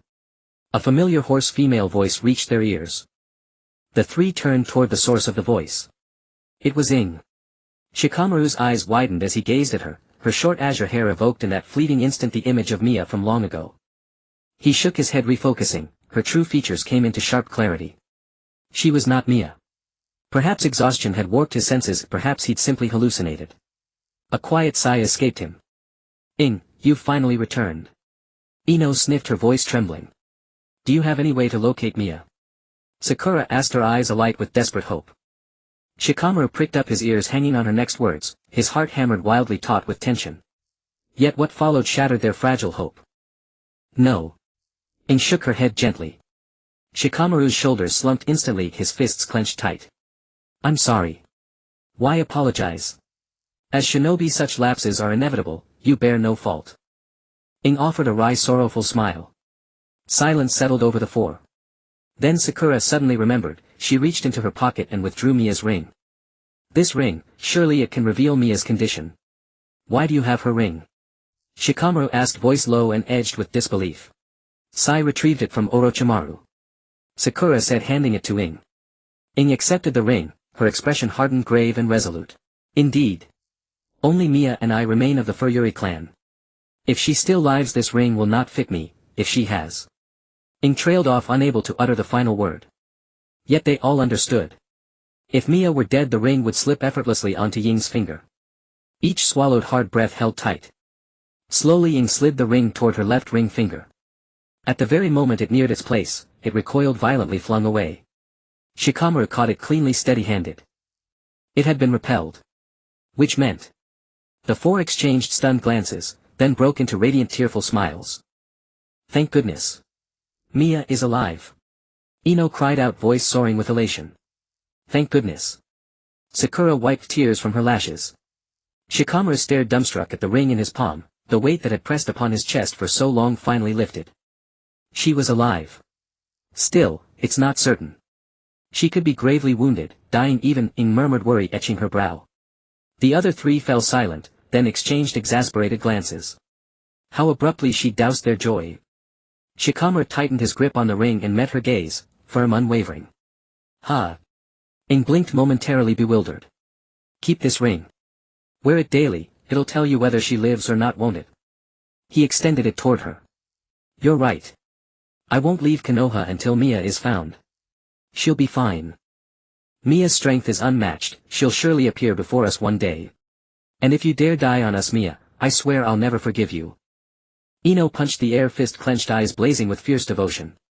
The others exchanged weary looks. How exactly do you plan to hold her accountable? Shikamaru sighed softly. So long as she drew breath, he would wait. Come home safely, or else you, Mia, shall be the one breaking our vow, and become a puppy for it. Achoo! Who's cursing me? Mia sneezed, glaring fiercely at the Akatsuki members encircling her. Beneath her feet lay Haiden, bound tightly like a coiled serpent, the scene brutally vivid. The others broke into cold sweat. This girl was terrifying. It had begun when Pain introduced her to the rest of the organization. Upon seeing her, the others voiced open skepticism. They withheld all mention of her ties to Konoha, Pain's explicit instruction, and instead sought to gauge her current strength. Haiden became the unwitting sacrificial lamb. Already hostile toward the Fuerli clan, convinced they stood in diametric opposition, he eagerly volunteered to test her power. The outcome was predictable. Haiden was trussed into a grotesque knot and pinned beneath Mia's boot, planted squarely atop his backside. You wretched fiend. Release me, we'll fight 300 rounds. No, just let me draw a single drop of your blood. Haiden's face flushed crimson with fury, writhing like a worm to loosen the unbreakable bonds, yet the ropes held fast, impervious to blade or strain. Though I've lost my memories, and suffered grievous head trauma, I'm hardly addled, Mia replied coolly. This man had struck without warning. Fortunately, even amnesiac, she retained mastery of ninjutsu. Alright, I see now, little sister Mia. Could you please untie me? Pretty please. Haiden cooed, voice dripping with false sweetness. Pfft, ha ha ha ha. Never imagined Haiden would meet this fate. Deidara roared with laughter. Ha ha ha. Senior Haiden, utterly humiliated. Obito joined the mirth beside him. You two bastards, if you don't stop laughing, I'll sacrifice both of you to Jishinsama. Enough. Release him, Mia.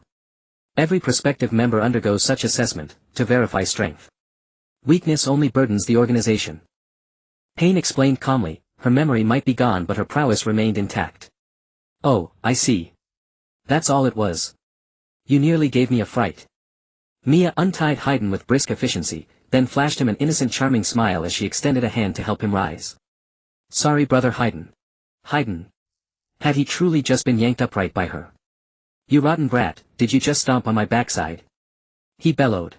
Mia blinked, wide-eyed and guileless. Did I?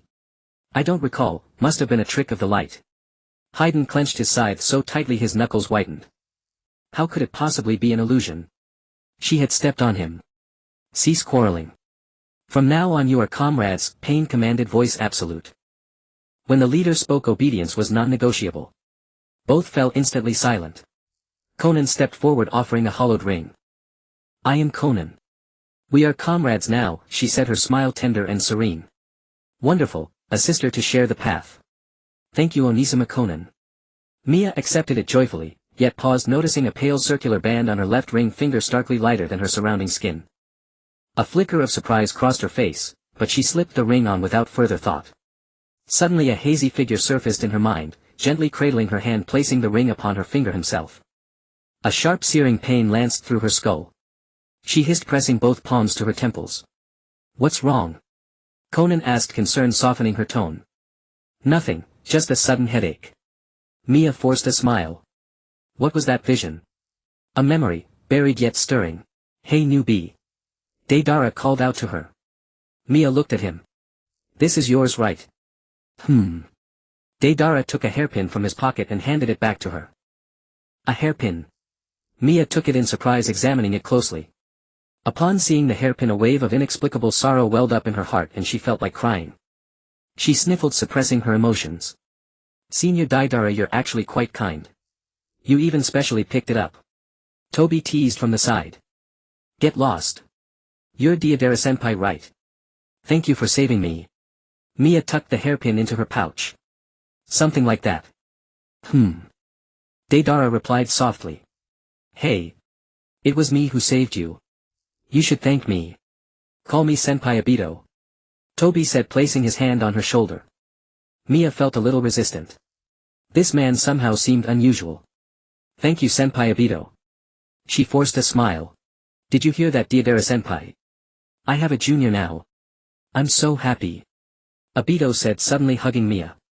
But the next second she sent him flying with a slap. He lay face down on the ground, motionless as if he had died. Don't touch me, Senpai Obito, or I'll lose control and hit you. Mia said with a smile radiating a chilling aura. Serves you right, hahaha. Deidara pointed at him, laughing. Back in her room, Mia took out the hairpin from her pocket, her gaze vacant as if lost in thought. She must have forgotten something important, she needed to remember. She tried to recall everything from her past, but it felt as if her head was about to explode with pain. She supported herself with her hands on the floor, breathing heavily, sweat dripping from her forehead onto the ground.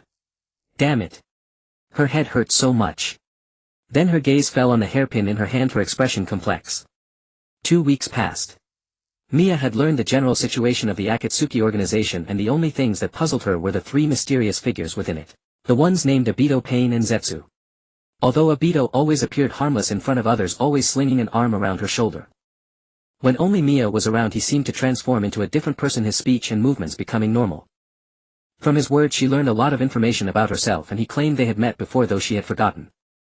As for the leader of the Akatsuki, Pain, there were many suspicious points about him. Mainly because she hadn't found a chance to get close to him. And the one called Zetsu, her impression of him was just 3 words: a peeping Tom. She felt she could sense his gaze all the time, which gave her a headache. However, she heard that he had no concept of gender, meaning his surveillance wasn't exactly peeping but rather monitoring. To be honest, she had once considered this. Could it be that she had been an enemy of theirs in the past, which was why they were so wary of her? But if that were really the case, they should have killed her or not saved her, right? This was truly baffling. During this time she had been following Haiden and Kakuzu to the Cloud Village. According to intelligence, there seemed to be a Jinchuriki in the Cloud Village. However, on the way they kept taking on odd jobs to earn money, which wasted a lot of time, and they still hadn't captured the Two-Tails Jinchuriki. At that moment she was waiting outside the exchange agency for Kakuzu and Haiden to come out. Occasionally she would lend a hand to help them, but most of the time she just watched from the sidelines like a spectator. She even felt that her job was far too easy compared to when she was a Konoha ninja. Konoha ninja. Mia was confused by her own thoughts. Could she have been a Konoha ninja before? Mia, what are you doing? Haiden suddenly popped his head out from behind her, leaning in very close. Whoa. Pervert. Startled Mia slapped him across the face. He flew straight out. That hurts. What the hell did you hit me for, you bastard? Haiden cursed, holding his swollen cheek. Who told you to get so close to me? Mia shouted, pointing at him. At first Mia could tolerate Haiden, but later she couldn't stand his constant talk of the Jashin cult and often ended up arguing with him. Sometimes they even fought when emotions ran high. Knowing Haiden's abilities, she would never let him draw her blood easily. She always used the simplest method to tie him up and hang him upside down on the wall. Lately Haiden had become much more docile. I'm still your senior, can't you be a little gentler with me? Haiden pouted. No way. Mia rolled her eyes. Just then Kakuzu walked out carrying a black box. Kakuzu. Look what she did. Haiden pointed at the slap mark on his face and complained to Kakuzu. Kakuzu ignored him, glanced at the map in his hand and walked straight ahead. Kakuzu-senpai. Where are we going this time? Working or catching a tailed beast? Miya approached him with a grin. To catch the two tails, Kakuzu said flatly. Haiden watched Kakuzu and Miya chatting back and forth, feeling utterly wronged. Who is your real teammate here, Kakuzu? The two-tails Jinchuriki Yujito ni was not as easy to capture as imagined. To prevent the village from being affected, she led all three of them into a place resembling this. She also cut off their escape route. Hey Miya, how about you take over? This mission doesn't align with his creed anyway. The Jashin cult's doctrine is slaughter. Haiden sighed. This kind of mission where you have to beat someone half to death didn't stir any excitement. I have another idea. You could join my Miya cult, then you won't have to work, Miya said with a deadpan expression. TCH. Get lost. What Miya cult? You made that up yourself. Haiden cursed. Yeah, I did. Come and have faith in me. It'll keep you safe. Miya said, patting him on the back. In that instant she saw Haiden bound with numerous explosive tags plastered all over his body, then detonated by a man who buried him in the earth. That man looked familiar, as if she had seen him somewhere before. No way. Take your hand off me. I know him handsome, but I'm not interested in a little girl like you, Haiden said irritably. His voice snapped her back to reality and she silently withdrew her hand from his back. Haiden was surprised. Why was she so quiet all of a sudden? That wasn't like her at all. Had he struck a nerve? In truth, she was merely pondering the scene she had just witnessed. During her time in the Akatsuki she often encountered such phenomena. For instance, a few days ago she dreamed of them sealing Yujito. She thought it was a nightmare until she saw Yujito in person looking exactly as in her dream. Then she realized something was wrong. This might be a prophetic dream. But what was it trying to warn her about? She wasn't sure, though she vaguely heard someone speaking. Can't you just surrender obediently? As Haiden finished speaking, Miya sensed Yujito's intense chakra. Yujito cursed at Haiden and entered a complete tailed beast transformation. Miya sighed as she looked at the cat radiating blue flames. You really are an idiot, Haiden. She cast a contemptuous glance at him. Yujito pinned Kakuzu to the ground with one claw and then spat flames at Haiden and Miya. The two quickly leaped aside. Things have gotten troublesome. Miya muttered, forming a hand seal. Golden runes appeared in her palm and she looked at Haiden. Haiden. Pin her down. Miya shouted. Don't order me around. Haiden said, charging at Yujito with his scythe. The battle ended quickly thanks to Mia's presence, but her hand suffered severe burns. She sat quietly on a rock bandaging her wound. The moment she used that technique against Yujito, she seemed to recall something. She had experienced something similar before. Four tails. Naruto. Orochimaru. And those crimson eyes. Miya clutched her head in pain, her face turning pale. Kakuzu didn't notice her distress, he was focused on the map and bounty posters. Meanwhile, Haiden was performing his grotesque ritual nearby. After a long while she pulled herself together. She remembered that she had once been a Konoha ninja. The fragments were scattered. She only recalled stabilizing the nine-tails Jinchuriki, who had already revealed four tails, then leaving with Orochimaru. She seemed to have met someone she desperately wanted to see, someone from the Uchiha clan. Someone she would risk everything to meet. Miya frowned, pondering the blurry-faced man from her earlier memories. Could it be him? Had she been framed and ended up in this situation? Her expression turned to shock, but she quickly shook her head with a sigh. No, that seemed unlikely. Their auras didn't match at all. Kakuzu silently watched her.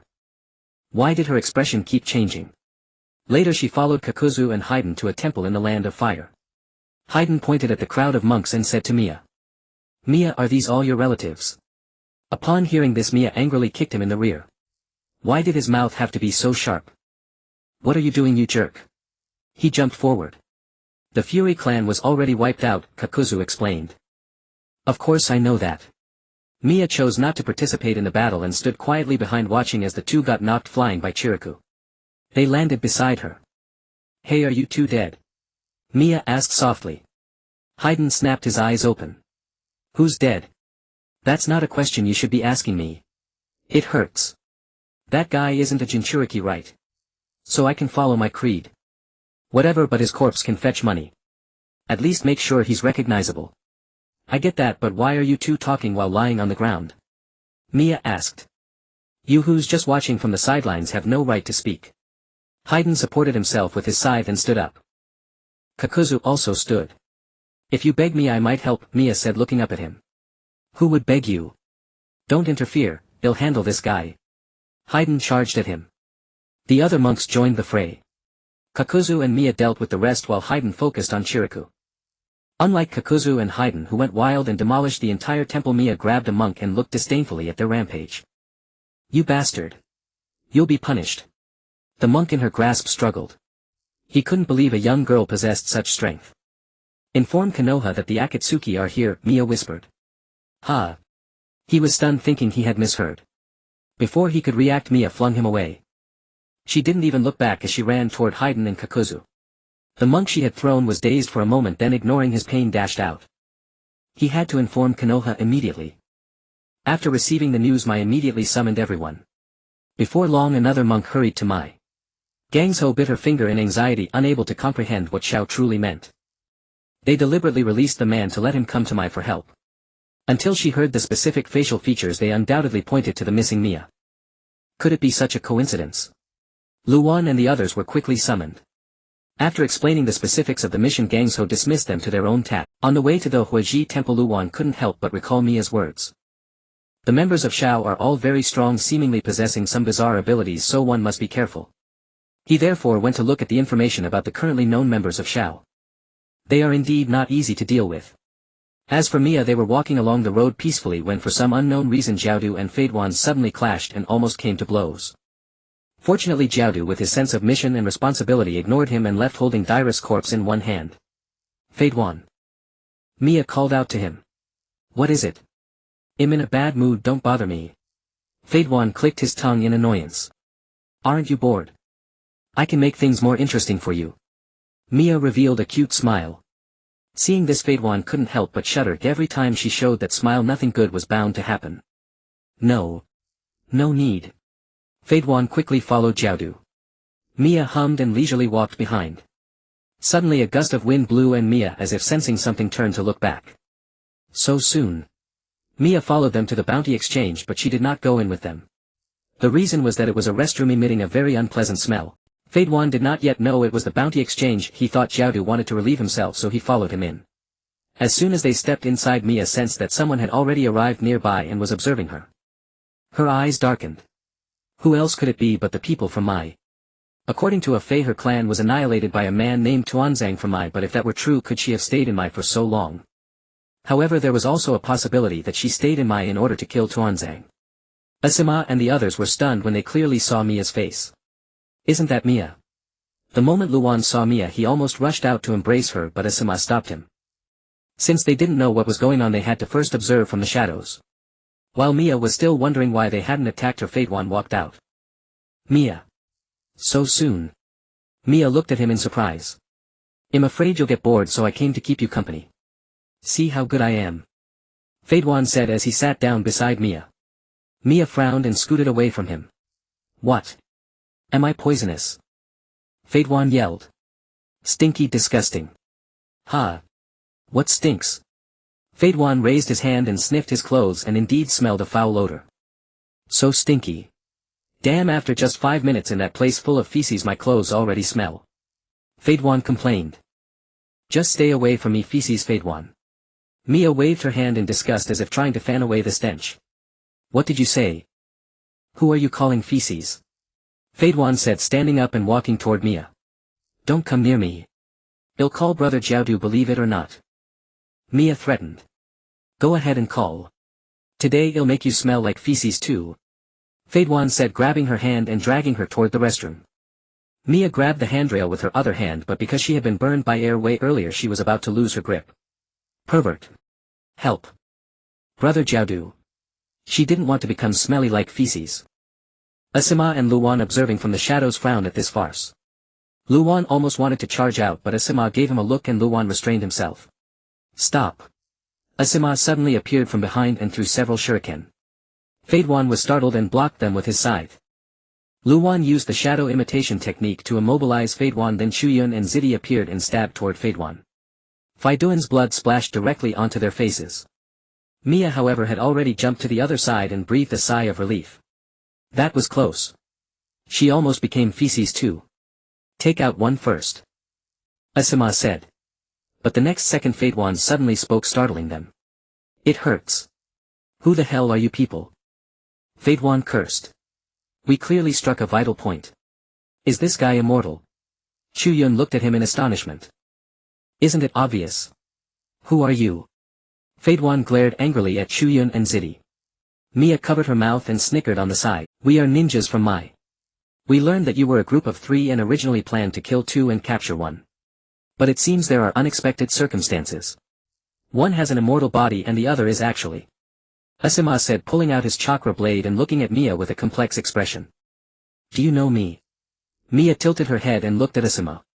What do you mean? Asuma frowned and asked. Mia did not answer his question. If it were the old Mia, she would definitely have looked around for Luwan upon seeing Asuma. But so much time had passed and Mia hadn't even cast a single glance at Luwan. In other words, Mia had encountered something that caused her to lose her memory. Mia. Luwan bit his lip. He couldn't believe that the person he had been thinking of every moment, the person he had always wanted to see, was now standing right there. He really wanted to rush over and hold her, but his gaze stopped on Faiduan. If he released the hand seal now, it would be very troublesome.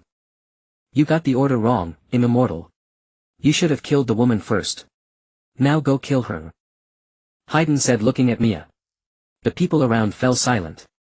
Was this guy even betraying his own teammate? Tears welled up in Mia's eyes as she looked at Haydn pitifully. You said you protect me, but now you're letting them kill me. Have you forgotten our vows? The silence was deafening. Haydn froze at the sight of her. Was she about to cry? She must be faking it.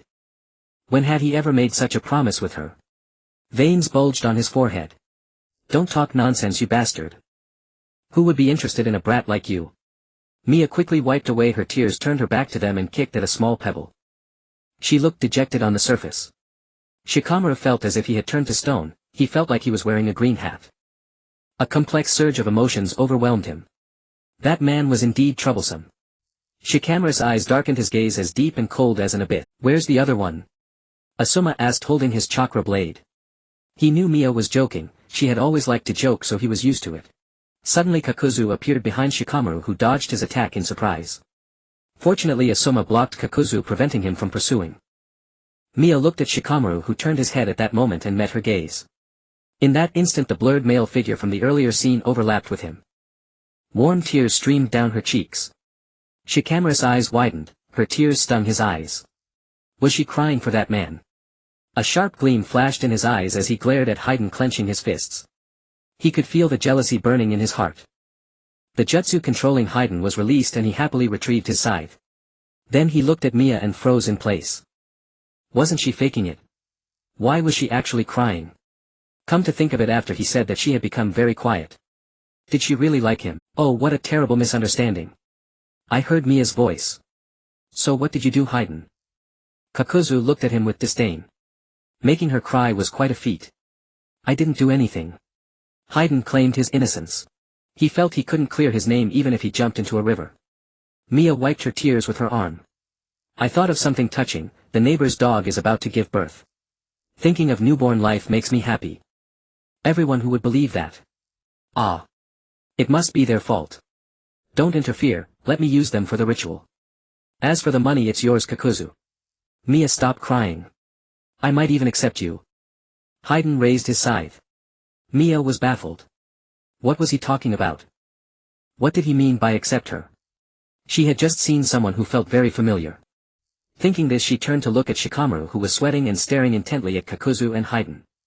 Fine, but don't let your guard down, you could die. Kakuzu's sharp eyes fixed on Haydn. So I told you not to say that to me. If you could actually kill me, I'd be happy, but it's impossible. Haydn drew a blood circle with his own blood and foot. As Asuma and Haydn began fighting, Mia and Kakuzu stood by watching. When Haydn obtained Asuma's blood and Asuma was injured by Haydn's ability, Mia's heart began to race. She actually felt a bit of worry for Asuma. Her hand trembled as she gripped a kunai, her pupils contracting. Suddenly, she wanted to kill Haydn. Shikamaru's mind raced and he finally deduced the conditions of Haydn's jutsu. Using his shadow technique he forced Haiden out of the blood circle. Asuma walked straight toward him with his chakra blade. Mia stared blankly at Shikamaru. He's so smart. Hey. Kakuzu. Mia. Help. Haiden shouted.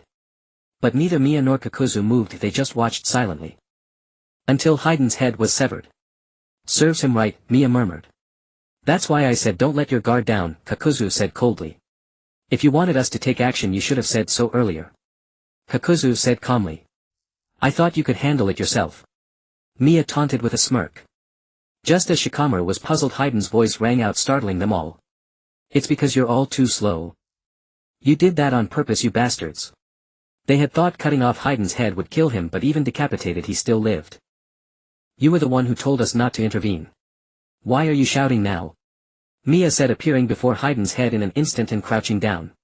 Her gaze was as cold as a blade and Haiden broke into a cold sweat under her stare. Asuma and the others watched Mia in shock. Well. That's true.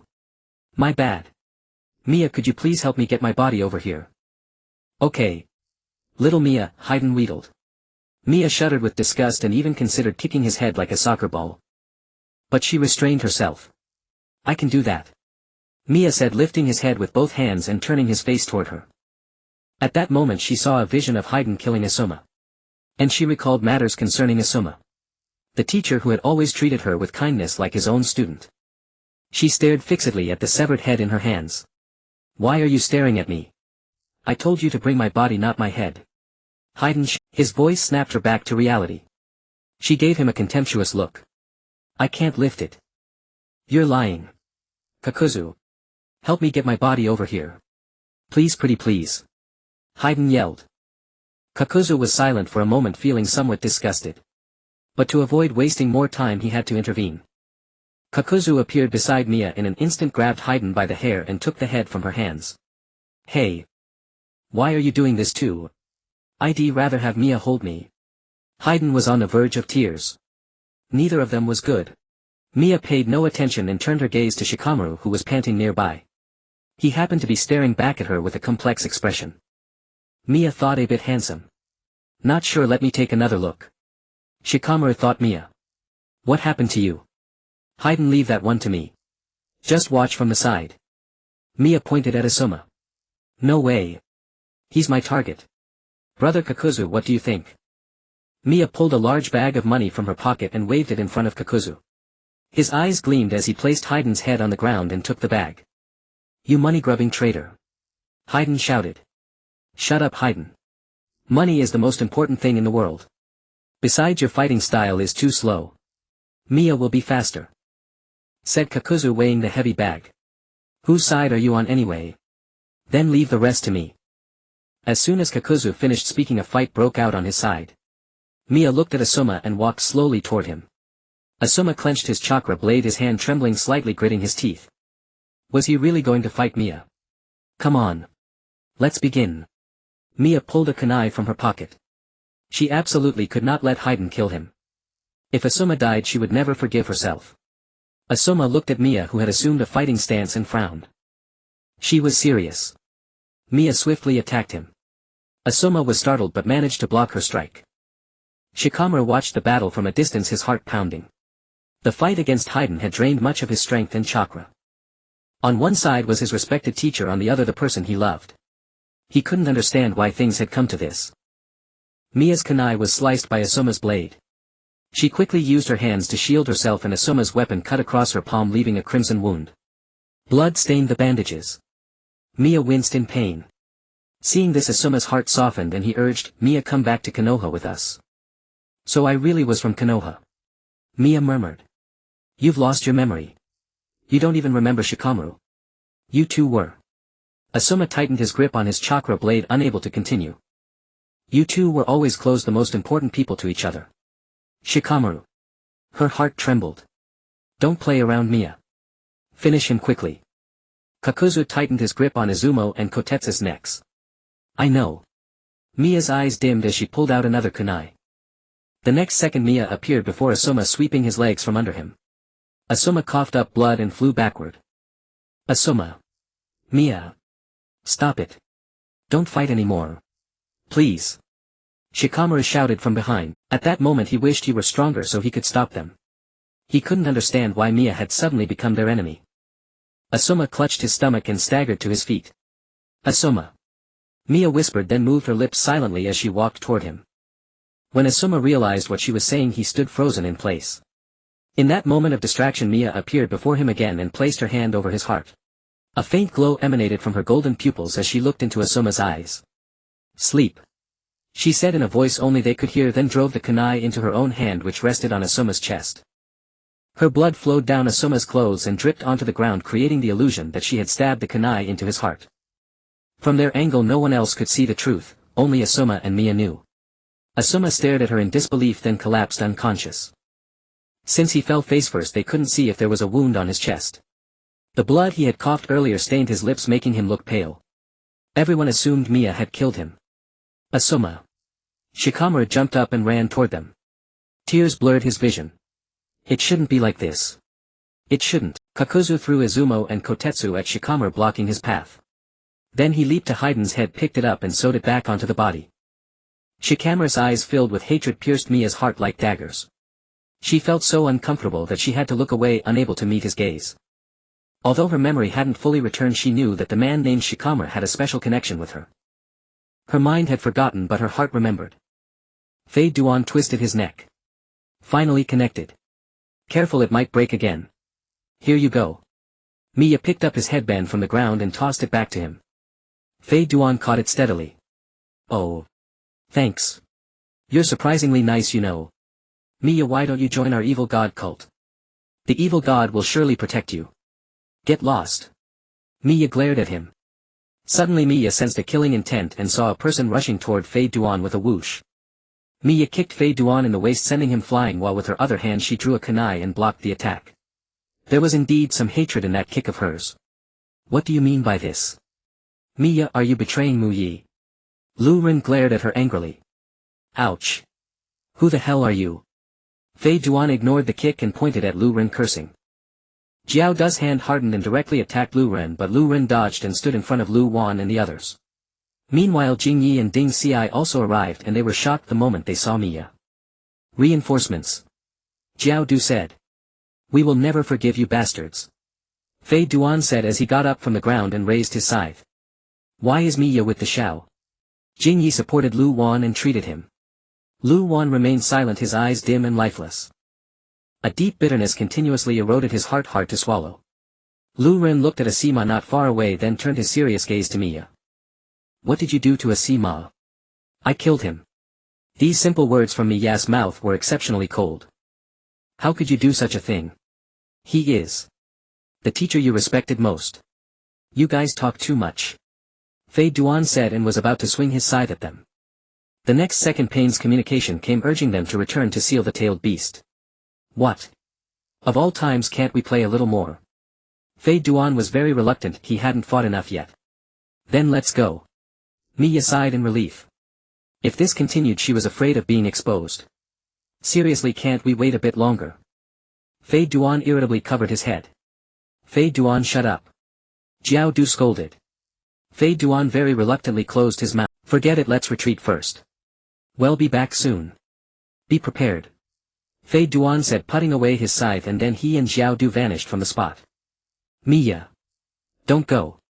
Lu Wan looked up and called out to her. She froze in place, looking at him with a sorrowful expression. Slowly she uttered 3 words. I'm sorry. Then she vanished. Her departure left a desolate ruin in his heart, the 3 words, I'm sorry, piercing his soul, making it unbearable. Everyone was silent for a long time, the air thick with oppression. Until Lu Ren checked on Asima's condition, breaking the silence. Asima is still alive. Everyone was overjoyed, and Lu Wan quickly stepped forward to check. He found that there was no injury near his heart. How could it be? Asima was just unconscious. They brought Asima back to Mu Yi and reported the matter to Gang Shou. Gang Shou angrily slammed her hand on the table, startling everyone. What on earth is Miya doing? Then she went to see Asima, who had already woken up by the time he arrived at the Mu Yi hospital. After he told Gang Shou everything, Gang Shou's headache worsened. However, all signs indicated that Miya seemed to have been helping them all along. Asima, due to his injuries, would have to stay in the hospital for many days. Miya seems to have lost her memory. But everything she does seems like she hasn't lost it. At the last moment she said something. Asima paused for a moment. What? Gang Shou asked. 3 words, believe me. Lu Wan returned and had been very depressed. He also went to visit Asima. Lu Wan sat quietly beside Asima, his expression complicated. Mia said she killed you. She pierced her own hand. Then made me unconscious. Creating this illusion. Why did she do such a thing? Lu Wan clenched his fists. I don't know, maybe she was protecting me. Asima laughed heartily. Mia stabbed the kunai into her own hand to save Asima's life. He should have noticed earlier the blood dripping from her hand. He had thought it was a wound caused by Asima, but it turned out she stabbed herself. If it weren't for Mia letting Asima face that immortal bastard, the consequences would be unimaginable. The Shao are no good people. She is protecting everyone in her own way. Asima patted his shoulder. Lu Wan's pupils trembled. Lu Wan, although we failed this time, now that we know their abilities we can devise countermeasures to deal with them next time. Lu Wan sat quietly in front of the chessboard, his expression calm, his eyes deep. He was now very calm. He would eliminate the Shao and bring Mia back. No matter what method, he must not let them escape. Protecting Mu Yi is definitely not her responsibility alone. Mia must be brought back by him. His hand picked up a piece called Fei Che, his eyes burning with intense emotion, and he bit his lip. Then with a clatter he pressed it onto the chessboard. And this man, he would also personally take care of him. Lu Jiao observing from the shadows, it seems I don't need to get involved. Stop. With your blood. A strange old man's voice kept echoing in Mia's mind. Her eyes vacant, she stared at the two-tails Jinchuriki being sealed within the ghetto statue, feeling an eerie silence around her. Though others were conversing with each other, she heard nothing. Only that phrase lingered in her mind. Involuntarily she formed a hand seal, then slowly raised her injured hand.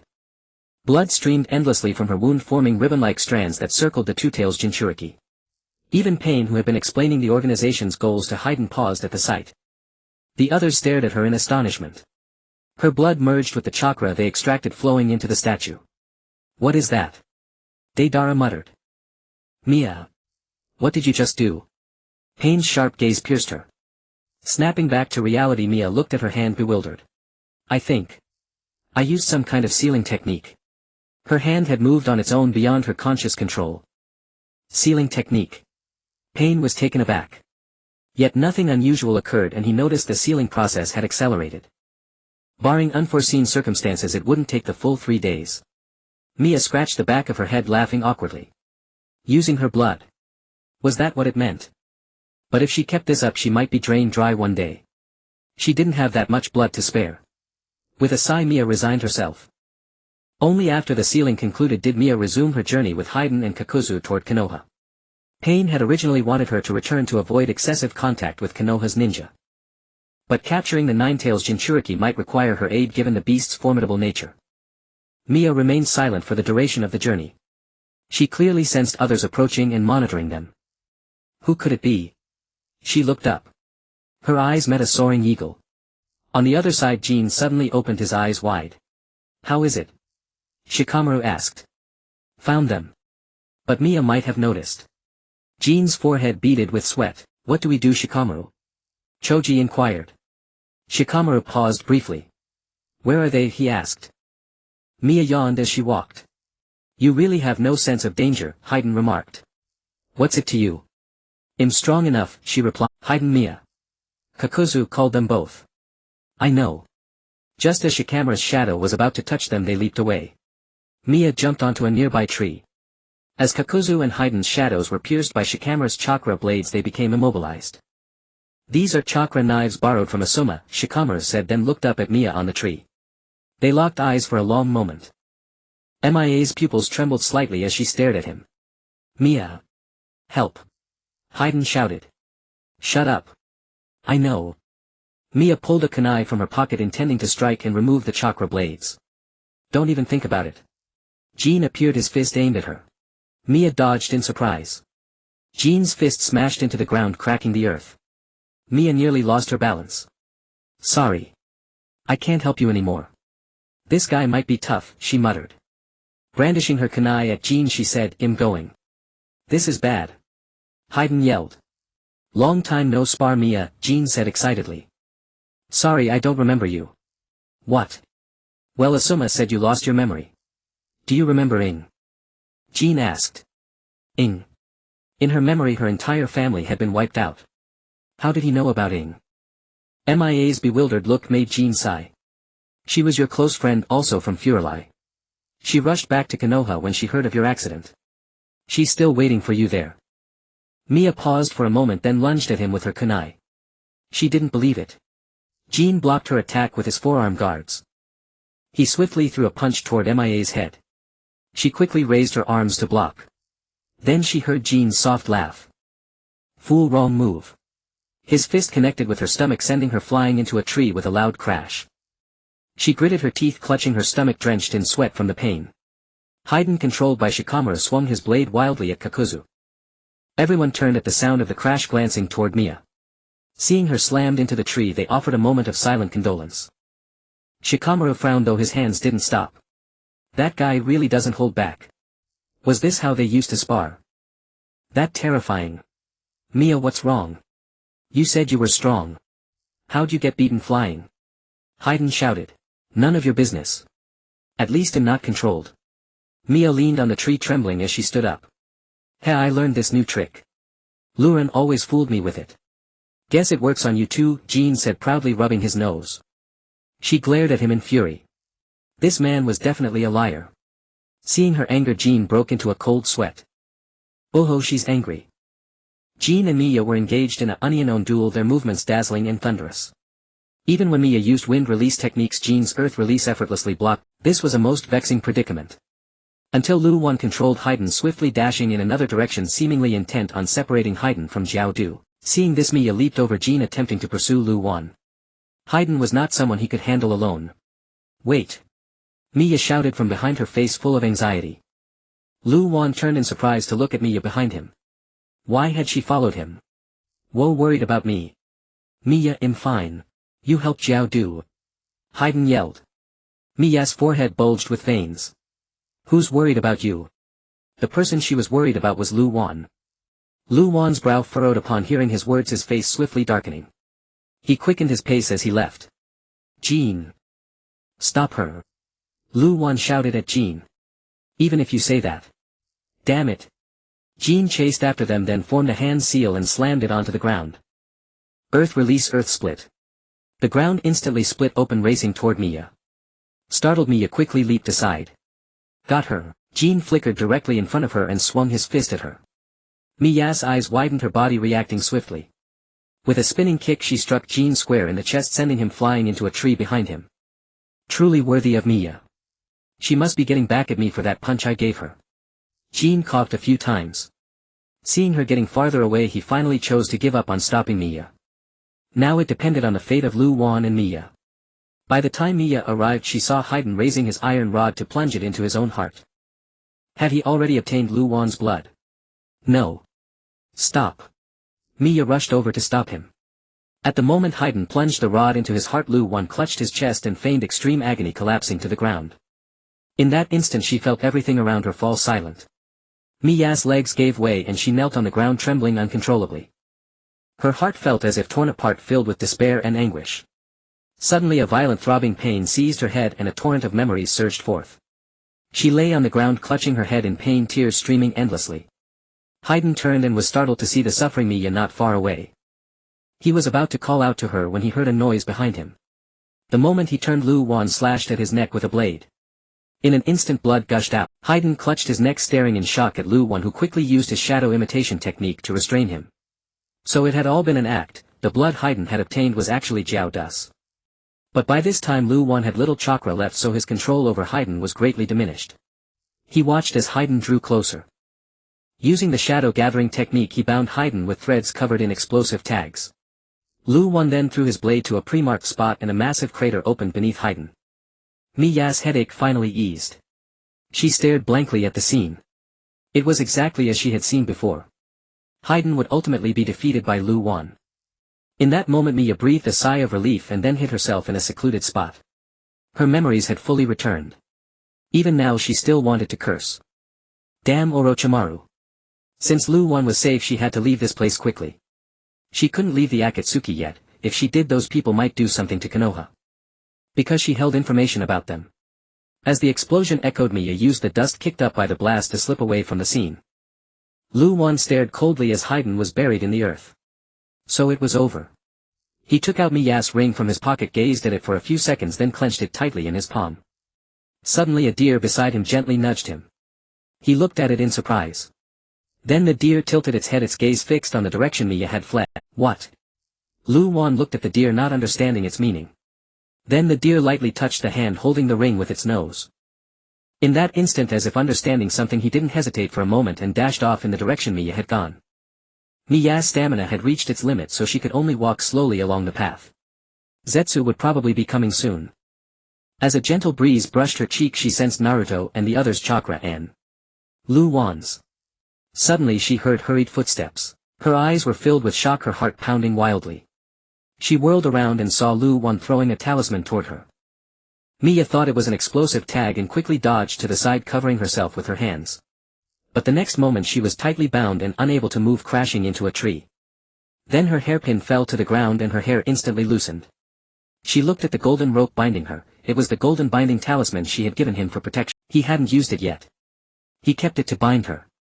He really. She was moved to tears. Mia sat on the ground with her back against a tree, watching Lu Wan walk toward her step by step. She swallowed nervously, her heartbeat quickening. At this moment his expression toward her was not as gentle as usual, but rather clouded with gloom. Seeing him like this, she couldn't help but feel flustered. Then he came before her, crouched down and picked up the hairpin he had given her before. You remember me, don't you?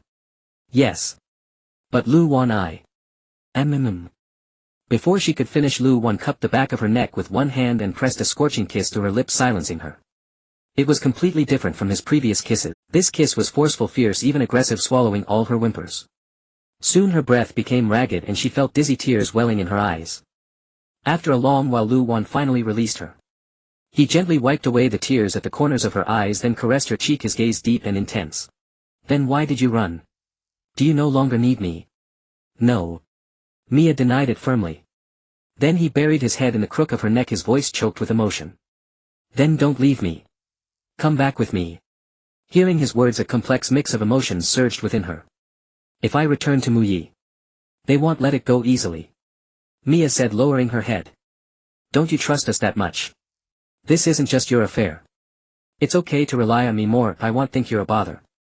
Lu Wan's shoulders trembled slightly and it seemed as if one could hear his sobbing voice.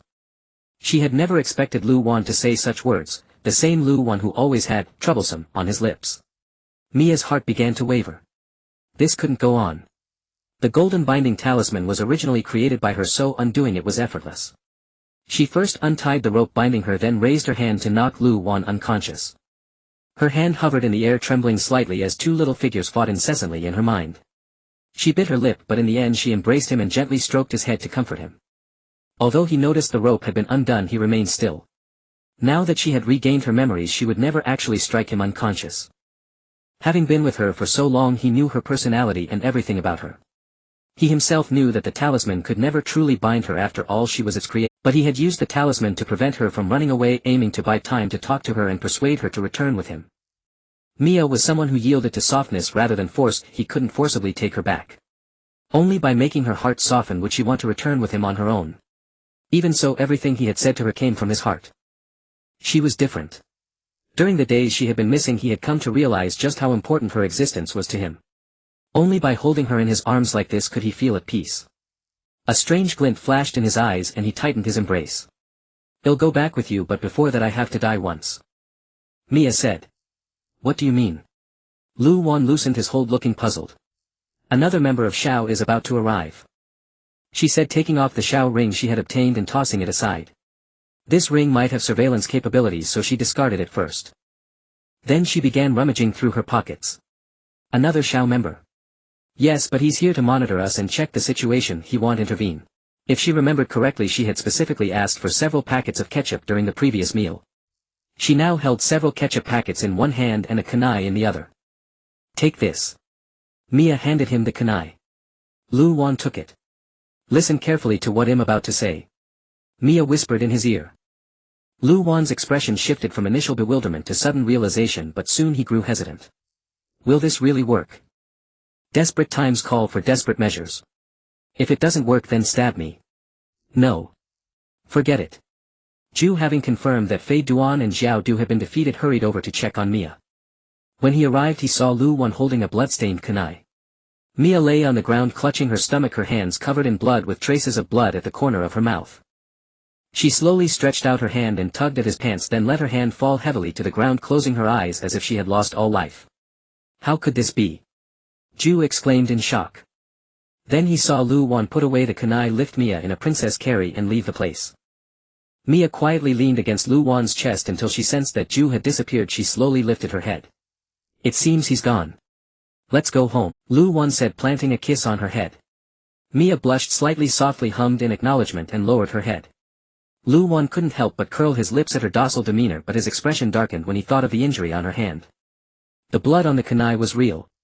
She had gripped the kunai tightly to stain it with blood, creating a realistic scene of blood slowly dripping from the kunai onto the ground. In any case, we need to see how teacher Kakashi is doing. Lu Wan carried her all the way out of the forest managed by the Nara clan. Sakura and Sai also arrived. They were both startled when they saw Mia in Lu Wan's arms. Especially when they saw her blood-stained appearance and pale face. Sakura's heart nearly leaped out of her chest. What happened? Sakura asked anxiously. Sakura. I'm fine, this is just ketchup. Let me tell you, Lu Wan was so cool and amazing. He single-handedly defeated an Akatsuki member. But I still need to play dead for now. I'm a bit dizzy. Mia said, closing her eyes again. The last words were barely audible. What? But indeed that was impressive. Sakura sighed. That Lu Wan had actually defeated such a powerful Akatsuki member all by himself. Although she had heard Mia lost her memory, she seemed to have recovered now. Was he always that strong? Sai asked. It's complicated to explain, but I had my reasons for doing this. How did things go on your end? Lu Wan asked. Sakura was speechless. What reasons? It was all for Mia. But looking at them she still felt a twinge of envy. And Mia had returned safely. We just arrived and rushed over. Let's head back now and regroup. Sai said. After returning to Konoha, Mia was sent to the hospital. She had fainted on the way due to anemia. Because she had lost a lot of blood earlier when they sealed the two tails. Now they had to wait for her to wake up and obtain all the intelligence she had about the Akatsuki. Lu Wan left the Hokage's office and headed straight to the hospital. He originally planned to visit Asuma first, but unexpectedly found him not in his room. When Lu Wan opened Miya's ward door, he saw Asuma and Kurenai standing by her bed. They turned around upon hearing the sound. Lu Wan, you're back. Asuma smiled. Yeah. Why are you here? Lu Wan scratched the back of his head and walked forward. Well. We just wanted to see Mia. Asuma flashed a bright grin. Asuma has been quite worried about this child. Kurenai said with a helpless smile, then looked at Miya's bandaged hand. She would rather hurt herself than let Asuma get into trouble. She always protected others in this way, how could anyone not be worried? At that moment Miya groggily opened her eyes. Ah, she's awake. Kurenai exclaimed joyfully. Mia, do you feel any discomfort? Lu Wan asked anxiously. No. Just a bit dizzy and weak. Miya's face was pale and she looked quite unwell. Anemia. Just rest a few days and eat well and you'll be fine. Asuma smiled. Asuma-sensei, are you okay? Mia asked with deep concern. What could happen to me? Don't worry. Really? That's good. Mia sighed in relief. She would never forgive herself if anything happened to Asuma. Asuma-sensei, Kurenai-sensei, let me tell you. Lu Wan single-handedly defeated an Akatsuki member. Miya's eyes sparkled as she began to brag. Oh. That's amazing, Lu Wan. Asuma laughed. Back then when Lu Wan asked to borrow his chakra blade, Asuma had initially hesitated, not wanting him to take such a risk. But seeing Lu Wan's resolute eyes, he lent him the blade anyway. To be safe, he even asked Kakashi to keep an eye on them. Fortunately they all returned safely and he had brought Miya back. Oh right. This blade, thank you Asuma-sensei. Lu Wan said, pulling out Asuma's chakra blade and handing it to him. Asuma took it and put it away, then draped an arm over Lu Wan's shoulder and pulled him close. This mission was a great success, huh? Not bad at all. Yeah, it was okay. Enough, let go. So troublesome. Lu Wan complained. Watching the two of them messing around, Kurenai and Miya couldn't help but laugh. But speaking of which, is it really okay for you Kurenai-sensei to be moving around like this? Lu Wan suddenly asked. Lu Wan, you don't mean? Asuma stared at him in shock. Yeah, I've known for a long time. Miya told me. Ah. Miya, you little rascal. Asuma sighed. They would have found out sooner or later anyway. Miya snorted. Asuma. Lu Wan called out. What? When that child is born, I will protect them just like you protected me and become a teacher like you. Lu Wan smiled. Asuma looked at him for a few seconds then smiled warmly. Is that so? Good. He ruffled Lu Wan's hair. So stop messing with my hair. So troublesome. Miya let out a sigh. Yar yar. Haiden, Kakuzu and Miya are all dead, Pain said. All three of them were defeated. No way HM. Deidara refused to believe it. It's that team of Kakashi and the Ninetales Jinchuriki from Konoha again, Zetsu said. Was Miya also killed by them? Did they really have the heart to do it? Even though they were once comrades? Obito asked. Maybe it's because Miya killed someone from Konoha before so they retaliated him. Deidara nodded seriously. His reasoning was flawless. Obito fell silent. Was that really the case? He found it a bit hard to believe that she would die so easily. Miya compiled a report on the intelligence regarding Akatsuki and submitted it to Tsunade. Tsunade and Jiraiya talked for a long time in Miya's hospital room. So their leader is in the Hidden Rain village. That means Hanzo the Salamander has already. Tsunade bit her finger. Yes, and Pain possesses the Rinnegan. He is no ordinary person, Miya said. The Rinnegan. Jiraiya was somewhat surprised. He had also seen the Rinnegan before. The Hidden Rain village. Pain. And in Miya's intelligence there was also a woman named Kona. He furrowed his brow in thought. It might very well be the person he had in mind. What's wrong? Tsunade asked, seeing his serious expression. I'm thinking of someone. Is that fellow named Pain red-haired? No, he has orange hair and his body is pierced with iron rods. He looks strange somehow. Miya described his features. Orange. Could it be? Just rest for a few days. Tsunade sighed. Her amnesia this time came at just the right moment. She went to Akatsuki and brought back their intelligence. But there were still too many doubts. Not long after Jiraiya and Tsunade left, the door opened again. Miya. Ing and Ino shouted excitedly. Ing immediately gave her a bear hug. Woo-woo. You scared me to death. If something happened to you, I'd really be all alone. Ing wailed loudly. I won't let anything happen to me. I'm strong, Miya comforted her. Ino carried flowers to the window and placed them in a vase. You scared me too. I really thought you were going to become a rogue ninja, especially when I heard you killed Asuma. I was furious. I'm sorry. Sister Ino, don't be angry. Your pretty face doesn't look good when you're mad, Miya said, raising both hands in surrender. Your sweet talk saves you this time, Ino glared at her. Miya gave a bitter laugh. So scary. Then the door was knocked again. There were quite a few visitors today. Shikamaru walked in. Oh. It's Shikamaru. No problem then. Shikamaru. Miya waved happily. But when she saw Luren and Jean behind him, her smile gradually faded. Why are you two here too? Miya looked at Luren and Jean with disdain. What do you mean? We were worried about you and wanted to visit. Luren pointed at her and shouted. Thank you, I'm very happy. Oh, especially you, Jean, I need to thank you in person. Come closer. Miya showed a harmless smile. Jean broke out in a cold sweat. That smile was not simple. Shikamaru sighed and patted his shoulder in consolation. Luren just shook his head and turned his back to him. None of his business, none of his business. Don't be so heartless. Jean was on the verge of tears. Hurry up and come over, what are you doing? Miya was annoyed. Jean tremblingly approached her, and the next second Miya slapped him across the face, sending him crashing into the wall beside him. You bastard hit me so hard that time, I won't let you off easy, Miya said through gritted teeth. Jean raised a white cloth and waved it. I'm sorry. She's so terrifying, how do you manage to keep her in check? Luren whispered to Shikamaru. I've been hit by her too. Shikamaru broke out in a cold sweat. Really? She would hit you? Luren looked at him incredulously. Ah, I know about that. There was a palm print on Shikamaru's face back then. Ino suddenly popped up and joined their whispering group. How do you know about that? Shikamaru was speechless. This is bad. If she finds out that Miya hit him because she saw his copy of Make Out Paradise on his desk, it would be a disaster. What exactly did you do? Luren asked quietly. Shikamaru was silent. He really didn't want to say it yet felt too troublesome. Mia, why did you slap Shikamaru last time? Ino turned to look at Mia. Hey. Ino. Shikamaru was shocked. She actually went straight to ask Mia. When did I? Ah, that time. Mia seemed to remember something and her face turned bright red. Then she buried her face in the quilt and said nothing. Everyone was dumbfounded. Then they looked at Shikamaru, who was awkwardly scratching the back of his head, looking a bit embarrassed. Everyone, what? This is so intriguing. That happened after Naruto returned. Upon learning that Shikamaru and Mia were together, he flashed a sly grin and shoved the make-out paradise into Shikamaru's hand, claiming it would help their relationship. Shikamaru was dumbfounded. He had never read that kind of book.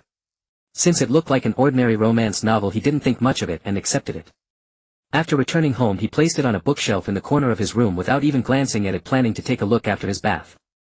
When he came back, he saw Mia kneeling on the floor of his room, absorbed in reading the make-out paradise, already more than halfway through. Her eyes were wide, her face flushed, and she wore a very serious expression.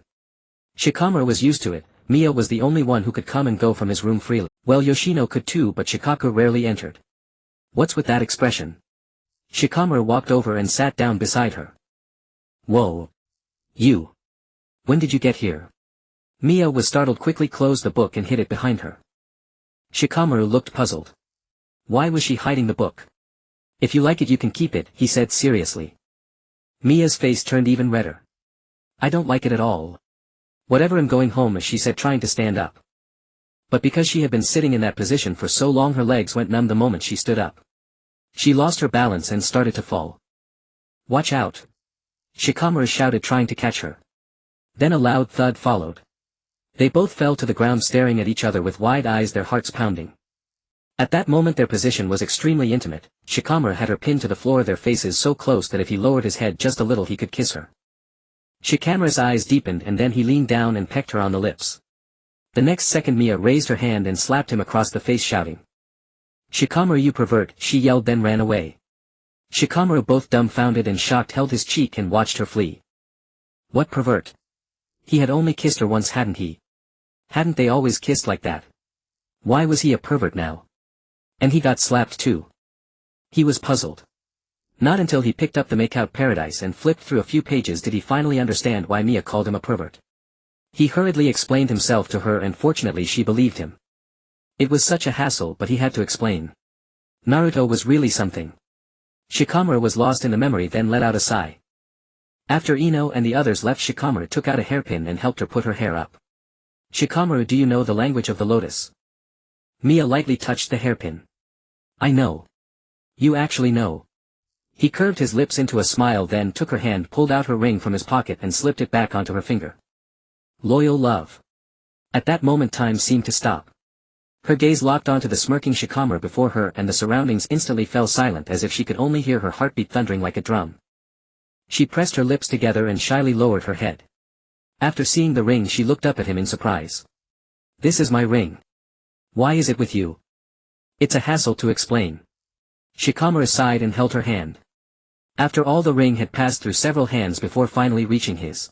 Then forget it, it's back in my hands now anyway. Mia chuckled a few times.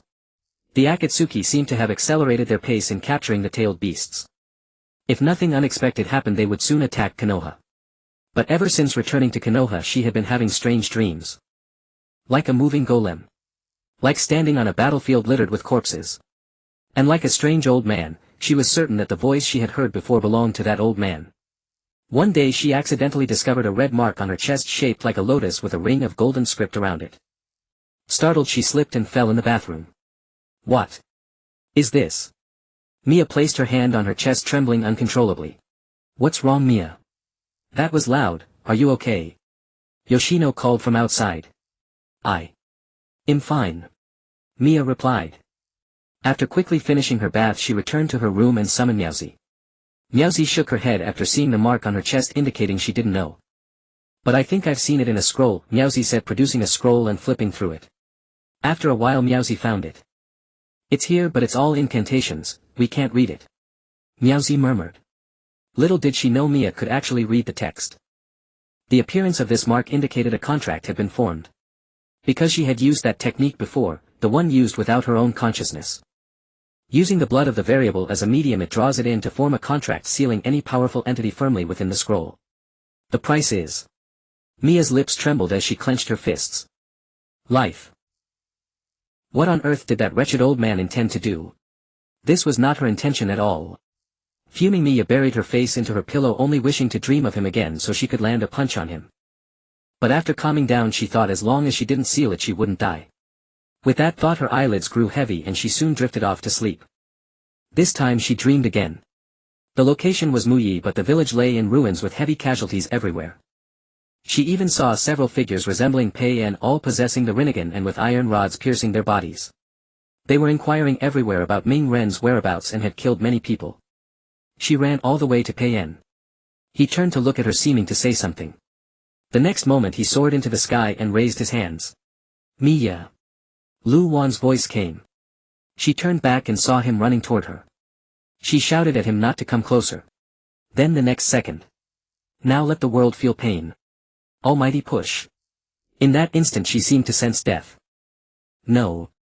She sat up abruptly, eyes wide open. Tears streamed down in large drops. Her heart pounded wildly and she even felt a sharp pain in her chest. This dream was different from the previous ones, so vivid that she had felt the terror of death. She was utterly fed up. If this continued, her mental state would deteriorate. The earlier dreams had been tolerable, but this time she actually died.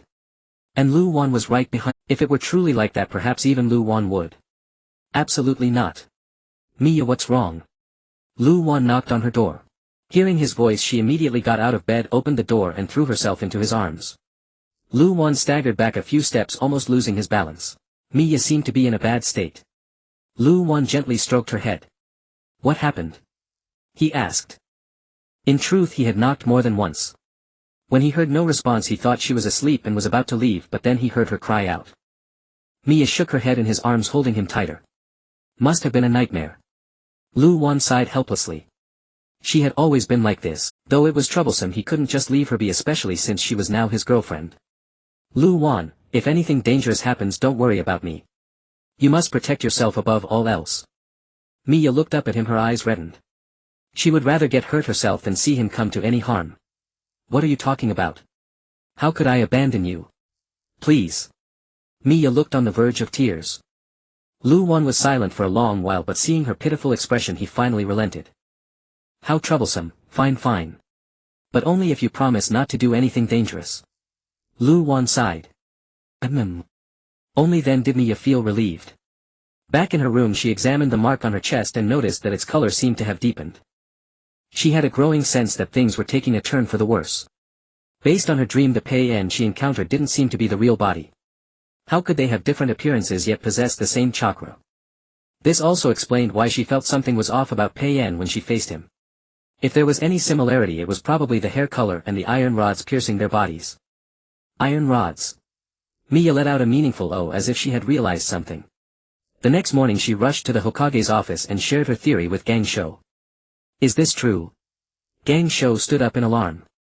Yes, what's wrong? On hearing this news, Gang Shou's face instantly turned pale with dread. If only Mia's information had come earlier. Zilai Yi had already left for the Yuin village to gather intel on Pei En, wanting to verify his own hypothesis, and for Ming Ren's sake as well.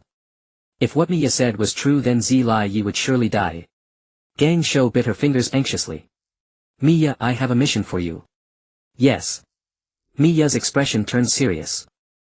Go to the Yuin village and catch up with Zilai Yi. Right now, this instant. Gang Shou shouted. Yes. Mia vanished in a flash. Gang Shou-sama, isn't it too dangerous to send Mia? Jing Yin asked worriedly. It has to be her. Only she can bring Zilai Yi back. Gang Shou clenched her fists. Pei En would eventually attack Muyi to take Ming Ren away. In her prophetic dream she hadn't seen Zilai Yi's figure, which meant it was highly likely that he hadn't returned after going to the Yuin village. Going there alone was already extremely perilous. But if Mia went, everything would surely be different, because she was the variable, the one who could turn the tide. Mia wore a mask as she sped toward the Yuin village. Beneath the mask her eyes glowed with a faint light. When she arrived at the border of Yuin village she summoned Miaozi. Take me in, Mia said, pointing toward the Yuin village not far away. I hate rainy days. Miaozi complained. Oh, I'll groom you when we get back, Mia said, patting its head. Alright, but I also want some dried fish. After that she sealed herself inside the scroll. Meowsy picked it up, transformed the scroll into the shape of a small fish and dashed toward the village. Unfortunately it was not a real fish. The gatekeeper saw it and initially intended to drive it away but was captivated by its cuteness. He couldn't resist giving it a pat and even wanted to shelter it from the rain. Don't delay the important matters, Mia said from within the scroll. Of course only Meowsy could hear her voice. Meowsy meowed once and ran off. It ran away. The gatekeeper said regretfully, watching its back. You really do love cats. It was probably afraid we'd steal its food. Another gatekeeper remarked. Aren't you afraid it might be an enemy spy? How could that be? It looks like an ordinary cat. In a hidden spot Mia crawled out of the scroll. If a living being stayed inside too long its chakra would gradually be drained away.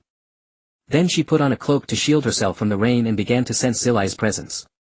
Over on the other side Pain was still fighting Zillai when he suddenly detected Mia's chakra. He was startled. Just as he had guessed, she wouldn't die so easily.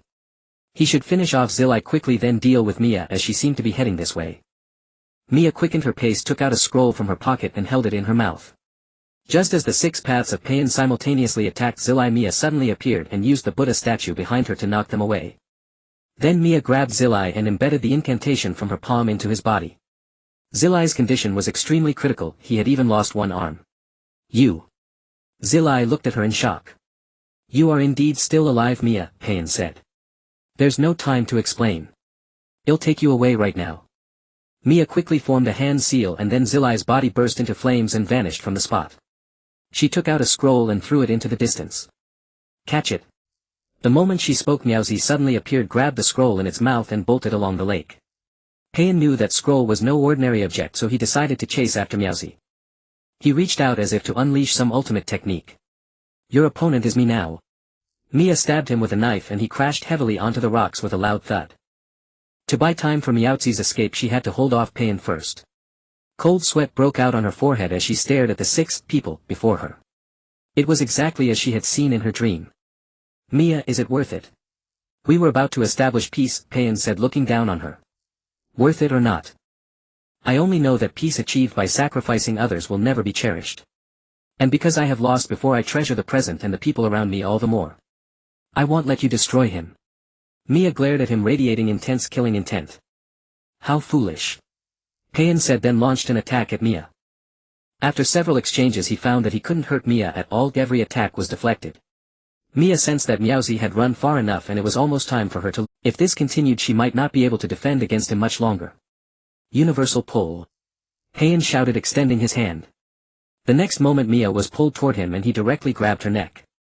Where he gripped her, a golden shield appeared to protect her neck and electricity numbed him, attempting to force him to release Mia. Pain watched with interest and increased the pressure. The electric current grew stronger. Although Mia felt no pain, her chakra was rapidly being drained. She grabbed his hand trying to break free, but it was impossible. Seeing that the shield was about to disappear, she would soon die at his hands. Unexpectedly she burst into laughter. Ha ha ha ha, Pain, you should know that I can see the future. I'm telling you.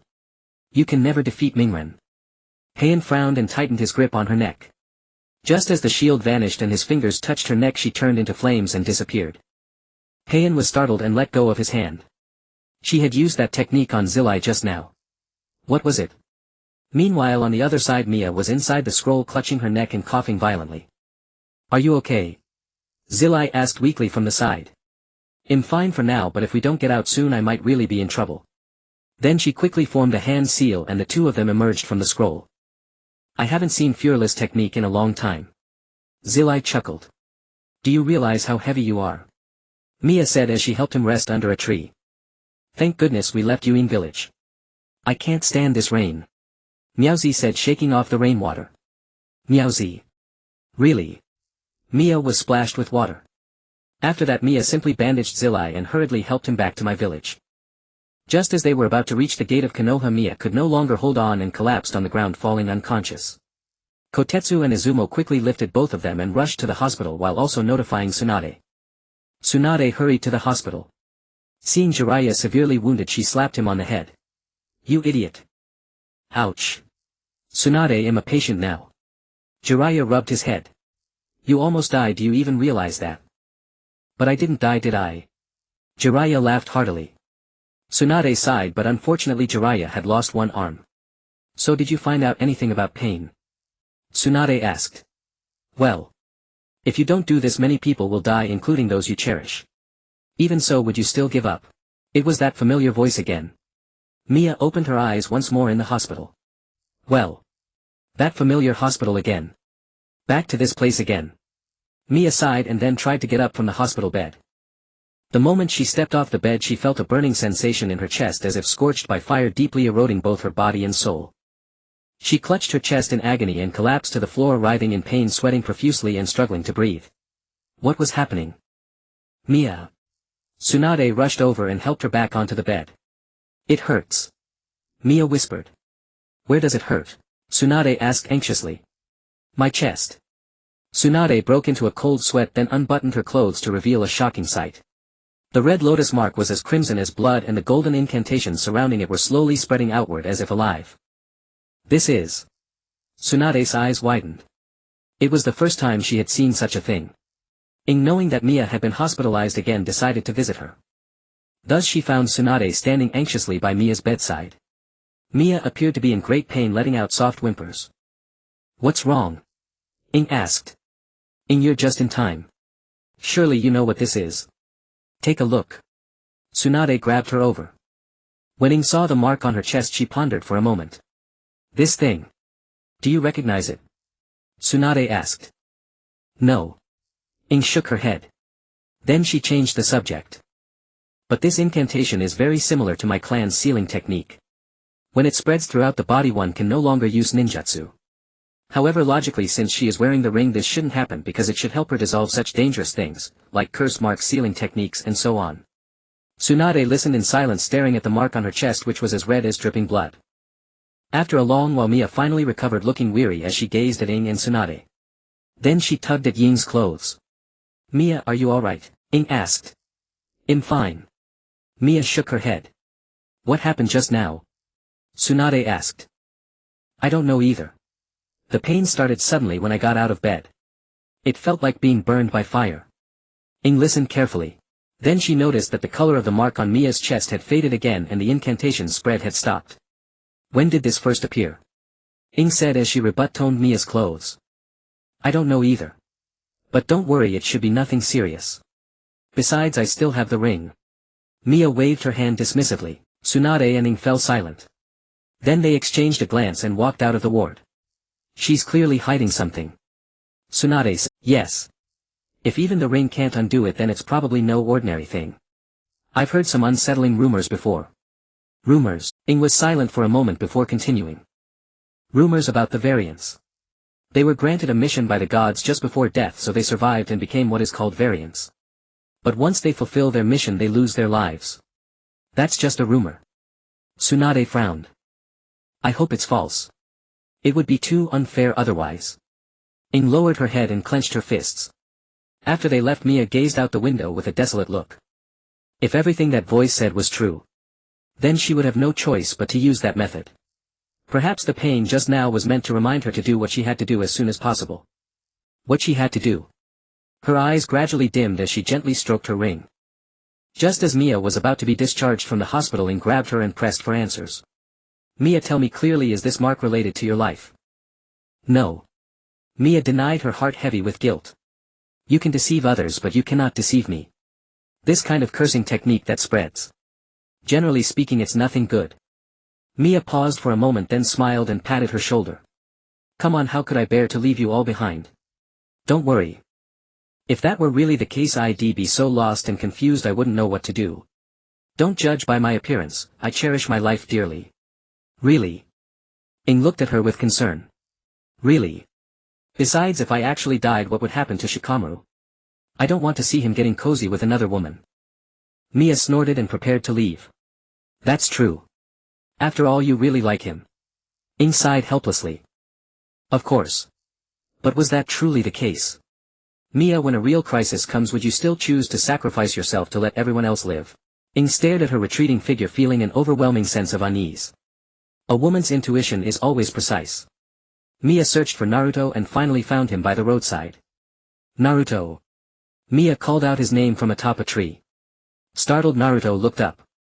Mia. Mia greeted him with a, yo, and jumped down. What are you doing here? Are you discharged? Naruto asked. Yes, I'll treat you to ramen. Mia smiled. Really? Naruto's face lit up with joy. Really, you can eat as much as you want. So the two of them went to Ichiraka Ramen and started devouring their bowls. The last time we ate ramen together was the last time. Mia slurped her noodles. What kind of expression is that? Wasn't that just a little while ago? Naruto grinned radiantly. Mia looked at his sun-like smile, her eyes narrowing slightly, the corners of her mouth lifting even more. Thank goodness. By the way, why did you suddenly decide to treat me to ramen? Naruto glanced at her curiously. You're going for special training, aren't you? I wanted to treat you to ramen before you left. Naruto nodded blankly, slurped a few more noodles, then set down his chopsticks and looked at her seriously. Is that guy Pain really strong? Mia fell silent for a long moment. Extremely formidable. Then Naruto lowered his head, looking somewhat dejected. To be honest, my power is still too weak now. I can't bring Sasuke back, and even Jiraiya was beaten so badly by Pain, the leader of the Akatsuki. I want to become stronger. Naruto clenched his fists as he spoke. Believe in yourself, Naruto, you'll definitely make it. Mia murmured. Ha. Naruto didn't hear clearly and turned to look at her. Believe in yourself, Naruto, you'll definitely make it. To me, you're like that protagonist in a novel who never gives up. In the end, you'll surely get everything you wish for. So keep it up. Want another bowl? Mia smiled. Mia.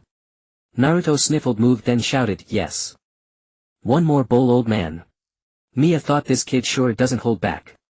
Boo-hoo, Mia, you're too kind. Naruto cried while eating. After all, we're good friends. Your snot's about to drip into the bowl, that's gross. Mia looked at him with disgust. Oh. Naruto grabbed a tissue and wiped his nose.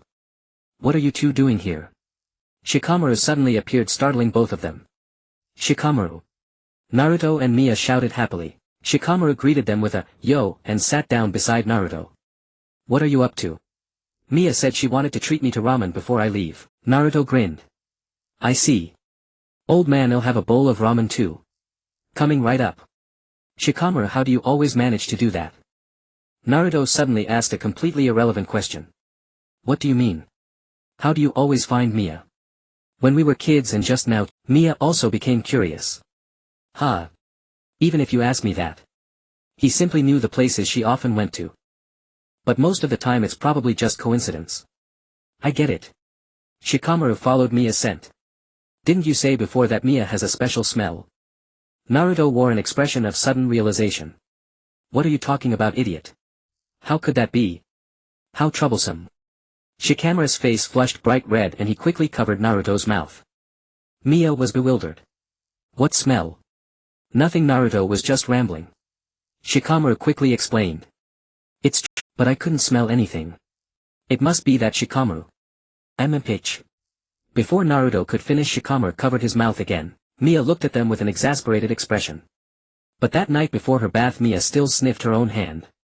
There was no special smell. Well, there was a bit of sweat odor. Disgusted, she quickly took a bath. You'll have to be more careful from now on. Meanwhile, on the other side in the rain village. Seems like things didn't go smoothly. Obito said. I was planning to capture the Nine Tails, but Jiraiya showed up suddenly.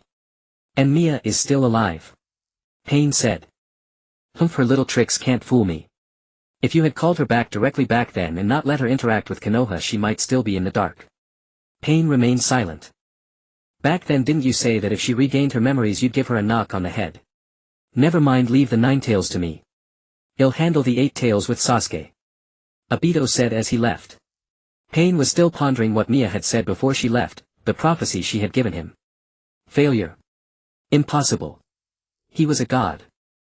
On the day of Pei En's invasion of Muyi, Mia was the first to sense their presence.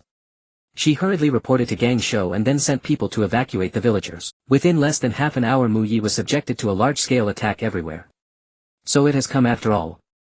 Gang Shou gazed out the window. Lady Gang Shou, let me go. Mia said as she removed her mask. Mia. Jean tugged at her clothes.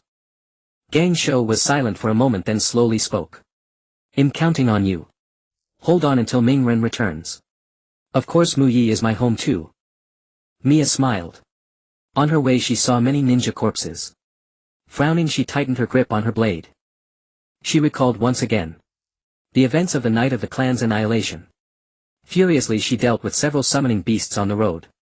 Soon she spotted one of the 6 paths of Pei and the Hell Path. He seemed to be searching for Ming Ren's location. Everything was the same as in the dream, would it be the same after that? Mia's hand trembled slightly. One down is one less. Stop. Mia swung her blade at him. He quickly released the ninja in his grasp and dodged her attack. Pei En. This time you can't gang up on me. Mia smiled. You must know the whereabouts of Xuanhua Mingren. The Hell Path looked at her. If you can beat me you'll tell you. Mia said and swiftly attacked him. Lu Wan on the other hand had been at Lu Jiu's side. His greatest worry now was still Mia. So far he hadn't been able to see her figure. Mia is in the Anbu right. She must be protecting Lady Gang Shou, isn't she? Lu Jiu saw through his thoughts. I know. But I'm a bit uneasy. Lu Wan said. Mia is very strong. Lu Jiu chuckled. Meanwhile Mia's golden hair had reverted to blue and the Hell Path on the ground lay motionless. Mia crouched down and pulled out all the iron rods from his body. Then she took out a scroll and sealed the Hell Path inside it. This is the first one. Mia murmured. 5 more to go. Meanwhile Payan had sensed her presence and had lost a combatant, and it had to be the Hell Path. Afterwards Mia used the same method to take down the Hungry Ghost Path. However, because the Hungry Ghost Path could drain her chakra, she was already beginning to tire after finishing it. She quickly took a soldier pill from her pocket and popped it into her mouth. Kakashi seemed to have also taken down one, but Kakashi. She could no longer sense his presence. Mia clenched her fists. Screams rang out endlessly and the ground was littered with the corpses of Mu Yi ninja. Mia began to tremble uncontrollably and in fury she slammed her fist onto the ground. Again. Pei En. You bastard. Mia. Suddenly Ying's voice came. She turned around and saw Ying running towards her. Ying, are you okay? Mia asked. I'm fine, are you alright? Just a small problem, I'm full of energy. Mia smiled. Ying's ability was protection inherited from Qin Jiang's power. So she gathered the people of Mu Yi in a safe place and set up a barrier. After that she came to provide support. Where are you going next? Ying asked. To Lady Gang Shou's side. Mia sensed that the Deva path of Payan was heading towards Gang Shou. Although Lu Ren and Jean were with her she still couldn't rest easy. But suddenly she noticed him turn and charge in her direction. Oh no. So this is how it unfolds. Ying. Go find Lu Wan right now. Mia shouted anxiously. Why? Ying asked puzzled. No matter what happens you must never let him come to me. Absolutely not. I'm begging you. Mia grabbed her shoulders and shouted. I understand. Ying's forehead broke into a cold sweat, then she left. She looked back 3 times with every 3 steps. I can only rely on you. If he got hurt she wouldn't live alone. She would kill him even if it cost her life. After a while Payan descended from the sky and landed before her. Fuerli Mia. Long time no see, I've missed you, leader. Mia tightened her grip on her blade. You are no longer a member of the Shao, Payan said. Yes, not many people are left in the Shao, right? For your so-called peace and justice so many have died. You will definitely go to hell. Mia glared at him. Payan looked at her in silence. Hell. That statement was somewhat amusing. Where is Xuanhua Mingren? Payan asked. I don't know, and even if I did I wouldn't tell you. But I can tell you a secret as repayment for the care you showed me back in the Shao. Mia showed a lovely smile. What? You always say you are a god, but I think you are not. You cannot see the future, but I can. I have always been troubled by prophetic dreams, and there is always a voice lingering in my mind telling me to stop your actions. Remember the sealing technique I used when I sealed the 2 tails? Mia asked. Payan did not answer, signaling her to continue. That was not a sealing technique, it was a technique to suppress its power. At that time it was not my consciousness that used it but the true God. He wanted to stop you. It means your actions are wrong. You will never succeed. Mia pointed at him and shouted. You bastard. Payan glared at her angrily, radiating a fierce killing intent. She had wasted so many words only to buy time. But seeing him angry, Mia felt immensely pleased. Forgive you, strange old man. Indeed, your existence is a nuisance. I cannot spare you. Universal pull. As soon as he finished speaking, Mia was instantly drawn toward him. This trick again. The moment she was pulled and he seized her throat with one hand. History has an uncanny way of repeating itself. But this time she could not hold out much longer. She had to find a way to make him release her.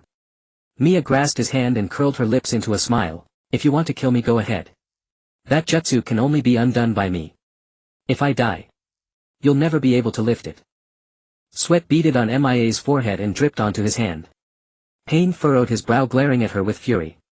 Then with a flick of his wrist he flung her away and she crashed heavily against the wall. Mia exhaled in relief and rose to her feet again. At that moment he also located Naruto's whereabouts, Mount Myaboku. It seems Naruto is at Mount Myaboku, not here. How do you know that? Mia exclaimed in shock. That is not important. What you need to know now is the pain of losing something precious. Only then will you understand what true peace is. He said, soaring into the sky. Mia's eyes widened as she watched him fly away. She immediately gave chase. Was he about to use that technique? Pain, if you use that technique, even if it kills me, I will seal that demon statue. You decide. Mia shouted. But Pain ignored her, flying directly above Konoha. He didn't believe her. Ing made her way to where Shikaku and Shikamaru were. Ing. Are you alright? Did you see Mia? Shikamaru asked. I'm fine. Mia told me to inform you that she's alright too, so don't worry. That's good. Shikamaru sighed in relief. But soon he sensed something amiss. If it were Ing after delivering Mia's message, she would have rushed back to Mia's side. Ing would never leave Mia alone so easily, and she certainly wouldn't stay here with them for so long. Her expression seemed perpetually anxious and worried. Shikamaru had told her several times that she could leave if she had urgent matters, but she didn't. It was as if she intended to stay here deliberately. What did Mia tell you? Shikamaru asked. What? Nothing much. She just told me to protect you all because you are the ones she cherishes most. If anything happens to you, she'll never forgive me. Ing rubbed the back of her head. Humph. Shikamaru shrugged and didn't pursue it further. Ing breathed a sigh of relief. Why did Mia ask her to do this? But at least Shikamaru believed her. Don't let anything happen to you, Mia. Ing silently prayed.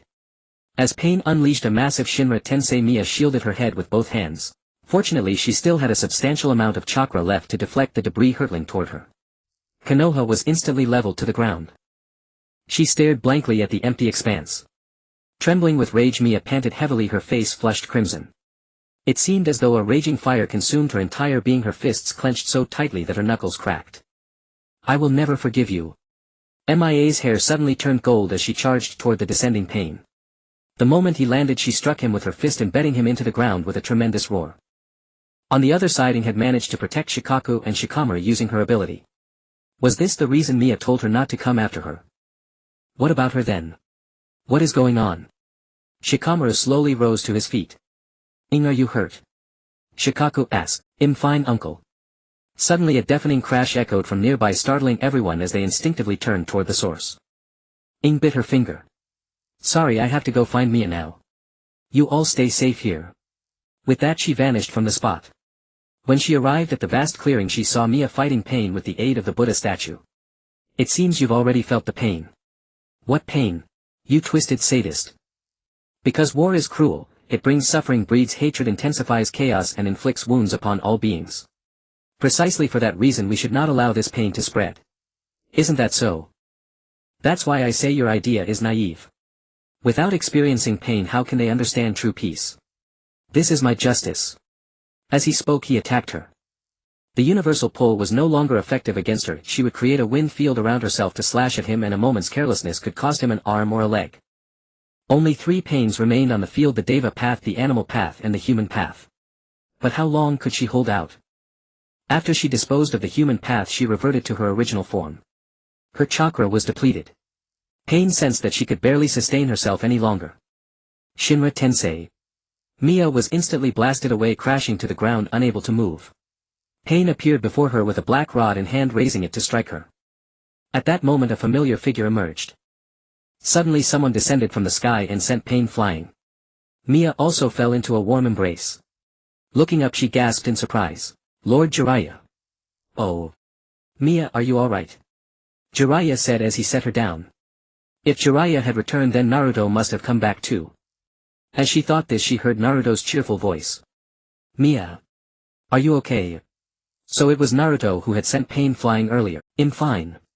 Mia called out happily. She noticed that Naruto had already entered Sage mode. Leave the rest to me. Naruto said glaring furiously at Pain. Naruto Uzumaki. That saves me the trouble of finding you. Pain stood up again at this moment. Pervy Sage, please take Mia away first. Naruto stared intently at Pain. Jiraiya chuckled and nodded then swiftly carried her away from the scene. Naruto succeeded. Mia looked up at Jiraiya. Yes. He's really strong now.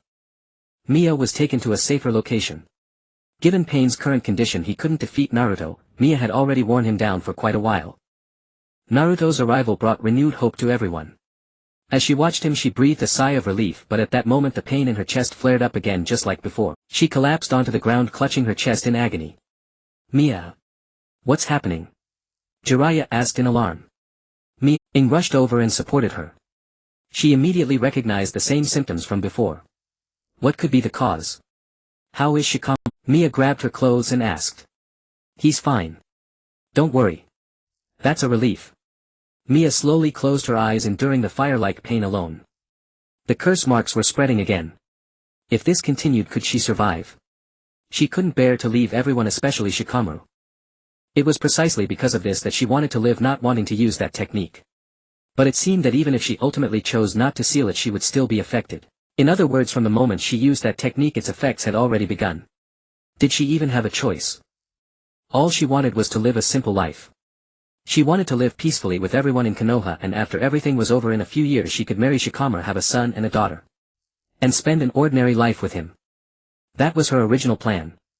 After Naruto defeated Pain he went alone to find the real Nagato, and Nagato, moved by Naruto's words, resurrected everyone in the village at the last moment. Naruto was also recognized by the villagers as a hero. In his final moments Nagato asked Naruto to pass a message to Mia. Beware of Uchiha Madara. Mia watched Naruto surrounded by the crowd and smiled with relief. Once feared and despised as the Nine-Tails Jinchuriki, Naruto was now acknowledged by everyone. For Naruto it was a good thing. After the battle with Pain everyone began to rebuild Konoha. Tents served as their temporary shelter. That night Mia took off her clothes and stood before the mirror. As she had expected, the curse marks had spread across her entire upper body. A bit terrifying. She gently touched the red lotus mark on her chest, her gaze dark and unreadable. Mia, time for dinner. Shikamaru suddenly walked in and saw her naked. They stared at each other for a long moment before Shikamaru's face reddened and he stepped out. Sorry I barged in. Shikamaru said from outside. It's fine. Mia put her clothes back on, a blush spreading across her cheek, but when Shikamaru calmed down he thought about what he had seen, strange markings on Mia's body. Mia, if I wasn't mistaken. Do you have some kind of curse marks on you? He asked. No, you must have seen wrong. Mia's voice came from inside and he could even hear her putting on her clothes. Is that so? As Shikamaru's words trailed off, Mia pushed open the tent flap and looked at him with a mischievous grin. If you don't believe me, why don't you strip me and see for yourself? Shikamaru's face turned even redder and he flicked her forehead. Don't joke like that. It's such a pain. Mia pouted and rubbed her reddened forehead. You're mean, Shikamaru. Yeah. I'm sorry. He took her hand and gently stroked her head. Mia stared straight into his eyes as if trying to etch his image into her mind. At least let me stay with him a little longer, let me remember him well so that when that time comes I won't feel alone. She reached out, wrapped her arms around his neck and stood on tiptoe to kiss him.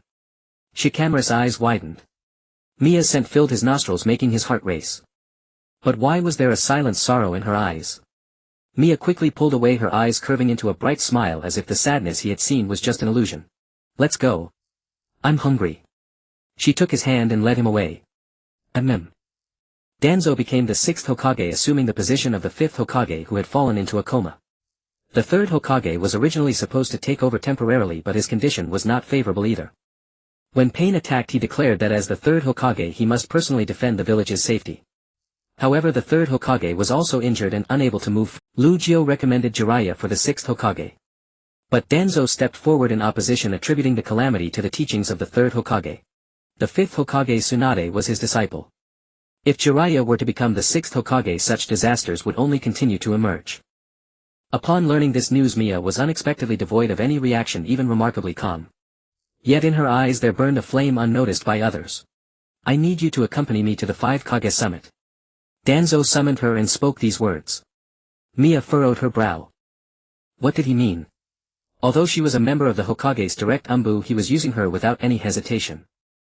Leaving other matters aside, didn't he still have his root members? Am I going alone? Mia asked respectfully. No, I will arrange for 2 more to accompany us. I will feel more at ease with you by my side.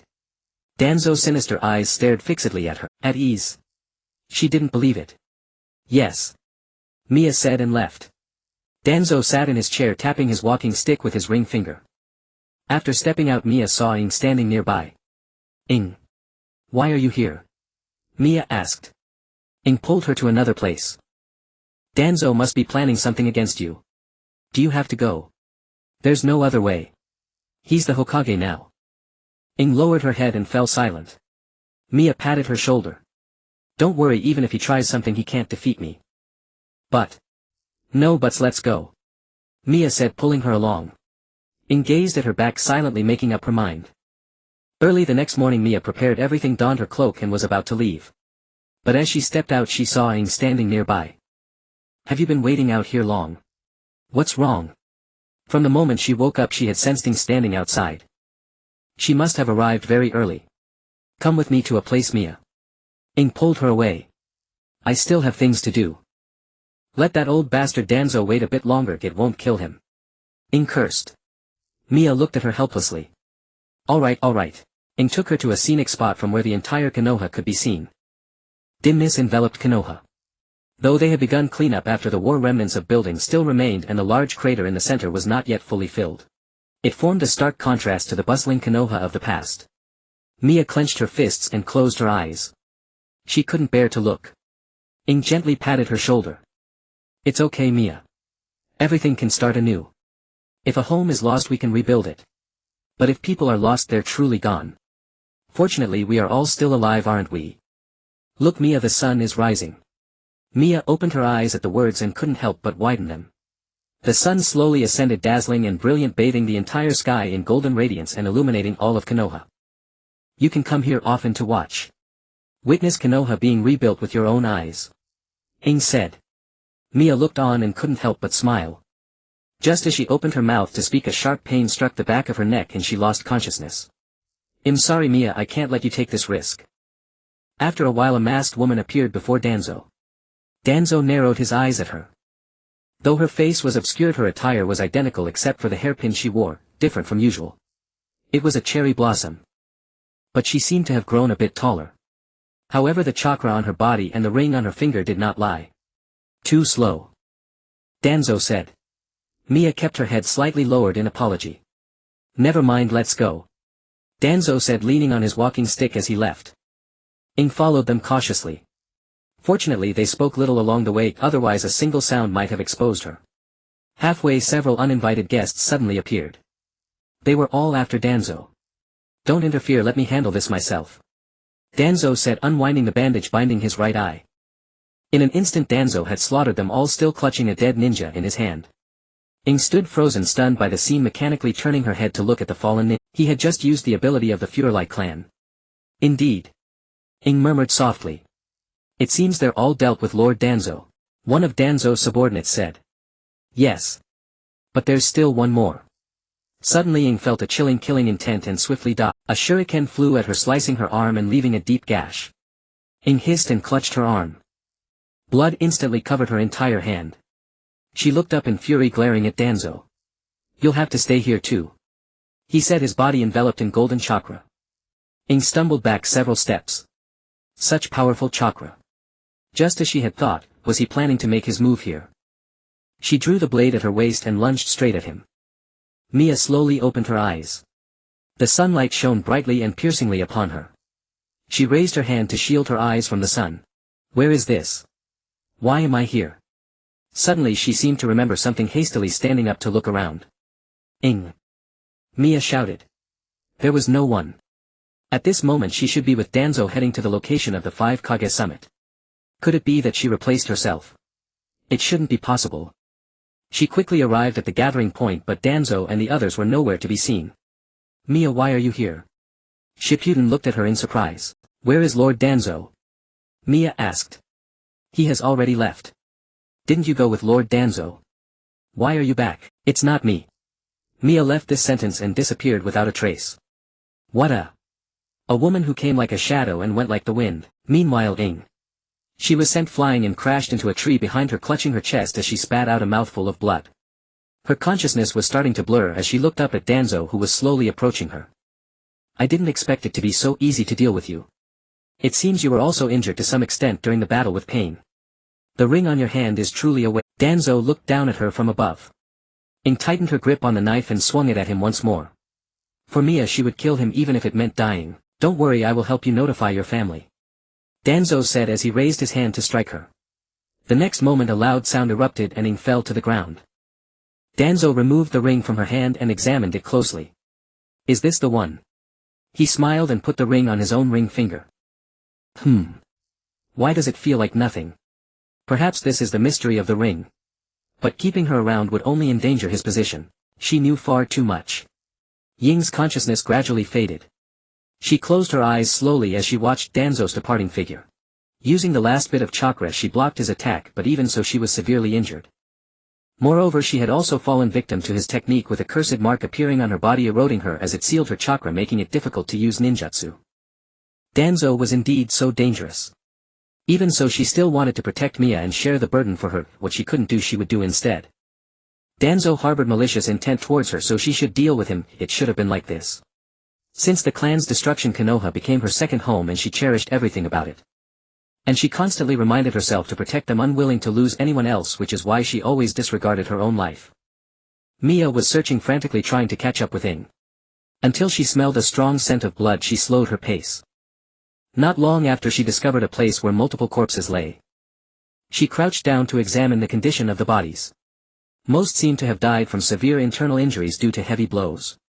She initially thought to leave and continue chasing Ing, but as she turned around, a cherry blossom hairpin pierced her eyes. Ing! Mia cried out as she hurried over to check on her condition. How could this happen? It was all her fault for not discovering her actions in time, leading to this outcome. She was gasping for breath, and if not treated soon she would be in danger. From her current condition, it seemed she had disguised herself as Mia to follow Danzo to the 5 Kage summit. But she had been ambushed by Danzo. She clenched her fists tightly. Clearly she had never thought of harming Konoha, nor had she considered taking action against him. Why did he always have to go against her? Danzo! You truly deserve to die. Anger enveloped her entire heart like waves of fury swallowing her whole. Suddenly she felt a chill and pulled out a shuriken from her pocket and threw it. But to her surprise, the shuriken passed through that person's body. Mia focused her eyes and gritted her teeth in anger. Uchiha Obito. Suddenly you bring me such a big gift. Is this how you treat your savior? Obito sat on a tree nonchalantly, crossing his legs as he looked at her. You really have a twisted sense of humor, letting the tailed beasts go while repeatedly seeking me out.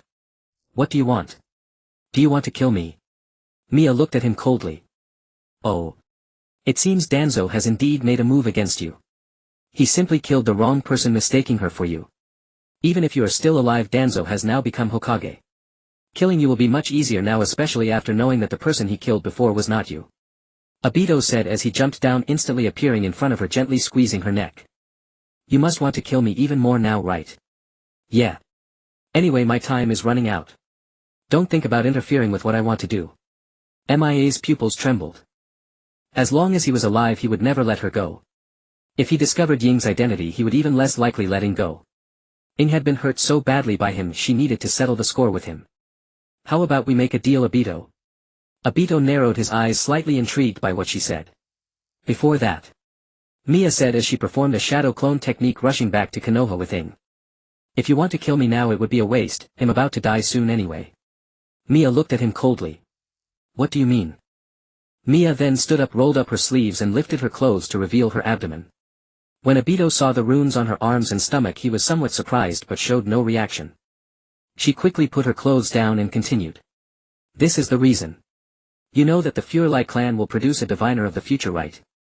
I am that one. But this ability is more a curse than a gift. You see the future but cannot change it. If you do, you are punished. Just like me now.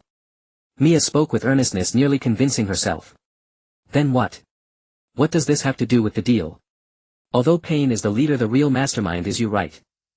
You once said you would create a beautiful peaceful world, a world with my parents, with the people I love.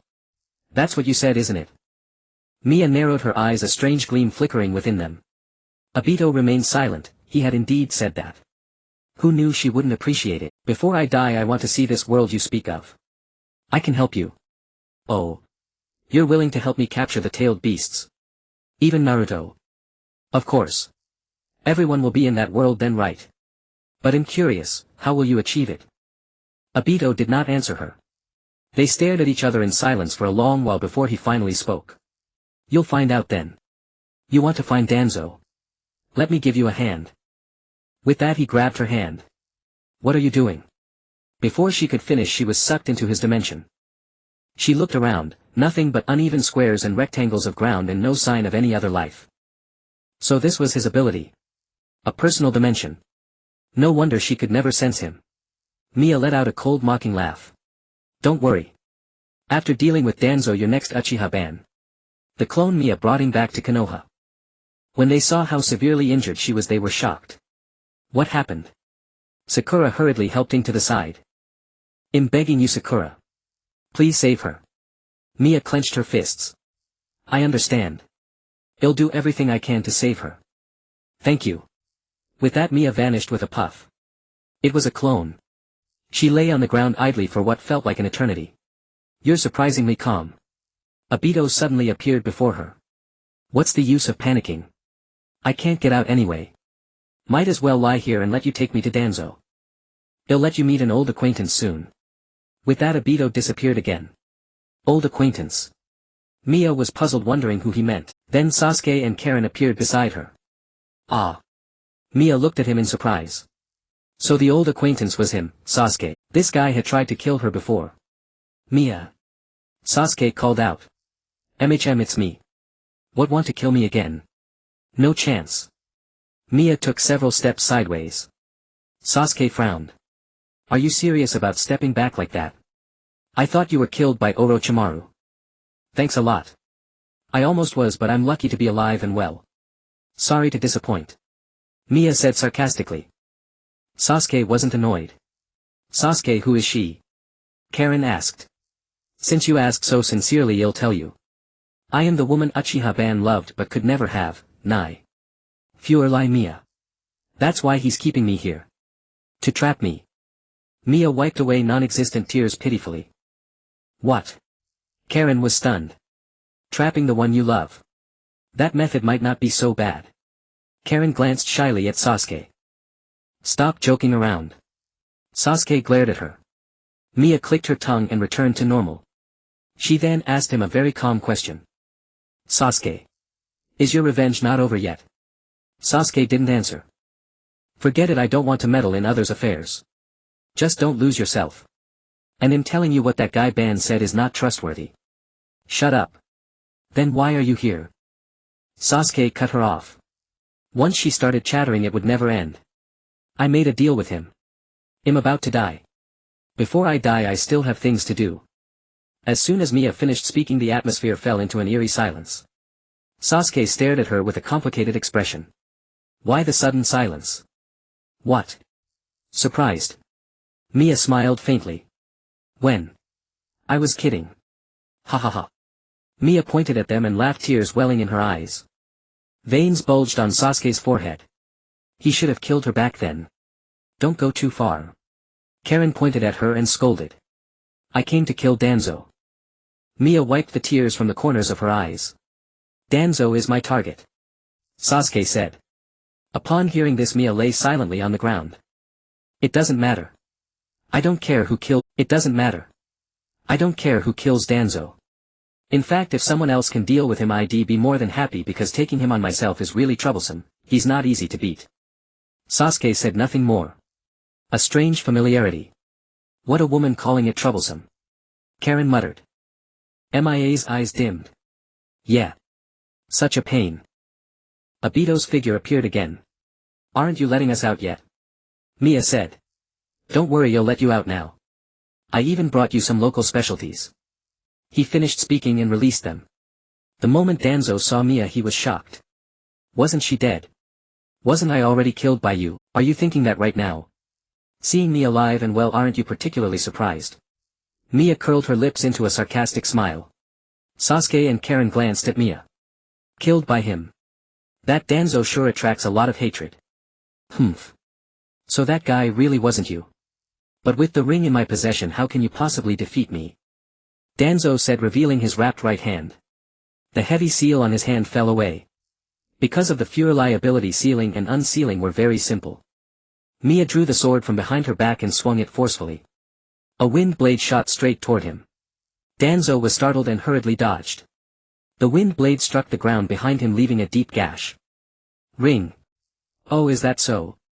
Then I must take a good look. Mia looked at him with interest. Did he really think anyone could wear her clan's ring? But that's fine. She was genuinely curious about what expression he would make when he learned the truth.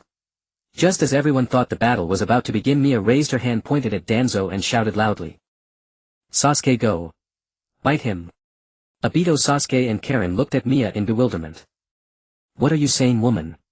Karen raised her fist, looking furious. Mia, you really have a twisted sense of humor. By the way, you'd better get out of here first. If you get caught up in this, you'll die.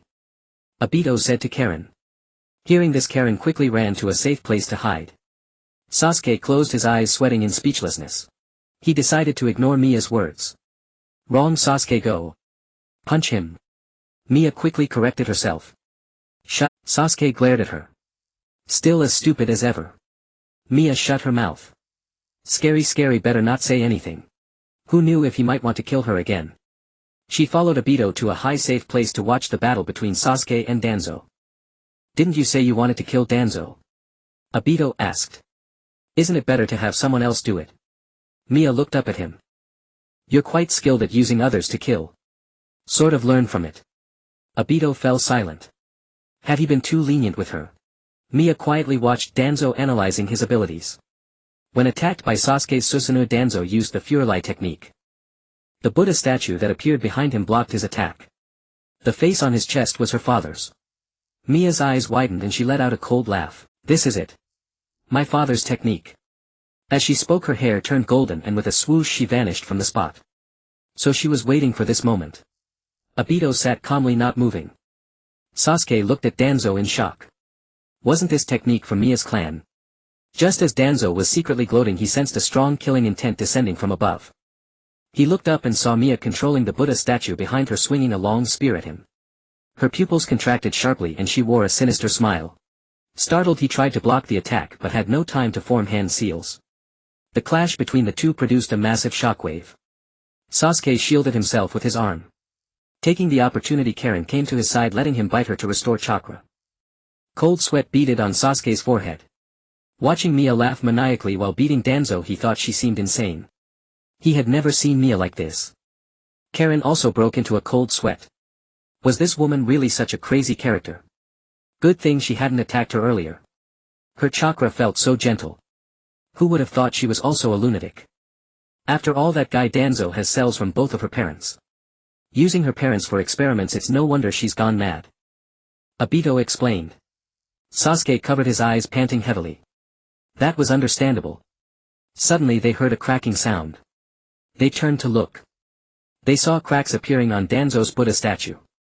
Impossible. Danzo stumbled back several steps. Let me tell you a secret. The ring of my clan cannot be worn by just anyone. Yours is a fake. Mia said, raising her hand with the ring on it. Danzo's face twisted in terror. His expression satisfied her greatly. I will reclaim my parents' power.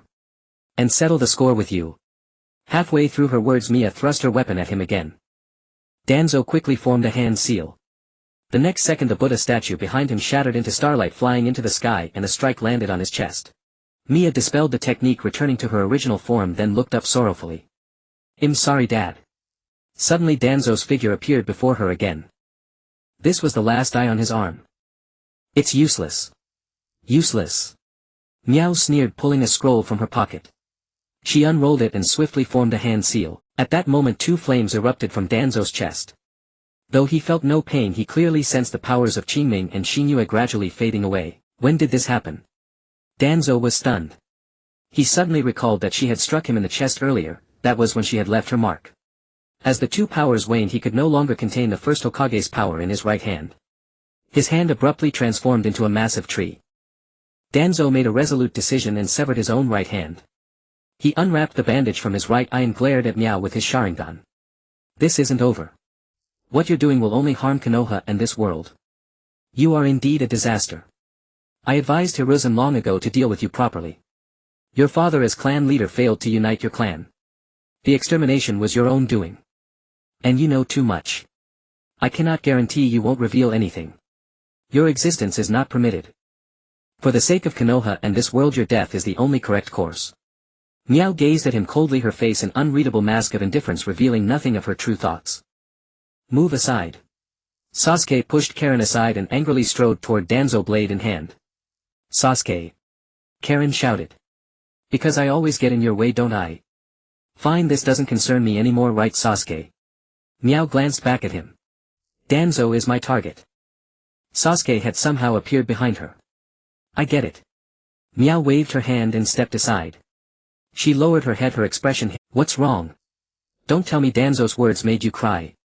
Obito leaned in, his tone insufferably smug. Get lost. What's next for him?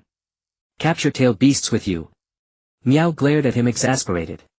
He plans to destroy Konoha next. Obito placed his hand on her shoulder, bent slightly and whispered. Miao froze. Why? Just as you want revenge and would kill me, it's only natural he wants to destroy Konoha, right? Miao's pupils dilated in shock. She raised her fist to strike him, but he caught her hand firmly. Seeing this, she aimed a vicious kick at his foot, but he dodged. Obito twisted her arm behind her back and pinned her to the ground. Miao let out a pained grunt, cold sweat beading on her forehead. Don't be so hasty. You bastard, let me go. You knew all along what I was planning, didn't you? Miao cursed. Quiet. Watch Sasuke now. Obito held her down firmly and raised his head toward Sasuke. Danzo had taken Karen hostage, threatening Sasuke. What do you think Sasuke will do? Obito asked. That woman is his teammate, right? Hell, definitely save her first. Before she could finish, Sasuke stabbed straight through both Danzo and Karen. You guessed wrong. What a pity. Obito said, his tone revealing his satisfaction with Sasuke's actions. As Danzo activated the four symbols seal, Obito grabbed Miao and hurled her toward Danzo's direction, then fled. That sly bastard. Miao quickly pulled something from her pocket and flung it far away. She had no time to escape. It seemed he had also learned to use others as weapons. Well-applied knowledge on the spot. Obito and Sasuke watched from above.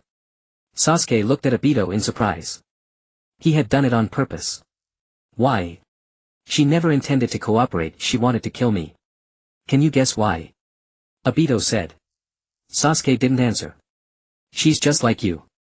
With that, Obito left, not forgetting to tell him to finish Karen. Sasuke's eyes trembled. After a long moment, he approached Karen to end her. Suddenly a kunai flew toward him, he swiftly dodged. He turned to see a panting Miao. In the final moment, she had used all her strength to throw her scroll and seal herself inside it. She vanished from sight as if she had been sealed into Danzo's body. Stop. Isn't she your teammate? Miao intervened. So you're alive. Sasuke lowered his hand. I'm lucky to be alive. I still have things to do. Kill Uchiha Madara. So you've ended up on the same path as me. That's one of them. Ugh. Suddenly Miao collapsed to her knees, clutching her chest in agony. Sasuke frowned and instantly appeared beside her to check on her condition. He saw something spreading up her neck. He reached out to examine it, but a familiar voice rang out, Sasuke. Stop. Xiaoying arrived alone and happened to witness Miya writhing in pain on the ground with Suozhu reaching his hand toward her neck. In her urgency, she quickly called out to him. Suozhu. Stop. Suozhu withdrew his hand and turned to look at her. So it's you, Xiaoying. Why are you here? Unexpectedly the next second, Xiaoying declared firmly, Suozhu, I'm leaving with you. I want to leave Muyi. Miya, who was on the ground clutching her chest with cold sweat, was shocked. If she were in good condition, she would definitely have chimed in with a, ah. Then kill Miya and they'll believe you, Suozhu said, pointing at Miya on the ground. Xiaoying hesitated then slowly drew out a kunai. With a tense expression she approached Mia gripping the kunai tightly as it trembled in her hand lost in thought. Mia looked up at Xiaoying and suddenly she saw Zhuozhu behind her attempting to strike at Xiaoying. Gritting her teeth Mia lunged at Xiaoying wrapping her arms around her waist and crashing to the side. At that moment Kakashi arrived just in time grabbing Zhuozhu's hand to stop him. Xiaoying stared at Zhuozhu in shock. Had he actually intended to kill her? Mia curled up on the side her entire body trembling uncontrollably. Mia. Xiaoying hurriedly checked on her. When she saw the cursed mark on Mia's neck she was stunned. What is this? Xianglin and Mia were both brought back to Muyi. Mia fell into a deep sleep and in her drowsiness she felt someone gently caressing her cheek. Lu Wan, I'm sorry. Xiaoying lowered her head sadly. Why are you apologizing? It's already good that she came back alive. Lu Wan gently stroked Mia's face. He clenched his teeth secretly as he looked at the cursed mark on Mia's neck. Xiaoying remained silent still not understanding what had happened to Mia. But she believed that this matter was inextricably linked to Uchiha Ban and Zhuozhu. If it were Ying she would probably know what this is. But even she is. Xiaoying said lifting her head to look at the other side where Ying lay covered in bandages and still unconscious. Lu Wan held Mia's hand in silence. Everything was too coincidental and timely as if fate itself were deliberately making things difficult. He would never forgive Xiao. So this war must be won. Everywhere there were shouts of battle, they seemed to be fighting someone. Though it was a dream she could smell the scent of blood permeating the air. In this dream Mia saw many people die in this war, the third Hokage Jin Lu Jiuning Xiaoning. Too many. This was the cruelty of war. Suddenly the surroundings turned into an empty white void. She saw a figure slowly approaching her. She looked up and saw a man with tousled black hair, one side covering his right eye. His exposed left eye had the same Rinnegan as Chang Men. Moreover he exuded an overwhelming sense of oppression that made her break into a cold sweat. She stood frozen staring at him. The next moment he grabbed her neck and lifted her high into the air. So it's you. He said. At that moment she felt the agony of suffocation and struggled desperately. Everything is ready. There's no time left. An ethereal voice echoed into Mia's mind. She abruptly opened her eyes, sat up and gasped in terror, clutching her neck. Just then Lu Wan walked in and saw Mia sitting up. At that moment her face was pale, her eyes red, her expression terrified as she held her neck. Her blue hair was disheveled and her once lively eyes now held a certain emptiness. She wore a pure white kimono which formed a stark contrast with the cursed mark on her body. The red lotus mark on her chest flickered faintly. Lu Wan's heart felt as if it had been stabbed. Mia. He hurried forward and took her hand. Only then did Mia snap out of it and turn to look at him. Lu Wan. Mia clung to him tightly, trembling like a frightened rabbit. I'm here. He gently patted her back to comfort her. What had she encountered that made her so terrified? Mia nuzzled against him, a tear sliding down the corner of her eye. So warm. Every time Lu Wan would appear by her side in time offering her a warm embrace. She who should have been broken was always pieced back together by Lu Wan's arms. Thank you, Lu Wan. Mia said softly. Why are you thanking me so suddenly? I didn't do anything, Lu Wan chuckled lightly. No, Lu Wan always stays by my side, steps up in times of danger and tolerates all my flaws. I'm so lucky to have met you in this life. I'm truly happy. What kind of foolish talk is that? I've known what kind of person you are for a long time. You're troublesome, but I love you for who you are. Mia sniffled. What's this? Suddenly saying such cheesy things. Didn't you start it? Cheese. The two exchanged a smile. Mia turned her gaze toward Ying, who was not far away. Seeing her wrapped in bandages Mia couldn't help but feel downcast. Shikamaru followed her line of sight and the moment he saw Ying he understood what Mia was thinking. Ying is fine. According to Sakura she'll wake up soon barring any accidents. Ying was attacked while pretending to be me. Mia said, her head lowered. Who could it be? Mia fell silent for a moment as if pondering something, but in the end she shook her head. I don't know. Then what about these spell marks on your body? Shikamaru asked. He lowered his gaze and looked intently at the faint red lotus mark on her chest. Pervert, where are you looking? Mia hugged herself. No. I was just looking at that red mark. Shikamaru's face flushed instantly. Mia blinked blankly, then let her arms fall and looked down at the red lotus mark. Was it Akatsuki? Shikamaru asked, frowning seriously at her. Mia shook her head. No. It's Shikamaru. Naruto suddenly appeared, interrupting their conversation. Startled, Shikamaru quickly pulled Mia's clothes back to cover her properly. Mia, you're awake too, that's great. But what were you two doing? Naruto looked at them curiously. Nothing. Shikamaru sighed. Mia smiled, her eyes crinkling, then leaned close to Shikamaru's ear and whispered. After we go back he'll show it only to you. What? Shikamaru's ears turned as red as if they were bleeding. The mark, I mean. Shikamaru fell silent. He had thought. Granny Tsunade is awake, Naruto said. Shikamaru and Mia exchanged glances, then broke into joyful smiles. That's great. As soon as Tsunade woke up she began eating ravenously. Shizune had told her everything that had happened during her slumber. Afterward she rushed over to check on Ing and Mia. Shizune said that when she was treating Ing after Mia brought her back she noticed a curse mark spreading over Ying's entire body. This curse mark was the one Fuerli used to seal others' chakra, but now it was gone. Mia, did you undo it? Tsunade asked. Not me, but I have something to tell you in private. Tsunade gave her a surprised look, then asked everyone else to leave. What is it that needs to be said privately? Tsunade asked. Ing was attacked by Danzo. Hearing this, Tsunade immediately sensed that the matter was not simple. What happened? Mia told Tsunade the whole story from beginning to end, but she did not mention encountering Obito or attacking Danzo herself. Danzo had cells from her parents and the first Hokage and multiple Sharingan on his arm and right eye. It was highly likely that he was involved in the Uchiha clan's annihilation. No wonder the curse mark disappeared. I also heard about Sasuke from Shizune. So that's how it was. Tsunade bit her finger, but Danzo's body seemed to have been taken by Akatsuki, so confirmation was impossible. Now tell me about the spell marks on your body. They've spread even wider than before. Mia hesitated for a long time, her eyes darting around nervously. She didn't know whether she should tell Tsunade about this. Is it something you can't talk about? Tsunade stared at her intently as if trying to see through her. No. Sooner or later they would press her anyway, so she might as well speak up now. The longer she dragged it out the harder it would be to explain. If she claimed it was harmless to her no one would believe it.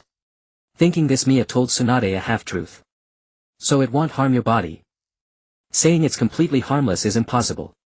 To put it bluntly, it was nurtured with my own blood. It's a powerful sealing technique. Though it's grown on me now, it will disappear once I seal that wretched Madara. Mia said excitedly. Really? She felt a bit guilty. Tsunade didn't press further. Her obsession with Madara ran deep, she was even willing to raise this thing in her body for revenge. If only it could really be that easy to deal with him. Whether this technique was harmful to her remained uncertain. But she wouldn't be so ruthless as to risk her life, would she? Later when Ing asked, she gave the same explanation. But Ing had once seen a small ancient text left by Xinjiang. It was definitely not without problems. From the moment Mia said it was nurtured with blood, Ing knew she was lying. To achieve a seal powerful enough to imprison an enemy, the spell must be nurtured within her body. The greater the spread, the more powerful the technique. Given the extent of its spread, the matter was probably more complicated than it appeared. Mia is not dead yet. After transplanting Itachi's eyes, Sasuke said to Obito. Indeed, ignore her. She won't live long anyway. What do you mean? The curse marks on her body are about to spread everywhere. By then, no matter how powerful she is, she will die. Don't worry, that's one less opponent for you, isn't it? Sasuke fell silent upon hearing this. He suddenly recalled the scene where she had collapsed on the ground clutching her chest in agony. At that time he had vaguely seen something spreading across her neck. So that was the curse mark. She hadn't been lying when she said she was about to die. Shikamaru noticed that Mia had been acting strangely lately. She would often stare blankly at him or hold her scroll as if lost in thought. He initially thought it was because the war was approaching and she was nervous. Until several nights before the war broke out, and came to him asking for a private talk. Shikamaru found it odd. The only reason she would come alone to see him was probably about Mia. He followed Ing to a more secluded spot. The sky was devoid of starlight and oppressive clouds seemed to press down, making everything feel gloomy. He disliked such weather. Have you noticed Mia acting strange lately? Ing asked. Strange. A little, Shikamaru recalled. You've heard about Mia, right? Yes. Then I need to tell you Mia lied. We must absolutely stop her from using the sealing technique. Ying's voice trembled. He shoved his hands into his pockets, his expression growing grim. Lied. Ing took a deep breath and told him what she knew. After hearing her story, Shikamaru felt terrible. That meant if Miya used the sealing technique she would be in mortal danger. Why does she have to do this? She said it was to seal Uchiha Madara. That man again.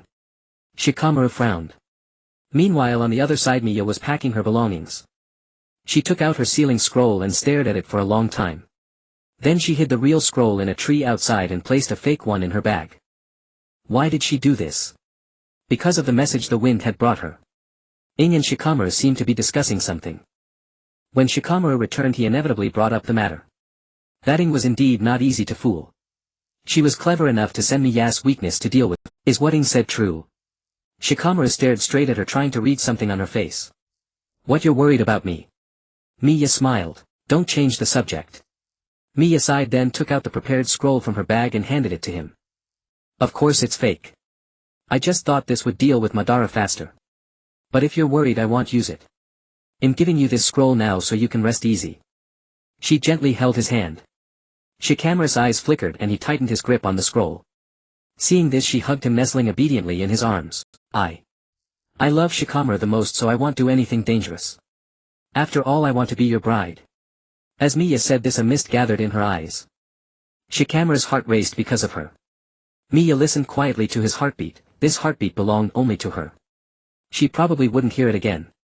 Shikamaru. Sleep with me tonight. Miya looked up at him happily. No way. Shikamaru's ears reddened.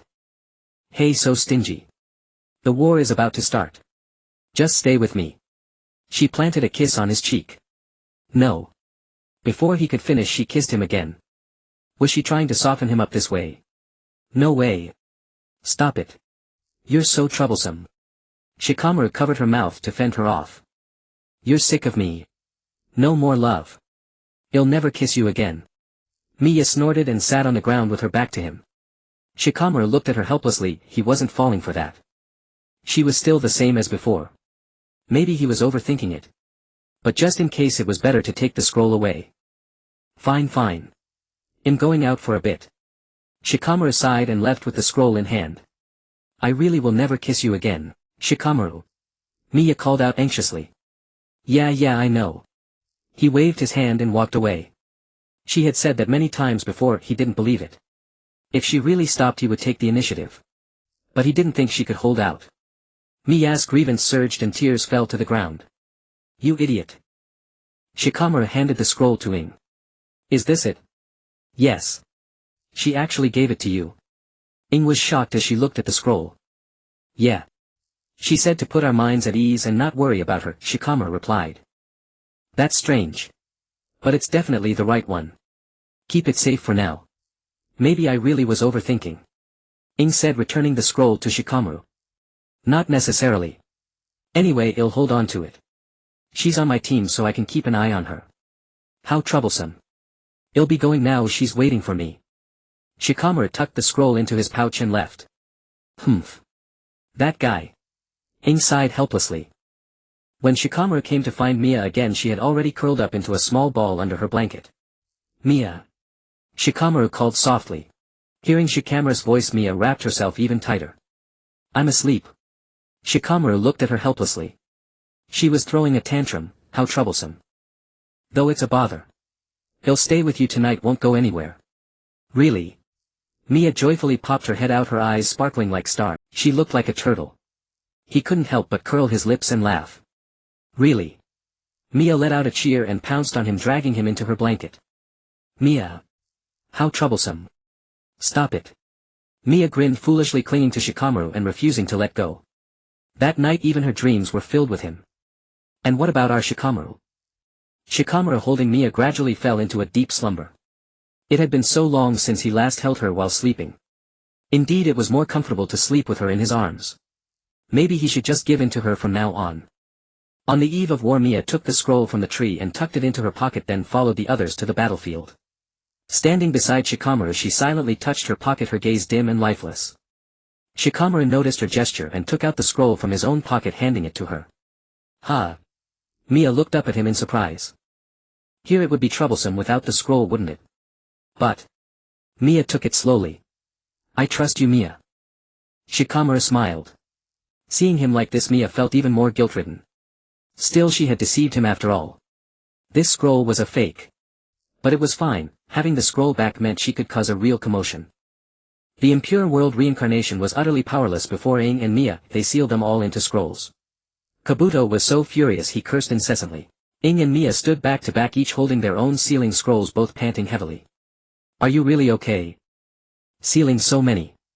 Aang asked worriedly. "You're the one who just recovered from a serious illness, don't push yourself too hard." Mia smiled gently. Besides dealing with the troublesome impure world reincarnations, they also had to guard against sneak attacks from the White Zetsu. Fortunately Jin Lu Ren and Shikamaru were beside them, providing cover and dealing damage to the enemies. "Are you two alright?" Jin shouted. "We're fine. It seems there aren't many enemies left now." As soon as Mia finished speaking, she sensed Obito's chakra. "Everyone scatter!" Mia yelled. Summoning technique. As Obito's voice fell, the colossal demonic statue of the outer path appeared before them. Mia's eyes widened at the statue, it was exactly like the one in her dream. Was this what she was meant to seal? Her hand rested on her pocket, hesitating to pull out the scroll. Her hand trembled slightly as she nervously swallowed. Should she really use it? If she did, she would never see everyone again, never feel Shikamaru's warm embrace. "What are you spacing out for?" Shikamaru pulled her away from the spot. Mia stared blankly at his back, her pupils trembling. Hadn't she already made up her mind? To protect what she cherished. To protect his smile. After a while Obito took a container imbued with Ninetales chakra and vanished along with the statue. Shikamaru let out a sigh of relief and turned to look at Mia. Her eyes were now cold as ice, as if she had made a firm decision, staring intently at the direction where the statue and Madara had disappeared. Shikamaru's heart began to race with unease. He instinctively tightened his grip on her hand as if she might vanish from his side at any moment. Later during the wait for Naruto, Mia finally approached Aang. She took off the ring and handed it to Aang. "Mia, what do you mean?" Aang frowned, refusing to take it. "This time I must use that technique. He'll probably die, so I'm entrusting the ring to you." She said it calmly, as if talking about something that didn't concern her. "Impossible. I will never agree. If you insist, I'll tell Shikamaru." Aang pushed her hand away. "Aang. This is an order from the clan leader. It's my choice. I hope you can support me. This can turn the tide of the war. Even if Shikamaru tries to stop me, I won't give up." Hearing this, Aang gritted her teeth. An order from the clan leader. She was serious. "Are you willing to abandon me? Abandon Shikamaru? Abandon everyone?" Aang choked out. At that moment Aang saw Mia's eyes flicker, endless sorrow gleaming within, but soon they became resolute once more. She gently took Ying's hand and placed the ring softly into her palm. "Listen, Aang. I've lived until now for this very moment. This is my mission and my wish. I want to protect what is precious. Protect you all." Aang looked at the ring in her hand, tears streaming down. Was there really no other way? Just when everything was progressing favorably, she received news that Uchiha Madara had appeared at Gaara's location, and in the form of Edo Tensei no less. Mia was stunned. Who was the masked man then? It was impossible for there to be two souls, so only one possibility remained: that man was definitely not Uchiha Madara. She had a foreboding feeling. By the time they rushed to Naruto's side, they finally witnessed the true identity of the masked man. Uchiha Obito, Kakashi's former comrade. Just as everyone was wounded by the Ten Tails and Madara was manipulating it to eliminate the leaders, Mia appeared before the group, biting a scroll as she formed a hand seal. The runes on her body began to writhe as if alive, crawling from her neck up to her face. Sweat instantly beaded on her forehead. "Mia! What are you doing?" Shikamaru cried out in alarm. Mia said nothing, but her eyes reddened as she gazed at him, filled with boundless sorrow and grief. Without a second thought, Shikamaru dashed toward Mia. He had a premonition that if he didn't reach her, he might lose her forever. Mia swiftly unrolled the scroll. She turned to look at Shikamaru, her lips moving slightly before she offered a smile. Shikamaru's eyes widened and tears streamed down his face. "No. Mia. Be happy." Those 4 words struck his heart like a hammer, cutting off his breath entirely. Hadn't she promised to be with him forever and become his bride? Hadn't she sworn not to do something like this, not to abandon him? "Mia, you liar." Mad Anna sensed danger and severed his connection with the Ten Tails, then swung his weapon and charged at Mia. The next second Mia clasped her hands together. The runes on her body coiled around the Ten Tails like serpents.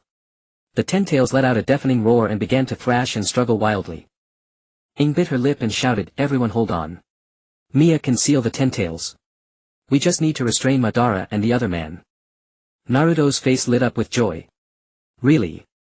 Right after all, Mia is from the Fuerli clan. Fuerli. That Fuerli. The crowd murmured, then began to rally again. Only Shikamaru's face turned deathly pale. He looked at Ing in confusion. Hadn't she been vehemently opposed to Mia using this technique before? Why now? Naruto lent the Ninetales chakra to the others to protect them and strengthen their power. Madara and Obito found the group even more troublesome as they seemed to be fueled by adrenaline. Everyone kept restraining Madara and Obito to create a favorable sealing environment for Mia. Ing, why? Shikamaru asked. This is Mia's own choice. I have my own choice too. Shikamaru walked straight toward Mia. He would never allow her to leave him behind. How could she provoke him like this and then selfishly decide to depart? If she were gone, troublesome things would only pile up.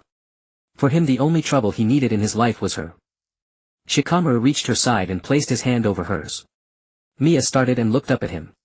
Since it didn't explicitly state death, that means it consumes the caster's life force, right? Then use mine as well, he said. Are you insane? Absolutely impossible. Blood suddenly trickled from the corner of Mia's mouth. If you refuse, I'll use the shadow imitation technique to control you right now. Don't think you can get away. He was serious. When had he become so stubborn? Learned it from you. Shikamaru, listen to me.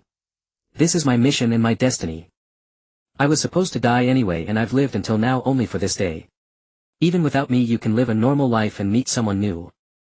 Mia was merely stalling for time now as the Ten-Tails seal was nearly complete. Don't talk to me about all that troublesome stuff. I only know that you are alive now. I want you to live in the future too. I need you. His hand trembled slightly and his eyes turned. So. Don't leave him alone. Mia stood frozen. She bit her lip and closed her eyes. I understand.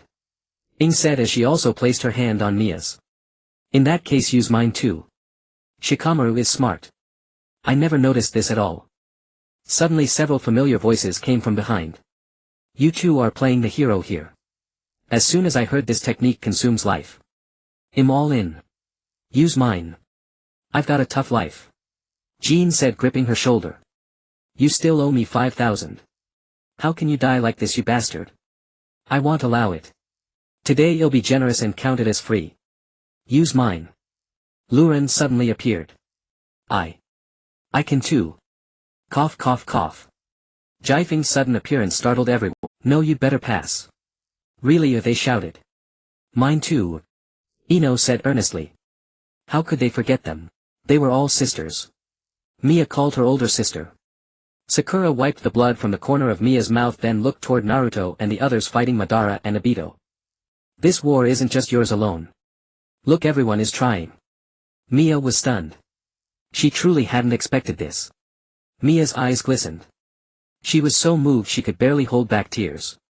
She sniffled, then focused all her energy on pulling the Ten-Tails into the scroll.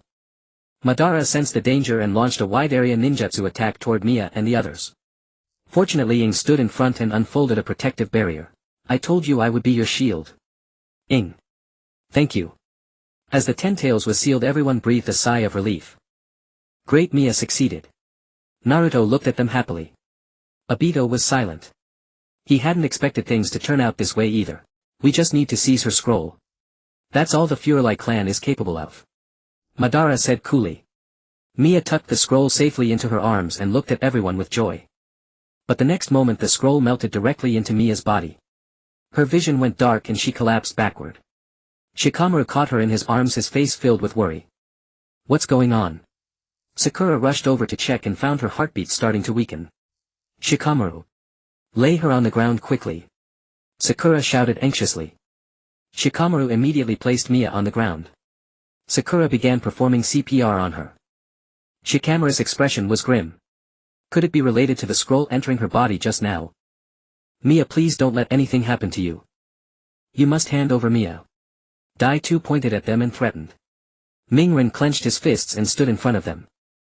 Absolutely impossible. Dai-Tu and Ban narrowed their eyes slightly, revealing a dangerous glint. At that moment the successive Huiyings also arrived at the battlefield. But they felt extremely astonished when they didn't see the shadow of Shi. Let me see. Where is Shi? First Huiying looked around. Zhu Jian. You finally came. Ban pointed at him and shouted excitedly. No, your matters can wait.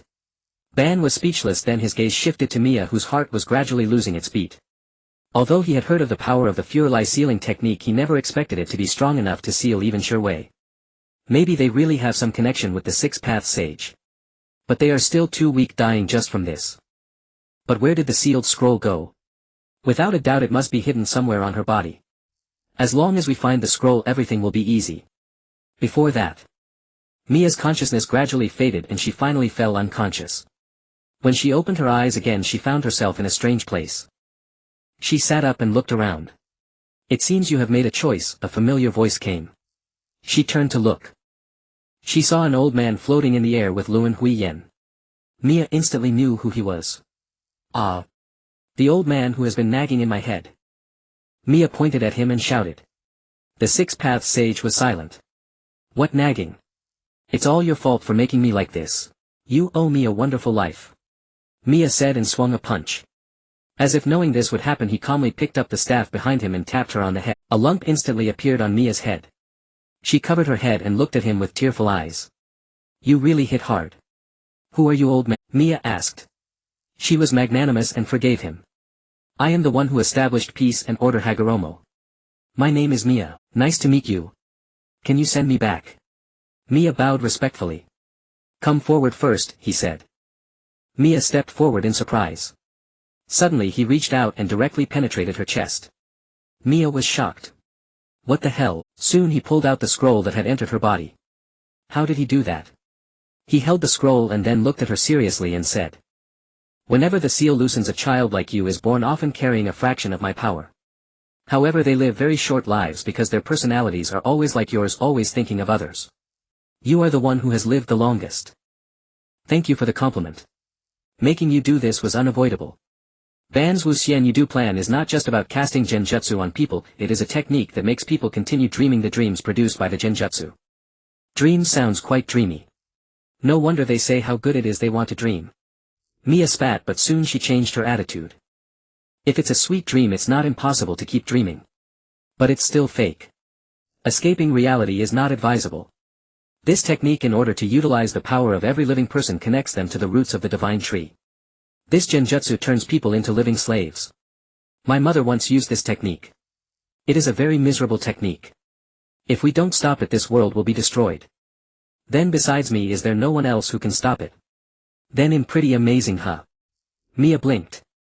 Of course there are others, like the reincarnations of my two sons. He smiled. You obviously want me to do hard labor. Who? Mia gritted her teeth. Yujibwa Zhuozhu and Xuanhua Mingren. Fine. I'll settle accounts with them later. According to seniority, they should call me big sister. Mia secretly clenched her fists. Don't blame her for being ruthless, you blame the Six Paths old man for only bossing her around without giving any benefits. Isn't this good? Nip it in the bud. He stroked his beard and looked at the scroll in front of him. By the way, I'm not going to die, am I? I've read several strange theories before saying that after death I would return to your side, erase everyone's memories to maintain peace. And that technique just now, does it consume my life? The Six Paths Sage listened silently to her barrage of questions. If that were true, they wouldn't be able to write it down at all, right?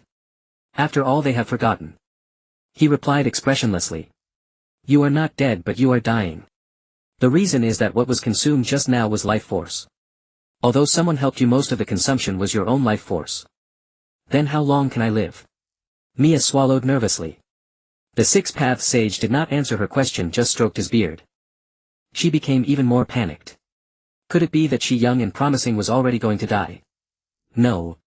Mia directly started rolling on the ground and throwing a tantrum. I don't care. Let me go back. I don't want to die. I'm going on strike. You really have no shame. The future is something best left unknown. Come here. He couldn't bear to look and closed his eyes. He had never seen such a shameless girl. Mia obediently stepped forward again, then received another whack from his staff. Why did you hit me? Mia covered her head and asked loudly. Go back. You have done very well saving this world. He said, pressing one hand on her forehead, showing a kind smile. Mia stared at him in a daze. The next second a flash of white light passed. Mia returned to reality, her eyes snapping open.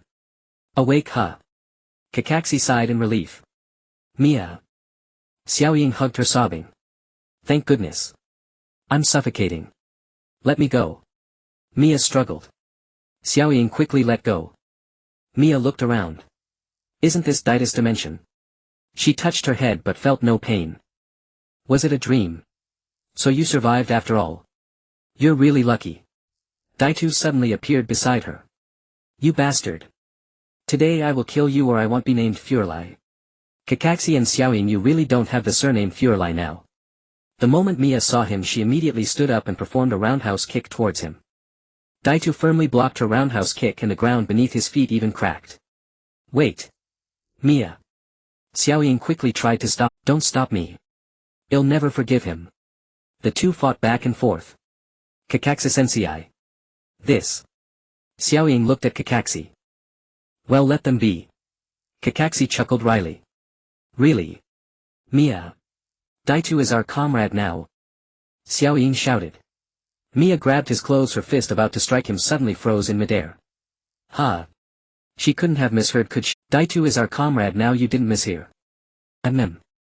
That's right, so could you please let go of me first? Daitu raised his hands helplessly in a surrender pose. Mia silently looked at him, then finally smashed her fist into his eye. He was then sent flying. Don't even think about it, I will never forgive him. Mia was seething with anger. Daitu got up, covering one of his eyes. Life is full of surprises and Daida's poor eye was another one. Xiaoying told her what had happened while she was unconscious. In short, Ban had tried to take her corpse, but was obstructed by everyone fearing the resurgence of the Ten-Tail. At that time Daitu and Kakashi were having a heart-to-heart elsewhere, while Mingren's verbal assault rekindled hope in Daitu, who had been filled with despair for this world. He decided to help them fight against Ban. Later he also learned the truth about Rin from years ago, that it was all planned by him, which made him even angrier. To prevent Mia's corpse from falling into his hands, Daitu had no choice but to bring them all into his dimension. What do you mean by corpse? Corpse.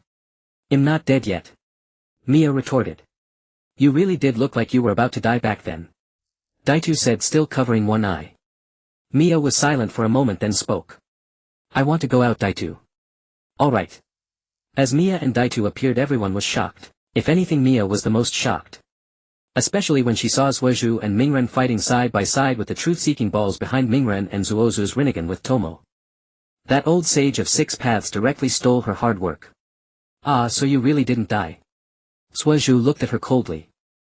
What? What do you all mean? I tell you, you should call me big sister. I have some of the 6 paths old man's power. Mia pointed at them and shouted. Mia. Great, you're okay. Mingren looked at her happily. I think I can write a book in the future called Always Some Pervert Wants Me Dead, and I'm going to learn writing from Lord Zilai. Mia raised her fist and said firmly. No. What he writes might not be suitable for you, really. Mingren was. Suozhu, who is she calling a pervert? Meanwhile Zilai, Gansho and Dashyuan were together seemingly discussing something, and Zilai couldn't help but shiver. What's wrong? Gangsho asked. She had just had her body reattached and was still weak. No. I feel a chill, Zilai said. Just received news that Mia is alive. That guy's not dead yet. Dashyuan smiled meaningfully. That guy sealed the 9 tails. I really want to dissect her and see what she's made of. I advise you not to think about laying a hand on her. You'll die horribly. Gangsho warned. So you're not dead after all, Fuerli brat. Ban was trapped by a wooden dragon due to his failed battle with Jujian, unable to move. He wasn't flustered at all. Look, he came to me himself. I didn't scold him, did I? Mia said quietly. Everyone was silent. Ha ha ha, the Fuerli kid is quite interesting. Chudai patted her shoulder. So you're Mia, right? I've heard about you from Mingren. Sidai smiled gently. Mia, this is my dad. Mingren showed a sunny smile. Dad? Now that you mention it, indeed. Golden hair and blue eyes, very similar. Mia leaned in to look close. Mingren stepped back several times, a bit shy. Don't look at me so closely. Just then Xiaoying and Kakashi also came out of the Kamui dimension. They happened to witness this scene. Mia and Mingren were very close. You too? Xiaoying was shocked. Kakashi examined the two with his dead fish eyes. Sidai couldn't help but widen his eyes. Could his son be that popular? Was this the legendary love triangle? But it turned out he was overthinking. Xiaoying.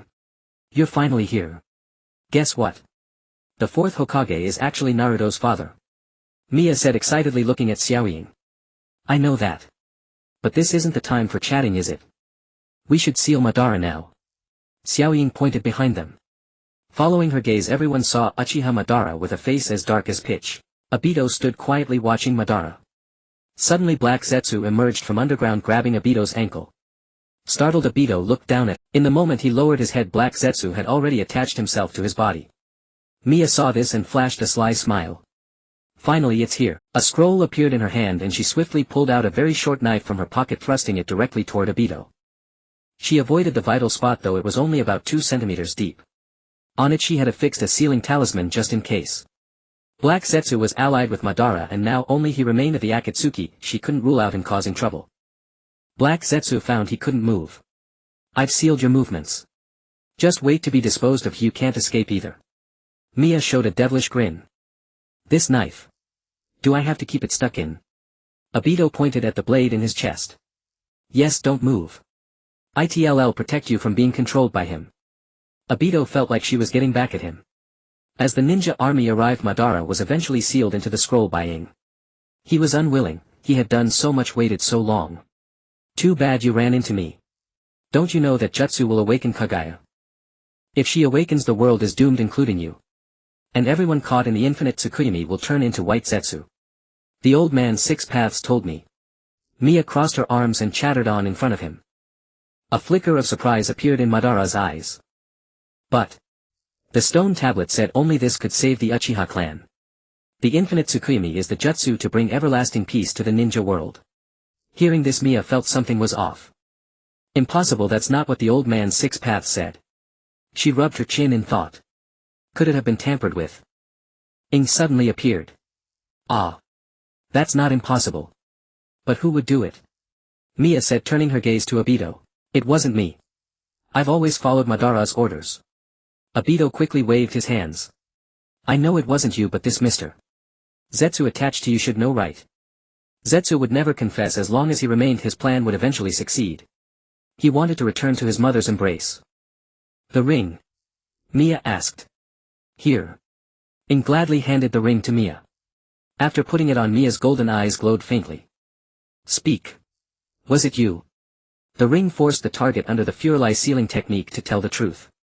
It was me. Black Zetsu was shocked. That wasn't his intention just now. Madara listened nearby.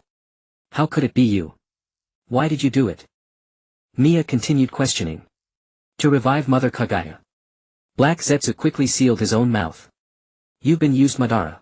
Mia turned to look at Madara. His mind reeled from the shocking revelation. What had everything he'd done even meant? Madara. Hashirama sighed. Mia. Suddenly came Shikamaru's voice. Hearing it, Mia happily bounced over to him. She clung to Shikamaru like a sloth. Shikamaru. I missed you so much. Idiot. I'm glad. He wrapped his arms around her waist to keep her from falling. Naruto watched Mia and Shikamaru, a smile tugging at his lips. Still as close as ever. I'm so jealous. Naruto, you've got to work hard. The fourth patted his shoulder. All along the fourth still thought Sakura was his girlfriend. Meanwhile, Ing, after hearing the farewell between Hashirama and Madara, sealed Madara into the scroll.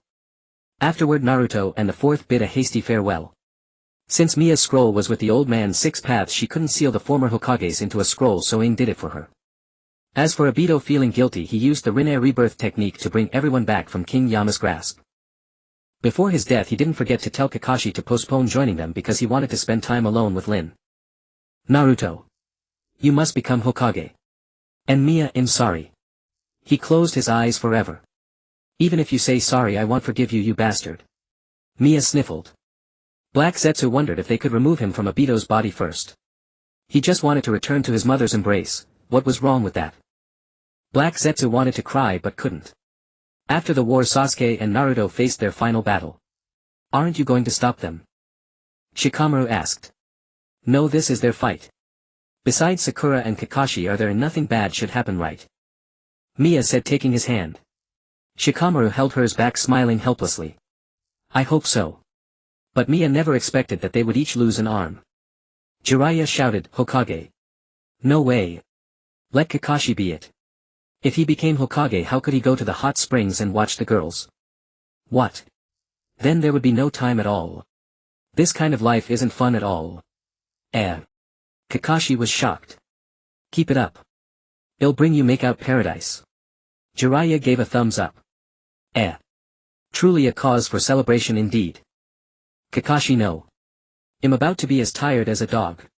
Can I retire right now? On the other side, Mia arrived at the place Ing had brought her before. She looked at the rebuilt Konoha below and revealed a relieved smile. You're really here, Mia? Ing had been searching all the way and arrived here. Ing. After all, there are always so many people bothering me, it's such a hassle. Mia turned to look at her. You really are. You've picked up Shikamaru's bad catchphrase. Ing smiled helplessly. Hee hee. Mia scratched the back of her head sheepishly. I am going to leave in a few days. Upon hearing this, Mia's smile instantly froze and her expression turned serious. So you really are leaving Konoha?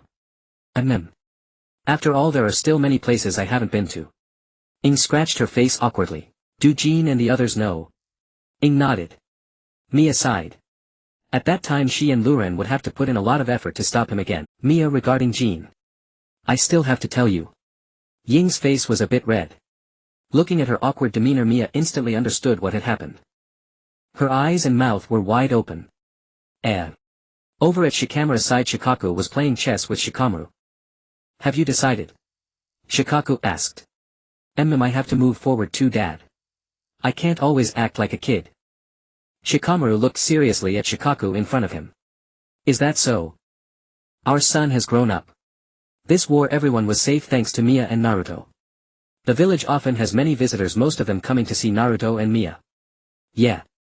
Shikamaru felt a bit bitter. And there are people who don't believe Mia is with him. What do they mean? He would really get angry. Such a hassle. Thinking this, Shikamaru angrily pressed the chess piece onto the board. Hey. The board will tip over. Shikaku quickly steadied it. Sorry.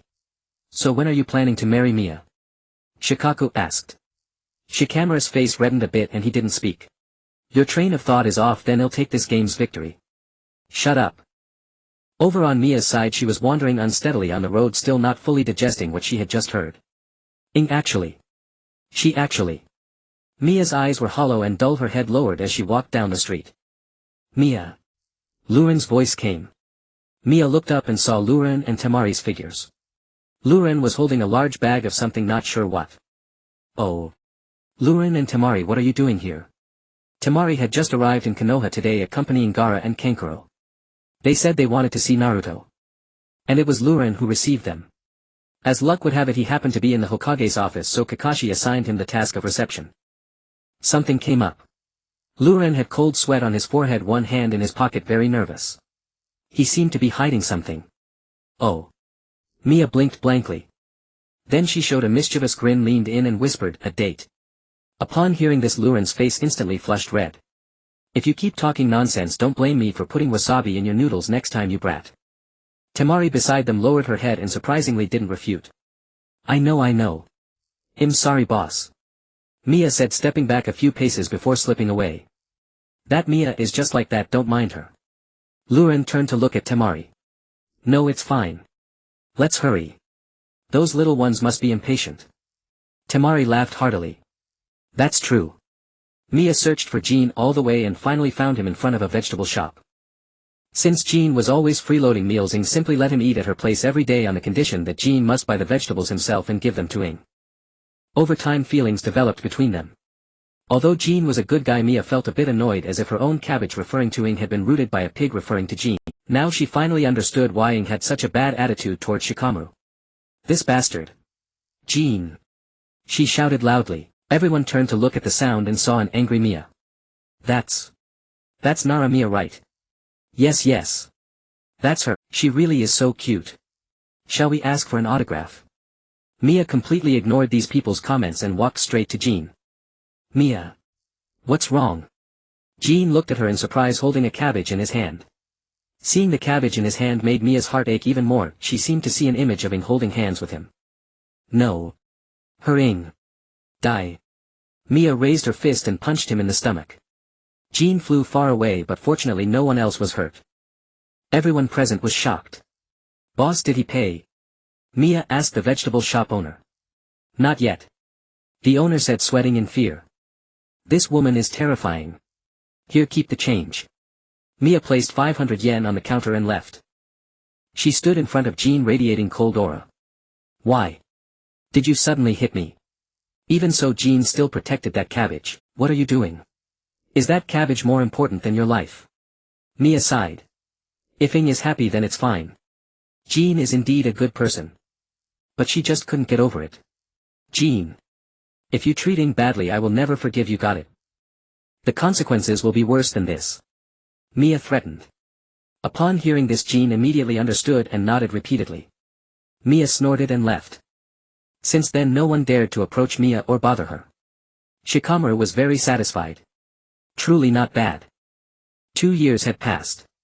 Mia was still with the Anbu alongside Lu Ren and Jean, carrying out various missions.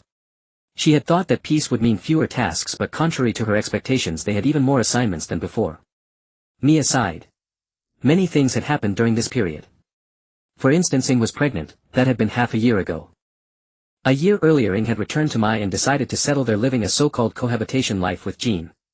Alternatively, Hong had given birth to a girl, Yuanfei Weilai, who was utterly adorable. Every time Mia held her, she refused to let go. Once Mia asked Lu Wan, do you prefer boys or girls? Children are too troublesome, so forget it. Lu Wan sighed. How could he say that? How could he say that? Furthermore, Sasuke chose to travel the ninja world to atone for his sins. In the past, gathering intelligence was done by Jiraiya and Ing, but now that Ing had returned, only Jiraiya and Sasuke were out collecting information. Jiraiya was no longer young, he would probably return to the village to retire sooner or later. And lately Lu Wan had been working very late, though she knew he secretly trained for a while every night. Mia looked at the clouds in the sky and sighed. Still staring at the clouds, Jean and Lu Ren suddenly appeared behind her. Well, yeah. Why do you always look at the clouds like an old lady? Lu Ren pouted. Shut up. It's because Lu Wan likes to watch the clouds. Over time I've come to like it too. Every time I gaze at the clouds I feel like he's beside me. You wouldn't understand. Mia snorted. How sentimental. The Hokage is looking for you, hurry up, Lu Ren said, exasperated. What do you know? Mia replied, putting on her mask and vanishing with a body flicker. Just as she expected, it was another new mission. You're here. Kakashi looked at her. Yes, Lord Hokage, Mia said. I don't mind you not calling me Lord Hokage, but I do wish you'd use a normal tone. Kakashi said, utterly helpless. So what's the mission this time? Mia ignored his words. This mission. You've been requested by someone. I've been requested by plenty of people already, one more or less doesn't matter. Mia said, removing her mask. Well, you'll get along very well with him. Kakashi kept his hands in his pockets, not revealing who it was, and simply began explaining the mission details. Later another young Anbu girl arrived. Upon seeing Mia, she happily took her hand. Senior Lien. Lien was Mia's code name. See you. Long time no see. Mia patted her head. Please don't treat me like a child. She pouted. But you are a child. Mia chuckled. It wasn't until Lu Wan arrived that she understood what getting along very well meant. Actually, they already got along perfectly. Lu Wan, this is Mia whom you requested, and this is Siyu. So it's Lu Wan. Your abilities are perfect for this mission, so there's one more person. Lu Wan looked around. A foreman squad? Mia asked. Yes.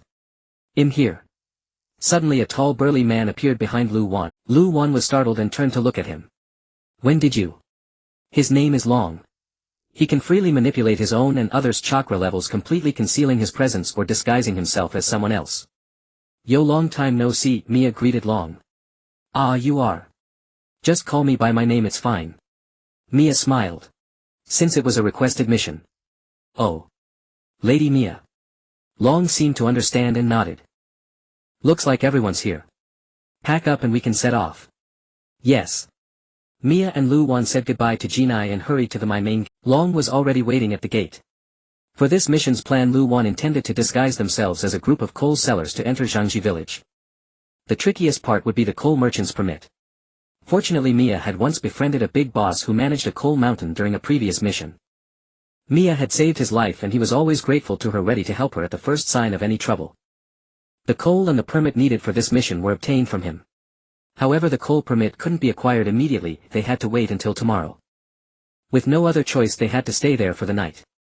That evening Mia fell asleep leaning against Lu Wan's chest. That night Lu Wan dreamed of the scene when his comrades were injured during the pursuit of Sasuke, and he woke up with a start. Cold sweat broke out on his forehead. Why did I have to dream about this now? What a bad omen. Then he turned to look at Mia sleeping beside him. Lu Wan. Mia was still murmuring his name in her sleep. Was she dreaming of him? He looked at her helplessly, but this calmed his frantic heart.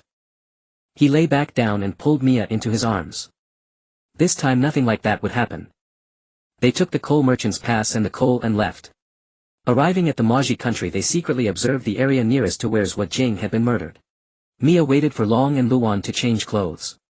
After they came out, it was her turn. Lu Wan had spoken with the big boss the previous night asking for a few more sets of clothes, and the big boss had them made. The sizes fit perfectly. She held up the telescope and looked at the inn across the street. How is it, Senior Mia? Can you see anything? Siyu asked. Nothing special. Mia, you're done. Go change. Lu Wan and Long walked out. Mia turned to look at them, let out a snort and quickly covered her mouth. It suits you very well. Mia controlled herself and didn't laugh out loud. The headband on Luwan's head was particularly amusing, giving him the full look of a coal merchant. Go change. Luwan's face reddened slightly. Yes. Mia grabbed the clothes and ran off with Siyu quickly following. After they changed and came out, Mia's expression turned grave. While changing, she had sensed the presence of others nearby. As long as they weren't peeping at them changing. Doesn't it fit you well? Long said with a smile. Mia said nothing but glanced at Lu Wan. Lu Wan seemed to understand something from her serious expression and looked around. What's wrong? Long asked. Let's hurry up and leave. Lu Wan urged. Okay. They had barely taken a few steps when Siyu detected that person's presence and killed him on the spot, precisely tossing the body onto the coal cart. It was ruined. Lu Wan had no choice but to come up with a new plan. Then they arrived at the inn where Zhuo Jing had been killed. From a man playing chess on the other side, Lu Wan learned that to enter Zhangji village one needed a pass. Lu Wan and Mia exchanged a glance. She understood and was about to steal the man's pass, but Siyu heard the man's disparaging remarks about ninjas and was tempted to kill him. Lu Wan quickly stood up, called Siyu away and gave her a harsh scolding. Siyu stormed off in anger. Siyu. I'll go check on her. Mia said and went after her. Siyu was sitting at an empty seat gulping down water. Mia breathed a sigh of relief. Then she put on a warm, understanding smile and sat down across from her, starting a conversation. Siyu, I'm sorry. Lu Wan was so strict for a reason. He's actually always been a gentle person. Siyu remained silent. She was still angry. In our line of work we have to consider the consequences of every action. Siyu, if you had done what you were about to guess, what would have happened? Mia asked. What? I really just wanted to scare him. But it would have caused chaos. Besides, there might be those people in this inn. If we were discovered, it would be trouble. Mia explained. Siyu was silent for a moment, then spoke. Even so. He's too cautious. I don't like it. Why does he have to be the leader? Senior Mia would be much better. I'm no good. Compared to Lu Wan, I'm far inferior. I'm only better in combat. When it comes to using one's head, it's all him. Even I can't outsmart him, I've never beaten him. I'm only telling you this so don't tell anyone or you'll lose face. Mia whispered.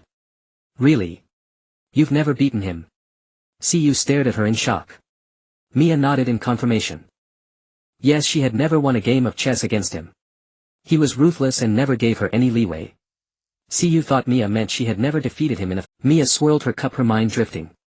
When he was about your age he became a chunin, and shortly after he led his first team on a mission to chase down an enemy. Did he become a chunin as early as Senior Mia? Siyu was incredulous. Yes, he's very capable too. Don't underestimate him. Mia flicked her forehead. Ouch. And then? Siyu rubbed her forehead. Then. The enemy was strong, extremely strong. Although they defeated the enemy, his comrades were severely injured and nearly died. He always blamed himself, thinking that as the leader he had failed to protect them from such danger. Mia's eyes grew sad as she spoke. He had already tried so hard. After that incident he became extremely cautious and strict, always telling himself to make thorough plans and to keep growing stronger because he never wanted his comrades to be hurt again.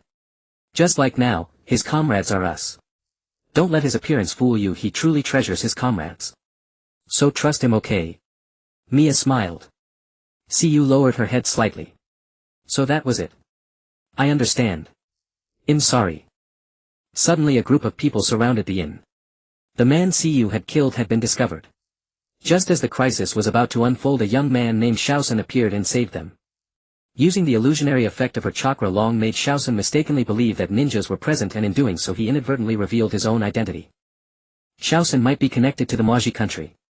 Siyu pretended to have a falling out with Mia and the others and was persuaded by Shaosun to go to the Maji country. Mia and the other two chased after Siyu, and by pretending to be killed by her they successfully gained trust and entered the Maji country.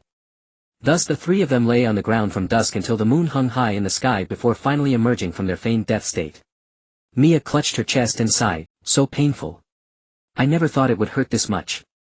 Are you okay? That Siyu guy is really something. He said he'd put us in a feigned death state, but he never mentioned it would be so painful. Luan said as he stretched his body. We should also thank that boy. If he were just an ordinary child he wouldn't have been able to sense chakra. Long said. I'm quite curious. Mia, what exactly did you say to Siyu that made her suddenly so obedient? Luan asked. That's a secret. You yourself said we should build a relationship of trust, right? Well, this is probably what trust is. As expected of my adorable junior. Mia nodded proudly. I'm here, Senior Mia. Siyu suddenly appeared behind the others. Siyu, how is it? Is it resolved? Mia asked. The locks are all opened. If we go back immediately we won't be discovered. Well done. As expected, Siyu is a good child. Mia said, hugging her and rubbing her cheek against Kuz. Stop it. Senior Mia. Kuz's face turned slightly red. Let's go quickly. Luan looked at them helplessly. Okay. That night they found a relatively safe place to rest while Siyu continued to act as a spy in the village to gather information as planned. After obtaining sufficient intelligence she would enter a feigned death state to deceive the enemy and return to them. Luan slept with his head on Mia's lap.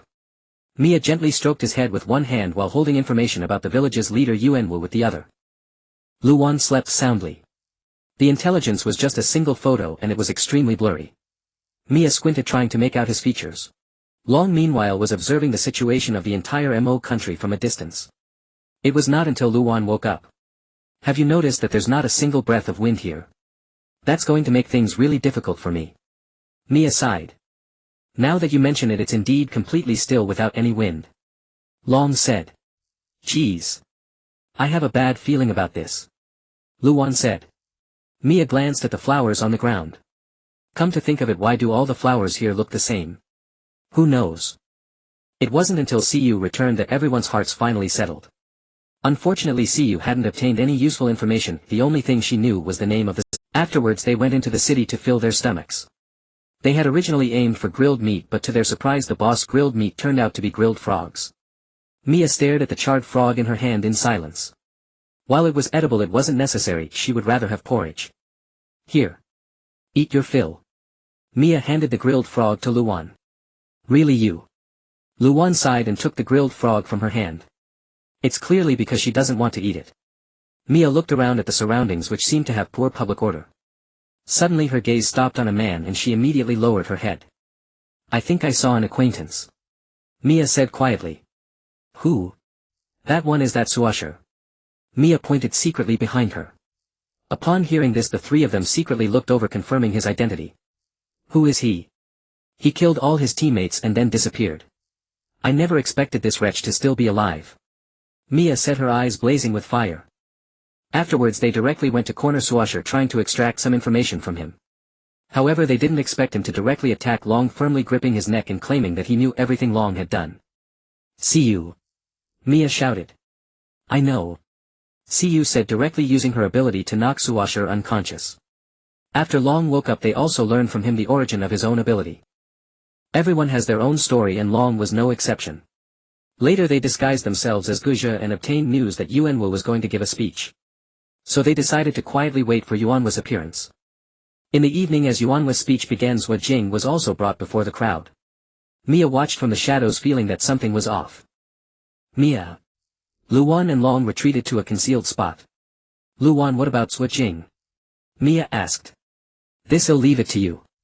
Luan placed several detonating talismans in her hand. Mia understood and disappeared from the spot, placing detonating talismans in multiple locations, intending to use the explosions to create chaos and rescue Jing. However, as Yuanhua's speech continued, images of the clan annihilation kept appearing in Mia's eyes. This is... Mia shook her head, trying to clear her mind. Was Yuanhu easily able to control others with his words? As the explosions sounded, the crowd fell into chaos. Just as Luan was about to untie the ropes on Jing in the chaos, Jing opened his eyes and grabbed his hand. In that moment Luan saw a strange blue flame in Jing's eyes. He quickly shook off his hand. Jing began to attack Luan. Mia was just feeling puzzled when suddenly a group of people ran toward her, trying to capture her. After Mia dealt with them, she looked over at Luan's side only to find that they had all been captured. I have to go save them. Just as she was about to step out, she suddenly remembered what Luan had said. If anything happens, you must hide first and notify Muyi before coming to save us. After all, you are our strongest combatant. Mia bit her lip, then hit herself.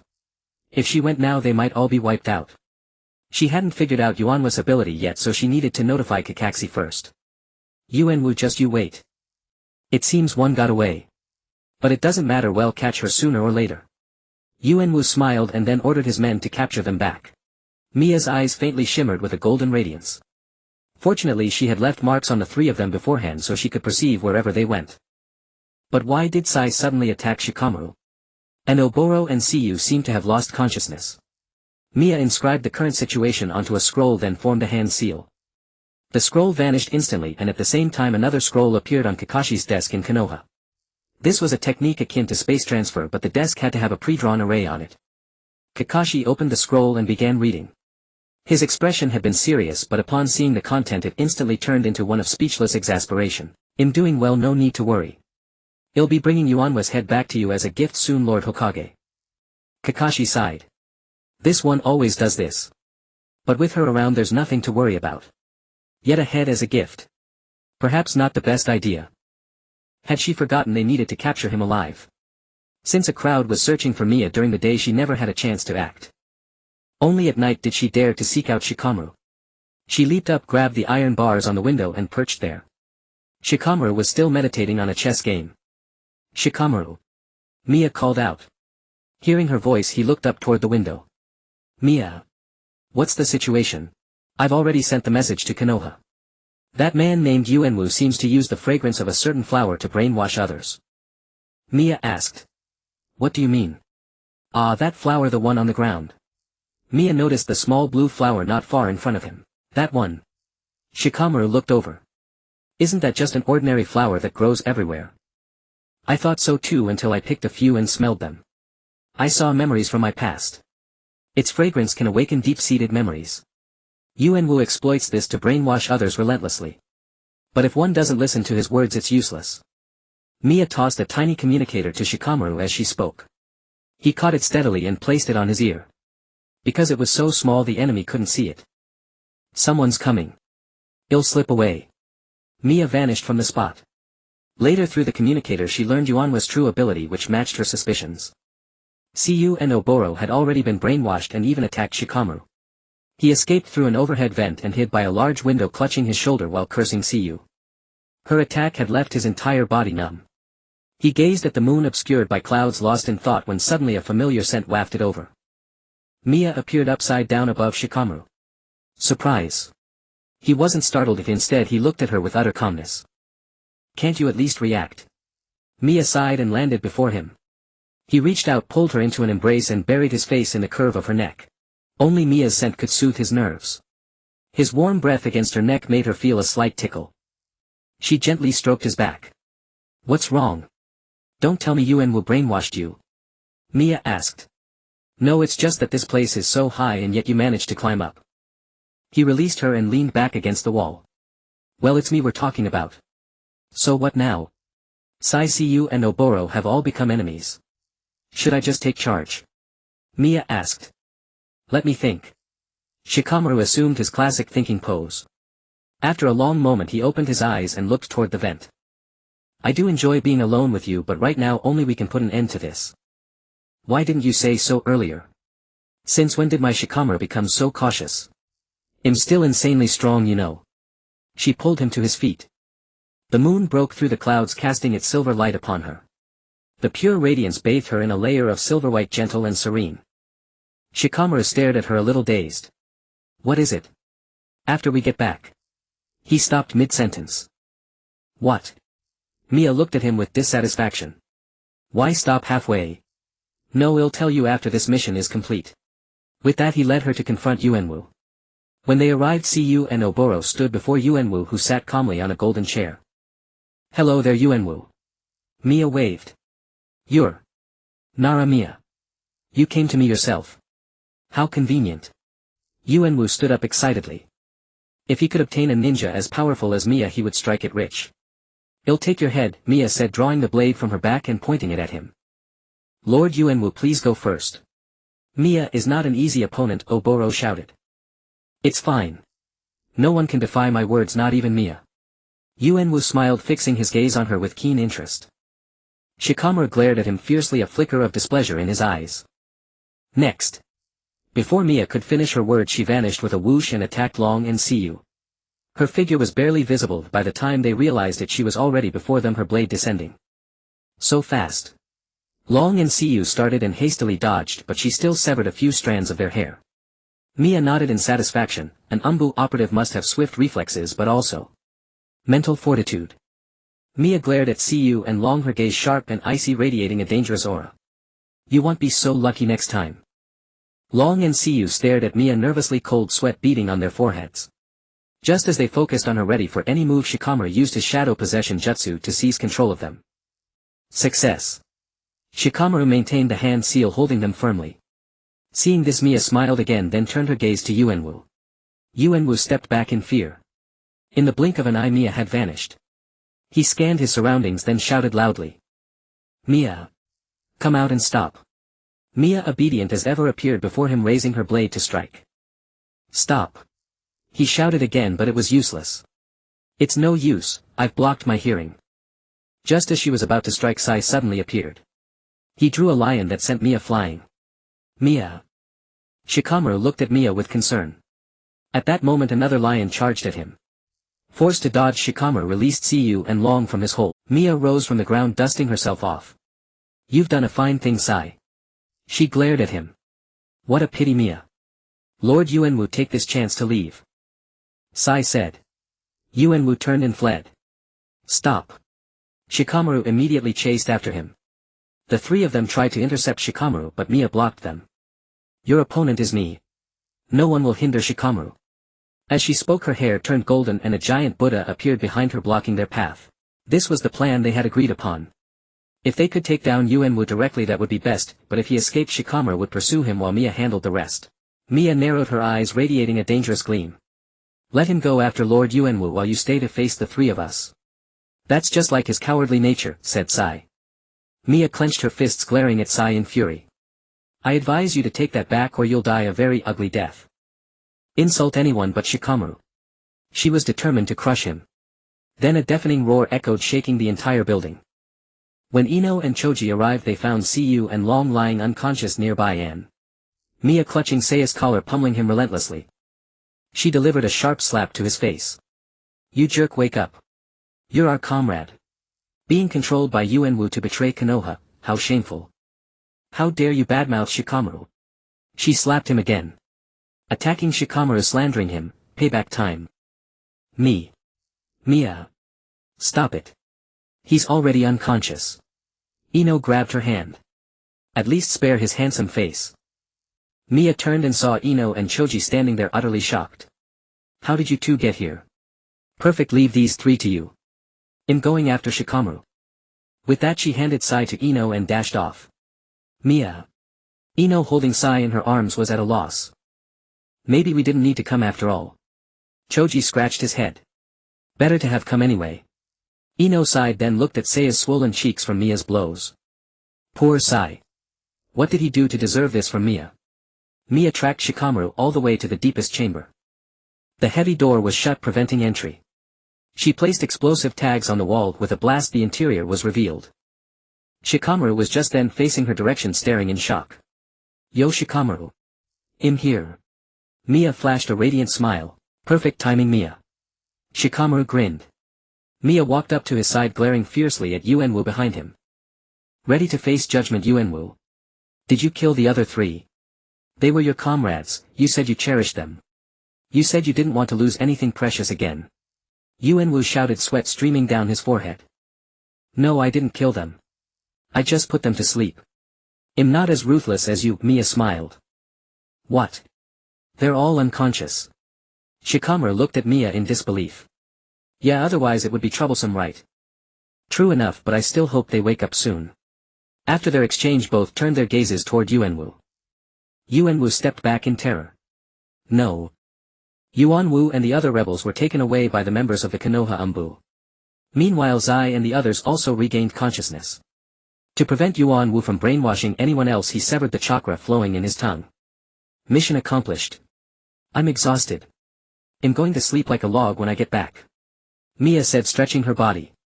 Thank you for waking us up, Your Excellency, Mia, but... Oboro hesitated. Could you please go a bit easier next time? Baku's head was still throbbing. Sorry, it was an emergency. Mia clasped her hands together to apologize. At least it's better than Zai, that guy's face is all swollen. Shikamaru chuckled. Indeed, that's quite unfortunate. Baku said, touching his own face to confirm he wasn't swollen. I didn't lay a hand on you guys. Speaking of which. Shikamaru, you mentioned you had something to tell me after this mission, what is it? Mia asked. Ah. Well. Shikamaru awkwardly scratched his face. Seeing this, Baku and Oboro discreetly walked away, actually standing high up and secretly listening to their conversation along with Ino Choji and the swollen-faced Zai. Shikamaru's face instantly turned red. What is he doing? So fidgety. Can't he propose properly? Propose? Ino shouted. For something like this, not just Shikamaru. I would be nervous too, Oboro said. How many years have Mia and Shikamaru been together? Isn't it a bit too early for marriage? Baku asked. They've been together since childhood, you know. I heard from Aunt that Mia and he had an arranged marriage. Ino whispered. Everyone was stunned looking at the two below. If you can't say it now, it's okay. I will wait for the day you do. Mia smiled gently. Seeing this, Shikamaru became even more anxious, hurriedly grasping her hand. Please marry me. I may not be exceptional right now, but I will work hard. I don't want to wait any longer, nor do I want you to wait anymore. Shikamaru's face turned as red as blood. Mia's eyes widened in surprise as she looked at him, and when Shikamaru saw her lack of reaction, he looked up. At that moment Mia was already in tears. Don't cry. It's so troublesome. Shikamaru nervously wiped away her tears. Ah, you're saying it again. I haven't heard you say, so troublesome, in a long time. I'm just so happy that I'm crying, Mia said, wiping away her tears in a flurry. But... Shikamaru, you just need to be yourself. Don't take all the burdens on yourself. I will be with you from now on. Mia directly hugged him. Shikamaru's eyes sparkled as he slightly nodded. The crowd above exclaimed, he proposed, he proposed. Ino jumped in excitement. So when can we go down? Baku asked. Let's wait a bit longer. Oboro said, emotionally sniffing. Well done, Lord Shikamaru. After they returned home, Shikamaru informed Kazuna and Kakuzu of his decision to marry Mia. Upon hearing this, they expressed their joy and excitedly began planning. They had waited a long time, and finally the two kids had grown up and could get married. Kazuna, Mia is finally going to call me Mom. I wonder if Hashizuki is watching from above. Your daughter is very happy, so don't worry. Their wedding was set for 6 months later on Mia's birthday.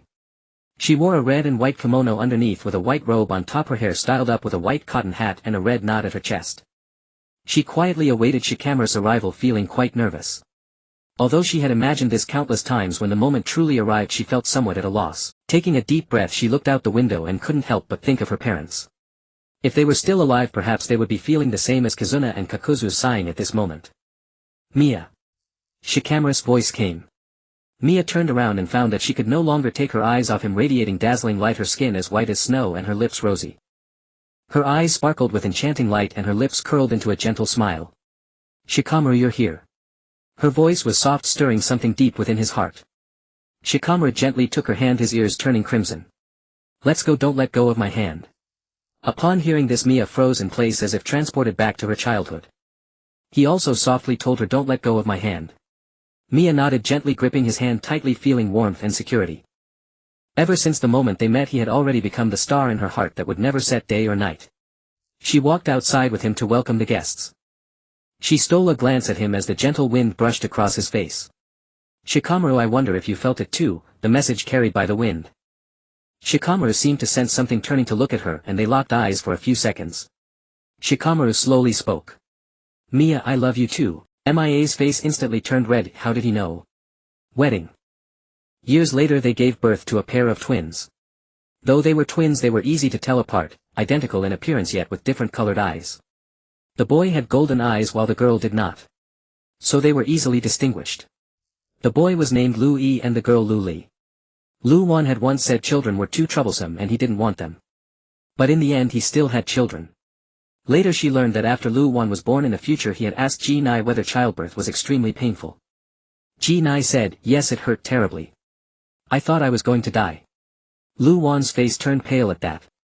He thought to himself, Mia was so afraid of pain, so maybe it was better to forget it. Being a woman truly was troublesome. After the children were born Lu Wan stepped into the role of father. He finally understood the hardships Lu Jiu had endured. Being a father wasn't easy.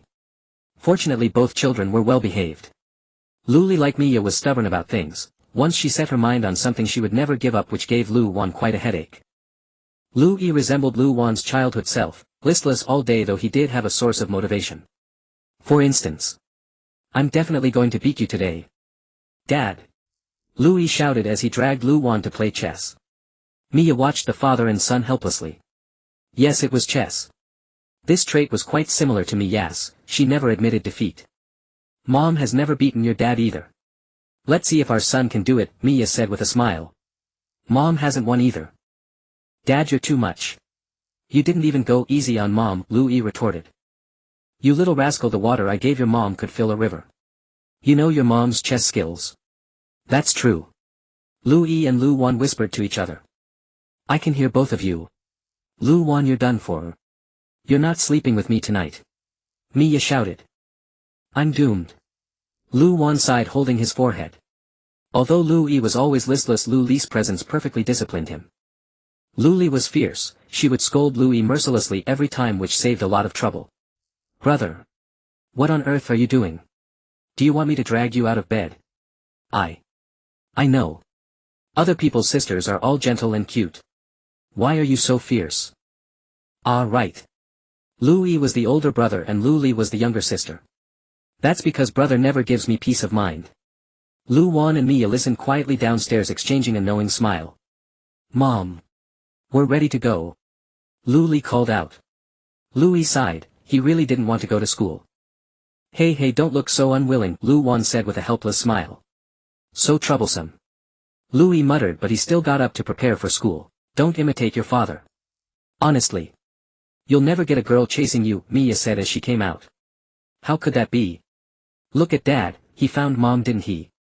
Lu Yi said. Mom must have married Dad because she felt sorry for him. Lu Li pouted. Is that how you talk about your own father? Lu Wan looked at them speechlessly. That's because Mom has eyes that can discover treasure. You think? Mia said, flicking Lu Yi's forehead. That hurts. Lu Yi held his forehead. Treasure, huh? Lu Li studied Lu Wan carefully. In a sense it was true. Lu Wan treated Mia exceptionally well, that really won her heart. What's with that interrogating look? Lu Wan said, exasperated. Alright, hurry up or you'll be late. Didn't you say the Hokage wanted to see you? Aren't you going? Mia looked at Lu Wan. Damn, I have to go. Lu Wan quickly stood up and ran to the door. But he soon turned back. Here we go again. Lu Yi and Lu Li sighed. They seemed to know what was coming and closed their eyes. Why are you back again? Mia covered her mouth, stifling a laugh. I came back to get something. Lu Wan's ears turned slightly red. Idiot. Mia said softly, giving him a gentle peck on the cheek. Go on, take care. Lu Wan happily responded and ran off. Mom and Dad are always so lovey-dovey. Lu Li pouted discontentedly. Exactly. Lu Yi snorted. Jealous of your dad, are you? My little treasures, let Mommy give you a kiss too. Mia said, hugging them both and covering them with kisses. Stop it, Mom. We're going to be late. Lu Li laughed. So troublesome. Lu Yi struggled, his face flushed. Alright, go ahead. Come back early today, Grandma and Grandpa are coming over. Miya said, setting them down. The two children nodded and left. Miya let out a sigh looking at the empty house. After they left, the whole house fell silent. She finally understood why Ji-Nai always asked Lujio to come home early. Having no one at home was an agonizing feeling, but she could summon Miaozi to keep her. Suddenly the doorbell rang. Miya hurried to open it. When the door swung opening, Ino, Sakura and Tenten stood before her. Miya. Tada, look what we brought you. Sakura said, holding up a small cake. A cake. This one from that shop is delicious. What brings you all here? Miya's face lit up with joy. We were afraid you'd be bored and lonely. The kids are at school, so it's sister time. Let us in. Big news, big news. Ino said anxiously. Miya looked at the four of them helplessly. Alright, come on in, beauties. All in all, Miya felt that this kind of life wasn't so bad after all. The first time Temari saw Luren was during the Chunin exams. His match with Jean left her utterly dumbfounded. Though both were remarkably strong, they ended up tying, which rendered their efforts rather futile. Yet she had to admit he was incredibly handsome, though he carried an air of arrogance. Not just Jean and Lioren, but even that blue-haired girl named Miya was not to be underestimated. Later, due to his battle with Sasuke, the tailed beast within Gaara nearly went berserk and he fell into a coma. Temari and Kankuro hastily seized the chaos to flee with Gaara. Having just dealt with the group outside who attempted to summon Orochimaru to ambush Konoha, Luren was rushing to the Chunin exam venue when he spotted the three escaping. Without a second thought, he gave chase. On the way, Kankuro voluntarily stopped to block their pursuers. Temari had no choice but to continue fleeing with the unconscious Gaara. She had barely run a short distance when Luren appeared before her. Trying to escape. He gripped the sword on his back, ready to confront Temari. Temari, supporting Gaara, broke out in a cold sweat. Luren now wore a mask of the Anbu, so Temari did not recognize him. She set Gaara down and pulled out her fan, attempting to blow him away with a powerful gust. Just then Gaara suddenly woke up, clutching his head in agony. Gaara. You're awake. Temari exclaimed anxiously. Given Gaara's current state, he was on the verge of turning into a tailed beast. Temari alone could never handle such a thing. At that moment Sasuke caught up. Gaara sensed him and turned to glare at the approaching Sasuke. Temari, get out of the way. Gaara roared furiously at Sasuke. What? Temari was bewildered. Just get lost. Don't get in my way. Gaara then directly swatted Temari aside.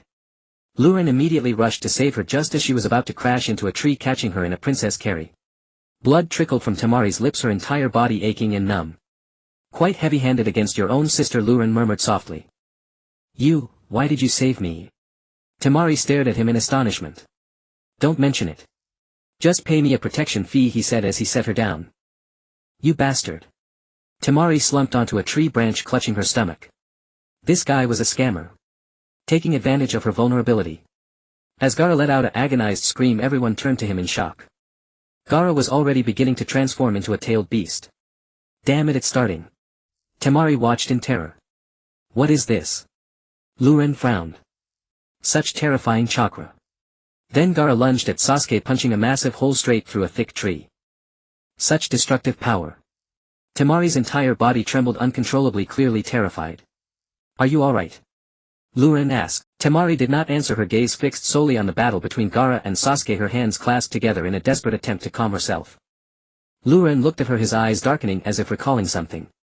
He pulled a small cat pendant from his pocket and held it before her eyes, blocking her view of Gaara and Sasuke. The sudden cute sight startled Temari. She turned to look at him. Here. Seeing something adorable won't make you feel scared, right? Luren said. At least that's how he used to comfort his little sister. Stop joking. What do you mean? Temari glared at him angrily. She had no idea what he was getting at. Luren said nothing, simply placing the cat pendant in front of her. Seeing Naruto and Sakura arrive, he drew his sword and joined them in fighting Gaara. Watching Temari's state, he couldn't help but recall his own childhood. Luren and his sister Lioli were orphans. Their parents had been killed by rogue ninjas from another country. They had hidden in a rice jar to survive. Lioli was only 2 years old then, and Luren had just turned 6. Lioli trembled just like Temari, too frightened to speak, yet despite being only 2 she didn't burst into tears. Perhaps it was because Luren had held her tightly in his arms. After the enemies left, they dared to climb out of the rice jar and escape with Lioli. But just as they were about to leave, they ran into the returning rogue ninjas. They leered at Lioli and Luren with sinister smiles. To protect Lioli, Luren was slashed across the back. Fortunately, Konoha ninjas arrived in time to save them. Assuming Luren was fatally wounded, they planned to take only Lioli away. Lioli knelt before them, begging them to save her brother. Thankfully, they were kind-hearted and brought both the severely injured Luren and Lioli to an orphanage. As a result, Luren bore a long terrifying scar on his back which he rarely showed anyone. But after that shock, Lioli developed a severe fever and remained weak, requiring expensive medicine. Luren vowed then that he would become strong, protect Lioli, and earn enough money to cure her. With these thoughts, Luren's attacks against Gaara grew even more fierce.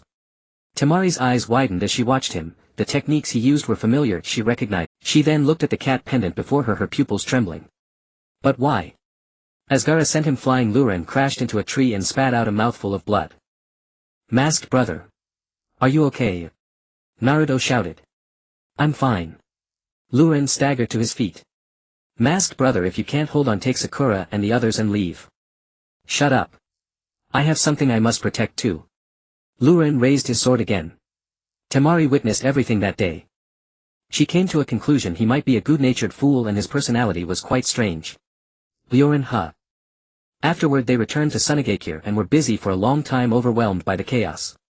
That damn Orochimaru even killed the fourth Kazekage. But since Gaara returned from Konoha, he had changed a lot. He even apologized to Temari and Kankuro. Temari sniffled, moved. This Gaara was indeed quite adorable. Adorable. She suddenly thought of something and reached into her pocket, pulling out the cat pendant Luren had given her, examining it closely. Who would have thought that someone with such a cocky personality also had a fondness for cute things like this? I'll give it back to him next time. The two met again after they aided Shikamaru in the Sasuke retrieval mission. Gaara and the others rested in Konoha for several days. Just after a meal, heading back to the inn, Temari caught a glimpse of a familiar figure, making her stop in her tracks. Luren seemed to be carrying several bags heading in another direction. What's wrong, Temari? Kankuro asked. Something came up, you two go back first. Temari said and ran after Luren. She followed him all the way to a secluded area flanked by bushes and tall trees. Meow meow. Luren imitated a cat's cry. Temari watched from the shadows, puzzled as to what he was doing. The next moment a swarm of cats, big and small, emerged from the bushes. 6 cats instantly surrounded him. Luren opened the bags and began feeding them cat food. Don't rush. Hey. Don't steal your sister's food. He grabbed a black and yellow cat and placed it in its designated spot. Temari couldn't help but marvel inwardly. No wonder he had a cat pendant, he loved cats that much. Luren played with them for a while, flashing a bright smile. Temari blinked. He actually looked quite charming. From this perspective he seemed like a sunny, cheerful guy. Just as she thought he was about to leave, he tidied up and moved on. Halfway down the path he suddenly stopped and turned back toward Temari's hiding spot. You've been following me for a while. Aren't you coming out? Luren called out loudly. Temari, hearing that, scratched the back of her head and stepped out. It's you. When did you notice me? Temari asked. I noticed long ago. Only I know this path. So what do you want? Luren stared straight at her. Here, take this back. Temari pulled the cat pendant from her pocket and handed it to him. Luren did not take it. I never take back what I give. I'm not that stingy. Mia, bullshit. You're not going to charge me, are you? Temari suddenly blurted out. Luren was instantly rendered speechless. If you're willing to pay, I'd certainly be happy to accept. You really are shameless. Thick skin brings fortune, you know. Luren smiled helplessly. Now she finally understood why Mia called him a miser. But what did he need so much money for? To feed the cats? It didn't seem so. He seemed to have other places to go. Could it be for that reason? Or some shady deal? Luren read her doubt and sighed. I don't do shady deals. If you're curious, you can follow me. It's not a secret anyway. Luren turned and walked away. Temari followed him and soon they came upon a large building with several words inscribed on it. Konoha Orphanage. As soon as he arrived, a crowd of children surrounded him. Amid the warm scene, a girl with long white hair suddenly punched Luren. Idiot brother. Luren spun in the air and landed with a thud. With a thud he collapsed onto the ground. Temari was stunned, staring wide-eyed at the girl before her. She was Ryujin's younger sister Ruri. Ruri stood before him glaring angrily, but soon noticed Temari's presence. She immediately broke into a sweet smile and grasped Temari's hand. Big sister, are you my brother's girlfriend? She asked, eyes sparkling. No. Not at all, Temari stammered in reply. Ruri lowered her head in disappointment, then turned her furious gaze to Ryujin. Stupid brother. I told you not to come see me unless it's something important. Imperfectly fine. Ryujin picked himself up from the ground, his expression blank as he looked at Ruri. Doesn't it hurt? Temari whispered. Ryujin shook his head, then lifted his shirt. Temari's eyes widened, he was wearing armor underneath. What a ruthless man. But was his sister's hand unharmed? You dodged that bullet, Ruri sneered at him. Her fists are incredibly tough, she's fine. If I hadn't worn this, I'd be the one in trouble, Ryujin said, looking helplessly at Ruri. Next time you won't be so lucky. Ruri pointed at him and shouted. There was a strange sense of déjà vu. Temari thought to herself. Suddenly a memory flashed in her mind, the scene from the Chunin exams when Mia and Ryujin were arguing. They really are alike, Temari murmured. Ruri had barely been outside for a moment before she started coughing violently. Ryujin hurriedly led her back inside and handed her a few pills. From the nun, Temari learned the story of the two siblings and why he was so obsessed with money. Besides Ruri's medicine, he also donated to this orphanage every month. She was curious how he managed to live on his own. A year after Naruto and Jiraiya left Konoha, Temari and the others came to Konoha again to discuss the Chunin exams. Perhaps because Ryujin had a younger sister, Temari wanted to talk to him about Gaara. After all, Gaara was her brother. Since he also had siblings, would he understand her feelings? She didn't understand why Gaara insisted on going himself when it was so dangerous and so many people wanted to harm. I suppose so. If it were me, I wouldn't want Ruri to take risks either. But Gaara must have his own thoughts. As older siblings, all we can do is support him from behind, right? Big sister, Ryujin held out a kitten and waved its paw in front of her. Meow, the kitten seemed to echo Ryujin's words. Temari sighed helplessly. That's not wrong. Gaara certainly doesn't want to stay hidden behind you forever, does he? After everything that happened, he must want to do something himself to gain recognition and ease your worries, Ryujin said, setting the kitten down. The kitten padded over to Temari's feet and rubbed against her. Temari said nothing, simply stroking its head. She knew all this. Gaara had been trying so hard. You're a gentle older sister too. It hasn't been easy for you. Ryujin stood up and stretched. What's that supposed to mean? Isn't it natural to care about your own brother? Temari's face flushed slightly. Yes. Keep it up. Ah, you tied that charm to your waist. He noticed the small cat charm hanging from her belt. Yeah, how does it look? She stood up and flashed a brilliant smile. Ryujin couldn't help but curl his lips into a smile.